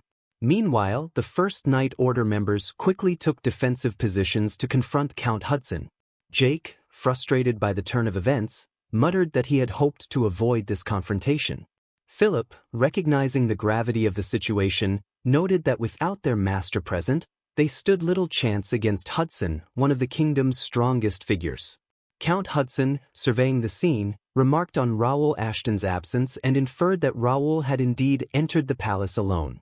He decided there was no reason for him to stay longer but saw an opportunity to deal with the First Knights by showing their corpses to their master, Raul Ashton, which he thought would be a fitting form of retribution. The group prepared to attack Count Hudson. Meanwhile, Roy, noticing the distraction, pushed Josh aside and taunted the First Knight, saying they would not be able to hold him hostage forever. At that moment, Count Hudson's aura blade struck Roy, leading to his immediate defeat. The first knights watched in shock as Roy fell to the ground. Count Hudson dismissed Roy's death with a scoff, calling him a shameless insect, and turned his attention back to the knights. Jake, in disbelief, remarked that Hudson had managed to deal with his son effortlessly, displaying a concerning level of detachment. Pierce agreed, suggesting that Hudson was even worse than the Empire's forces. Bernard, observing the cold-blooded nature of Hudson, was taken aback by his ruthlessness, which exceeded his expectations. Count Hudson smirked, commenting that he had spoken too much, and signaled the start of the battle, urging that they should not prolong the confrontation. In the palace, Plank stood facing Raul with a smirk, intrigued by the clash of their unknown forces. Raul agreed to start the fight and charged at Plank, landing a direct hit. However, Plank remained unharmed and laughed, expressing that Raul's attack had been worth the wait. Ravel, witnessing the exchange, asked what was happening. Plank, unfazed, mentioned that the current location was unsuitable for a real battle and proposed they move to a more appropriate place. With a powerful strike, Plank sent Raul crashing backward through a window. Carson and Ravel expressed concern for Raul, while Plank's maniacal laughter signaled the beginning of the true battle. Raul burst through the window and landed in the chapel below. As he steadied himself, he reflected on how close he had come to disaster, realizing the situation was more challenging than he had anticipated. Ravel quickly approached him, asking if he was okay. Raul reassured him that he was fine, brushing off Ravel's concern. Ravel warned Raul to be cautious, noting Plank's skill with dark mana. Raul sighed, acknowledging that normal attacks were ineffective against Plank, and expressed frustration over his limited options. Plank's voice echoed through the chapel, stating that the space should now be adequate for their confrontation. Raul, confused, asked Plank what he meant. Plank explained that he had chosen the chapel to give Raul more room to maneuver, noting that the previous confined space had restricted his abilities. He then inquired how Raul felt about the new setting. Raul, frowning at the unexpected venue, admitted he hadn't planned to fight in a chapel but realized he had no choice. Plank smirked, eager to see what Raul would bring to the fight. As Raul and Plank faced off in the chapel, the clash began with a small piece of shattered glass falling to the ground. Both combatants charged at each other, Raul with his sword drawn and Plank's arms enveloped in dark mana. Plank swung his arm, but Raul successfully blocked the strike with his sword. Plank quickly countered with his other arm, grazing Raul and tearing his shirt while scratching his skin. Plank laughed and launched another attack, which Raul blocked, but the force of the blow pushed him back. Plank taunted Raul, questioning whether Raul thought a mere sword could defeat him, and rushed at him again. In response, Raul steadied himself and used his psychokinesis to summon multiple mana swords, sending them flying towards Plank. The swords struck Plank squarely in the back, but he remained unfazed and continued to laugh, asking Raul if he still didn't understand. Plank then unleashed a surge of dark mana, easily shattering the mana swords that Raul had summoned. He mocked Raul again, declaring that Raul's sword could not reach him. Ravel, astonished by the scene, questioned who Plank was and remarked that they couldn't counter him effectively. Raul, analyzing the situation, realized that Plank was not only skilled in dark mana but was employing it in a unique and advanced manner. He identified Plank as a high-circle dark magician. Raul used his appraisal skill to examine Plank's status window, which revealed that Plank was a level 88, six-circle dark magician, and the head of finance for the Reuben Kingdom. Plank's affiliations included the Reuben Kingdom, Plank County, the Cranen Empire, and the Imperial Hound. He held the title of number 8, the Prince of Society, with notable stats in intelligence, 79, willpower, 77, mana, 78, and unique traits like Mad Wizard, A, and Fanatic, B. Realizing that physical attacks were ineffective and that using Regnitator would be too risky, Raul considered his remaining options. He turned to Ravel and asked whether, earlier, Ravel had used a mana stone to convert mana into divine power to heal his men. Ravel, surprised by Raul's request, confirmed that he had used a mana stone to convert mana into divine power, a process known only to a few fairies. Raul then asked if Ravel could also convert divine power into a physical force capable of countering dark mana. Ravel agreed to try. As Raul and Ravel discussed this, Plank sneered, mocking Raul for either talking to himself or casting a spell. Raul then launched another sword attack, which Plank effortlessly blocked with his dark mana-covered arms. Plank repeated his taunt, insisting that Raul's sword couldn't harm him. However, as Plank spoke, Raul's sword began to glow with divine power. Plank, startled, shoved Raul back, surprised that Raul could harness divine power. Raul thanked Ravel, acknowledging that the divine power had allowed his sword to finally reach Plank. He then activated his Radiant Aura offensive mode. Ravel, concerned, warned Raul that using divine power was a complex technique requiring 10 mana stones, and asked if Raul was sure about proceeding. Raul reassured him confidently, stating that the cost was not an issue. Plank, now serious, conjured 2 short swords made of dark mana and prepared to focus on the battle. He noted that Raul's resilience meant the fight needed to be taken seriously, and with a grin, acknowledged their growing familiarity. Raul smirked and invited Plank to continue, signaling that he was ready for the next phase of their duel. Both combatants charged forward, their swords clashing fiercely. Plank's blade, infused with dark mana, met Raul's glowing sword. Plank tried to exploit an opening by swinging a second sword, but Raul successfully blocked both strikes. As he struggled to maintain his defense, he used his psychokinesis ability to push Plank back, causing him to crash to the ground. Plank quickly recovered and smirked, complimenting his skills. The two charged at each other again, their swords clashing in a rapid exchange of strikes. During the intense melee, Plank activated a magic circle he had secretly drawn when he fell earlier. Shadowy hands emerged from the ground, seizing Raul's feet and immobilizing him. Plank, grinning triumphantly, taunted Raul, telling him he had fallen for his trap. With Raul restrained, Plank launched another attack, which Raul barely managed to block. Trapped by the spell and struggling to keep up, Raul found himself at a significant disadvantage. Plank mocked Raul's efforts, expressing disappointment in Raul's power and implying that Raul couldn't counter his magic. In response, Raul used his psychokinesis to lift the ground beneath him, shattering the magic circle and freeing himself from the shadowy hands. Plank, entertained by Raul's resourcefulness, laughed and praised his creative use of object manipulation. He released even more dark mana, eager to continue the fight and enjoy the challenge. Raul reflected on how narrowly he had escaped a dangerous situation and felt uncertain about his chances of winning. Meanwhile, at the back of the palace, 2 imperial hounds stood guard. One of them noticed the rain and wondered aloud if it was magical, impressed by the apparent advanced magic of the kingdom. The other hound shrugged and questioned the significance of the rain, considering that they had already taken control of the palace. They discussed their guard duties when one of them noticed someone approaching. He turned to see a man arriving, and the person who had just arrived addressed them, requesting that they open the gate because he was carrying a noble. One of them, intrigued, asked if there was still a noble remaining in the capital. Another one, puzzled by the stranger's identity, requested more information. The man introduced himself as someone escorting Dalton D. Templeton, the grandson of the Swordmaster of Templeton, and emphasized that Dalton was too important to be left behind.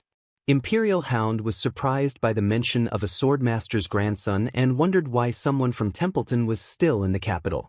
He decided to investigate further and instructed others to open the gate. After the gate was opened, he asked about the man's origins, inquiring if he was a citizen of the kingdom. The man revealed that he was the vice-captain of the Carrington Knights. He was impressed and acknowledged the significance of this information, noting the high status and potential value of Dalton. He then approached Dalton, who was unconscious on horseback. He expressed surprise at Dalton's reputed skill and, referring to the Swordmaster's grandson, commented on Dalton's impressive appearance, suggesting that the rumors about his abilities might be true. Dalton suddenly woke up and surprised him by responding briefly. Before he could react, Dalton quickly incapacitated him and lightly apologized for his unexpected arrival. Marco, Dalton's companion, then turned to face another Imperial Hound. Drawing his sword, Marco informed Dalton that their association with the Carrington name had allowed them to avoid suspicion and suggested that they could now proceed as rebels. Dalton expressed hesitation, indicating that he felt their actions might be morally wrong, but he agreed that if the palace had indeed fallen, their mission might no longer be relevant. Marco asked about their plan after infiltrating, but Dalton admitted that he hadn't planned beyond that. At that moment, a man named Jose arrived and sarcastically commented on the lack of activity at the palace's rear, implying that the prince's request for help had been misguided. Marco recognized Jose as Viscount Jose, the captain of the Royal Guard.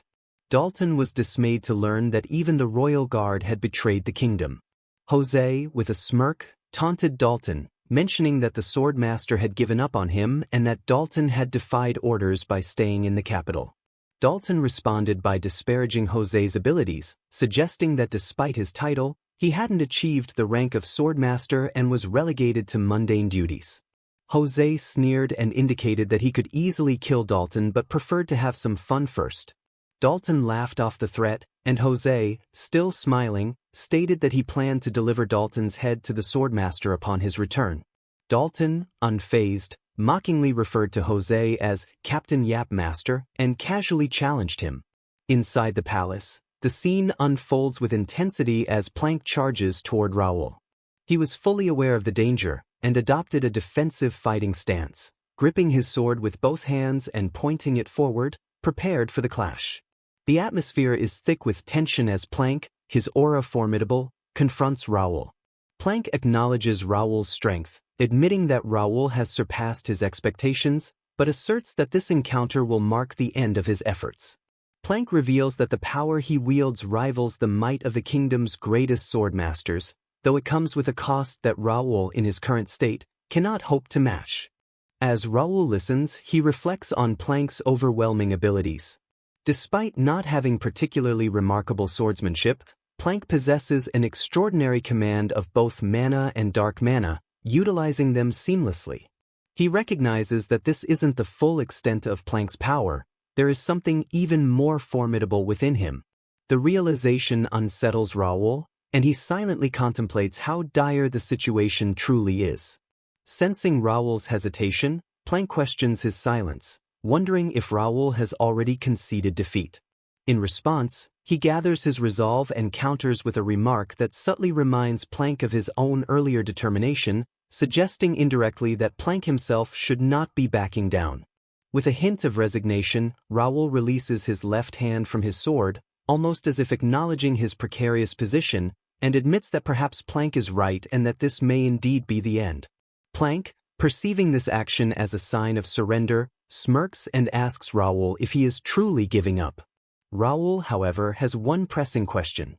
He wants to know the nature of the extraordinary power Plank wields, the power that allows him to contend with the kingdom's sword masters. Intrigued by his curiosity, Plank considers the question and decides to share his insight.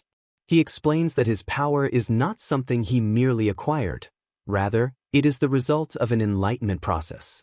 He describes a profound experience in which his body, mind, and mana became one with the world, achieving a state where he felt completely interconnected with the universe. Plank poses the concept to Raul, asking him if he has ever experienced such an overwhelming sense of unity, feeling as though he were the world itself. Raul feels a surge of anxiety as he tries to comprehend Plank's implications. Plank elaborates on the nature of sword masters, the elite warriors of the Rubern Kingdom, who epitomize the highest level of swordsmanship and are considered superhuman, with only a select few in existence throughout the realm. He mentions that some individuals, though not officially recognized as sword masters, possess abilities rivaling those of the masters. Plank shares his ambition to usurp power from these formidable figures, admitting that relying solely on dark mana and magic would be insufficient for his goals. His quest for more power, he reveals, has led him to conduct numerous experiments that required great sacrifices, for which he feels immense gratitude toward those who suffered in the process. Raul's mind races as he pieces together Plank's words, suspecting that Plank's comments about sacrifices might be linked to the lab he had previously discovered. Plank then discloses that his insatiable hunger for power culminated in a moment of enlightenment, revealing to him his profound connection to the world, which he claims is the source of his extraordinary strength. With a wave of his hand, Plank unleashes a powerful spell, creating several magic circles that envelop Raul, lifting him off the ground and immobilizing him while inflicting pain. Plank takes pride in his abilities, boasting that he can wield dark magic to an extent he never could have imagined, wondering aloud at how amazing it is. In the midst of this, Raul struggles to escape his confinement, both physically and magically, his frustration palpable as he laments his inability to use psychokinesis, a key aspect of his abilities, now suppressed by the dark magic ensnaring him. Plank then capitalizes on Raul's vulnerability, manifesting a sword from his dark mana and charging at Raul with fervor. His declaration of surpassing his limits and approaching a state of unity with the world conveys his ambitious vision of transcendence, a belief that he could operate without boundaries. In a tense moment, Raul feels mounting pressure as he prepares for Plank's attack. Just as the situation seems dire, Raul, the forest fairy contracted to Raul, intervenes by creating a magical shield that blocks Plank's strike, catching Plank off guard and momentarily bewildering him. Empowered by a surge of mana, Raul pushes Plank back, prompting him to question Raul, wondering how he still possesses so much power. However, the strain becomes too much for Raul, who soon collapses and disappears back into Raul's book. Concerned for Raul's well-being, Raul anxiously looks at the book. Plank, asserting that his magic had hit its target, asks how Raul managed to defend against it. Raul rushes to the book and calls for Raul, asking if she is all right.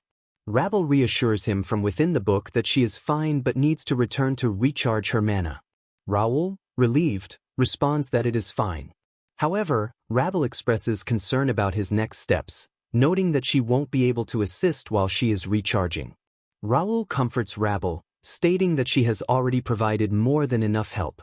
Plank remarks on Raul's unexpected use of a powerful shield and declares that he had underestimated him. Growing tired of the standoff, Plank decides to end the fight and charges at Raul with a sinister grin. Meanwhile, in the throne room, the king hears the commotion and asks what is happening. Gerald informs him that it is likely Sir Raul, the captain of the First Knights, who is engaged in combat with a strong adversary. Kane, feeling the urgency of the situation, announces his intent to leave.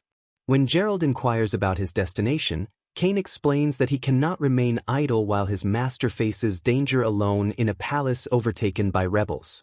As a loyal member of the First Knights, he is prepared to fight alongside his master, even if it means sacrificing himself.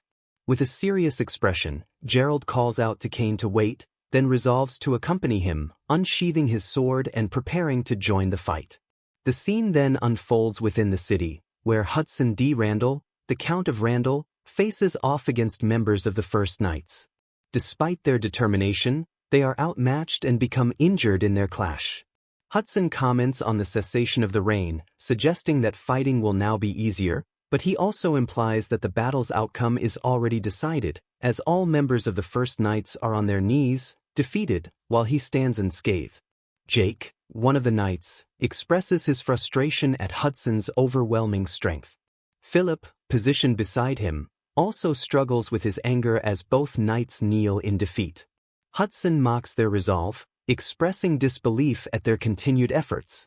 He dismisses their pursuits as foolish, suggesting that the Ashtons are consistently driven by an outdated ideal of knighthood and glory, emphasizing their inability to thwart his plans.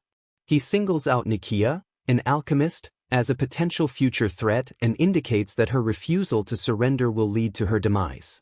Nikia, filled with anxiety and devoid of strength, remains on her knees, unable to act or respond as Hudson raises his sword, promising a painless end for her. Josh attempts a surprise attack from behind. However, Hudson senses the movement almost instantly and effortlessly deflects Josh's strike. He then turns to Josh, acknowledging his strength but dismissing it as inconsequential. With a forceful swing of his sword, Hudson overpowers Josh, sending him crashing to the ground. As Hudson closes in on Josh, he recalls that Josh had previously defeated Roy during his ceremony, accusing him of bringing disgrace to the Randall name, and declares that Josh will now face consequences for his actions, which he considers an honor to die by Hudson's sword. Hudson readies himself to strike, his intent clear. Meanwhile, Josh remains on the ground, struggling to gather his strength and find a way to dodge Hudson's attack. Just as Hudson launches his blow, a knight intervenes, blocking the strike with ease and surprising Hudson. This knight is Grand Paladin Medeiros, who greets Randall, remarking that it has been a while, thereby acknowledging their past encounter at the last Foundation Day ceremony. He noted the unexpected nature of their meeting with swords drawn against each other. Hudson, taken aback, questioned his presence, reminding him that he and his holy knights were supposed to be stationed at the northern border. Medeiros confirmed this, explaining that he was on his way back when he received an ominous prophecy that compelled him to turn back. Both their swords clashed powerfully, forcing them to step back momentarily. Hudson commented on his return, noting that even Plank had not predicted the prophecy's emergence. Medeiros expressed concern about a sudden surge of undead near the northern border, noting that it was unusual enough to warrant a prophecy. Hudson commented on Medeiros' return to the capital, suggesting that only a Grand Paladin could accomplish such a feat. Medeiros then shifted his focus to Philip, who was still kneeling nearby, and addressed him directly, confirming his identity as Philip, the vice-captain of the First Knights. Philip nodded in response, affirming Medeiros' assumption. Medeiros then announced that the Holy Knights were en route and urged the First Knight Order to join them, expressing his determination to manage the current situation. He surrounded himself with his aura, signaling his readiness to engage. Hudson responded with a mocking laugh, challenging Medeiros' assurance. He pointed out the catastrophic consequences of a duel between two sword masters in the capital, unleashing his sword aura, which radiated dark red with even more ferocity. He warned that their clash would annihilate the surrounding area and suggested that he would welcome such destruction. Just then, Alfredo Gray made his entrance, firmly stating that this was not what they wanted. Hudson's demeanor shifted as he sensed Gray's authority and presence, feeling a flicker of apprehension. Bernard, recognizing Gray, informed the members of the First Knight Order that Sage Gray had arrived. Hudson acknowledged Gray's return to the capital and implied that Plank's scheme had failed. Gray, however, took responsibility for the situation, admitting he was the one who had failed. He expressed remorse over the casualties that had occurred due to his inability to avert the crisis. Gray reiterated that if two sword masters fought in the capital, the destruction would be catastrophic, leading to even greater loss of life, and insisted that this conflict was futile. He urged Hudson to withdraw and regroup for a future attempt. Hudson pondered Gray's perspective and concluded that since the other knights would return soon, there was no point in him staying any longer.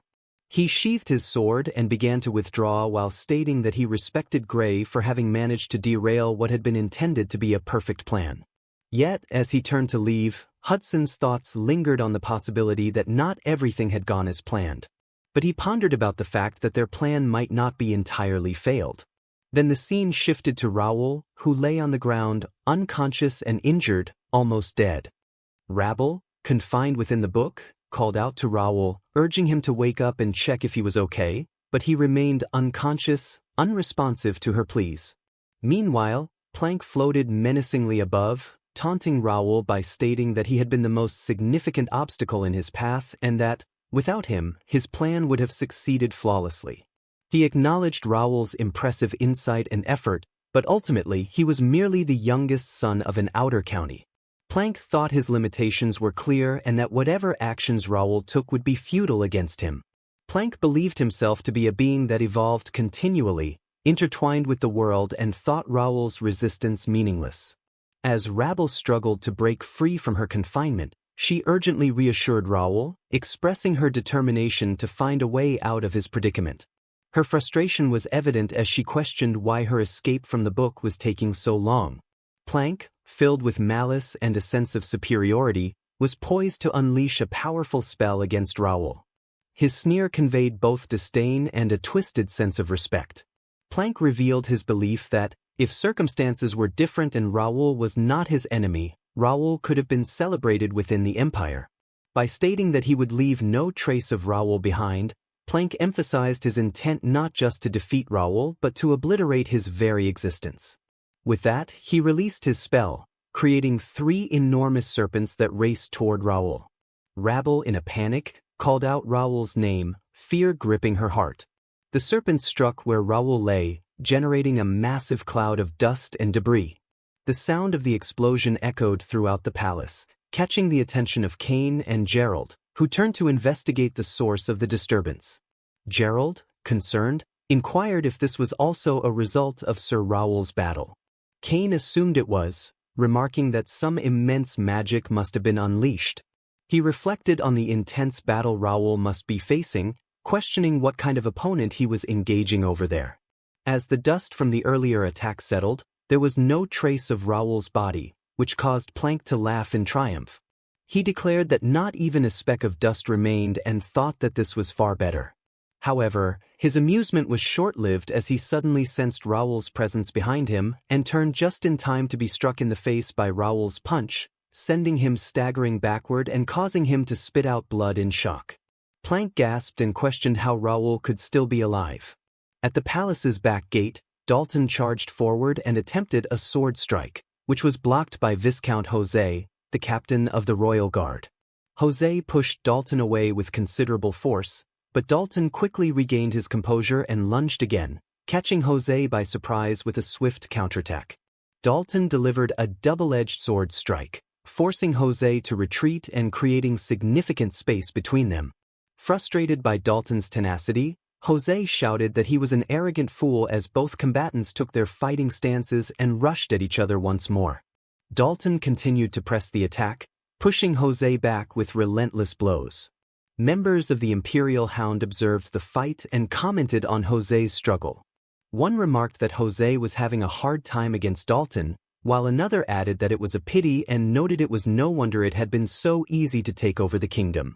Marco observed that Captain Jose had earned his title through his family, but he was still a high expert, and Dalton was much stronger than anticipated. Meanwhile, Jose, feeling the pressure and growing increasingly flustered, muttered under his breath that the situation was getting annoying. Dalton reflected inwardly, realizing he had been talking a big game, but this was harder than he had anticipated. Jose had earned his title for a reason. Dalton thought he couldn't back down and needed to keep him busy to distract the others. Jose's demeanor became serious as he tightened his grip on his sword, firmly stating that he was done playing around and it was time to end this, releasing his sword aura to envelop his blade. Suddenly, an explosion echoed behind him, causing him to turn around in alarm. He demanded to know what the noise was.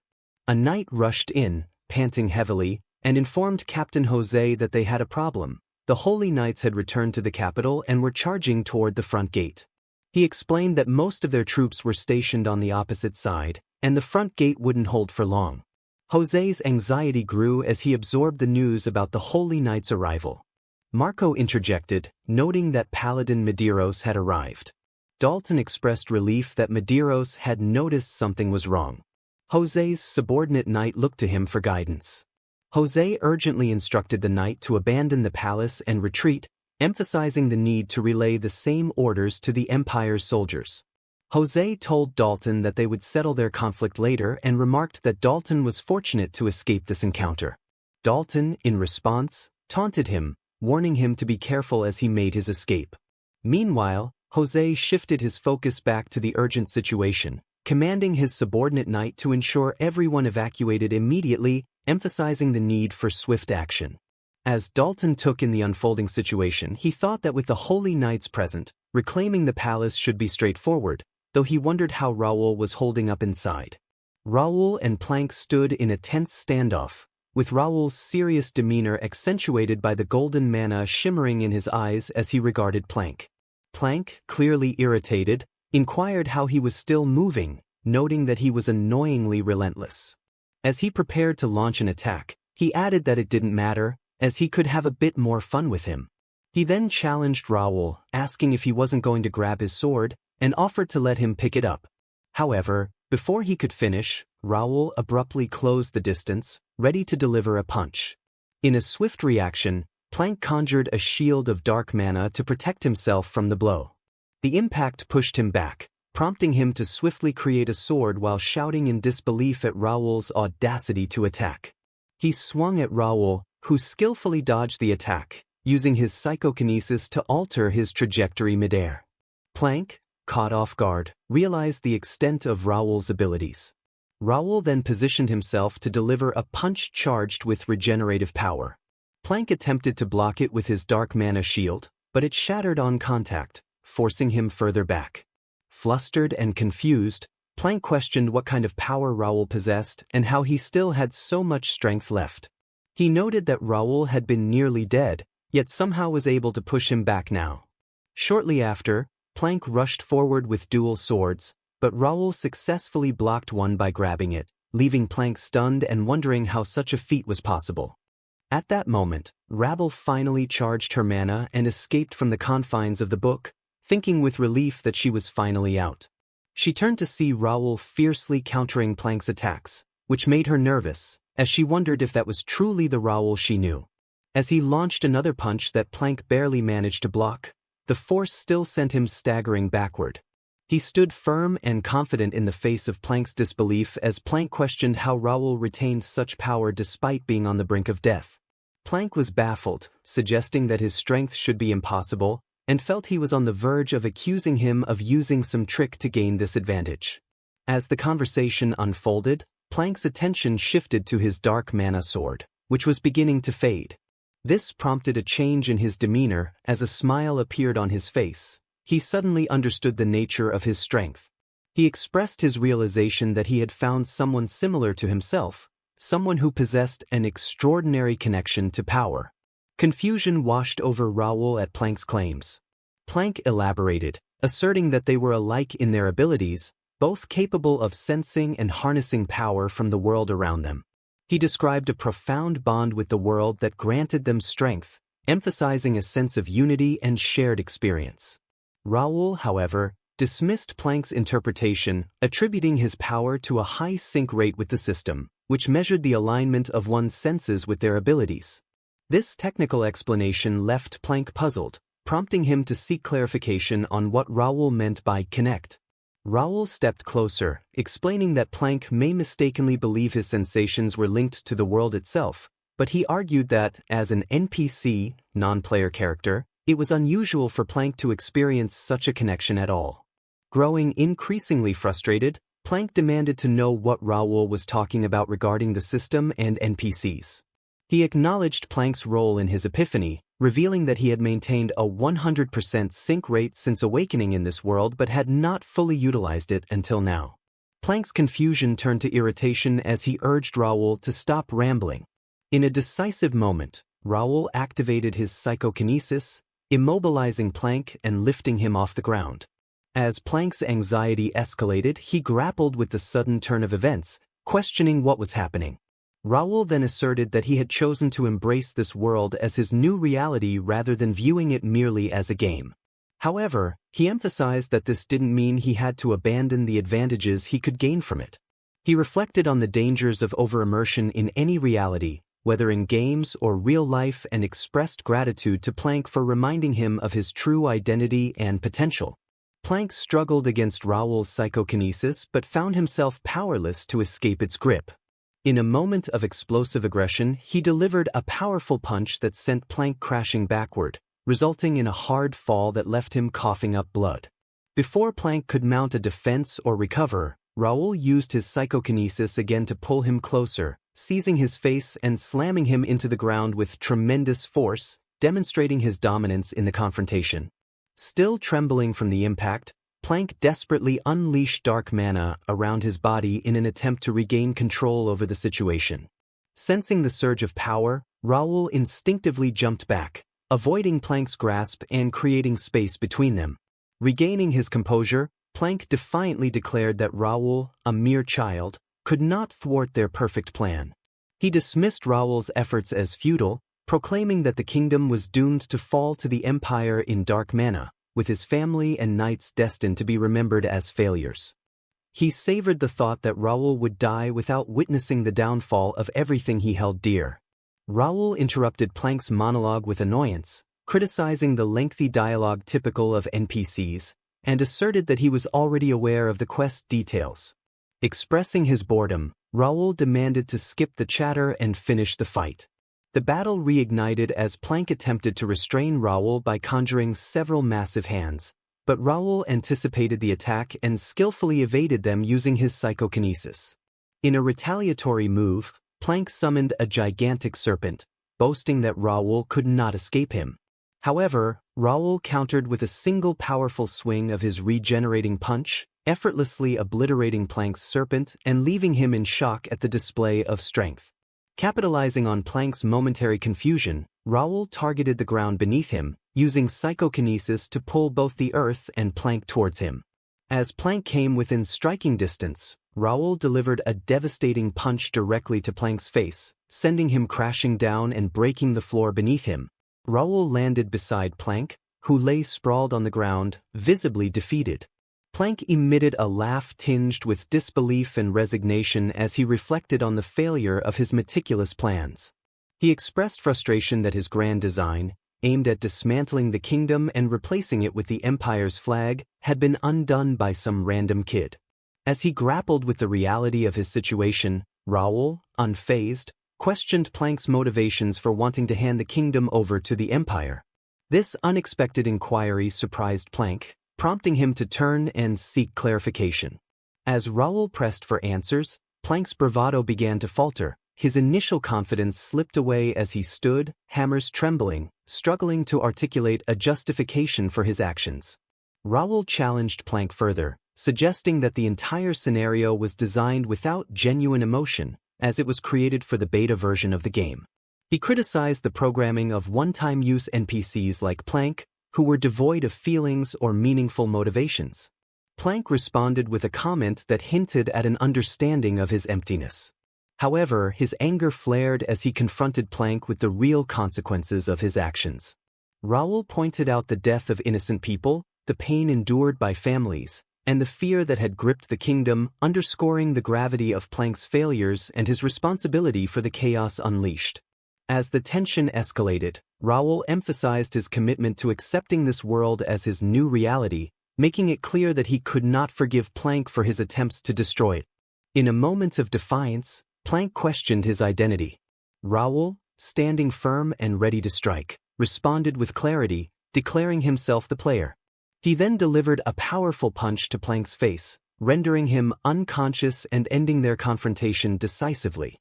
Exhausted but resolute, Raul stood over Planck's fallen form and remarked that this had been a tough quest, reflecting on the challenges he faced and the weight of the battle he had just endured. Raul lets out a deep sigh, feeling a sense of finality as he reflects on the conclusion of the rebellion. He had expected unrest but had not anticipated the specific events that unfolded, which proved to be perilous in many ways. As he contemplates the situation, he questions whether his actions are shaping the scenarios within the world of Connect. Despite the challenges, Raul acknowledges that he cannot afford to stop. He must prepare better and grow stronger for what lies ahead, realizing that this is only the beginning of his journey. At that moment, Raul spoke up, expressing her relief that Raul had won. She admitted her fear that everything was over when he had fallen during the battle and questioned why he had hidden his power until that moment. Raul began to explain, stating that he had not been intentionally hiding his abilities and hinting at his true identity. However, he did not get the chance to finish his thought before collapsing from exhaustion. Raul rushed to him in concern and asked if he was okay. As she approached, she realized that he had merely fallen asleep from sheer fatigue. Despite her worry, she reassured herself by acknowledging his efforts and resolved to save her many questions for later. As dawn broke, the chaotic night of rebellion faded into memory, transforming the events of the D+ rank gate, the Imperial Hounds, and the uprising into a distant past. It symbolized the end of a long and tumultuous day. As Raul had predicted, Raul passed out immediately after the fight. He was later found by Cain and Prince Gerald, who discovered him unconscious. He was not alone in his exhaustion. Philip, Jake, Pierce, Josh, and Nikia were all in a similar state. They had all pushed themselves beyond their limits, necessitating 3 days of sleep to recover from their intense efforts during the battle. Meanwhile, the king survived the upheaval but remained unconscious. His health further deteriorated due to the stresses of the rebellion. He was taken aback to learn that the third prince had orchestrated the uprising, a revelation that added layers of complexity to the political landscape. As the Holy Knights and Brother Dylan arrived in the capital, they found that the rebels had already fled, leaving the nobles scrambling to distance themselves from the insurrection. They busied themselves with providing endless supplies to demonstrate their innocence, revealing their self-serving nature amidst the chaos. In the aftermath of the unprecedented chaos that had swept through the kingdom, particularly in its capital, Turium, recovery began to take shape. A few days later, a significant ceremony was held at the king's palace, where the sixth prince, Gerald, addressed a gathering of knights who had defended the kingdom during the rebellion. He praised Sir Raul de Ashton, the third son of Ashton County and the guild master of the First Knights, for his pivotal role in the rebellion. Gerald acknowledged Raul's bravery in protecting the royal family and the people, as well as upholding the honor of the knights. In recognition of his valor and service, Gerald, on behalf of the king, bestowed upon Raul the title of Viscount, along with land and a residence in the capital, encouraging him to continue his loyal service to the kingdom.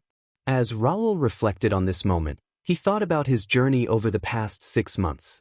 He recognized that since leaving Ashton to enroll in the academy, he had finally established a solid foundation for himself within the kingdom. On the same day, another significant meeting took place, with Prince Gerald explaining the absence of his father due to illness and stating that he would be representing him in the discussions. This set the stage for a deeper examination of the circumstances surrounding the rebellion. Melvin D. Ashton, Raul's father and Count of Ashton, voiced his discontent at the proceedings, lamenting that there was nothing to say, as they had not even been present during the rebellion, which he found shameful.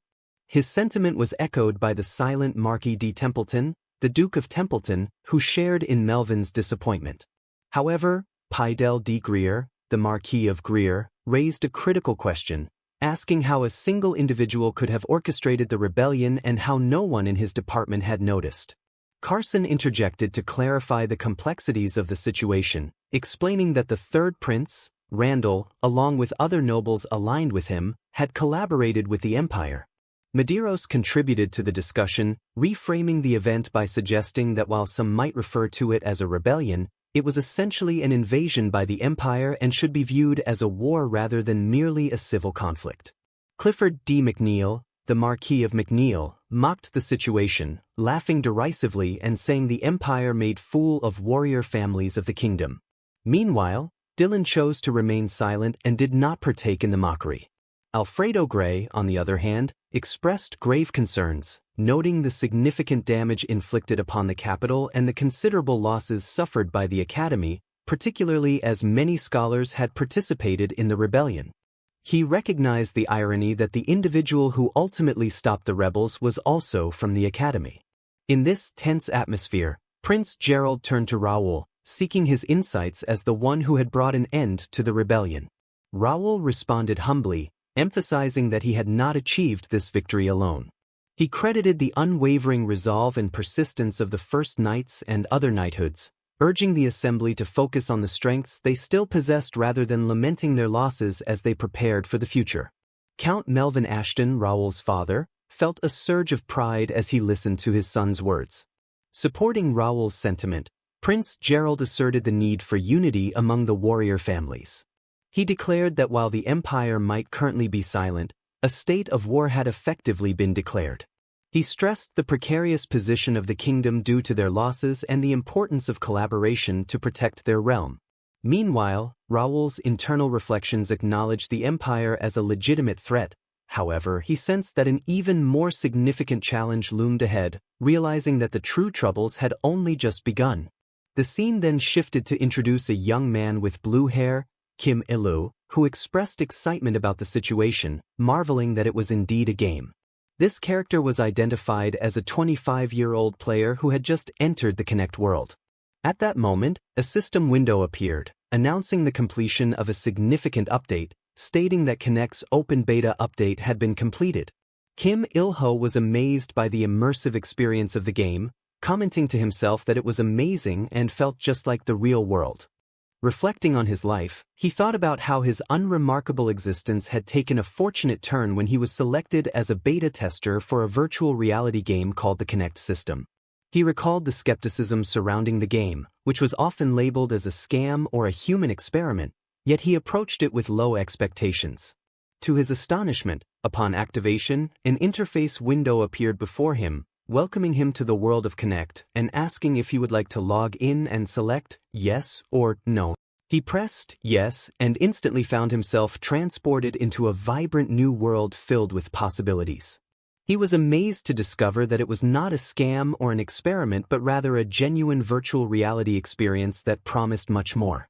As he took in his surroundings, he marveled at the vivid sensations. He could smell the fresh air, feel the wind on his skin, and observe that even the NPCs, non-player characters, appeared lifelike. However, he had a fleeting concern, wondering if the pain in this world would also be as real, which he found somewhat frightening. At that moment, the mayor of the free city, Mira, greeted the gathered crowd of newcomers. Kim Il-ho noted the excitement in the air, thinking to himself that there was already an event and it didn't seem like a tutorial. The mayor continued his address, acknowledging the recent rebellion at the capital. Intrigued, Kim wondered if this was how the game began, already setting the stage for conflict. Ronaldo reassured the crowd, stating that many of them might have been scared by this unprecedented situation but that he was there to tell them that the kingdom still stood strong, adding that the reason was the pride of their city.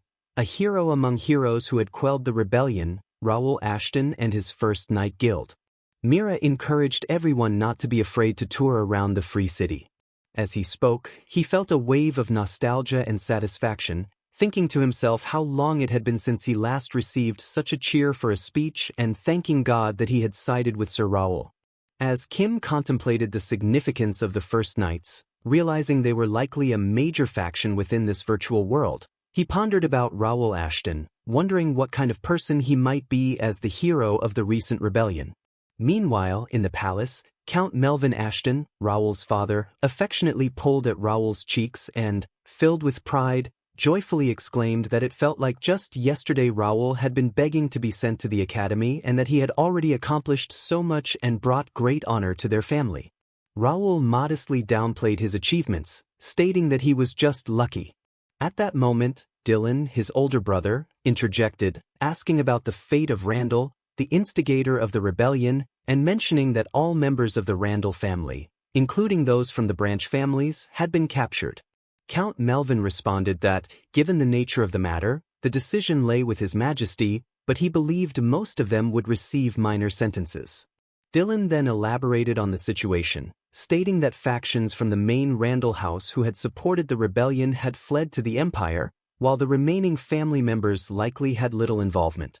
He proposed a strategy of maintaining a state of house arrest on the captured members to ensure minimal oversight and prevent further rebellion. Count Melvin agreed with Dylan's assessment. However, Raul interjected with a warning about another potential threat, suggesting that Jaden County should be placed on a watch list. Count Melvin, confused, asked if Raul meant Jaden Viscounty and his uncle's family. Raul explained that his uncle had maintained indirect contact with the Randall family through Baron Gendar's family and had frequently been seen with the Minister of the Interior, who had instigated the rebellion. He expressed concern that, while it might not be apparent, Jaden County likely had a deeper involvement in the rebellion. Dylan supported Raul's claim, asserting that their youngest sibling was not wrong and noting that the family had been quiet for years, though he thought it wise to be cautious. Count Melvin nodded in agreement and instructed his sons to keep a close watch on the families associated with the rebellion. He then reflected on Raul's growth, remarking that he used to think Raul was just a child, but now he had matured so much and that he, as a father, had no more regrets, believing that the kingdom would need Raul even more now and that he would fulfill his duties. Raul simply affirmed his father's confidence. At that moment, a butler approached Raul from behind and informed him that the prince was looking for him. Acknowledging the message, Raul responded that he would be there shortly. Turning to his father, Count Melvin Ashton, Raul expressed his farewell, urging his father to return safely. The Count wished Raul well, encouraging him to stay healthy. As Raul moved away to follow the butler, Count Melvin Ashton watched his son walk away and observed how mature Raul appeared from behind, despite his face still carrying the innocence of youth. Dylan, who was nearby, agreed with a smile, recalling how Raul had warned them to be wary of their uncle. Dylan marveled at how much Raul had changed, considering he had once been frail, both in body and spirit. Count Melvin Ashton then remarked that they could not leave everything to Raul, acknowledging that Dylan drew too much attention to discreetly monitor their uncle. With Raul burdened by many responsibilities, there was only one viable option left. Dylan, sensing the implication, sought confirmation from his father. The Count affirmed this, instructing Dylan to find his sister, Lawrence. Later, Gerald expressed his trepidation about dealing with the 4 warrior families, noting how intimidating it felt just being in the same room with them. Raul attempted to reassure him, insisting that they all served Gerald loyally and that he should not feel so pressured. However, Gerald asked Raul to drop the formal tone, reminding him that he had requested to meet as a friend and fellow academy classmate rather than in an official capacity. Raul acknowledged Gerald's struggles and empathized, noting how much Gerald seemed to have endured. Gerald then admitted to feeling ashamed for having relied so heavily on Raul, despite his position as the prince. Raul was quick to reassure him, pointing out Gerald's significant contributions, including his efforts in fighting the rebels and doing his best for the kingdom. Yet Gerald was troubled by the perception of the people in the capital, fearing that they blamed the royal family for the suffering caused by the rebellion. He expressed his belief that the citizens probably harbored resentment, perhaps even wishing to throw rocks at him, given that some of the instigators were members of the royal family. In response, Raul smiled, stood up, and suggested that they go out together to discover firsthand how the people truly felt. In the imposing Templeton mansion, where Dalton finds himself face-to-face with his stern grandfather, Deet Templeton the Elder. Templeton, addressing Dalton with a mix of disappointment and incredulity, criticizes his grandson's recklessness, expressing shock at Dalton's audacity to avoid a mission personally requested by the king. Dalton, unfazed by his grandfather's words, casually remarks that the king's order had been directed at the family, not specifically at him, dismissively adding that his involvement would not have made much of a difference. This flippant remark earns him an intense glare from his grandfather, who clearly disapproves of Dalton's attitude. Unwilling to meet his grandfather's piercing gaze, Dalton looks away, his demeanor betraying a hint of discomfort. Breaking the tense silence, his grandfather sighs deeply, his frustration evident as he reprimands Dalton. He reminds his grandson of the values he had hoped to install by sending him to the academy: discipline, honor, and a sense of responsibility fitting for a Templeton. He emphasizes that Dalton needed to establish his own identity rather than live in the shadow of his grandfather, the renowned sword master. Dalton, now visibly uneasy, lowers his gaze further, avoiding his grandfather's judgment. Sensing his grandson's discomfort, Templeton speaks again, this time with a faint smirk. He remarks that, despite Dalton's behavior, his efforts to guide him have not been entirely futile. This unexpected comment catches Dalton off guard, and he looks up at his grandfather with confusion written across his face, uncertain of the meaning behind those words. Templeton goes on to express his surprise upon learning that Dalton had joined the Gate mission and fought against rebels to protect the people, a stark contrast to Dalton's usual indifference and lack of initiative. Dalton, amused, inquires whether it is true. Templeton acknowledges Dalton's defiance of his advice and praises him for bringing honor to the Templeton name through his actions. Dalton briefly smiles at the unexpected praise, but it quickly fades when Templeton suggests that granting him freedom might be better for both him and the family. Confused, Dalton looks at his grandfather, unsure of what he means.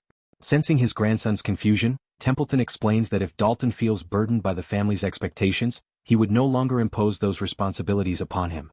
Instead, he proposes that Dalton might find his place with Sir Raoul's first knight, even supporting the idea of Dalton joining him.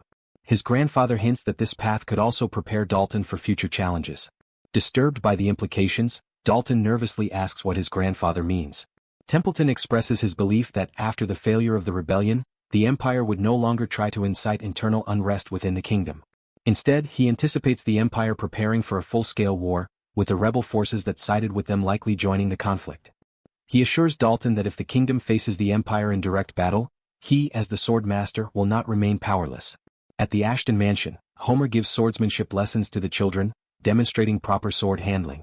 As he speaks, he notices Raul approaching and acknowledges the children's hard work. Homer greets Raul respectfully but shifts his attention to Prince Gerald, who stands beside him. Homer inquires about the prince's presence, and Gerald explains that he is there as a student from the academy. Raul intervenes, requesting Homer to act as though he does not recognize the prince, as the new members are unaware of his identity. Homer agrees, and Raul comments on the enthusiasm of the new recruits, noting their energy. Homer explains that since all available spots are filled, the new recruits have been classified as candidates. Many of these youths, he adds, have been affected by the recent rebellion, having lost their families or homes. Prince Gerald, feeling uneasy, observes the children practicing. Raul then suggests asking the children about the purpose of their visit and walks over to a 15-year-old boy practicing with a wooden sword. Raul asks the boy's age and upon hearing he is only 15, expresses concern that he might be too young for knighthood. Raul inquires why the boy wants to join, and the boy nervously replies that he wants to be stronger. Raul probes further, asking what the boy means by wanting to be stronger. The boy explains with conviction that he wants to protect his family and the kingdom from the empire. He admires the knights who risked their lives for the king as well as Count Raul, who defeated the rebellion's leaders, and Prince Gerald, who stayed on the front lines. The boy expresses his desire to fight courageously against the empire just like them. Prince Gerald, still nervous, observes the young boy practicing with a wooden sword.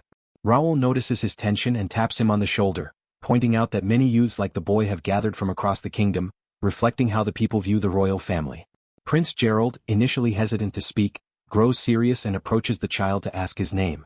The child replies that his name is Arthur, and Gerald smiles, complimenting him on the name. In an unexpected move, Prince Gerald kneels before the child, leaving both Homer and Raul stunned. Raul, in particular, wonders why a royal would kneel to a commoner. The prince then addresses Arthur with sincerity, acknowledging the child's bravery despite his young age. He expresses his respect for Arthur's courage and apologizes for the hardships the child has endured due to his own past failures.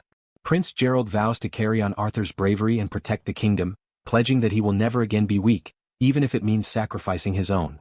His words, filled with determination, reflect a commitment to lead with strength and honor moving forward. King Thaddeus III of Reuben was believed to have died during the failed rebellion in Connect, but he survived in critical condition. The second prince was killed in the rebellion, while the third prince fled to the empire, leading to the fourth prince ascending the throne. Raul reflects on his initial goal of changing Ashton County's fate, not caring about the succession to the throne. However, he realizes that the ideal candidate for the crown had always been right next to him, Prince Gerald. Gerald tells the young boy, Arthur, that he will remember his name and hopes Arthur will one day become a knight of the kingdom. Arthur agrees, and Raul observes that Gerald embodies the qualities of a leader the kingdom needs in times of war: brave, unifying, and humble. Raul recognizes that Gerald, the sixth prince, is destined to be the next king of Reuben. Later, Raul and Gerald enter the mansion, where 2 teacups are placed before them, signaling a moment of calm after the events. Raul points out Gerald's unusual gesture of kneeling before a commoner, suggesting that it could have caused trouble had the boy known who Gerald truly was. Gerald admits that he wanted to show his gratitude and explains that the boy taught him an important lesson. Raul reminds him that while the young people will grow stronger, the kingdom requires leadership in the present. Gerald acknowledges that the right leader is before him, Raul Ashton, now regarded as the guardian of ruin. He adds that the people depend on Raul, who responds by emphasizing that reliance alone is insufficient. The kingdom, he insists, needs someone who can unite all kinds of people: nobles, knights, mercenaries, and even vagabonds. With the king ill and most heirs either dead or missing, Raul points out that Gerald is the only one capable of assuming that leadership role, offering his opinion as a friend. Surprised by Raul's words, Gerald asks whether Raul would support him. When the empire ceases its overt actions and waits for the right moment to ignite a full-scale war, Gerald anticipates chaos among the nobility and royalty. He seeks assurance that Raul will stand by him during this turmoil. Raul confidently agrees to stand by his side. At the same time, in the hidden basement of Viscount Plank's mansion, Pierce and Philip inspect the area, while Nakia focuses on the door. Pierce remarked on the secret passage Plank had built, calling him a weirdo.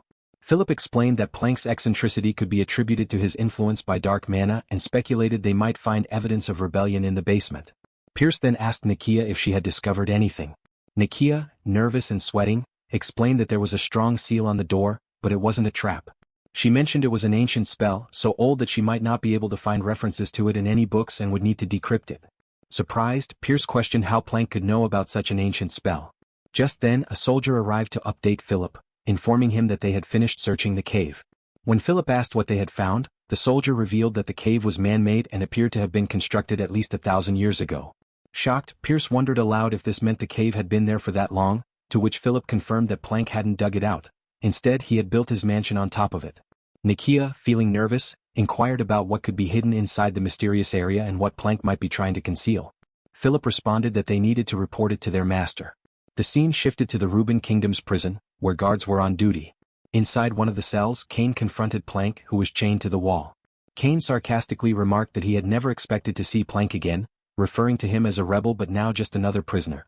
He expressed his desire to kill Plank for his role in hurting Kane's guild members but refrained, as he still had questions to ask. Kane demanded to know who in the Empire was behind the rebellion, how Plank had contacted their army, and whether there were other rebels beyond those already known. Plank responded with laughter, which irritated Kane. Speculating that perhaps Randall wasn't the only warrior family involved, Kane's thought process was interrupted when Plank revealed a deeper truth. Plank stated cryptically that both he and Kane had been born into lies. This statement shocked Kane, who demanded to know what Plank meant by lies. Plank then disclosed that the truth he had learned was a painful one. He dismissed the rebellion and the Empire, claiming that the world itself meant nothing. Plank elaborated that Raul had made him aware of a cursed truth, that the world was an illusion and that soon everyone would realize it. He added that the cracks in this false world had already started to appear. Meanwhile, Kim Il-woo was exploring the city. At the Imperial Hound headquarters, Silver Zero called for a report. Imperial Hound 3, reporting via a blue crystal ball, stated that their search of the refugees had yielded nothing suspicious. Imperial Hound 7 added that while the royalty and nobility appeared calm, some were still panicked and seeking to align themselves with the warrior families to consolidate power. Silver Zero reflected on their failure, acknowledging that it had only strengthened the enemy's position. He then inquired about the status of Plank. Number 8, Imperial Hound 1, responded that Plank was imprisoned in the kingdom and was rumored to be insane due to the side effects of dark mana, spouting incoherent words. Silver Zero, growing serious, reminded the group that the Emperor was deeply disappointed in their failure. He asked Imperial Hound 1 if he was aware of the consequences. Imperial Hound 1, nervous and shaken, accepted responsibility for the failure and vowed to do everything possible to make amends. It was revealed that Imperial Hound 1 was Viscount Jose, the captain of the Royal Guard of Ruben Kingdom. Silver Zero sternly warned the Imperial Hound members that they would face death if something like this happened again. Imperial Hound 9 then pointed out that Raul Ashton was responsible for their failure, referring to him as the one who had once again foiled their plans. Imperial Hound 6 blamed Plank for failing to control Raul, noting that Raul was not only a classmate of Prince Gerald but also rumored to be manipulating Gerald's rise to the throne to gain control over the royal family. 6 emphasized that Raul was no longer just a rookie but had become a major threat to the Empire and urged action before he grew even stronger. Silver Zero listened in silence before surprising everyone by declaring that they should let Raul Ashton be.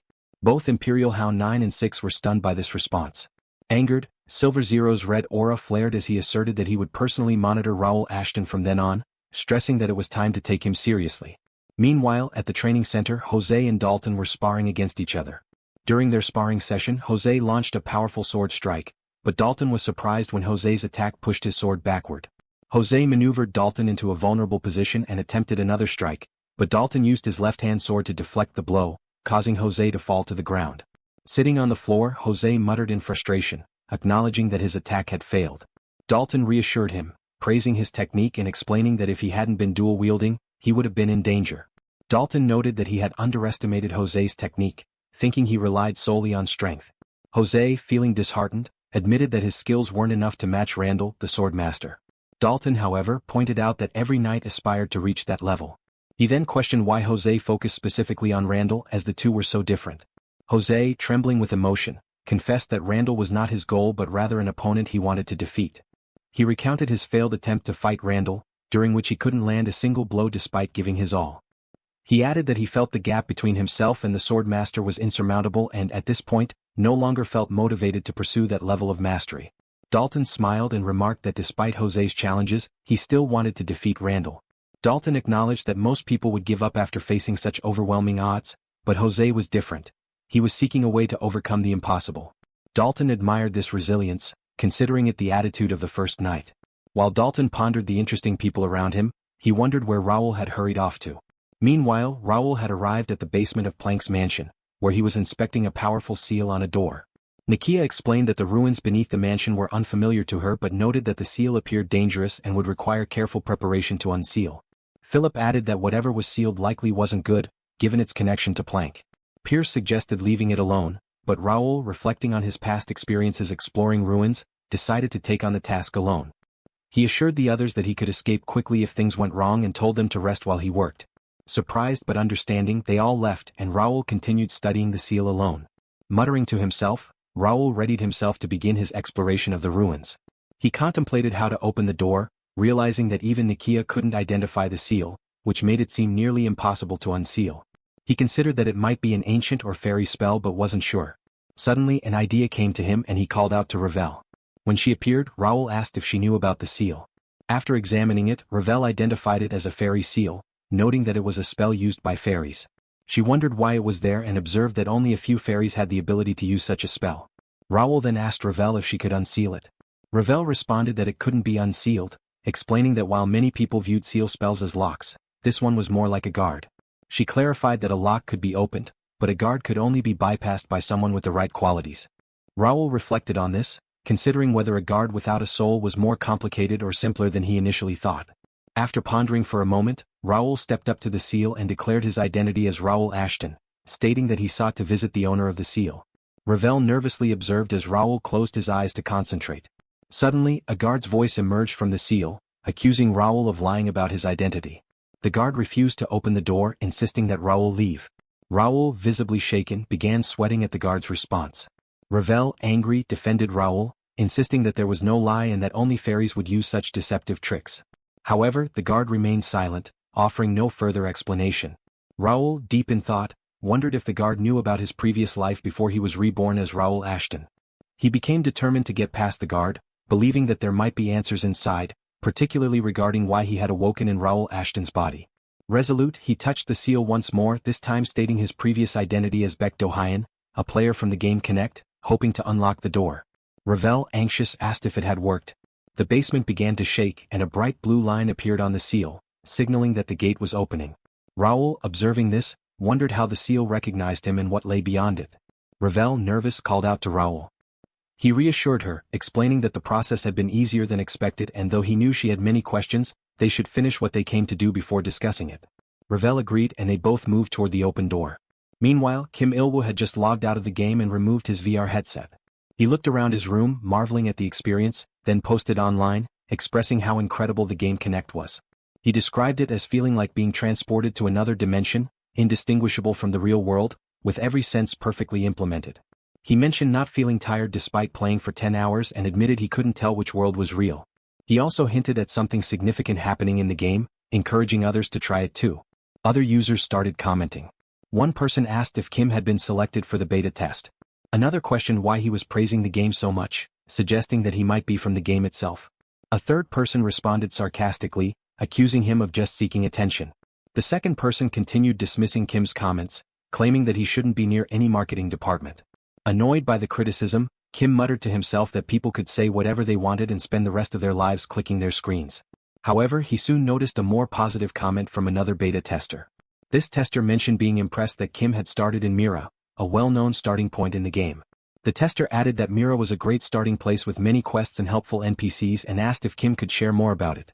Seeing an opportunity, Kim decided it was time to focus. He thought he understood now. Determined to learn more about the game before the open beta, he picked up his VR headset again. Back in the basement, Raul and Ravel entered a cave through the sealed door. As they moved deeper, Ravel grew nervous and expressed concern that it might be a trap. Raul reassured her, emphasizing that nothing could threaten a fairy like her. However, Ravel pointed out that a seal was a form of fairy magic, and anything created by fairies could still pose a danger. Raul observed the cave's strange atmosphere and noted the unusual concentration of magic, which seemed to light up every corner. Ravel warned him that the further they went, the denser the magic became, urging him to be cautious. Raul thought to himself that the magic concentration was so high that the cave might be one of the highest-level dungeon ruins. He wondered how he had missed it when he was crashed and questioned whether the scenario had changed due to his presence. Despite his thoughts, he acknowledged that such a place shouldn't have appeared out of nowhere. Suddenly, Ravel spotted something ahead and shouted to Raul, directing his attention to a bright light shining at the far end of the tunnel. Raul, confused, tried to make sense of what he was seeing. Raul and Ravel reached the end of the tunnel and entered a vast room where a large black gate stood in the center. As they approached, Ravel noticed the black miasma surrounding the gate and questioned its origin, remarking that no fairy would release such magic.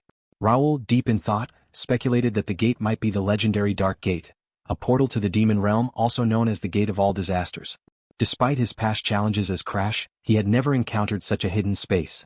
He speculated that if the gate had remained hidden, demons could have flooded the upper world. He questioned why the gate was there. While Raul was lost in thought, Ravel alerted him to a presence behind them. Raul turned to see a figure with blue eyes and long silver hair, surrounded by a powerful magical aura. The man gazed at Raul intently. Raul, sensing an unfamiliar threat, assumed a fighting stance, puzzled by his inability to detect the man's aura earlier, despite the powerful magic surrounding him. The man stated that Raul, who wore the face of Ashton, would not touch him with his blade, nor would his blade harm him. Hearing this, Raul sheathed his sword, initially intending to ask about the sealing magic but instead asking whether the man was the dungeon's owner. The figure introduced himself as Cardenas and explained that he wasn't the owner but a lingering vestige, a ghost from the past. He added that he was the guardian of the Dark Gate, the bridge connecting the demon realm to the human world. Raul and Ravel both considered the gravity of Cardenas's title. Noticing Ravel, Cardenas asked whether she was a fairy, commenting that it had been a long time since he had seen one. Surprised, Ravel asked him whether he could see her. Cardenas confirmed this and mentioned that he had learned many spells from the blue-haired fairies of Lake Velardia, adding that it had been 1,000 years since then. Ravel, astonished, recalled the legends of fairies from Vardia and asked in disbelief whether Cardenas truly meant 1,000 years ago. Cardenas reaffirmed that he was merely a specter bound to protect the gate. Turning his attention to Raul, he asked who Raul truly was, referring to him as the stranger wearing the face of an Ashton. Raul, feeling nervous under Ravel's questioning gaze, finally admitted there was nothing left to hide. He explained that his real name wasn't Raul Ashton but Bae DoHyun, also known as Crash. He revealed that he was originally from Earth, not from this world or the demon realm. Raul explained that he had been murdered by his enemies but mysteriously woke up in Raul Ashton's body. While he didn't fully understand why, he viewed it as a second chance at life and had chosen to live on as Raul Ashton. Cardenas asked if Raul's motivations were driven by revenge. Raul acknowledged feeling bitterness but explained that revenge wasn't as simple as it seemed. He stated that with this second chance, he had learned from his past mistakes and was determined to achieve what he couldn't before, rising to the top. Cardenas, deep in thought, remarked that Raul's story was interesting but abruptly ended the conversation, instructing them to stop for now. Confused, Raul and Ravel didn't understand the sudden shift. Cardenas then drew his sword, warning them of an uninvited guest. At that moment, the dark gate behind them began emitting even more black miasma. Turning to face it, Raul and Ravel saw a demon emerging from the gate, who greeted Cardenas by saying it had been a long time. The demon Fumus mocked Cardenas, saying he had become weak and was still just a mortal. Fumus, who was ranked 98th among the demons, acted proud and superior. Cardenas, not bothered by the insults, calmly told Fumus that he had been foolish for centuries. Cardenas made it clear that he would fight the demon and stop him. Fumus just smiled evilly. He said Cardenas was still the same and that he wasn't going to be nice. Fumus used dark energy to make his weapon. The air became heavy with tension as he said the fight was starting. Cardenas told Raul, who was watching, to stay out of the fight. He said it was his fight and Raul should stay away. Cardenas was determined to get rid of Fumus forever. Fumus, still sure of himself, said he had something to settle with Cardenas and got ready to fight. They ran at each other, their weapons glowing. Fumus's weapon was covered in dark energy, and Cardenas's sword shone with a bright green-white light. When their weapons hit each other, there were bright sparks and shockwaves. Outside the locked door in the Plank Mansion's underground passage, Nikia, Philip and Pierce were waiting for Raul to come back. Pierce was worried because Raul was taking too long. He wondered if something was wrong. Philip thought Raul was having trouble with the locked door or trying to find a way to open it. He told the others to trust Raul and wait. Nikia looked worried. Pierce saw she was upset and asked her what was wrong. She just laughed nervously and said it was nothing. Philip asked if she was worried about the magic circle they had seen. Nikia said she was because she didn't know what kind of spell it was. She said that since they got to the mansion she had felt a strange energy, a weak but noticeable presence that felt strange and scary, like it didn't belong in their world. Inside the locked gate, Fumus and Cardenas were fighting fiercely. Their swords crashed together with great force, and shockwaves went through the room. Raul, who was watching from a distance, had to move back because the force of their blows was so strong. As he regained his balance, Raul was amazed at how powerful the fight was. He thought, even without a monoblade, this demon, Viscount Fumus, is incredibly strong, and this guardian, Cardenas, is fighting him evenly. Just who or what is this man? The fight continued, with neither side gaining a clear advantage. Cardenas's stubborn determination clashed against Fumus's carefully planned aggression. Their attacks lit up the dark room with flashes of energy, but the even fight changed when Fumus, with a mocking smile, suddenly moved back towards the altar where the dark gate was located. With a wicked grin, he slammed his sword into the altar, destroying it completely with one powerful blow. The effect on Cardenas was instant and devastating. His once bright glow dimmed and flickered, and his very being started to break down, like a fragile image about to disappear. Raul and Ravel stood frozen in shock, their faces showing their disbelief as they watched Cardenas stumble, his power quickly fading. Fumus, enjoying his apparent victory, laughed loudly. "Just as I thought," he boasted. "This altar was the source of your immortality and strength. Its neglect over time already weakened you. But now, with it gone, you've lost everything. I should thank those pathetic humans who let this place fall apart.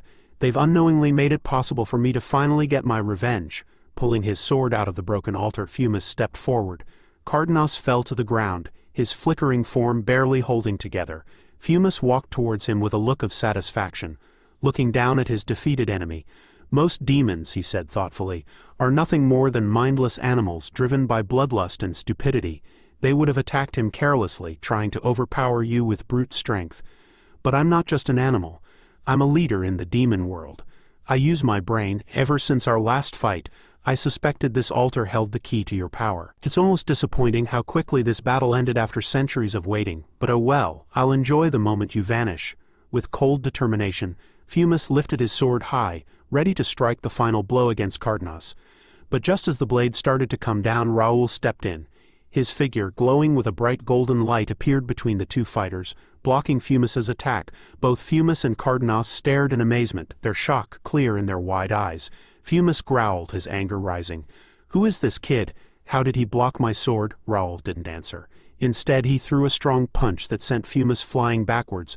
The demon leader recovered quickly, regaining his balance, but his confidence was shaken as he cursed Raul. His teeth clenched in rage. Smiling confidently, Raul finally spoke. "Looks like all that fighting against Count Planck, who used demonic energy, wasn't a waste of time. Turns out the aura of brilliance works really well against demons too." He turned to Cardenas, who was still kneeling and struggling to keep his form together. "I'll join the fight, Mr. Cardenas. Let's finish this together." The demon Fumus, though weakened, remained a dangerous foe. He stood before Raul, a human who seemed completely unaffected by the demon's menacing presence, despite being injured in their previous encounter. Fumus glared at Raul and sneered, asking how a simple human dared to be in such a perilous situation. He belittled Raul's chances of survival, warning him that he would suffer greatly for interfering with a demon. Raul, completely ignoring the demon's threats, retorted with his own insults, suggesting that Fumus was all talk and no action. Cardenas, recognizing the demon's power, tried to pull Raul back, urging him to be cautious.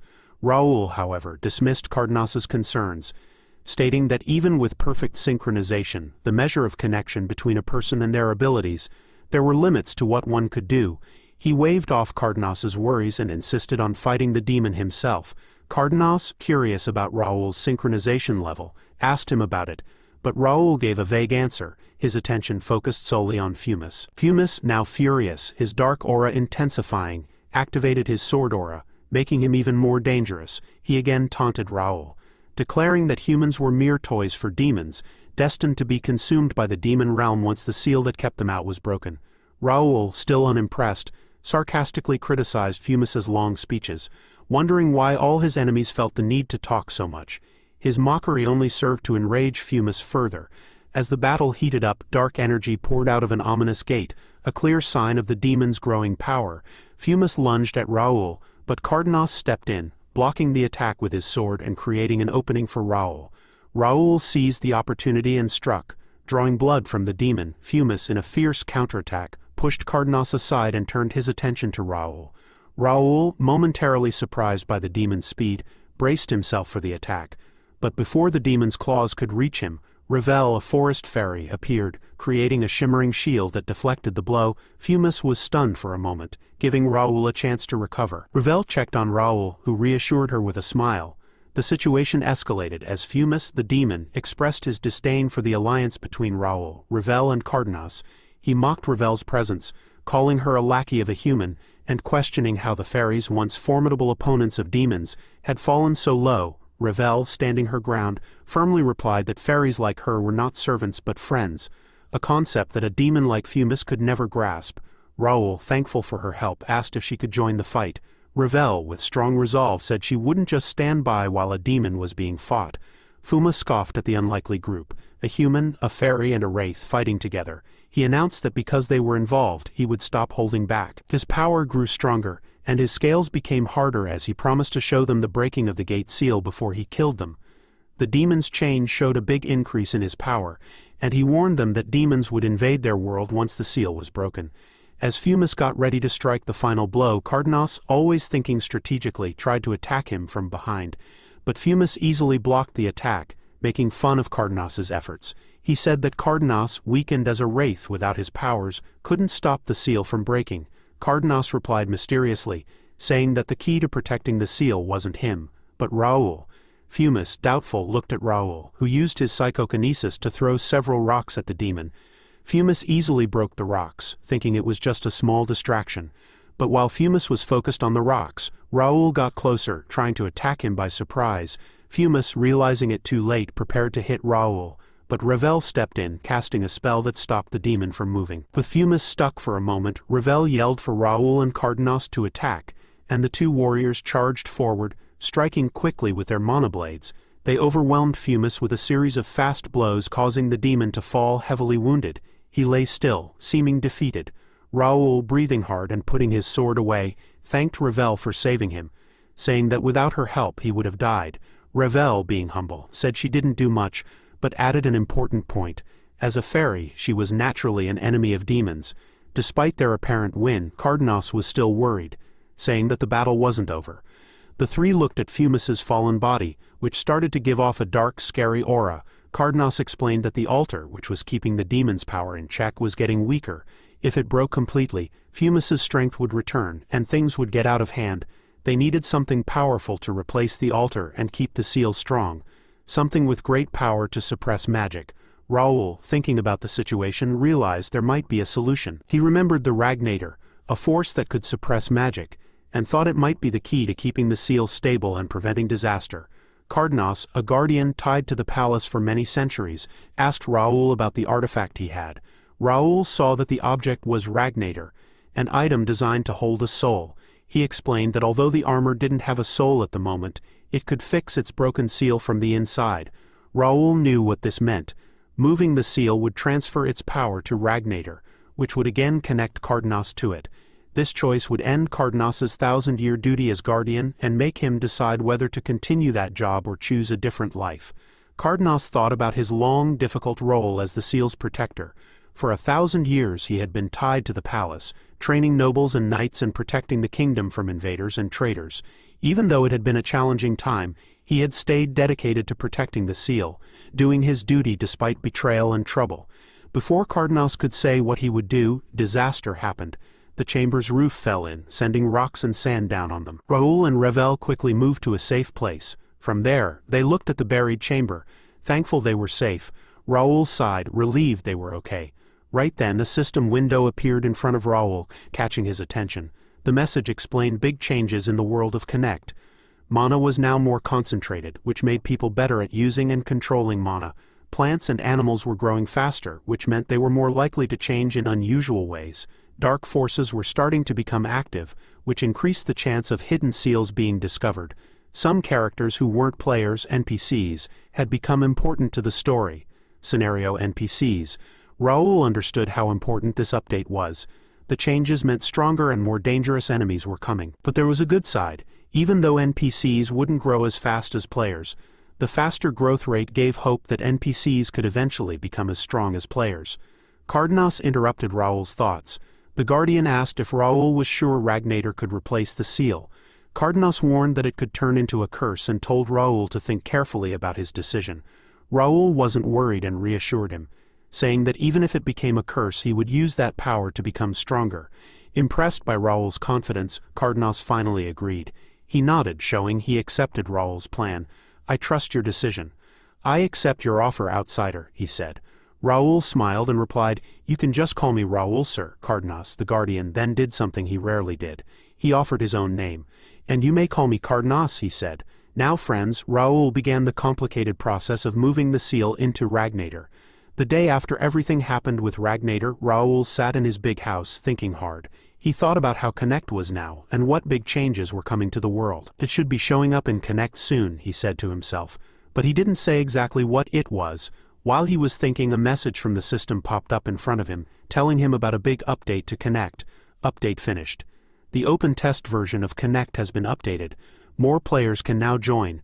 16 free cities have been made safe places for players. In these places, players won't lose experience when they die.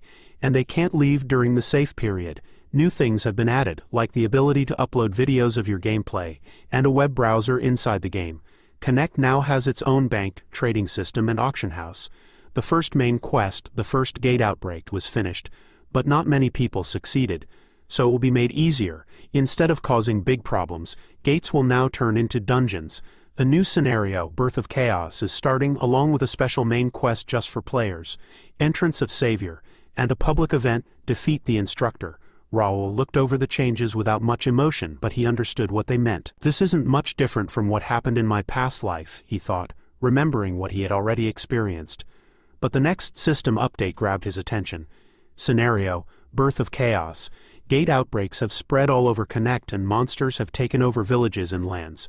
Humans have lost a lot of their territory. The 4 ancient seals that used to hold back the dimensional gates have become weak because of some unknown plan. The guardians who used to protect each kingdom have all died, leaving the royal families in danger. The balance of power is gone, and secret groups have started to become powerful, taking advantage of the chaos. The world is becoming a place where only the strong will survive. Raul became more and more worried as he thought about what this scenario meant. He thought about what had happened recently, and how weak areas and normal people suffered the most damage, while powerful noble families, protected by their soldiers and knights, didn't lose as much. That's the problem, Raul realized. Powerful nobles, not just families of warriors, will see this chaos as a chance to take over. They will target, claim, and use vulnerable lands without any hesitation. He looked at his own situation. I have 3 territories, he admitted to himself. The royal family used to solve arguments between the nobles, but they're struggling because their protector died. This is a huge problem. The other nobles don't know it yet, but they will soon. Without Cardenas, can the royal family stay in charge? Raul knew he couldn't just sit back and do nothing. If I can't stop this world from falling apart, I'll focus on keeping my people safe, he thought. I'll try to keep people from getting hurt and save as many knights as I can. But people have been plotting against Ashton County for a long time. I need to be ready. As Raul planned, he noticed Ravel. She was staring at the system updates, not moving. She looked like she was really thinking hard about the changes. Finally, she looked up at Raul. Are you okay? I called your name a bunch of times, Raul asked, worried. Ravel was very excited. Raul, you must have known, she said. Known what? Raul asked. That this world and the other one are connected. It's amazing, the internet. It's like a giant ocean connecting the worlds, Raul nodded. I didn't explain it very well before, but I'll try to do better this time. Raul used the soul connection to Ragnator. Golden light came out of the artifact and turned into Cardenas, now in his new body. I've been waiting, Raul, Cardenas said, his voice calm and strong. Cardenas walked forward, looking calm but curious. Why did you call me? He asked, looking at Raul. Raul took a deep breath. I want to talk about something I mentioned before, he said seriously. Cardenas's eyes narrowed a little as he remembered their past talks. You mean your real identity and the password, right? Raul nodded. Yes. I wasn't completely clear before, but I want to be totally honest now. Since we're connected forever, I don't want any secrets. I want to tell you who I really am and what's really happening. Raul explained everything, and Cardenas listened carefully. After a while, he understood. So you're saying you're from the same place as those other outsiders, the place you call Earth? Ravel, who had been listening quietly, turned to Raul, looking confused and concerned. Why didn't you tell me this sooner? She asked, sounding a little frustrated. Raul sighed, looking a bit guilty. I'm really sorry. It's such a crazy story that even I wasn't sure it was true. But as more and more people from Earth started showing up here, I realized I was right all along. Ravel thought hard, trying to understand everything. Thinking about it, everything makes sense now. The information from the Link Cafe wasn't a prophecy. It was just a description of what Raul had already experienced. I thought he was a divine apostle, but he isn't. Or maybe that idea isn't completely wrong. Resurrection and regression are impossible for a normal human. Raul saw the distant look in Ravel's eyes and asked, What's wrong? Cardenas sighed. Even after living 2 lifetimes, this story is hard to believe. But one thing is sure, there's a reason for your resurrection, Raul. You might have to make difficult choices like I did. Great power comes with great responsibility. The most important thing is that you make your own decisions when the time comes. Raul's face showed determination. To do that, we have to get stronger. If we don't, we'll be overwhelmed by events. Cardenas looked at Raul, impressed by his resolve. He's full of determination and potential. He reminds me of myself when I was younger. But Raul, I hope you won't make the same mistakes I did. I hope you won't be influenced by the darkness in this world. I hope you confidently follow your own path." Later, when Raul was alone, he looked at his Ragnator armor, deep in thought. It's been a while since Cardenas merged with Ragnator. Even though he's just a soul now, unable to directly affect things, if Ragnator is activated, he can appear as a semi-spiritual being. As Raul stood there, a system window suddenly appeared, showing details about his power armor, Ragnator. The display showed that the armor's rank had gone up from B+ to A, meaning it was much stronger. The status section showed that Raul was still wearing it, but it was still partly awakened and sealed, meaning it could be even more powerful. One of the biggest improvements was the output power, which went up from 1.6 to 1.8 core power, promising a much better performance. Also, the maximum operating time doubled, from 60 minutes to 120 minutes, so he could use it for much longer before needing to recharge it. But it was currently recharging. For defense, the armor now had a 6-circle defensive spell, a big improvement that meant it had high-level magical protection. However, there was a downside. The intermediate monoblade attribute's extension effect was reduced by 70%, which might limit its offensive range. The power armor still had its special abilities: Judgment, Stealth, Devour, Illusion Wings, and Ego. Finally, the awakening time was 15 to 30 seconds, meaning Raul could access more of its power within that time. Raul gave a small, pleased smile. "Cardenas also helps me train sometimes. Because of his help, my swordsmanship is much better." Earlier, at the training grounds, a wide open field, Raul was practicing his family's sword moves. Cardenas watched him closely. Cardenas said, "The Ashton family swordsmanship is really something. Some people might even say it's the most powerful, especially when using a two-handed sword. But the problem with a specialized style like this is that its weaknesses are easy to see." With that, Cardenas pulled out his 2 swords. They both shone with a golden light. He quickly struck the ground, and dust and pieces of dirt flew everywhere. Raul quickly covered his eyes, and for a moment he couldn't see Cardenas. When the dust settled, there was a big crack in the training ground. Cardenas turned to Raul. "Your family's sword style is well known because of the amazing physical abilities that run in your family. The body stronger than most people allows for moves that others wouldn't even try. But that style isn't right for you." Raul held his sword tighter. "I knew it. My body has its limits. No matter how hard I try, I can never be as good as my brother or father." Cardenas spoke more gently. "I'm not saying you should forget your family's style. It's part of who you are, your background. But if you keep using it without changing it, it will actually hurt you." He then put a comforting hand on Raul's shoulder. "I'll teach you my swordsmanship. Since we have similar backgrounds, you'll learn it quickly. It's too bad, but once you get really good, you'll be able to change your family's technique however you want.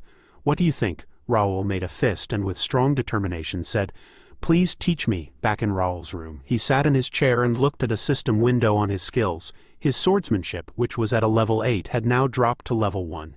He breathed out slowly. "It's too bad I have to give up the style I was most comfortable with. But this is a great opportunity. Even though my level went down, my actual skills are still there." Cardenas's swordsmanship, the Infinity Sword, lives up to its name. The never-ending attacks and ability to adapt are a little like my old style. Cardenas must have thought about that when he decided to train me. Because of that, I feel like I'm learning this technique faster than any other I've learned. But I still have a long way to go.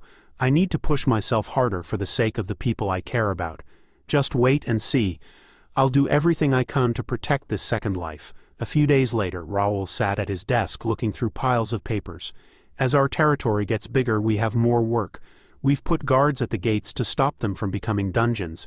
Checking the gates and dungeons is very important. Also, for resource dungeons, which have valuable monsters, we've made a special team of our guild members. Every time we kill the monsters and guardians, the hunting meter goes up. When it's full, the final boss, the dungeon master, comes out. Killing it makes the dungeon disappear. But by carefully managing the guardians, we can control how stable the dungeon is and avoid unnecessary dangers." Just then, someone knocked on his door. "Come in," Raul said. Kane came in carrying a stack of papers. "Master, I brought the documents you asked for. We've found almost all of the 2,000 new people, except for 17 who came during the first and second waves, especially those in Marcus Kingdom's free city, Ignet." Raul looked through the papers, nodding. "You did a good job. It must have been hard sending scouts so far." Kane bowed a little. "It's my job." Raul smiled slightly. "Thank you. This information is enough for now. Go and rest." As Kane left, Raul looked back at the papers. "New players keep arriving every week. Half a month has passed and we're already on the third wave. The information I need is in here. I might have to change my plans. Now then, Crash, the best solo player in Connect, where are you? Later, as Raul carefully looked through the papers, he sighed deeply and ran his hand through his hair, feeling frustrated. Nothing, absolutely nothing, he said quietly. No matter how hard he looked, he couldn't find any mention of Crash. He had tried everything, using every bit of personal information he could remember, but there was no record of him anywhere. Not in Connect, not on Earth, and not even related to O, the top player of Connect. Crash seemed to have vanished completely, as if he had never existed. Raul leaned back in his chair, his face becoming serious. When I first faced my past self, I wondered if I should try to involve him in my plans or pretend I didn't know him, but in the end it was a pointless question. He stood up and looked out the window, thinking, "It doesn't matter anymore, though. If I'm honest, I don't want to meet him." His voice softened as he thought about Bae DoHyun's life. He was an orphan with no family to protect or help him and only a few real friends. He lived alone, a life of rejection, isolation and hardship. But even though his life was so cruel and unfair, Raul closed his eyes briefly before continuing. That was my life. Bae DoHyun had been untrusting, selfish and bitter towards the world. If not for his talent and his experience with Connect, he might have lived a life that looked just like a complete failure, aimless and forgotten. Even though he had many faults, he could never ignore injustice. Once he decided something, he wouldn't change his mind. His belief was firm. Raul clenched his fists and gritted his teeth in frustration. I hoped things would be different this time. In my previous life I searched everywhere, but I could never find my real parents. This time I wanted to find them. I wanted to help Bae DoHyun, to show everyone that someone from an orphanage, someone with nothing, could succeed, not just in the game but in real life. I wanted to see him find love, have a family, and be happy. Was that just a silly dream? He sighed deeply, his voice sounding defeated. But there's no sign of Bae DoHyun anywhere. Raul thought about his past and present selves and realized how much he had changed. He and Bae DoHyun were the same person, but also so different that they could almost be considered two separate people. Bae DoHyun used to be sharp and defensive, but Raul's upbringing, filled with love and care, had changed him. He had gotten used to having people around him. Now, even being alone for a little while made him uncomfortable. If someone called me a hypocrite for this, he mumbled, I wouldn't be able to argue. But even with these mixed feelings, he knew exactly what he wanted. This place is my home now. My family, my territory, my friends, they're all that matters. If anyone tries to hurt what's important to me, I will never forgive them, even if it means everyone in the game becomes my enemy. With Bae DoHyun gone, things were in some ways simpler. Skill embodiment, Bae DoHyun's special talent, would have taken a lot of time and effort to perfect. The difference between regular players and Bae DoHyun, who had mastered skill embodiment, was huge, but that advantage was now gone. Now I can move forward without worrying about other players. Players only become really strong when they completely master skill embodiment and develop their own unique abilities. If the world has forgotten Bae DoHyun, then I will remind them. His expression became determined. I will take back Bae DoHyun's place, no matter what. 15 days after Connect officially launched, a single announcement shocked the community. First unofficial event in Connect, recruitment notice for First Night Guild Academy cadets. The free cities of the Ruben Kingdom, already famous for their strong support of players, were in the spotlight again. These new, important rules were created by the First Night Guild. They just started a special school to train players. They're now accepting students for the first class. Any player who has finished their first job change can apply. No matter what type of player they are, they will accept 600 students, divided into 4 groups of 150 each. These groups will focus on different skills. The training will last 3 months and won't cost anything. Graduates will become honorary members of the guild. This means they will get first chance at guild quests and missions. The best students will get a chance to take the official guild membership test. If they pass and become official members, they will get special equipment, money based on their rank, and special training paid for by the guild based on their type of player. Sign-ups start on February 1st, and the deadline to apply is coming soon. As soon as the announcement was made, everyone in the Connect game started talking about it. Someone said, "This is crazy, I need to get better equipment and go as fast as I can." Someone else replied, "Too late, buddy. Didn't you hear? They've stopped people from teleporting freely between cities." Another person bragged, "I was smart and went to Mior last week." Someone complained, "This is so unfair." Another person joked, "This is going to make the game unbalanced." Someone's always complaining. Someone else asked, "Has anyone seen the First Night Guild members? They have amazing equipment, someone exclaimed. I'm going to get in no matter what, another person argued. You won't have a chance, I'm the one who's getting in, someone else scoffed. You're all dreaming. You won't get accepted, someone warned. If you don't get into the academy this time, you're finished. The competition is already tough, and it's only going to get worse, someone agreed. That's right. Connect Corp just said they'll be adding 3,000 players every week. In 3 months, that's 40,000 players. Someone wondered, why are they doing this event so soon? Shouldn't they wait until there are more players? Someone else said. Stop complaining and talk to the First Night Guild. The game admins aren't running this event. Raul watched all these comments appear on his computer screen. One comment caught his eye. Hey Connect admins, are you watching this? Open events in other countries too, or I'm going to cause trouble at your office, people immediately responded. You wouldn't even get past the front door. The admins can't do anything about this. The announcement said they can't interfere, except in special situations. I heard the lights at their office have been on all night, and they're trying to figure out what to do. Raul smiled as he read the heated discussion. Players blaming the admins, it's always the same. No matter when it is, no matter how fair an event is, someone will always be unhappy. He leaned back, thinking about the bigger picture. Events that are easy for new players make experienced players complain. Events that are hard make casual players angry. But that's how it is when companies that want to make money choose the people in charge. It's impossible to make everyone happy. His face became serious. The First Night Guild Academy is something I've been planning for a long time. By making deals with the mayors of the free cities, I set the stage for these player support rules. Of course, players will go to the free cities of Rubin, where they have the best chances, and when they do, the First Night Guild will choose the players who are the most promising. His eyes narrowed. This situation needs to be managed. Even though I can't see them, the Connect administrators are working behind the scenes, controlling everything. To me, they're just as much of an enemy as anyone else, especially later in the game. Connect management wasn't always like this. It started as a neutral group overseeing fair play. But now they're just tools for the powerful puppets of influential people. Events that should be fair are rigged for guilds backed by huge companies. Quickly put together tournaments are used to promote guilds supported by nations. Connect's AI tries hard to stop the management's overreach, but it can only do so much. The administrators definitely influence where the game is going, but this time things will be different. The upcoming recruitment event isn't just about finding new talent or making the First Night Guild look better. It's an experiment.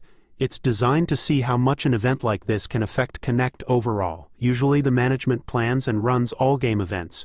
But Connect is supposed to be a world of free will. As an NPC, Raul is testing the limits, seeing if he can create events and give out quests on his own. So far, no one has stopped him. The First Night Guild has been able to host big events that directly affect players without any problems. This proves something important. You can manipulate players inside Connect, and no one will stop you. The administrators probably thought they would always have complete control over the players, but they're wrong. Things won't go their way this time. Raul smirked, thinking about this. The scene changes to the free city of Mira. Inside the mayor's big house, the fancy hall is brightly lit. The mayor greets his important guest warmly. "Oh, welcome, young Master Raul," the mayor says, chuckling. "I should say, Viscount, now my apologies," Raul nods politely. "I hope I'm not bothering you. I know you're busy." The mayor waves his hand. "Nonsense. We don't need to be so formal." Raul watches the man carefully. The mayor is in a very good mood, which is understandable. Just a year ago, Mira was a small town.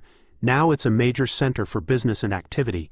The mayor probably sees Raul as the reason for his success, someone who helped the city grow quickly. "So," the mayor says, "what brings you here? Anything you want, Viscount Raul, you can have it."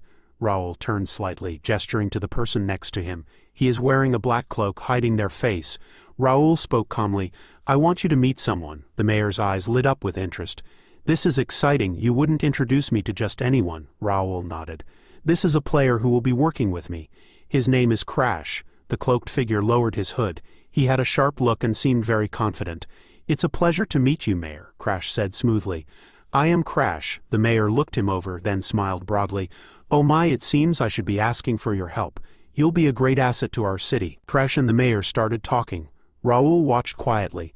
Later, Crash left the mayor's office. The mayor, still smiling, called after him. "If you need anything, please let me know. I'd be happy to help." Crash smiled politely. "Thank you, Mayor. I appreciate that. I'll see you soon." After he left, the mayor turned to Raul and chuckled. "As always, you're one step ahead of me. How did you find another outsider? Raul smiled slightly. It happened naturally. He's very skilled, capable, and has a lot of potential. I thought you should meet him, the mayor laughed. You have a great eye for talent. I don't need any more explanation. I'll keep an eye on him. As Raul got ready to leave, the mayor walked him to the front of the mansion. Take care, Viscount. Thank you for your hospitality, Raul said before getting into his carriage. Crash was already inside. As he sat down, Crash asked, "What did the mayor think?" Raul smirked. "He doesn't completely trust you yet, so he'll be watching you." Then the truth came out. Raul had been disguised as Crash, he said to Kane, who was disguised as Raul. "Your disguises are incredibly good. I can't believe we fooled the mayor." Kane, back in his own form, said, "I'm just glad I could help." Raul took off a small ring. It shimmered and then showed his real appearance. "This little thing works well," he said. "It's the ring I got from Vice-Chancellor Gray at the Academy." A see-through window appeared in front of him, showing details about the ring. Gray's polymorph ring. Description: perfectly changes the wearer's physical appearance to match a chosen look. Another message appeared. Second identity, grade, unique. Description: gives the user another identity that can be used anytime. Useful for rank calculations, group play, and quests. Limitation: experience and achievements are tracked separately for each identity. Differences in skill level between identities may be noticed. Raul smirked. This new update has the second ID system. It's an expensive item from the player store, but worth the cost.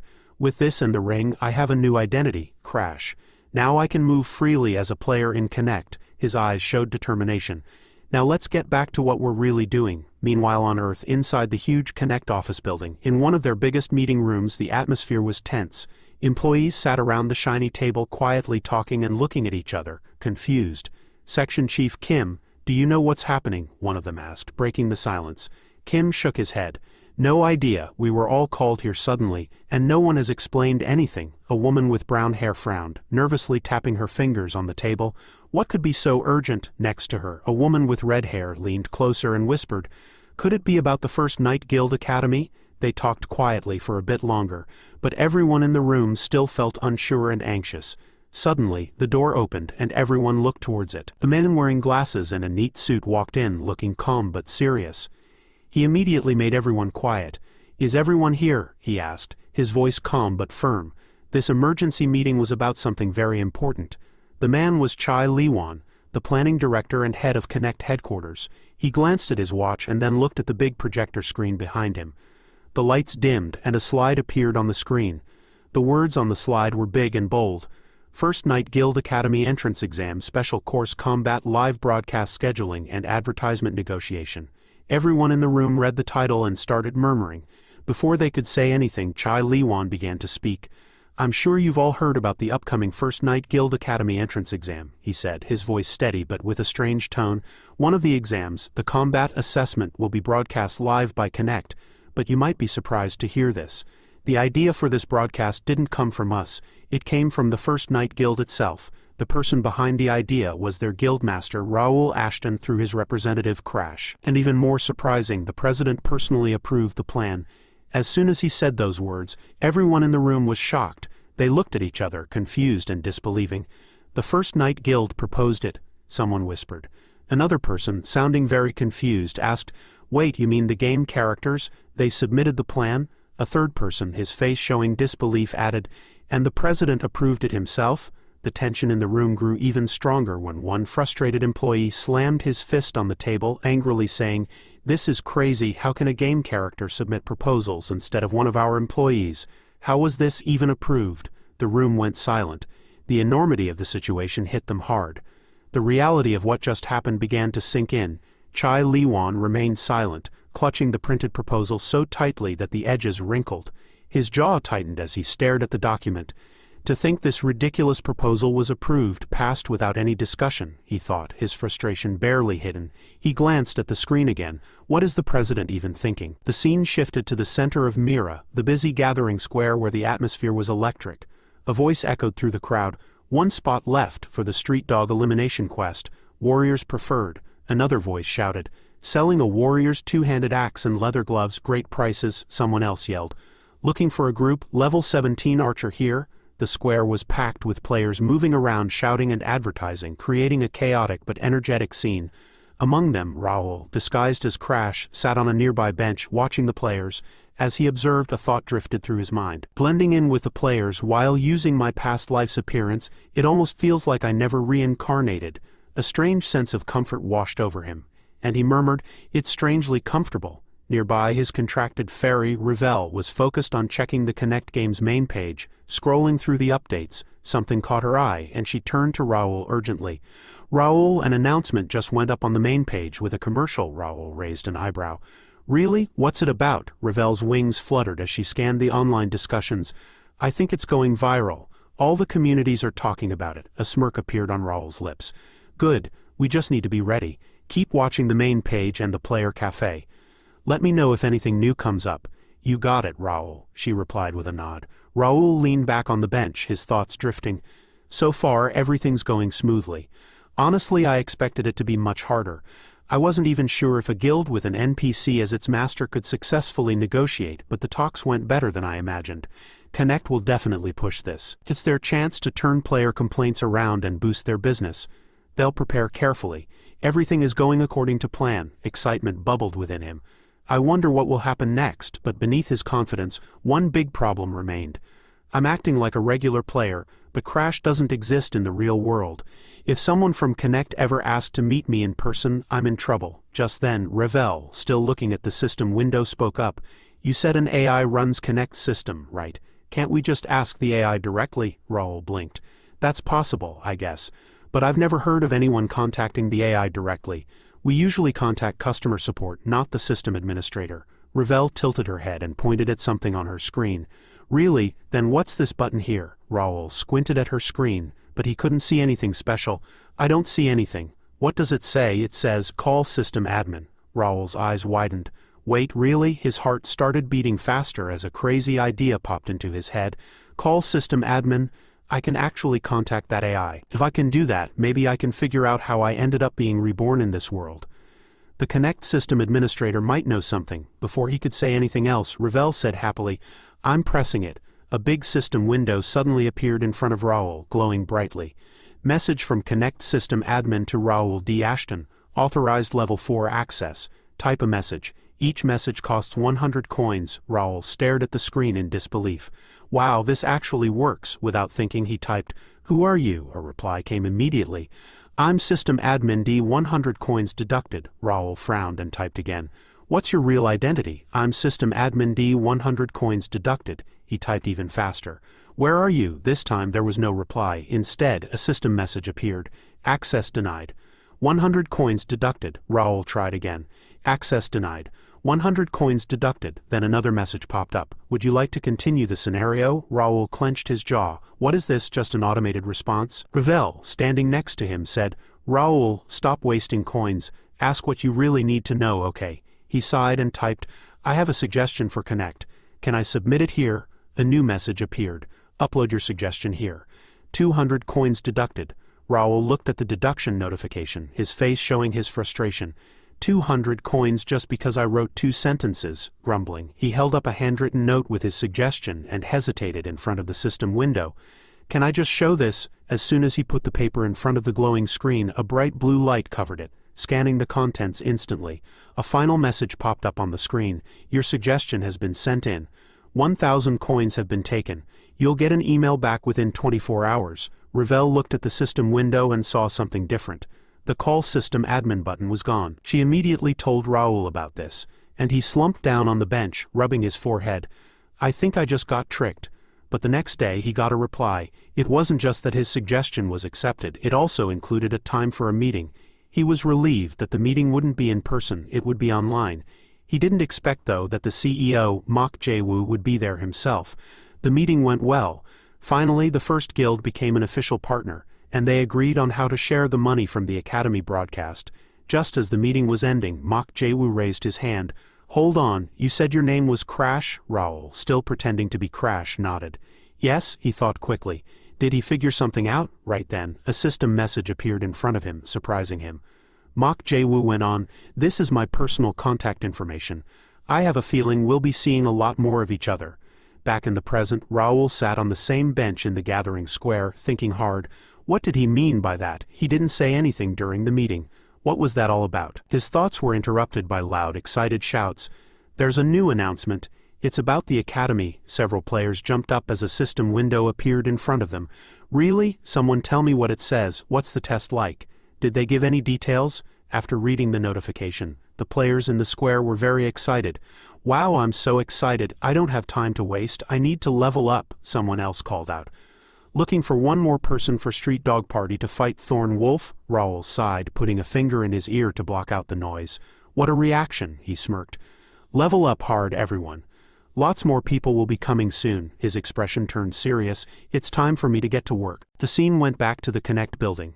Inside the CEO's office, the CEO, Mok Jae-woo, stood by his desk looking out at the city through the window. Without turning, he asked, "How are things going?" Chai Lee-won stayed calm and replied, "Everything is going as planned." Mok Jae-woo nodded but added, "We don't have much time left until the promotion is announced. Make sure everything is completely ready." Chai Lee-won paused for a moment before speaking carefully. "Boss, this plan is too risky. The whole company is being led by a computer character and one player. It's not too late to change our minds and stop this partnership." Mok Jae-woo's face stayed serious. "That's not an option." Surprised, Chai Lee-won frowned. "But why, boss?" Mok Jae-woo sighed and said, "I don't think you fully understand. I didn't make this decision alone. The people above us have also agreed to it." Hearing this, Chai Lee-won became tense. His eyes widened and he stammered, "The people above us? Did the chairman himself approve this?" Mok Jae-woo continued. "Not only that, but he's also become interested in Crash." When he heard those words, Chai Lee-won started sweating. The chairman was interested. He could hardly believe it. Mok Jae-woo's voice became more serious. "I know this seems strange, but our job is to make sure this plan works. Do you understand?" After a short pause, Chai Lee-won replied, "Understood." Meanwhile, in the center of Mira, players and computer characters were busy doing their tasks in the city's main square. Near the square at the first guild's weapon shop, a strong blacksmith greeted Raul, who was going by the name Crash. "I heard from the master. You want every basic weapon we make here?" Raul nodded. "Yes." The blacksmith looked at him closely, his eyes staying on the scars on Raul's hands. "Those marks, they're not just for show," he thought. Instead of saying anything, he said, "Follow me. We need to check your grip and size."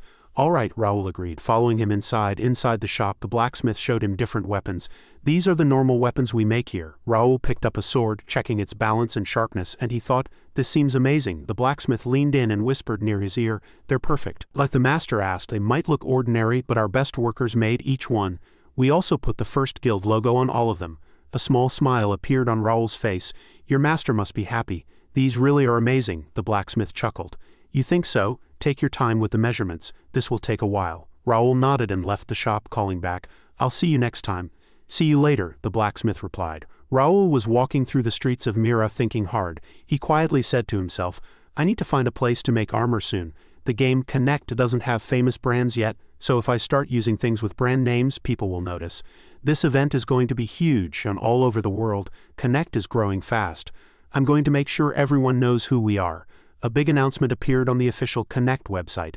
Players and gaming fans everywhere saw it right away. First Guild Academy. The ultimate challenge begins. 600 people will compete. Only 16 will win. They will fight in a never-ending tournament where strength, skill, and smart thinking will decide who gets into the academy. Fight, win, grab your chance for glory. This event will be shown to everyone around the world, bringing amazing competition to a global audience. To help the people trying to get into the academy, Connect said they would pay for their trips to and from Mira. This makes sure everyone has a chance to fight for their future. As soon as the announcement was made, the gaming world went crazy with excitement. Soon after, an advertisement came out, making the excitement even bigger. Social media, online forums, and gaming websites were full of people talking about it. Some of the things people said online were, "Yes, this is exactly what we wanted. Winning this means you'll be famous right away. There are only 10,000 players total, and the whole world will see it, but you can't even watch it on regular TV. I guess it's not for kids. Okay, I take back all the bad things I said about the game makers. No way I'm leaving Mira even if I lose. Nice try. But if you lose, they send you back right after the test to get in. I don't think many people will watch this. No game shown on TV has ever been really popular. You don't understand. This isn't just a normal game. It's almost like real life, not just a cartoon world. For those saying this is a sport, it's not. Remember my words, people are already betting on it illegally. This is different. Just look at how much money it made this year. Yeah, and parents are definitely not going to like this." Inside the Connect game planning office, everyone was very stressed. Chai Lee-won was walking back and forth in front of his team. He finally got angry and slammed his hand on the table. His voice was sharp and demanding. This isn't enough, we need more people talking about it. It doesn't matter what they say as long as they are saying something. Cause trouble if you need to. Start arguments, make people debate, even spread bad opinions if you have to. It doesn't matter if the news is bad. We need attention. Attention, he looked at everyone in the room before giving his next order. Hire reporters, get famous online people, bloggers, and even random people who comment online to talk about it. Fill up the forums. I don't care how you do it, just get people to pay attention. His team, who already knew about the aggressive plan, all said, "Yes, sir." Lee Won breathed out loudly. Only 5 days left until the Academy event. Planning this was hard, but I can't slow down now. Even the people above the CEO are watching this happen. The chairman, who has never shown himself to the public, is personally interested. And that player, his face became serious, if he caused all this trouble for nothing, I will never forgive him. Just then, one of the people who worked for him came over. "Boss, we're all set. We made the computer server bigger, just in case," the worker said. Lee Won nodded. "Okay," he looked at another person. "How's it going on their side?" The woman answered, "We've finished getting all the information and putting it together." A person with brown hair added, "The people in charge of advertising are completely ready." Lee Won clapped his hands together. "Great, let's move on to the next step. I need everyone to pay attention." "Yes, sir," his workers replied. The scene changed back to Raul. He was sitting at his desk, carefully looking through a pile of papers. He was very focused, thinking hard about what was written in front of him. Suddenly, a voice he knew, full of excitement, interrupted him. "Raul?" It was Ravel, the fairy he had a contract with. She was fluttering around in front of him with lots of energy. Her eyes were shining as she eagerly told him the news. "There's an announcement." At that moment, a window popped up on his computer screen. It showed the newest information. Second promotion video for the Academy battle released. Raul looked closely at the screen. A slow smile that showed he knew something formed on his face as he read the words. "This is just the beginning," he said quietly to himself, feeling very excited. The video started with a wide view of a battlefield. The air felt tense as Dalton and Jake stood together with the knights of the First Guild, all in a line. A large group of goblins came out of the shadows, their mean smiles shining in the dim light. They stared at the knights with hungry eyes, and a low growling sound spread among them. Knowing they were about to be attacked, Dalton and Jake immediately got ready to fight. Dalton, who was known for being very fast with 2 swords, ran forward first. His swords flashed as he cut through the goblins easily. Every move he made was smooth, and his attacks went right through the enemy. Jake followed closely, holding his long sword up high. Unlike Dalton, who used his speed, Jake used his strong swings to cut through goblins with just one hit, sending them flying. From behind them, alchemist Nakia raised her hand, her eyes glowing with magic. She said some magic words, and suddenly, magic that tied things up spread across the battlefield, holding the goblins in place. They moved slowly, their bodies trapped by something they couldn't see. Taking advantage of this, Philip, Josh, and Pierce rushed in. They worked together perfectly, defeating the goblins that couldn't move. Their weapons hit with deadly accuracy. Then the camera moved to show the horizon in the distance, where the loud sound of horses running could be heard across the battlefield. Our hero rode in, looking calm but in charge. He pulled on the reins of his horse, stopping it on top of a small hill where he could see the whole battlefield. Raul smiled confidently and spoke loudly. "Do you all want to be the most important person here?" Right away, his soldier knights yelled back, "Yes," and held their weapons up high. Raul quickly pulled out his sword, and the shiny blade reflected the messy battlefield. He shouted again, "Then fight hard and earn that spot. Anyone can be the main person." After saying this, he ran into the fight, leading the way. The video on the screen went black, and then the words, "Connect's first event battle," showed up in big letters. As soon as people saw the video, the gaming world got very excited. One person said, "Did you see that? Who was that guy at the end? He's the best-looking actor I've ever seen." Someone else replied, "Didn't you read what it said? He's just a character in the game. I bet he'll be one of the important people you get quests from." The excitement grew even more when Connect showed their new online meeting place, where messages could be translated into different languages right away. People started posting messages very quickly. "The Connect event battle is starting. Who will be the first to win? This game that used to be just for our area is now a battle for the whole world. Who will be the winner?" Watching all the excited responses, Raul laughed quietly and leaned back in his chair. "The people who made the game aren't as bad as I thought." Next to him, Ravel, his magical helper, looked at the online messages, her eyes shining with excitement. "Everyone is so thrilled. It's a good thing we made that video to get people interested." Raul smiled slightly. "It took a lot of work to film that." Ravel pointed at the online discussions. "Everyone is talking about the battle." Raul breathed out slowly and said, "What Connect offered us was much better than what we had to do for the video." He then looked at a message that just appeared on his screen and clicked it open. "First Guild Academy Special Exam Official Rewards. We really appreciate all the players who have supported us." Here are the details about the prizes. Prizes for individuals, top 64 players. 1 month of free Connect subscription, top 16 players. 5% of the money made from showing the Battle Live champion. 10 million Korean wons, money. And a 6-month job as Connect's official representative. Special prizes. Nations with players in the top 16 will get 1% of special game items. For example, if 3 players from Nation A are in the top 16, Nation A will get 90 of these items out of 3,000. The winner's nation will get 10% of these special game items. All players in the winner's nation will get 1 month of free subscription. The Connect creators have prepared these prizes to help shape the future of Connect together with the players. We wish everyone good luck. Enjoy the battle. Raul's face got a little serious as he thought hard about different plans. Sharing the prize across the whole country, that's a really smart idea. If this becomes a national competition, even people who don't usually play will start paying attention.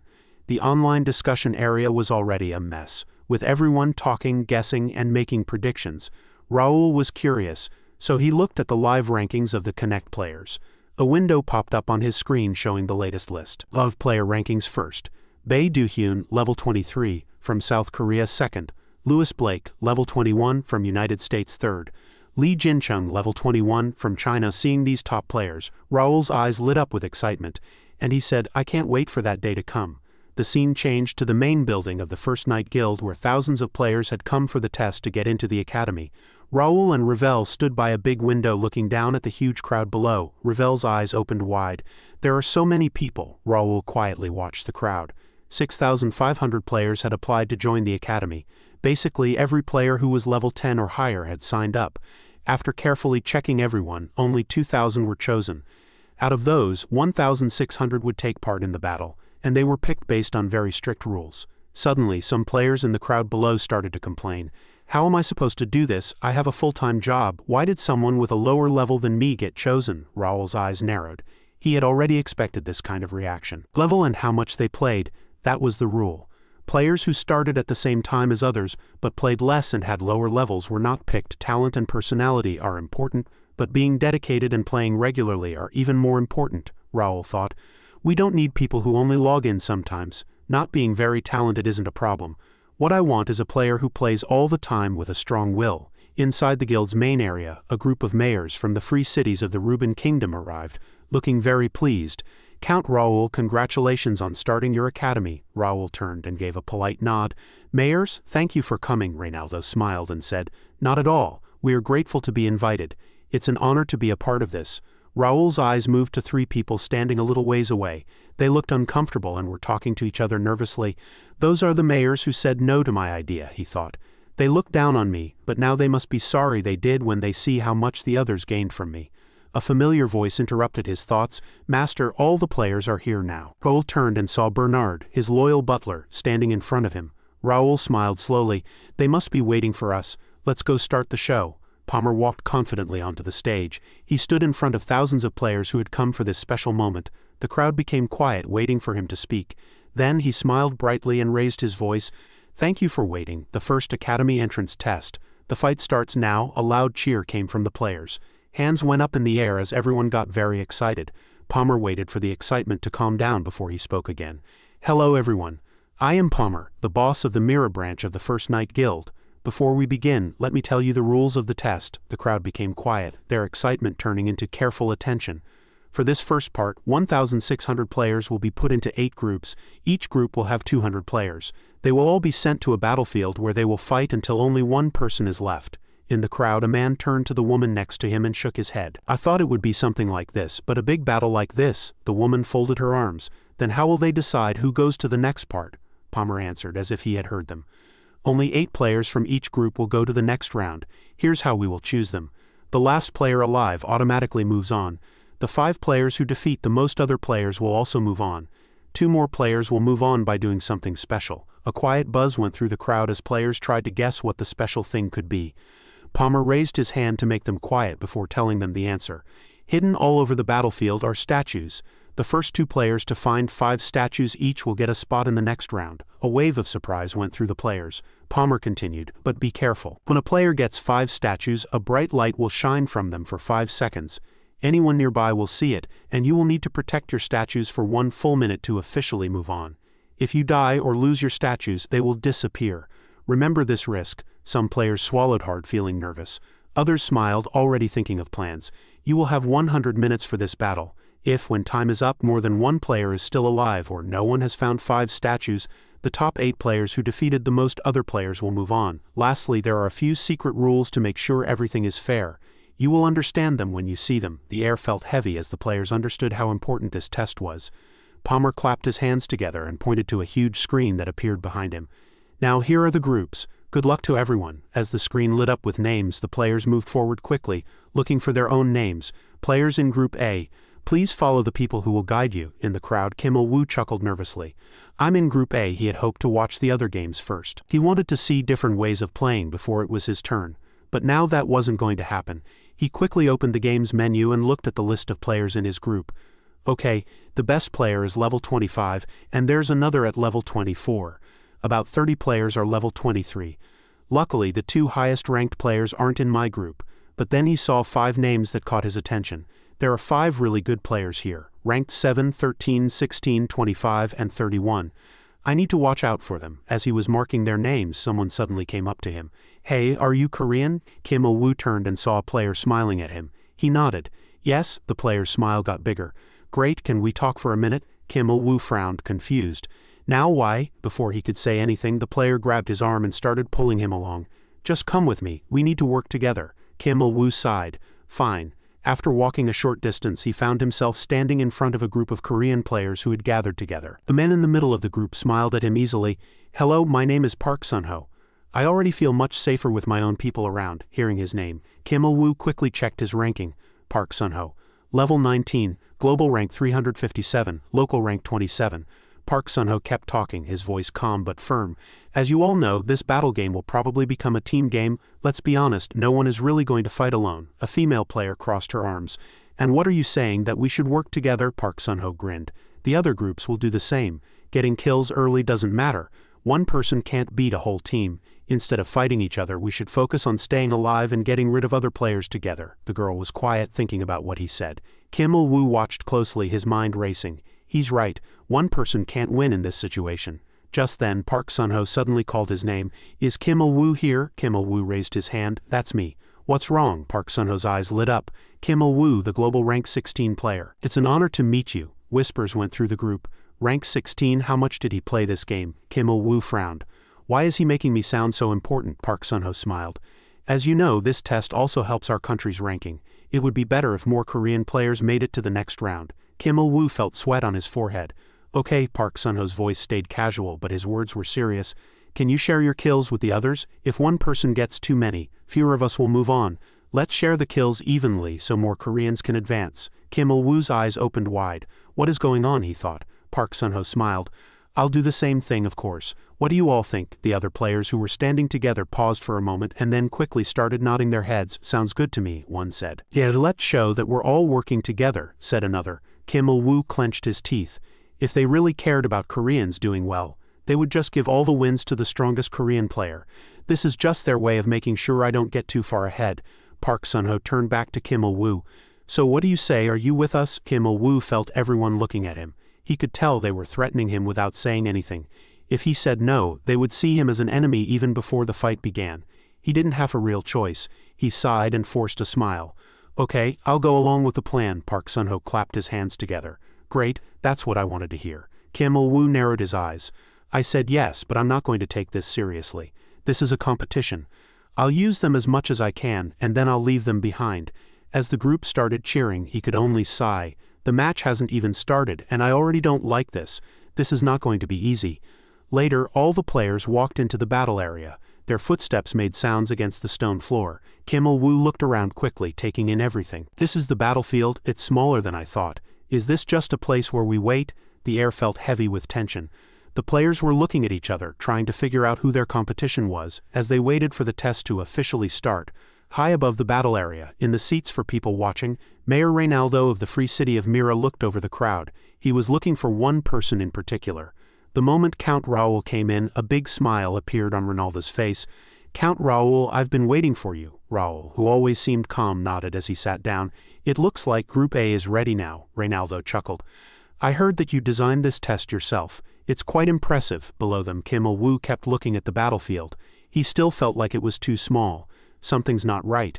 A battle where everyone fights each other needs more space than this. There has to be something I'm not seeing. As if he knew what Kim Il-woo was thinking, Reynaldo spoke again, pointing toward the battle area with a hint of amusement in his voice. The space seems a little too small for a battle, don't you think? Raul, not bothered at all, gave a small smile. Don't worry, special tools have been set up for this test. Reynaldo laughed loudly. Of course, Count Raul designed this. Naturally, there's more to it than what you can see at first. As the players continued to get ready, Reynaldo said, "Shall we bet on who the winner will be?" His suggestion immediately got the attention of the other mayors in the viewing area. "Oh, that sounds fun," one of them agreed. Turning to Raul, Reynaldo grinned. "You should bet too, Count Raul." Raul thought about it for a moment before nodding. "That does sound entertaining." He looked over the battle area, looking at the players below. Just like he thought would happen, people were already making groups. He wasn't surprised at all. Even though there were many strong players around, one person caught his attention. This player stood a little away from everyone else, looking serious but calm. Raul knew him from his past life. His name was Kim Il-woo. Raul didn't show any emotion, but he was thinking hard. "I didn't expect to see you here, Kim Il-woo.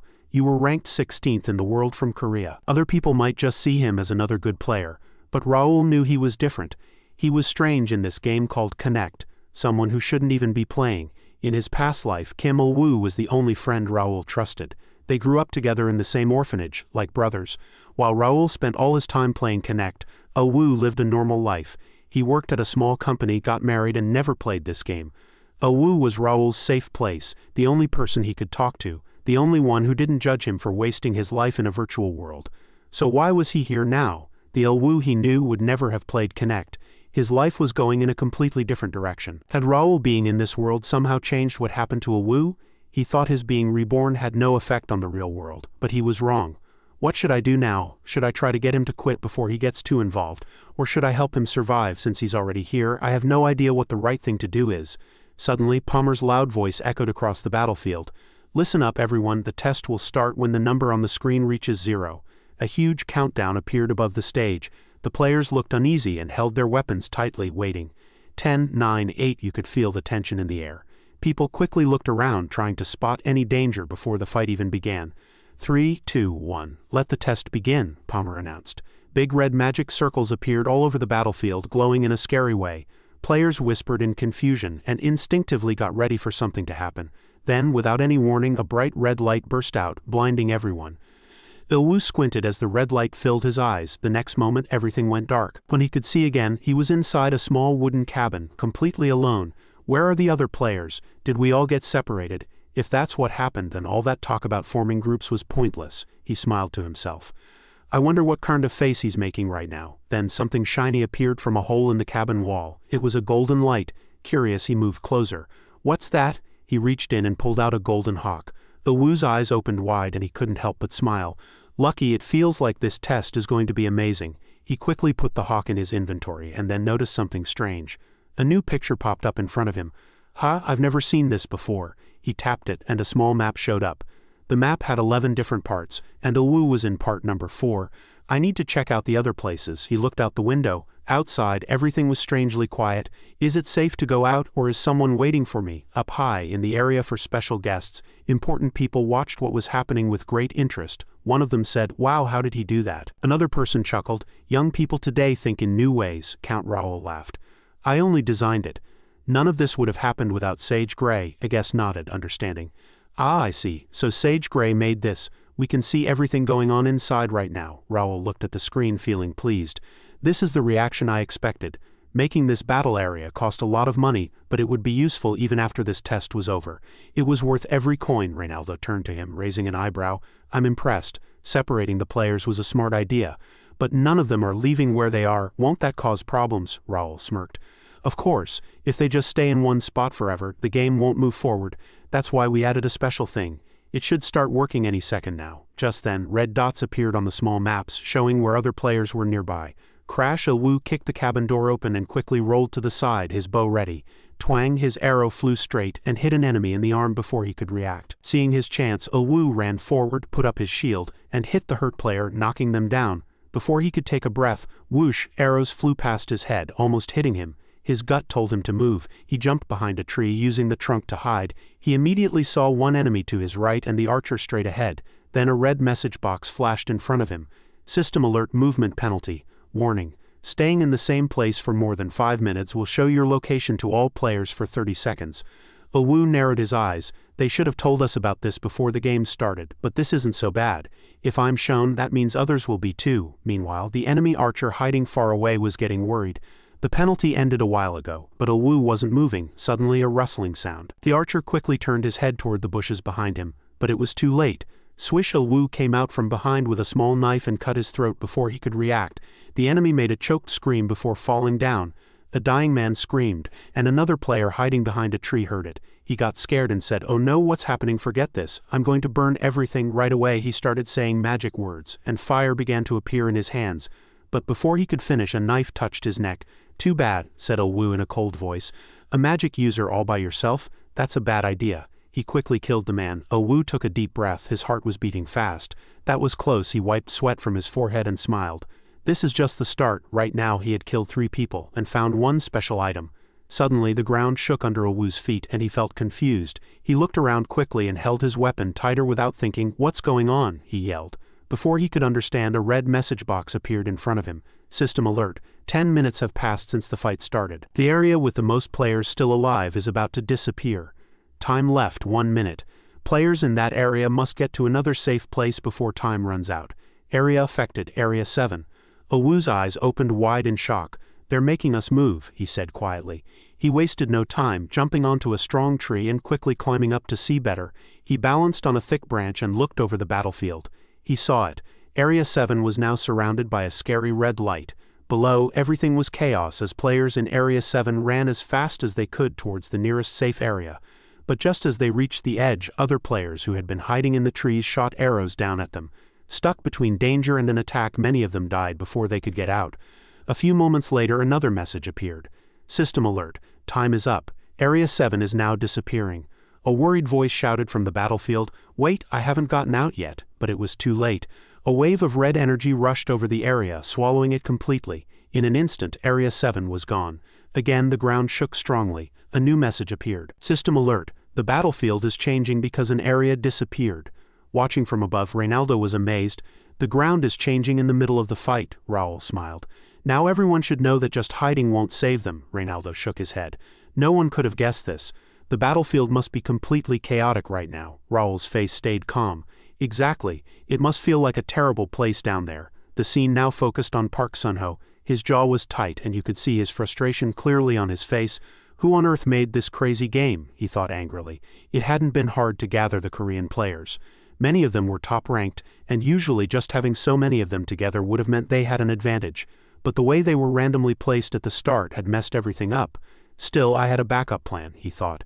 If we couldn't plan before the battle, the next best thing was to meet up after it started. Since the game system translates all languages automatically, I don't need to specifically look for Koreans. After searching for most of the early part of the game, he had managed to find 5 teammates.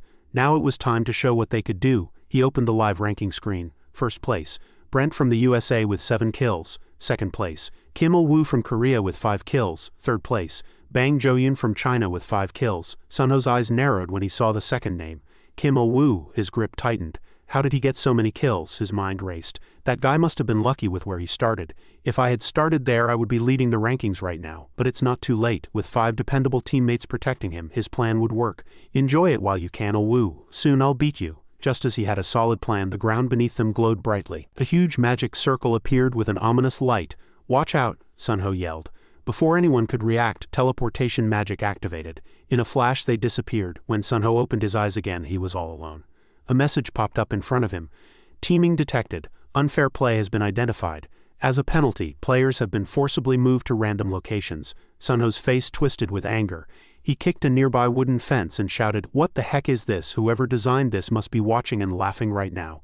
"Dirty jerk." Somewhere else, Raul sneezed. Rubbing his nose, he mumbled, "Someone must be cursing me."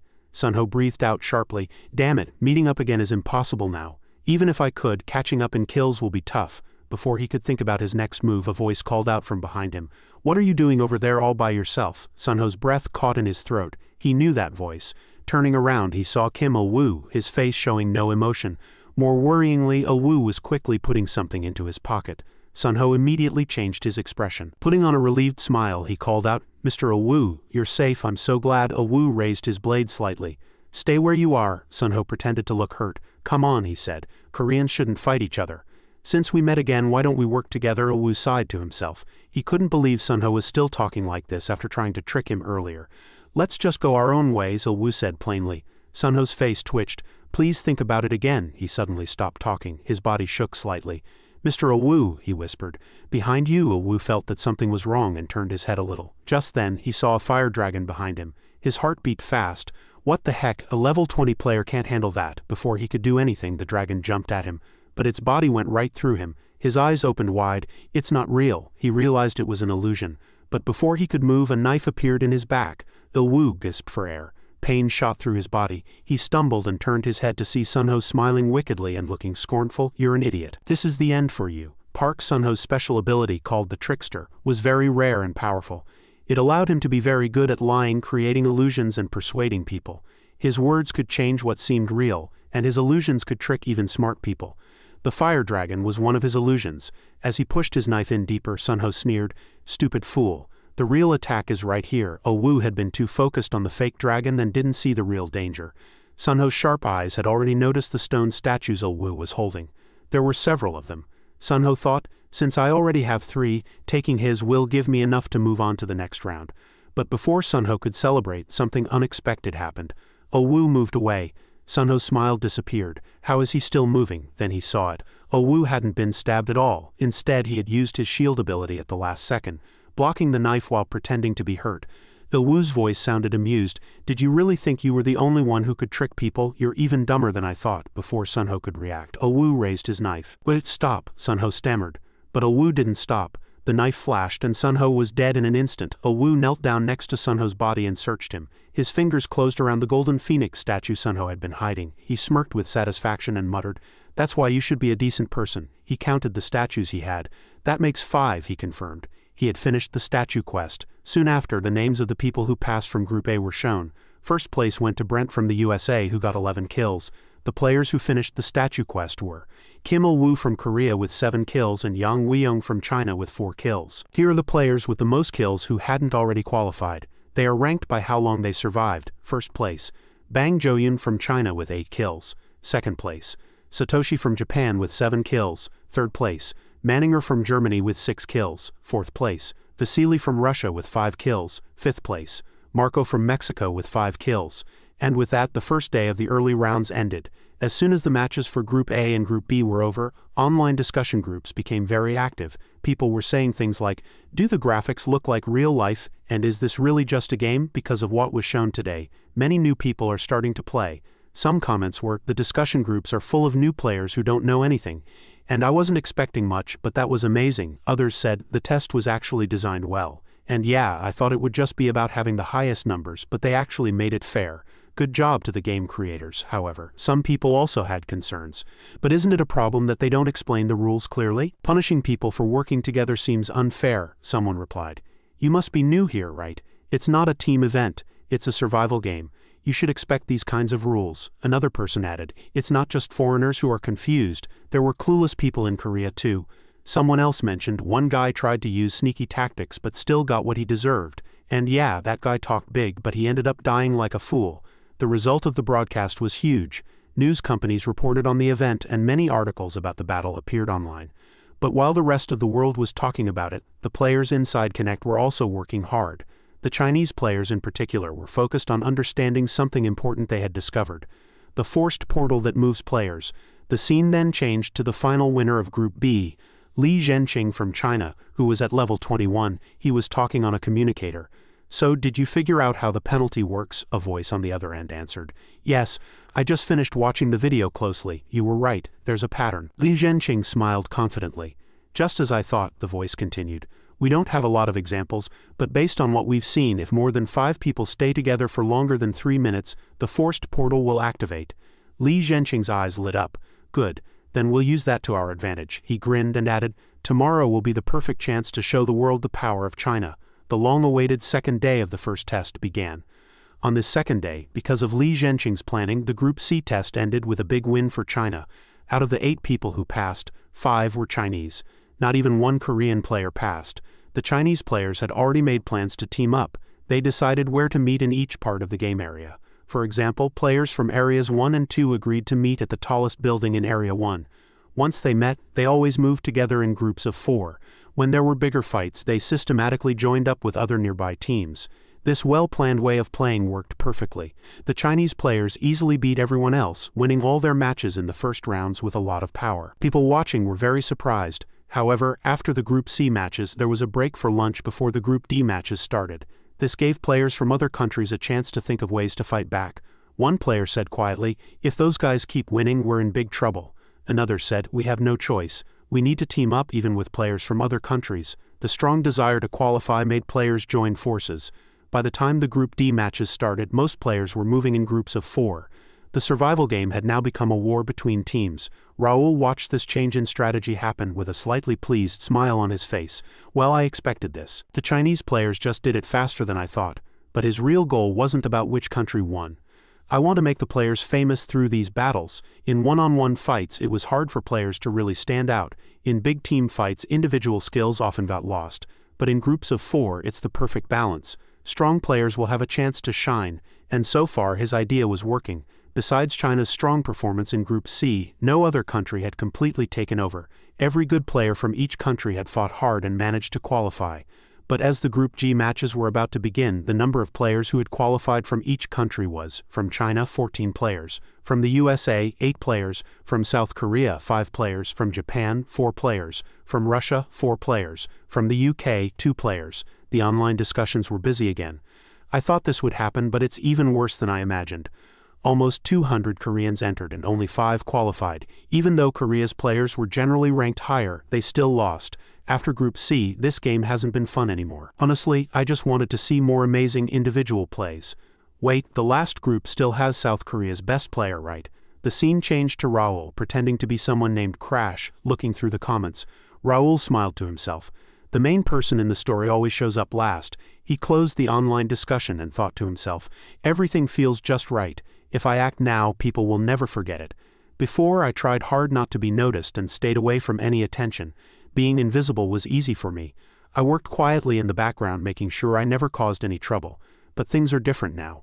My way of thinking and what I want have changed. The path I used to take doesn't fit what I want anymore. This time I plan to make a new path that is completely opposite to how I used to be. I won't just be a quiet person working alone, happy to go unnoticed. Instead, I will step onto a big stage where everyone will see me. The path I choose now is to be someone who influences others, someone whose actions people pay attention to and whose name they remember. If I want to make a big impact, I need to make sure everyone knows I exist. That's why I, Bae DoHyun, have to prove without a doubt that I am on a whole different level. Luckily, things have worked out perfectly for me to step forward. The first match, which was supposed to be for individuals, has become a team competition. The Korean players, who were expected to win easily, have actually done badly and disappointed everyone. People are starting to feel frustrated and lose hope. In a situation like this, where people are upset and losing hope, there's a chance for me. If I step in now and perform in a way they've never seen before, their disappointment will turn into amazement. They will all look at me and focus completely on what I can do. Of course, getting this much attention will also bring problems.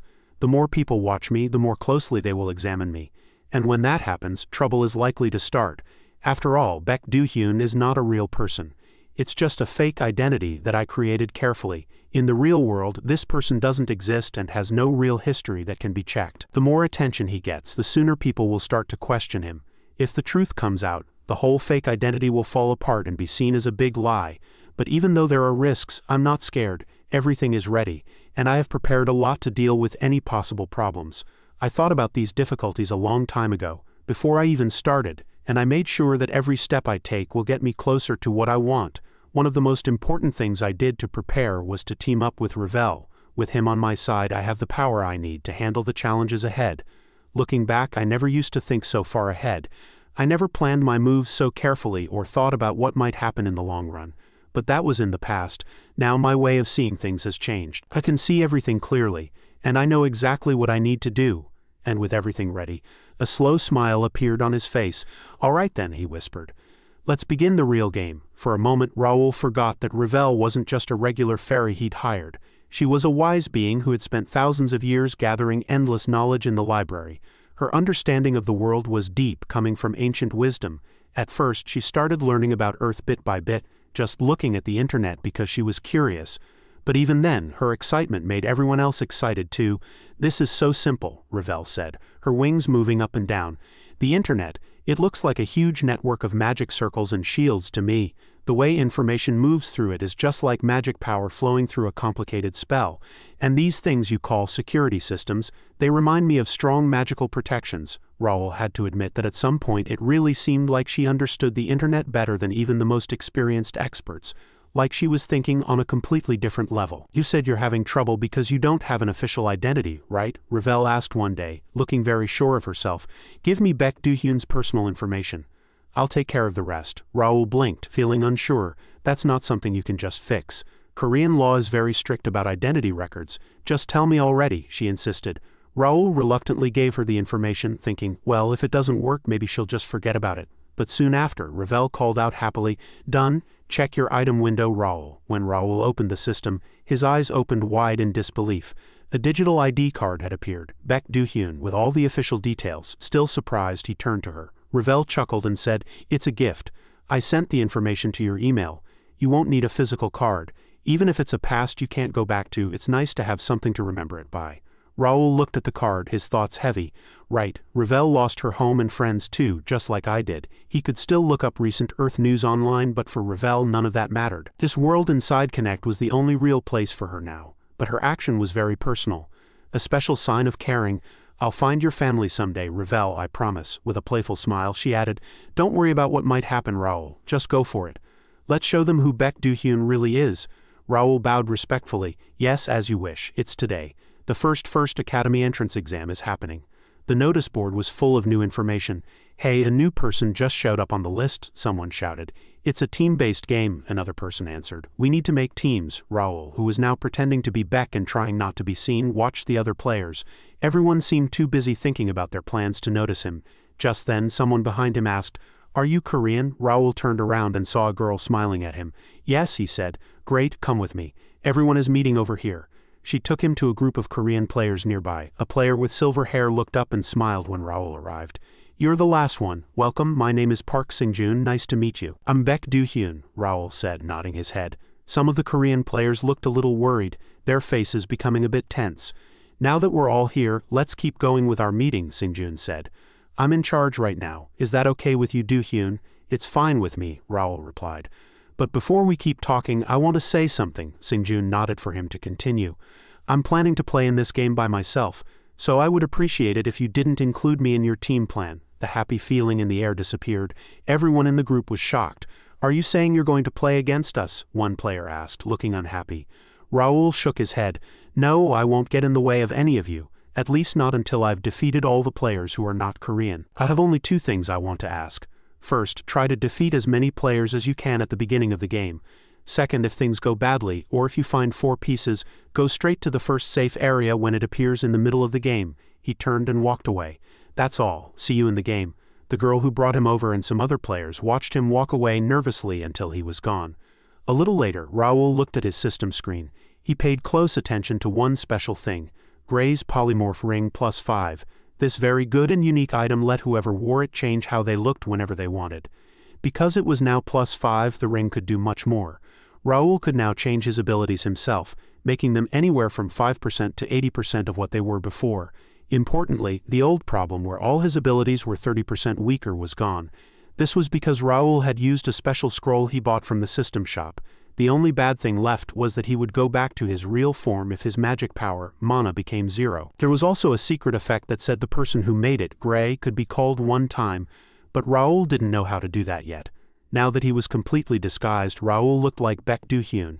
He had carefully changed his abilities to match this fake person. Even though his real level was 84 in the hardest game mode, he now looked like he was only level 23. His real job titles, Intermediate Psychokinetic Sword Expert and Advanced Knight, were hidden under the simple title of Beginner Psychokinetic. Also, his important family connections to the Count Ashton family and his position as the Lord of Bess were hidden. Now his affiliation was listed as none. Here are his changed abilities: Strength, 41 original 75, Agility, 45 original 79, Stamina, 42 original 76, Intelligence, 34 original 71, Mental Strength, 48 original 80, Mana, 46 original 79, Spiritual Power, 49 original 82, Senses, 48 original 81. He also had a special skill called Telekinetic Meister, grade S+, and 4 hidden skills. It matches Bae DoHyun's level perfectly, Raul thought. Thanks to this polymorph ring and my fake ID, it's almost impossible for anyone to find out who I really am. Some players can look at other people's stats, so I had to prepare this much. I'll hold back just enough so no one gets suspicious. Making the ring even better might even let me make my stats stronger instead of weaker, but special upgrade scrolls cost 10,000 coins each. I was lucky this time, but trying to upgrade it more is too risky. Before, Raul could easily get coins by being one of the best players and finishing special missions. But now there were more people competing, so winning wasn't guaranteed anymore. Just then the system announced, "Now preparing for Group H match. The game will start when the timer reaches 0. Raul looked at the big screen on the stage, which showed a countdown. Finally, the last match, 10, 9, 8. The numbers went down as Raul took steady breaths.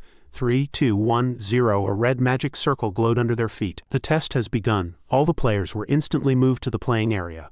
Raul found himself in a strange place surrounded by thin buildings. A shop with a dragon picture on its sign made him stop. "So this is where the fight is happening," he said quietly, breathing out slowly and closing his eyes. "My special senses and ability to move things with my mind are weaker now, but I can still clearly see anything within about 10 feet and sense movement within about 30 feet, and that's being generous. Let's show these new people what it's like to fight someone much stronger." Raul flew high into the sky, moving so fast he was just a blur against the gray sky. Then he landed perfectly on top of a tall building. His boots made a soft thump on the roof, and he quickly looked around. His eyes scanned the area and then focused on a balcony across from him. A person was crouched in the corner, shaking a lot, trying to hide in the shadows. Raul quietly laughed to himself and took out a smooth crossbow from his bag. Is that how they hide? Must be a beginner. Definitely never been in the army. Meanwhile, the scared person looked around nervously, obviously hoping no one would see them. But before they could move at all, an arrow flew through the air, straight and fast. It hit them in the head perfectly and they died instantly. Raul didn't even watch the body fall. He put away the crossbow and made a long spear appear in his hand. Just then, another person on the building next to them saw him. Their eyes met for a brief moment. Without thinking, Raul changed his grip on the spear and it floated in the air, held by an invisible force. With a thought, he pushed it forward using his mind. The spear zipped through the air, just touching the person's arm before sticking into the wall behind them. The force knocked the person over, and their sword clattered on the ground. Raul jumped down from the roof. The hurt person looked up, their face very pale with fear. Raul didn't give them a chance to beg. A small knife appeared in his hand, and with one quick move he cut the person's throat. Blood sprayed out as the body fell to the ground. Raul looked down at the dead person, then looked at the rest of the rooftops. "Looks like this area is mostly clear," he said. He chuckled softly. "Well then, shall we keep going?" In another part of the fighting area, quiet footsteps echoed down an empty street. A small white fox, cute and almost glowing, walked gracefully along the broken pavement. After sniffing around for a bit, the fox easily jumped through a broken window into an empty building. Inside, a young woman was already waiting. She quickly went over and held the fox tightly. "You did great, Unbyul," she whispered with a smile. Han Soo-hyun, one of the Korean players, was the same girl who had asked Raul to join their group earlier. She had a rare and strong ability. She could call upon mythical creatures. Yea, the white fox was one of her best friends, a voice said from the corner. "How's it going?" Soo-hyun looked at the leader of her group. "This area is safe. At least in this block it doesn't look like there are any enemies." The leader nodded, feeling relieved.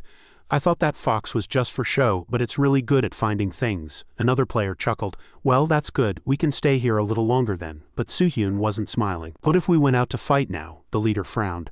"We've already talked about this. Our plan is to stay alive first. That's what we all agreed on." "I didn't agree from the start," Soo-hyun said calmly. "I said we should be more active." The leader's voice became stern. "That's enough. No matter what you think, we're not moving. If you want to go into danger, go by yourself." In the back, 2 players whispered to each other. "She always talks big because she just sits back and helps. She thinks we'll listen just because she's pretty." Hearing these words, Soo-hyun held back her anger. "There's no point in arguing. If I stay with them, I won't get any kills, but going alone wasn't a good idea either. If things get bad, or if I manage to find 4 fragments, I'll go to Area 1 when it opens in the middle of the match. That's what he told me to do. And if nothing else works, I'll use the 2 statues Unbyul found." Just then, the leader opened his system window. The next danger zone is about to be picked. Let's move out. Stay in formation. Also, the live kill rankings should be up now. He looked at the screen that appeared. A moment later, everyone in the group stopped moving. The live kill rankings showed a surprising and huge difference in how well the players were doing. At the very top was Bae DoHyun from Korea, with a massive 21 kills. He was far ahead of everyone else. His lead wasn't just impressive, it seemed strangely unbelievable, especially when looking at second and third place. Second place, Shoichiro from Japan with 3 kills. Third place, Gao Shang from China with 3 kills. The ranking also showed that many players had been eliminated, with only 137 people left. 21 kills already, someone whispered, not believing it. Other groups all over the battlefield looked at the same rankings in shock. This is crazy, a player mumbled. It hasn't even been 10 minutes yet. Those Koreans must be cheating, I swear, another one said angrily. They must have found a way to team up somehow, a third person suggested, looking nervously at the figure in blue armor nearby, who was Shoichiro, the person in second place. The Japanese players all turned to him. One of them said, "Don't worry, Shoichiro. We have a good plan," another person added. "Even if the absolute worst happens, we've all agreed to give our lives for you." Shoichiro's face became serious. "That won't be enough. We need to go faster. That Bae DoHyun's kill count has made things much more dangerous for everyone." "But isn't it too early to, idiot?" Shoichiro said sharply.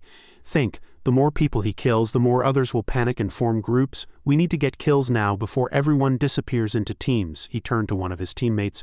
"What are you waiting for, Recon? Go." The scout quickly replied, "Yes sir, I'll leave right away." As his teammate ran off, Shoichiro's mind raced. Will that guy really slow down? No. If he keeps killing at this rate, things will get out of control quickly. The number of survivors will drop too fast and we won't have any easy targets left. He tightened his fists. Just what kind of monster is that Bae DoHyun? Meanwhile, in another part of the battle area, a swordsman lay dead, his body still on the ground. Around him, his remaining teammates ran towards Raul, their eyes full of anger. An archer shot an arrow, but Raul leaned to the side a little, and it missed him. Another player ran at him with a shield raised, trying to hit him against the wall. But before he could get close, Raul disappeared in an instant, teleporting just as the shield hit the solid wall. The impact caused a big shockwave, and pieces of rock flew everywhere, making it hard to see. The archer lost sight of his target. Raul reappeared behind him. Crack, with a hard swing of his club, Raul broke the archer's back and he fell to the ground. The last enemy, who had a long spear, looked on in horror. "This guy isn't human," he whispered. Raul laughed as he slowly walked towards him. "Seriously, what's the point of having positions if you don't know how to use them?" The spearman moved backward.